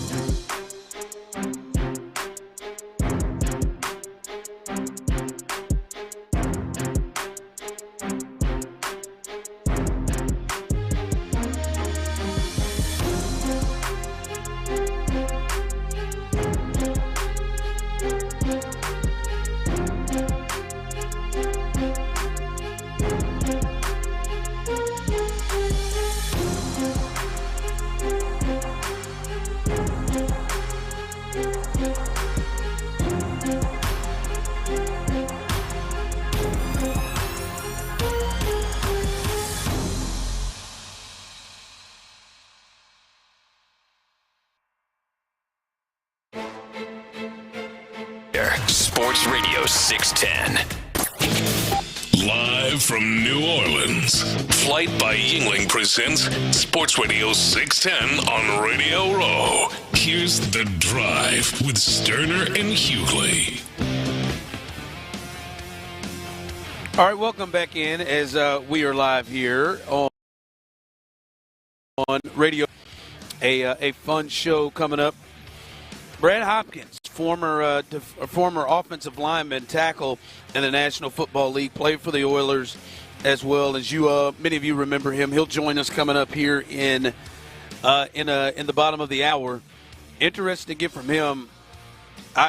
We've had a lot of fun. In this game in particular, Clint, I'm really intrigued to get his thoughts on some of the offensive line stuff, especially to him how he sees this Joe Thuney kicking out from a guard to a tackle, and how difficult that could be playing at a high level. I'm intrigued to get his thoughts on that, because I think that's a big part of this game. But that'll be coming up at the bottom of the hour. All right. We've kind of talked about this a bit with the Rockets today, and tomorrow is the deadline in the NBA, Clint. And tomorrow we will find out if the Rockets will make a move. 713-572-4610. Some of you have texted in. Do you believe the Rockets need to add somebody else to this roster? Do you think that? I will say this, Clint. I think they do. Especially if you're talking about, hey, we want to make a run in the playoffs, and not just a run, but like, hey, we want to try to win the West. I've seen many of you text in. The only two teams that concern you are the Nugget and the Sox and OKC. All right. Well, if that is how you're looking and thinking about things, then I think they need some more help.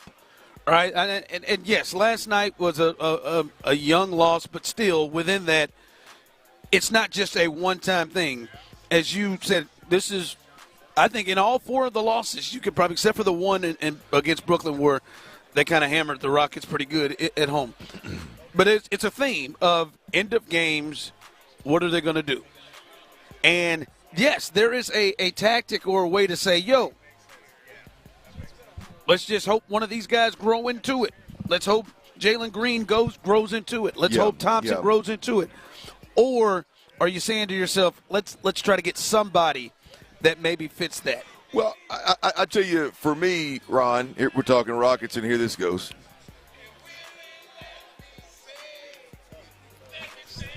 And they got a little lower this time. Yeah, I'll say this. When it comes down to what the Rockets' answer is, I don't know if it's Jalen Green. I don't know if it's somebody else. But what you got to like about what you're seeing from the Rockets, obviously you don't like the outcome, but what you got to like about what you're seeing from the Rockets is you're finding out. Jalen Green had 2 shots last night, down the stretch, open three-point looks that would have changed the game. Reed Sheppard, open look that would have changed the game. And that can't be the plan, by the way, also, that Reed Sheppard is the guy getting later down in the season. I think that was more of a kick out, swing the ball, and they just happened to leave him naked, right? But here's the point: is that's what he's there for. That's what he's there for. When a team is trying to take the ball out of Jalen Green or Şengün's hands, or Amen Thompson, and leave Reed Sheppard, naked open, he's got to knock that down. Right, and so that's what they drafted him for. Right, that's what they drafted him for. So yes, you've lost. It's been a rough stretch of basketball games, right? I understand it, but at the end of the day, the Rockets are creating opportunities over and over again for Jalen Green to get looks and say, "Hey, can you knock them down?" For Reed Sheppard to get looks and say, "Hey, can you knock them down?" I think to me right now, and look, it's a roller coaster ride with Jalen Green, because when he's good, damn, he's good, right? It is special good. But when he's not, there's questions around it. I got a question for you, because I know where I sit on this, and I just wonder how accurate it is, right? Confidence level in getting a bucket in a critical moment of a game, assuming you got assume you got a decent matchup, right? All these other factors of what the defense does. And okay, you get a good matchup, a fair matchup, confidence in getting a bucket or getting a good look. Jalen Green or Şengün? Probably Şengün. Because I think to me, I trust him more that he'll make a better decision. To me, it's about decision making. Like, I trust that if he gets doubled, he'll make a really good pass or give the Rockets a better chance to get a shot. And I think he can go and get his own. I think Jalen is more talented to be able to get to a spot and make a play with just his natural ability. But I don't think he is at a point in his game right now that he knows where the spot to get him. And if you just seen what has happened against the Knicks, Jalen Brunson knew exactly what he wanted to do, and he has all these moves. And yes, Jalen's been doing it a long time, but this is what happens when you're in the playoffs. In a team like that, he knew exactly where his spots were he wanted to get to, and I think I'd probably trust Şengün to get there. Yeah, look, I wasn't going anywhere in particular with that question. I'm just curious, like, just confidence level. Like, I'm watching that game last night, and it's one of them, like, if they could get the ball into Şengün with his back to the bucket, he was doing work. Well, especially in the last, I don't know about the first half, but in that last 4 minutes that I watched, like, it was clear, like, that's the dude, boom, give him the rock, let him do work. That just seems to me to be a lot more advantageous setup and scenario than Jalen Green at the top of the key trying to get around somebody and then trying and shooting a Russell Wilson looking jump shot from beyond the arc kind of deal. I don't know. It seems like to me like, boy, the Şengün thing is just. Well, that's the other part of it is it's easy. It's tougher to get the ball to him at times, and because he's in the block. And two, it's easier to get the ball out of his hands and to double team him right off the bat. Like, it's easier to do those things. It is ideally you would hope it was Jalen Green, or it looks like they're starting to try to move towards Amen Thompson. But obviously his jump shot's got to improve as well. He doesn't have as many things that he can go to. But again, I will be interested to see if they actually try and attempt to make a move. Because I don't know about this team right now as it's set how high their ceiling is. Right now they feel like second round as the ceiling, and we'll see what happens as they move past that. All right, as we continue live, we'll speak to former Houston Oiler Brad Hopkins, one of the best offensive linemen in his time there when he played in the National Football League. He'll join us coming up next on The Drive. All right, before we do that, though, I got to tell you about Coors Light, y'all. I talk about it every day now. And whether you're here on radio,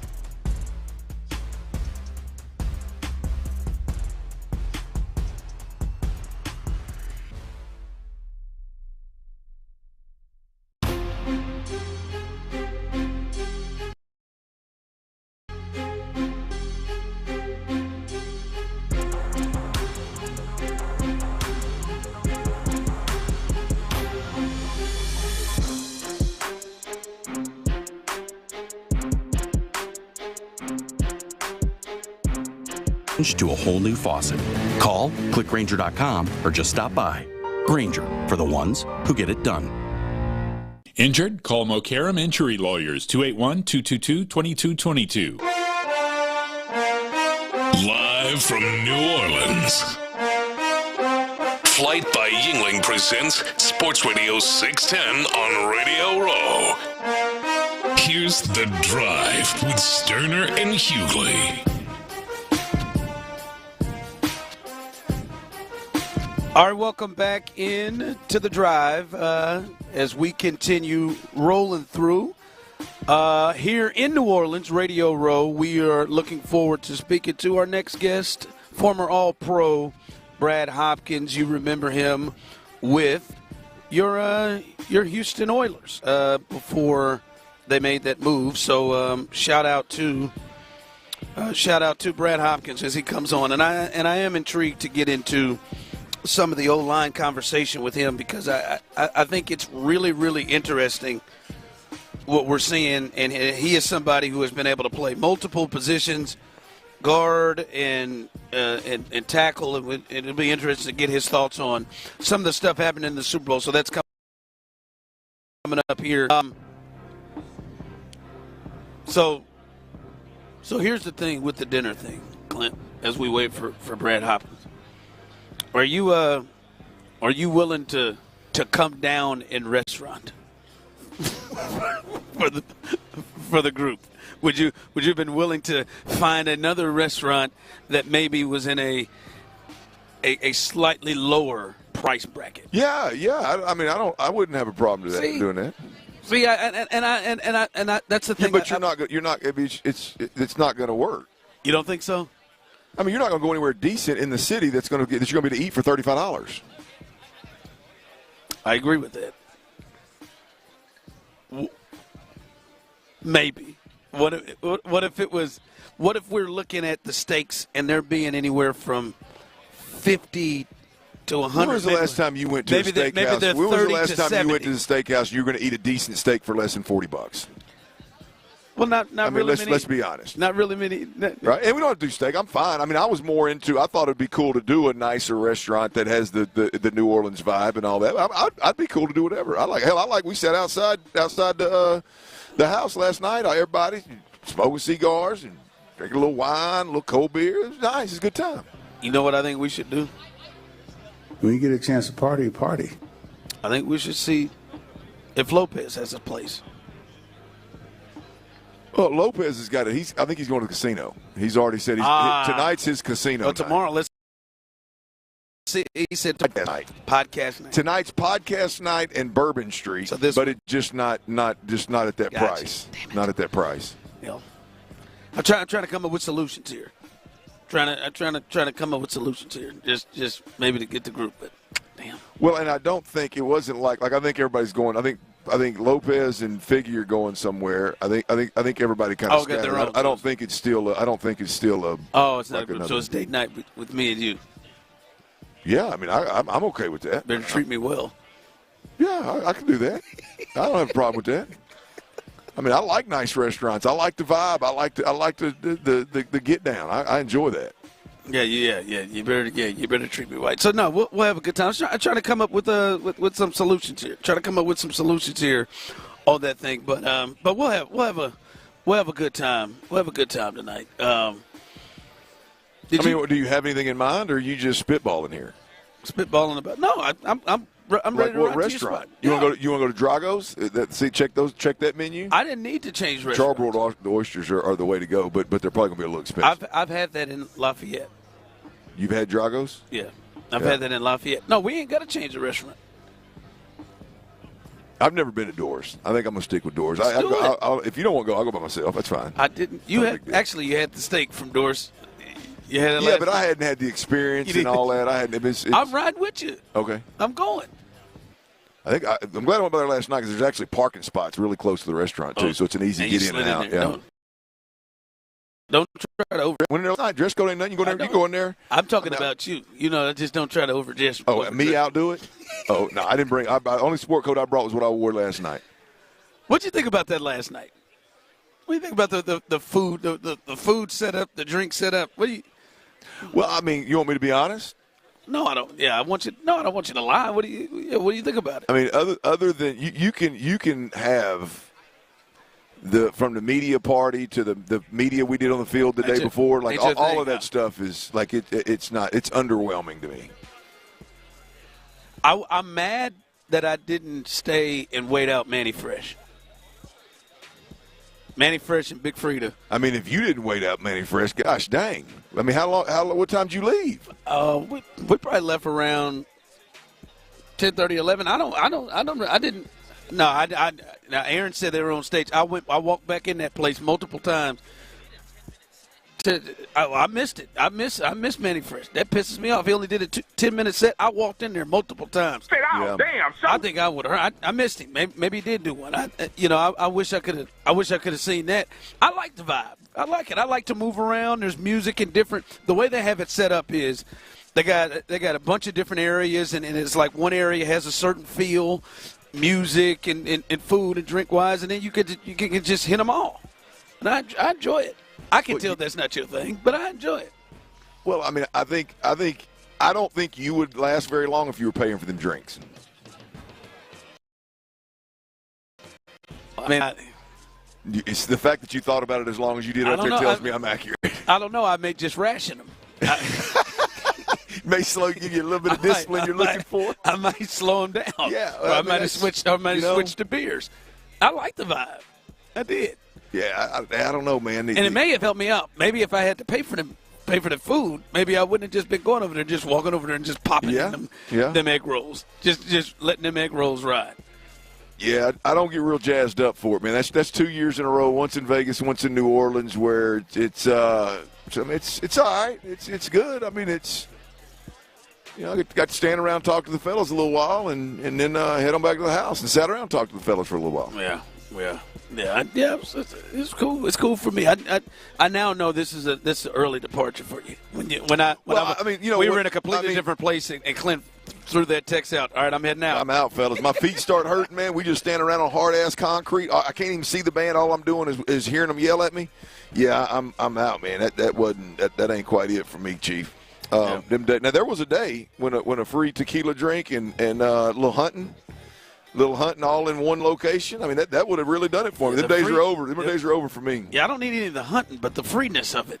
When you can get you a daiquiri, when you can look, we've been out and about enough. I know them free drinks are really that is really a way to get you smiling, boy. And listen, I want to make sure it's not just free drinks.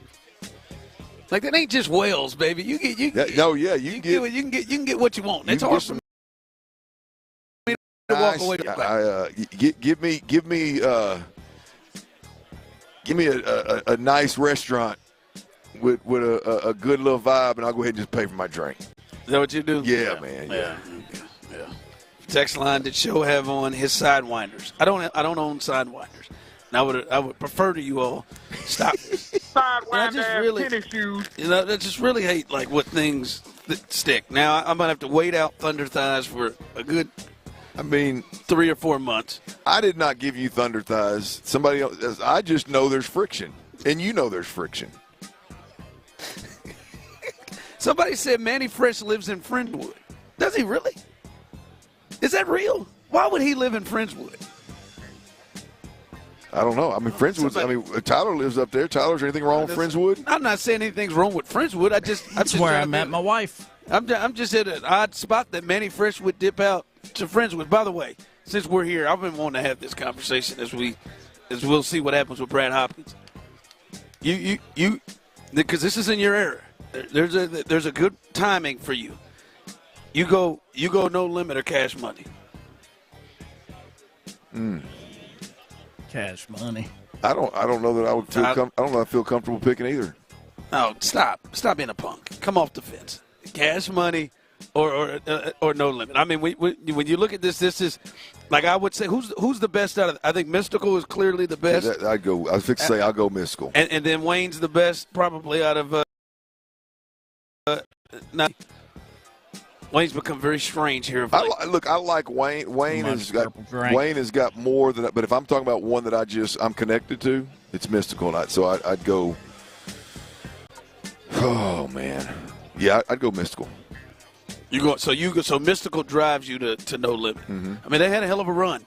Nobody competes with Wayne if you're just talking about the number of hits and obviously what you can do with Wayne's music. But Mystical holds he is near and dear to heart, man. Yeah, See, their run. See, No Limit's run was so short. It was so. It was. But they was. Do I get Snoop in No Limit? No, not that Snoop. No, man, you can't. No, you don't just get the overall. Well, then you don't get. Then Cash Money don't get overall Wayne. Yeah, you do. He was there. He was there most. I mean, till the end. Till the end, he did most of his damage there. With Birdman, he did. Shout out to Brad Hopkins who just dropped in. There we go. Man, damn, you look good. I didn't mean to, jump like that, fellas. It's just y'all got me in the big chair. There you go, get comfortable. Brad, we got to delay a game waiting on you, man. Yeah, I'm sorry, I was doing San Antonio. Yeah. Hey, them good old boys over here. Remembering the Love Your Blue days, bro. That's what we were doing over there. Reminiscing. Well, the people here because they don't. Oh, my man got an Oiler Derrick on his arm. He do. Give me something right there, man. There you go. Be Scott in a minute. And as Brad Hopkins joins us, you're in the exclusive furniture hot seat, baby. Well, I see. And hot seat, lean back in that thing. Exclusive. They'd like to use an Oilers portion of your career outside of that other place that you moved to. Is that what we're doing? Now listen, I have no dog in that fight because I have just as much love for the city of Houston as I do for the city of Nashville. It's a good start. If you've actually broke bread and lived in that city, you understand the complete unique environment and how lovely it is. Both my sons were born in Houston. My grandson was born in Houston. My daughter-in-law grew up a Texans fan. She doesn't know anything about the Houston Oilers Love Your Blue era, right? Because she wasn't even born when we left. So just to remember those days of whipping on Westheimer, that's what it was about. You know what I mean? Living off Southwest Freeway. I don't care what they call it now. Was it 69? So I have a healthy amount of respect for, the transition that the city of Houston had to make to basically, forget about the pre-existing Houston Oilers era and usher in a new era of Houston Texans. They've done a good job of that. What was that like? What was that in that time as you're being right in the middle of it? Because it is, honestly, we got a couple of hosts here. John Lopez, who's been here for a long time. It is still deep ingrained into him. And I know I'm sure you remember John McClain, there's that smile that he brings that hits. What was it like being in the middle of that transition, that move from Houston and then going up to Nashville? So I realized early that the city had with Bud Adams. Okay, and those that are listening that went back in that far, they know what I'm talking about.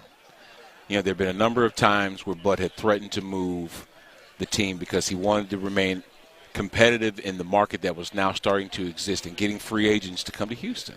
Okay, the Astrodome wasn't it, man. Nobody wanted to play in that thing. It's still there. Exactly, and it probably looks the exact same as when we first left it. You know what I mean? I remember the last game that we played in the Houston Astrodome when we set an attendance record low for 24,000 people, probably less than that. They were actually in the dome, right? And the dome seats like 70,000 people or whatever it was. It was like a ghost town. And you knew at that moment that, hey, it was bad. But I remember us playing the Washington Redskins, and yes, I said the Redskins because they weren't the Commanders then. And we were playing them in a preseason game in Knoxville. And then somebody said, hey, you might want to start looking for property up here in Tennessee because that's where we're moving. And I thought it was just barking, the same kind of fluff that we had heard before. But then it wasn't even 6 months later that they were talking about Mayor Phil Bredesen and Bud Adams coming to an agreement for us to move. And it's different when you're a free agent and you move from one city to another, whatever else. But then to have the whole support cast, your trainers, the entire staff goes with you. And we left Houston before we had anything built. Yeah. So we were literally in trailers, bruh. Wow. Practicing. We were in the back of a mall when it comes to like our playing field and trying to make an adjustment. At that time, I'm thinking, you got to be kidding me, right? This is the NFL? But that's what it was. That was a transition for us. Now, we played our second game in Vanderbilt Stadium. our second season rather, in Tennessee in Vanderbilt Stadium. And that still wasn't the best environment. It was terrible. You know what I mean? But then they opened up this brand new stadium called Adelphia Coliseum. And we had never experienced that kind of support, because think about the way we left Houston. Now we're in a new state that has never even experienced pro sports. And they came out in droves to see us. And then as we put together the kind of magical season that takes you to a Super Bowl, in the first year we played in that stadium, we cemented history right there, man. Yeah. And we come a yard short from giving them their first Super Bowl in that short period of time. Damn Mike Jones. Yeah, damn Mike Jones is right. But people don't talk about, just what we're doing, what we could have done. Now, going back to the Houston days, the whole Buffalo Bills debacle, okay, that was the year we should have won a championship. The next year when we rattled off 11 straight after starting 1-4, and we got to the divisional round against Joe Montana's Chiefs, that's the year we should have won the Super Bowl. We should have won the Super Bowl in 1999, the year 2000, that we went to the Super Bowl, right? And then there were 2 more AFC championship games that we could have won and then gone to the Super Bowl, which we kind of fell short. So we could be talking about that weird ball bouncing in a different direction. We could be talking about a franchise that has had 5 championships almost. Steve, unequivocally, Eddie George would have been a Hall of Famer had that happened, unequivocally. So you're talking about just an era of football, an era between these 2 franchises, the Houston Oilers and the Tennessee Titans, that produced great players and great seasons to boot. So it was you asked me what it was like? It was absolutely crazy. Yeah. It was a crazy time to be playing for a franchise that moved from Texas to Tennessee. Crazy. Tell us a little bit about Low T Center. I know my man Clint here has got a lot of experience with Low T Center and how it helps. What's your experience? My man's jacked over here, by the way. You know what I'm saying? No, listen. What's going on here? Well, first off, it's really under the premise of what? No. Men's health, wellness, something that we're just not used to being vulnerable about. You know what I mean? It's okay to admit you need help in something. When you're walking around and your head's foggy, or you're feeling lethargic, or you're just moody, and people around you got a short temper because you're just agitated for no reason, you're tired. There may be something to that. Go get tested. That's all we ask you to do. Go get tested. Figure out where your levels are. Get a baseline description of how you can actually better yourself. Get on a TRT, some of that therapy when it comes to testosterone that would allow you to address those issues. And you might be amazed at how much better you feel. It'll affect your performance on the field and off the field. There you go. If you know what I'm saying. Hey, Brad, what I always tell folks, man, is like, it just real talk. Like, if you're a grown-ass man, you should know your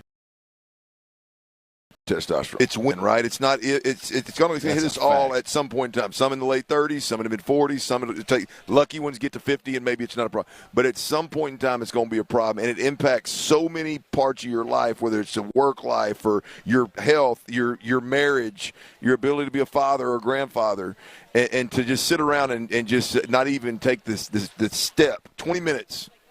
To know your number is crazy to think that there's the percentage of men out there that do that. Yeah, and you should start sooner than we're actually talking on average, right? Say you should have your prostate checked by the time you're 50. No, it's earlier than that, especially if you're an African-American, man. Because we're dealing with a lot of issues that, genetically have happened to us sooner than other situations, right? But it's okay to go see the doctor when there's nothing wrong, to make sure there's nothing wrong. Because it's that kind of screening that allows you to take advantage of the therapies and procedures that are out there available to you if you catch things soon enough. If you realize your levels are so low that you need a boost, then you obviously are aware of that. Same thing can be said about cancer screening. The worst thing to hear is that you caught it in stage 4 when you could have caught it in stage 1. You know what I mean? So those are just some things that we need to really take full advantage of. I know that there's even talking medicine and crazy and big pharma and all that stuff is crazy nowadays, and there are a lot of holistic remedies that don't involve taking medicines. Study some of those, but then again, don't wait till you're sick to do it. Appreciate you jumping on with us, Brad. If you need a little head back in that thing, there you go. Exclusive furniture right there. That's what the hot seat is for. Coming up a little 5 o'clock fire right here live on The Drive. The Texans have their new OC. Former Rams tight ends coach and passing game coordinator Nick Caley is coming to H-Town to lead the offense. Will he be the key to unlock a new version of CJ and take the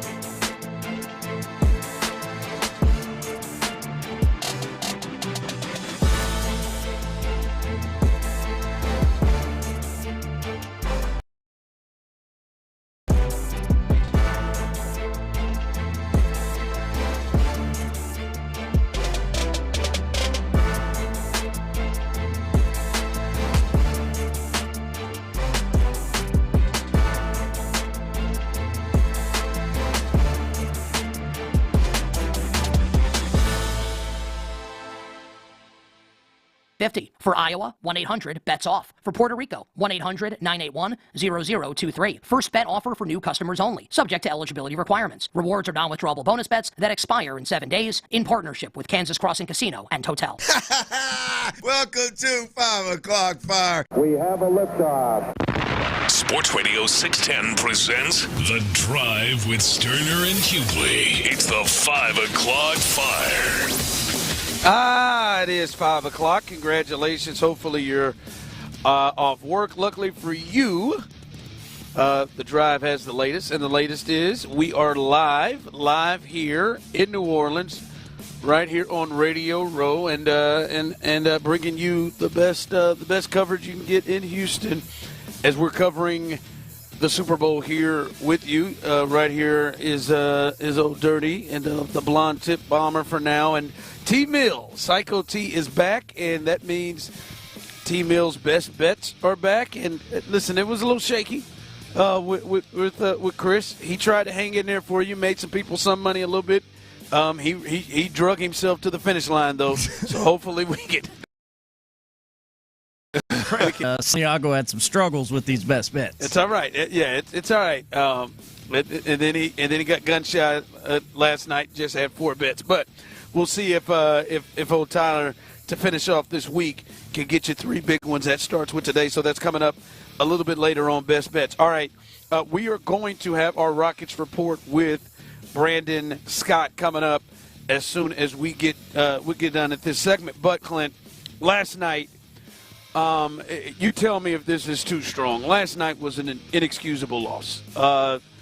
One to put up 97 points against the damn Brooklyn Nuts. The Brooklyn Nets. Damn it, Paige. The Brooklyn Nets. To put up 97 points against the Brooklyn Nets. And that is ridiculous in its own right. And then to have leads. Listen, you're up almost 2 possessions with 11 seconds left. You're up 4 with 9 seconds left after you just made the free throw, and they got to come down and try to. So, like, at that point, you're up 4 with 9 seconds left. You just can't lose the game. All you got to do is just not foul a shooter or do a 3-point shooter or do what the Rockets ended up doing, and that is just giving up an easy 3 and then just inbounding the ball to nobody. And then that thing rolling right to D'Lo and him knocking down a 3. That was a hugely frustrating. Yeah, I think that's fair.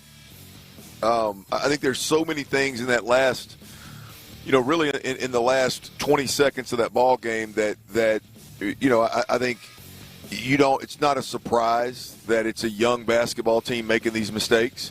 I'm not surprised that a young basketball team gave an opponent a chance to come back when they were up 5 with 18 to go. They were up 3 with 9 seconds to go, up 4 with 9 seconds to go, up 1 with 6 seconds to go, and end up losing in regulation. Like a young team, to me, the big picture, this is a young basketball team that made several mistakes. They also are a young basketball team that's missing a couple of their key guys that would have been critical in several moments throughout the last 20 seconds of the ball game, right? It's trying to inbound the ball, and the guy you're inbounding the ball to by choice, like right away, is Dylan Brooks instead of one of your main ball handlers. The not closing out. I think it was Tate, I believe, not closing out on the first 3. When it's obvious you got to defend the arc at that point in time. I mean that was a poor effort. Now again, you can point back to coaching. Maybe they weren't ready for that moment. Again, the inbounds to give up the final 3 that gave them the 2-point lead and ultimately ended the game. I mean, whether that's youth or coaching, it's just mistakes, growing pains that this group's got to get through. On the opposite end of it, the opposite end of the floor, they had plenty of missed 2 open looks from beyond the arc, and then Reed Shepard, the guy that's supposed to be dead eye from deep, he missed 1 as well. So they had plenty of opportunities, even though the mistakes that they made were obviously killer. They had plenty of opportunity to stretch the game out even further in those critical minutes and moments, seconds, and not give Brooklyn a chance to even to do what they did. Yeah, it's a tough one. Obviously, it's not over. And I looked at this, man. I just saw the standings and see what Memphis is doing. And they've actually dropped to the 3 seed in the West at this time, which they have been sitting in that 2 spot. And when you lose 4 in a row, that kind of happens. So they're on a 4-game slide. I guarantee you, Ime Udoka didn't sleep much last night. That one had to really, really bother him.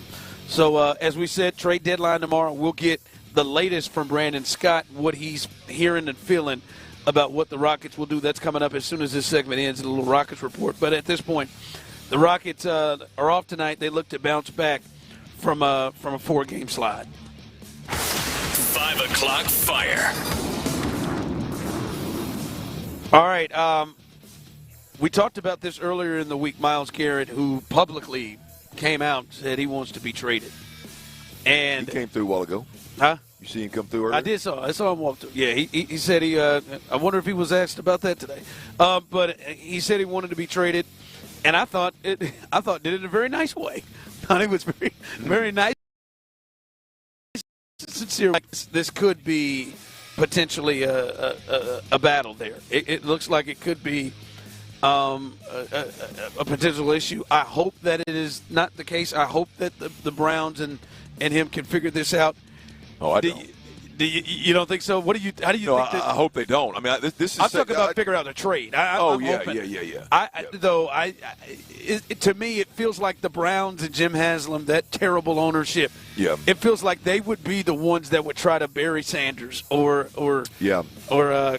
Calvin Johnson. I mean, I hope that doesn't happen. Yeah, it does, and that's unfortunate, right? I think this is the Saquon Barkley situation of 2025, and great player, has given his all to the organization. The organization just continues to fail and be dysfunctional. While he's out there putting up monster numbers, I mean, historically great numbers. I would like to see that guy get an opportunity somewhere else and not be as patient and be the good soldier in Cleveland, man. That place is as dysfunctional as any place has ever been. They're handcuffed for the Deshaun Watson situation. They're never going to be able to never's a long time, but they're not going to be able to put anything around Myles Garrett over the next couple of years worth a damn. They're always going to have to win left-handed. They're going to have to draft a quarterback early and hope that quarterback can play early and can win early for Myles Garrett to even make a dent in the next 2-3 years. So I hope they figure something out along the lines of what you said of getting moved and we see him in another uniform before too. To do right with him, whatever. I just hope that this isn't a situation where it's strung out and he has been forced. Because I think once you commit here, Clint, it's like I'm not playing for you anymore. Like I'm not going to play for you anymore. And I hope that happens. And listen, again, Cleveland's not going anywhere. And they probably need this to help jumpstart them.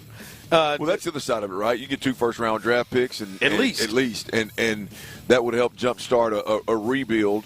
But that's what a competent organization would do. That doesn't seem like that fits their brand. Who knows the route that they want to take in this thing? All right, coming up as we continue rolling here. What's going to happen tomorrow? Brandon Scott covers this team. Check out the H-Town Hoops podcast with he and Adam Spillane twice a week. It always drops. What's he hearing? Are the Rockets going to stand pat where they are, or are they going to make a move by the deadline tomorrow? We'll discuss that coming up next. All right, take your big game experience to the next level, y'all. Cash in with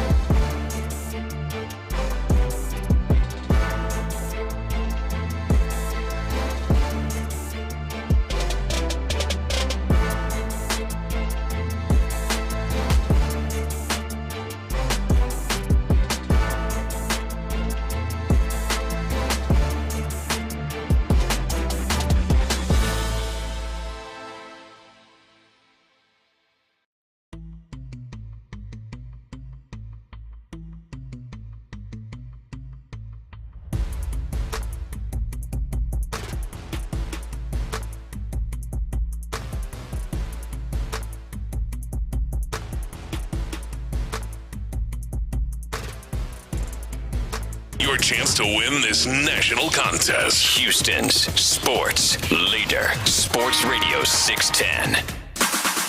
We're talking hoops, H-Town. Our guy B. Scott has all the latest from the hardwood in Clutch City. It's the Rockets Report. Don't ever underestimate the heart of a champion. On The Drive with Stoerner and Hughley. Hey, Houston fans, I am so happy. All right, Brandon Scott. It's a lot going on around here, so we move in times around as we've been able to talk to a lot of cool people. But as we sit here, a big, I'd say 24 hours or so for the Houston Rockets, and we've talked a little bit about the little slide they're on right now, the tough game they had last night as they're in a 4-game slide, and they've moved down to the 3rd spot, and now they're starting to be in that situation where in the West, if you have a bad week, like you can drop 3-4 spots, in the standings. So they've kind of slipped to that area. But the big thing is tomorrow, as we are here on Radio Row, Brandon Scott, and I know they've made a minor move. Do you think that we are going to be talking about the Rockets have made some sort of a move that is going to impact the team in some sort of a way? So let's identify either their needs or some of the things that they want, right? Shooting is something that has been a need for years, basically, right? And it remains a need now. Clint, you were talking about this in the previous segment, which I was talking about the Rockets and, just how shooting has failed them. They only scored, they scored less than 100 points, which is unacceptable, especially against a Nets team. And so they still I'll give you a name to look out for, and this is not going to blow your skirt up. I'm going to let you know now. But don't sleep on an Eric Gordon reunion. Yes, and Eric, somebody that is averaging 6 points a game, and that is 137 years old. Okay, and he's actually 36. Is he making jump shots? Okay. Is he making open jump shots still? That seems to be a part of his game. He is still shooting 38+% from three, and he had a stretch there where like a 10-game stretch where he was shooting 42%. Long or the short of it, the man can still shoot the three when he's out there, and it's the one thing that they don't have. Now, I'm not saying Eric Gordon's going to be out there giving you 15-plus minutes, but when you think about some of the Aaron Holiday minutes, some of the Reed Shepherd minutes, some of the minutes that people are getting now when you deal with attrition, when you're dealing with injuries, and the fact that they just don't have a whole lot of guards, right? Eric Gordon is somebody that's got experience, playoff experience. Finally, the Rockets are about to be out of this playoff drought. That's somebody that is definitely a possibility. Adam Spillane and I have discussed this on the H-Town Hoops podcast. Another thing, another big, and Steven Adams has been good for them, but Alperen Sengun with the injury, I think that Ime Udoka has a very specific player in mind in Robert Williams. So that would be another name that I would look out for. And that is these are both doable deals, right? Talk about big swings. It would take parting ways with one of these stars, right? Some of these moves around the margins, which is what they're looking for, would allow them to keep their core intact, but also add to some specific places that they have. Is the former Celtics center now with the Portland Trailblazers, is the quintessential dog type of Ime Udoka player. Like if you just think Ime Udoka player, wanted to Google it or look it up in the dictionary, whatever your preference is, Robert Williams will be one of the faces that will pop up. If he can stay healthy, that is exactly a really big. Yeah, I like Eric Gordon. I don't even care if he is 36. I just like him as a player. What are you seeing with the Rockets right now in terms of getting guys back? I mean, a big problem with this skid. I say skid, 4 or 5 games, whatever it's been.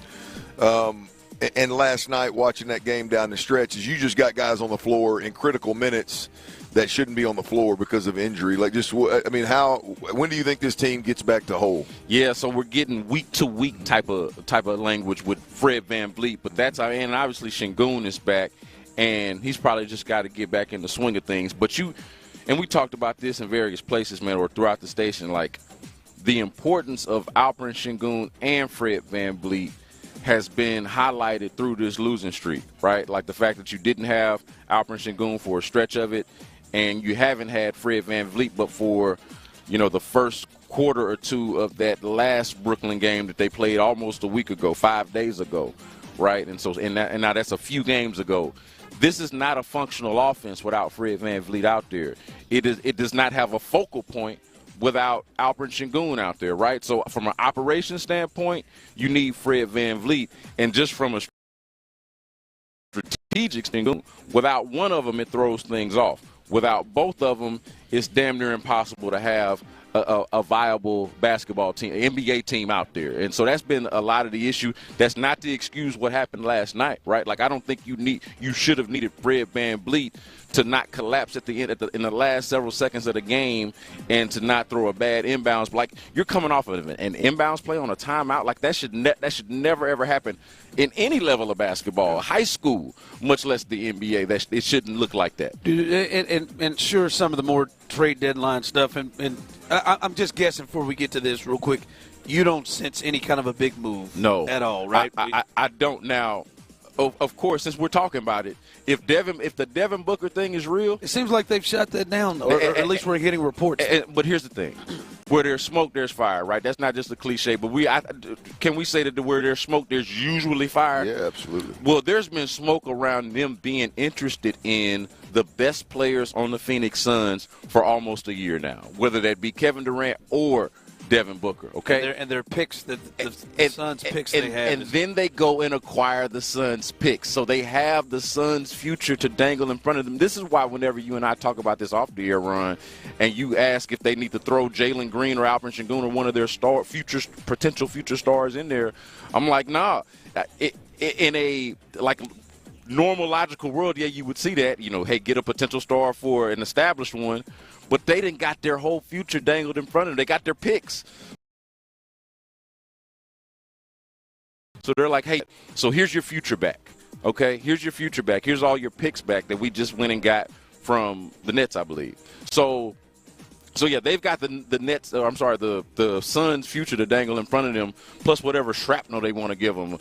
And I hate to call Cam Whitmore or Jabari Smith Jr. shrapnel, but that's what we're talking about, collateral damage at that point. So am I still keeping an eye out for that show? Absolutely. Absolutely, I'm keeping an eye out for a potential Devin. But you asked what the sense is that I get. The sense that I get is that they're going to do something along the margins as opposed to one of those big swings. What about on that front this rough patch they've hit? Has it changed your stance on do they need to make that move? Would you like to see them make that move? Where do you see it? I think it's no question that they are a different team and in a completely different conversation if you add Devin Booker to this team. There's no way around that. Especially if you're not having to give up Sengun or Jalen Green. If they're all with Thompson on the team. Yeah. Right, yeah, so I don't want to sound silly here. No, I mean, I think, independent of the skid here, of this 4-game skid, that's something that they should absolutely at least be interested in or be investigating, even if they ultimately don't become interested in it. So, and I would imagine that they've clearly done their due diligence on that. We've been hearing about it for damn near a year. So that's out there. But in terms of, I struggle with this, Clint. They're already a little bit ahead of schedule, and a little bit of it feels like house money. And I have seen enough from the young players to feel like development is there. We just through some of the reasons why this skid exists, right? They still need either Fred VanVleet or somebody like him out there, right? So if they're going to make a move, if they, deal Fred VanVleet, you need to bring in a real point guard, right? De'Aaron Fox is already gone, right? But it's like that's what we're talking about. Yeah. Alperen Sengun obviously has to be out there on the floor.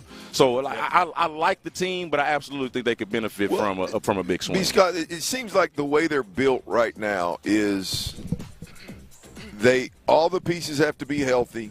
Mm-hmm. All the pieces have to be deployed accurately by Ime Udoka, and then all the players have to be on their A game in order for this team to and I'm talking about in a 7-game series against a team, in order for them to be competitive in that environment, they're not going to be able to hustle their way to it. They're not going to be able to it's going to the way they're built right now without a superstar, your margin for error is slim to none. Yeah, so I would agree with the margin of error slim to none part, but I would say, just to push back a little bit, is that this whole effort their way to it, That's also a problem, and we didn't get to that, but that's also been a problem with this skid, right? They have not played exactly toward their identity and the thing that's brought them here. Really, even before this skid started, they were having a little bit of issue with that, before we really started to identify with this 4-game losing streak. So, Clint, I would say that more than anything, or just as much as anything, they need to get back to the way that they were playing, to the thing that brought them here in the first place. The defense go against the Knicks, it was atrocious. And then it wasn't as atrocious against the Nets, but it was atrocious there at the end, like when it really mattered, when the game was really on the line. So it cannot look like that. Absolutely, to your point about the margin of error being slim. No, they absolutely need to hustle their way to this thing, because that's how they got here. And I know we're going over a little bit, but just, what do you make of the? Do you think they have a late game problem? Do you think this is not just a young team skid? Do you think this is an issue? Because Clint and I have discussed, once you get into the playoffs, that ratchets it up even more. And Clint gave up, I thought, a great stat that you saw yesterday, that it keeps their production drops, and then drops big time in the fourth quarter from other quarters. You think they have as somebody who sees all their games, an end of game problem? I would say it's a problem because it's a question.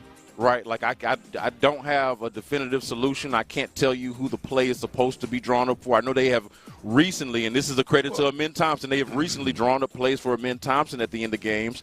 But Amen Thompson is still a very young player and is just became a starter roughly 20 games or whatever it was. But be like Show's point is, to me, it's a valid one. Like the thought is in the fourth quarter, teams buckle down. Yeah.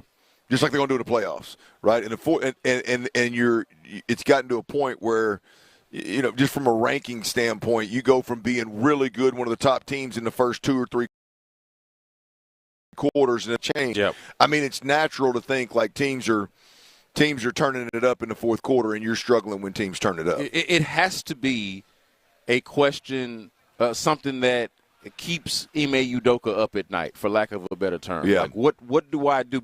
And this is why, to our point here, is because there is not a definitive answer. It changes and can change from game to game. Yep. Maybe Jalen is out of his mind. Maybe Jalen Green's out of his mind tonight. Like they're flipping a coin or something. And that's the clear answer tonight. But on some nights, maybe it is a less than ideal option in Fred VanVleet. Maybe it's Amen Thompson, right? So, like, it's so many different options, which you like having multiple options, but you would also like to feel like you've got a best option, and that the answer to that question seems to change from night to night. So, to answer your original question, yes, it is a problem because it is a major question. All right, coming up, T-Mill's best bets, and we will also discuss, kind of what are you feeling from the positive here of the recent changes with the coaching staff offensively for the Texans? We'll get into all of that coming up next. All right, y'all, check it out, man. The weather, it's unpredictable in the beautiful city of Houston, whether it's rain or some kind of sleet.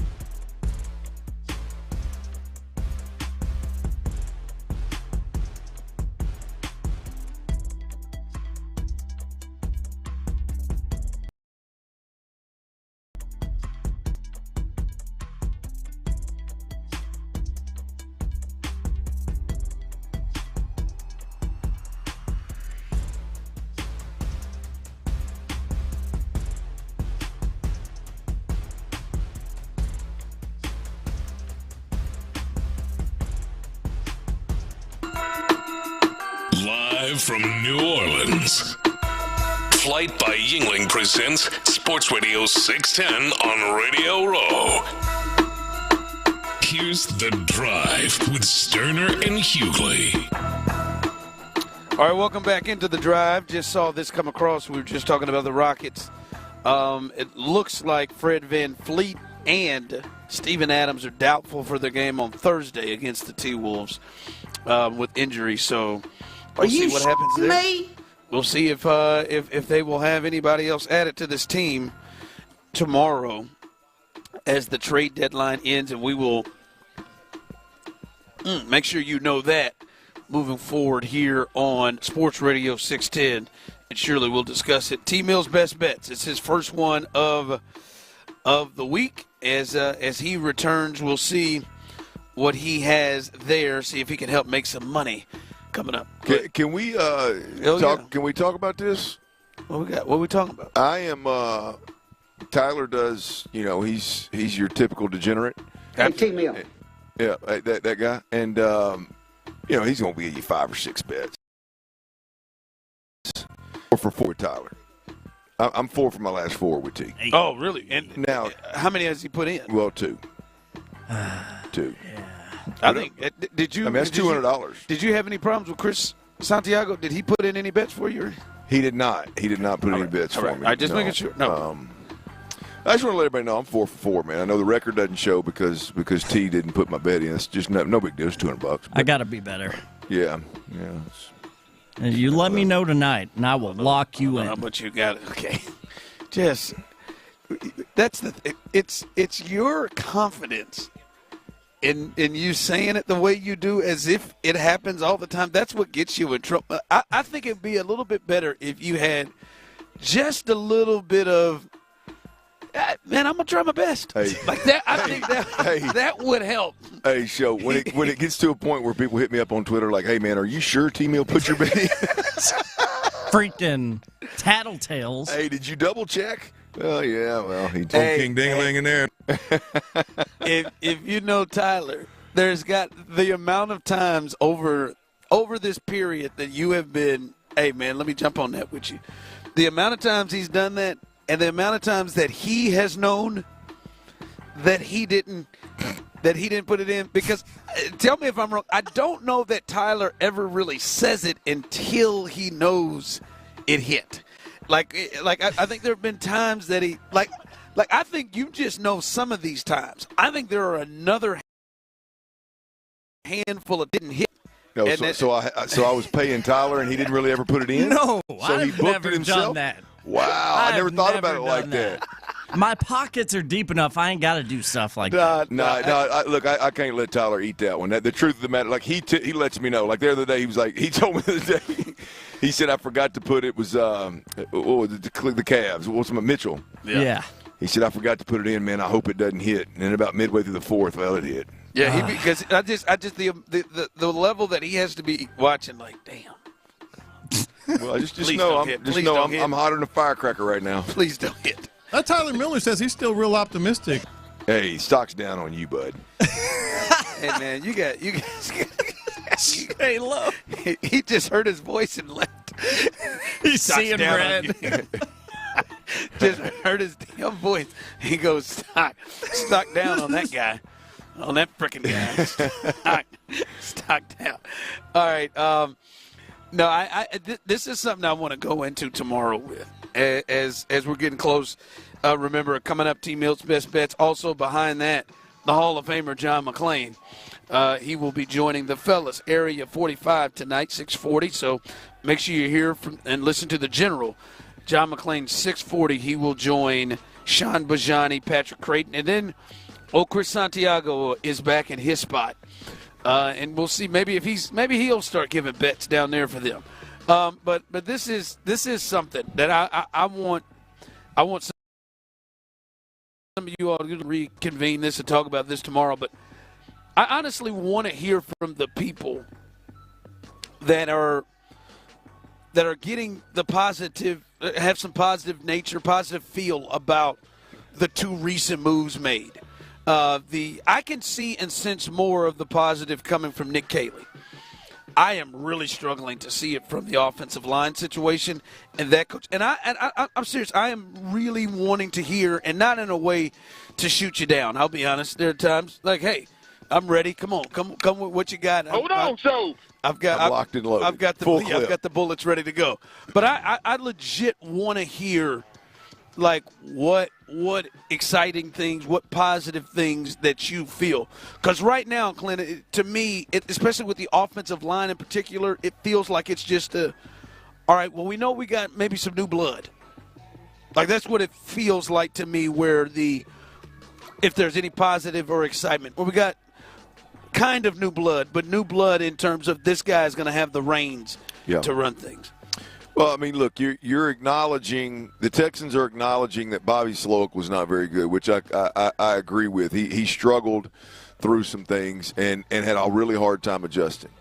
And I have no problem with the move. But the reality is that there's more to the problems than Bobby Sloak. And I think the positives of it are their changes.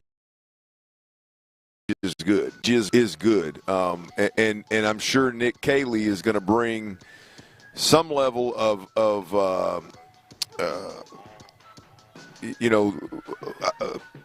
like togetherness with the squad. If Bobby Sloak was as divisive, is it the right word?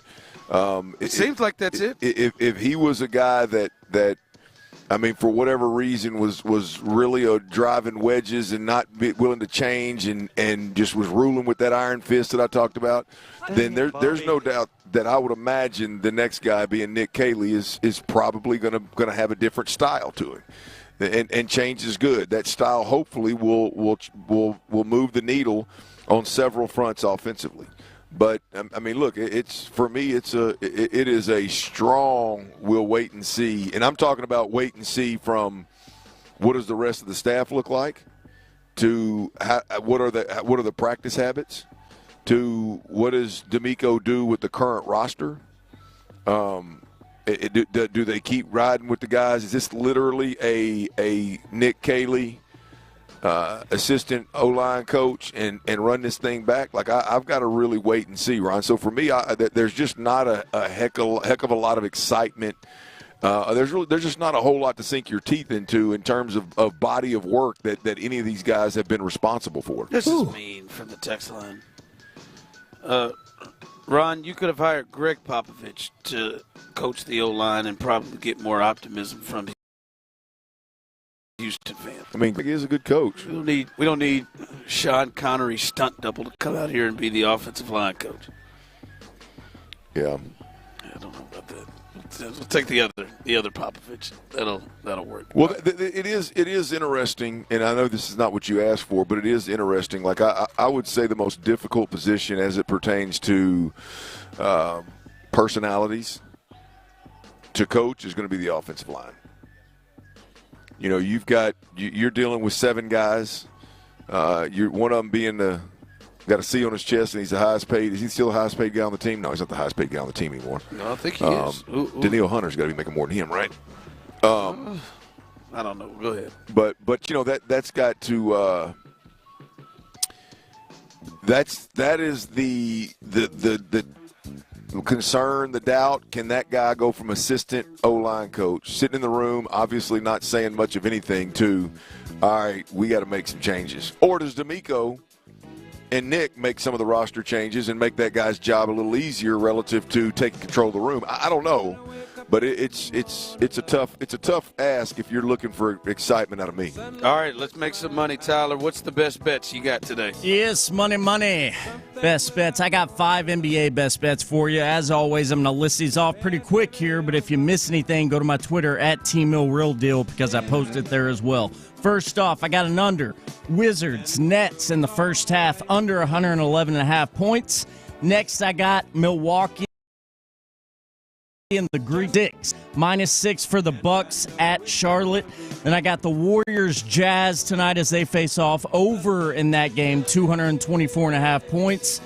Magic, they are traveling to Sacramento to take on the Kings. Magic +6.5 in that one. And then one player prop, the Nuggets big man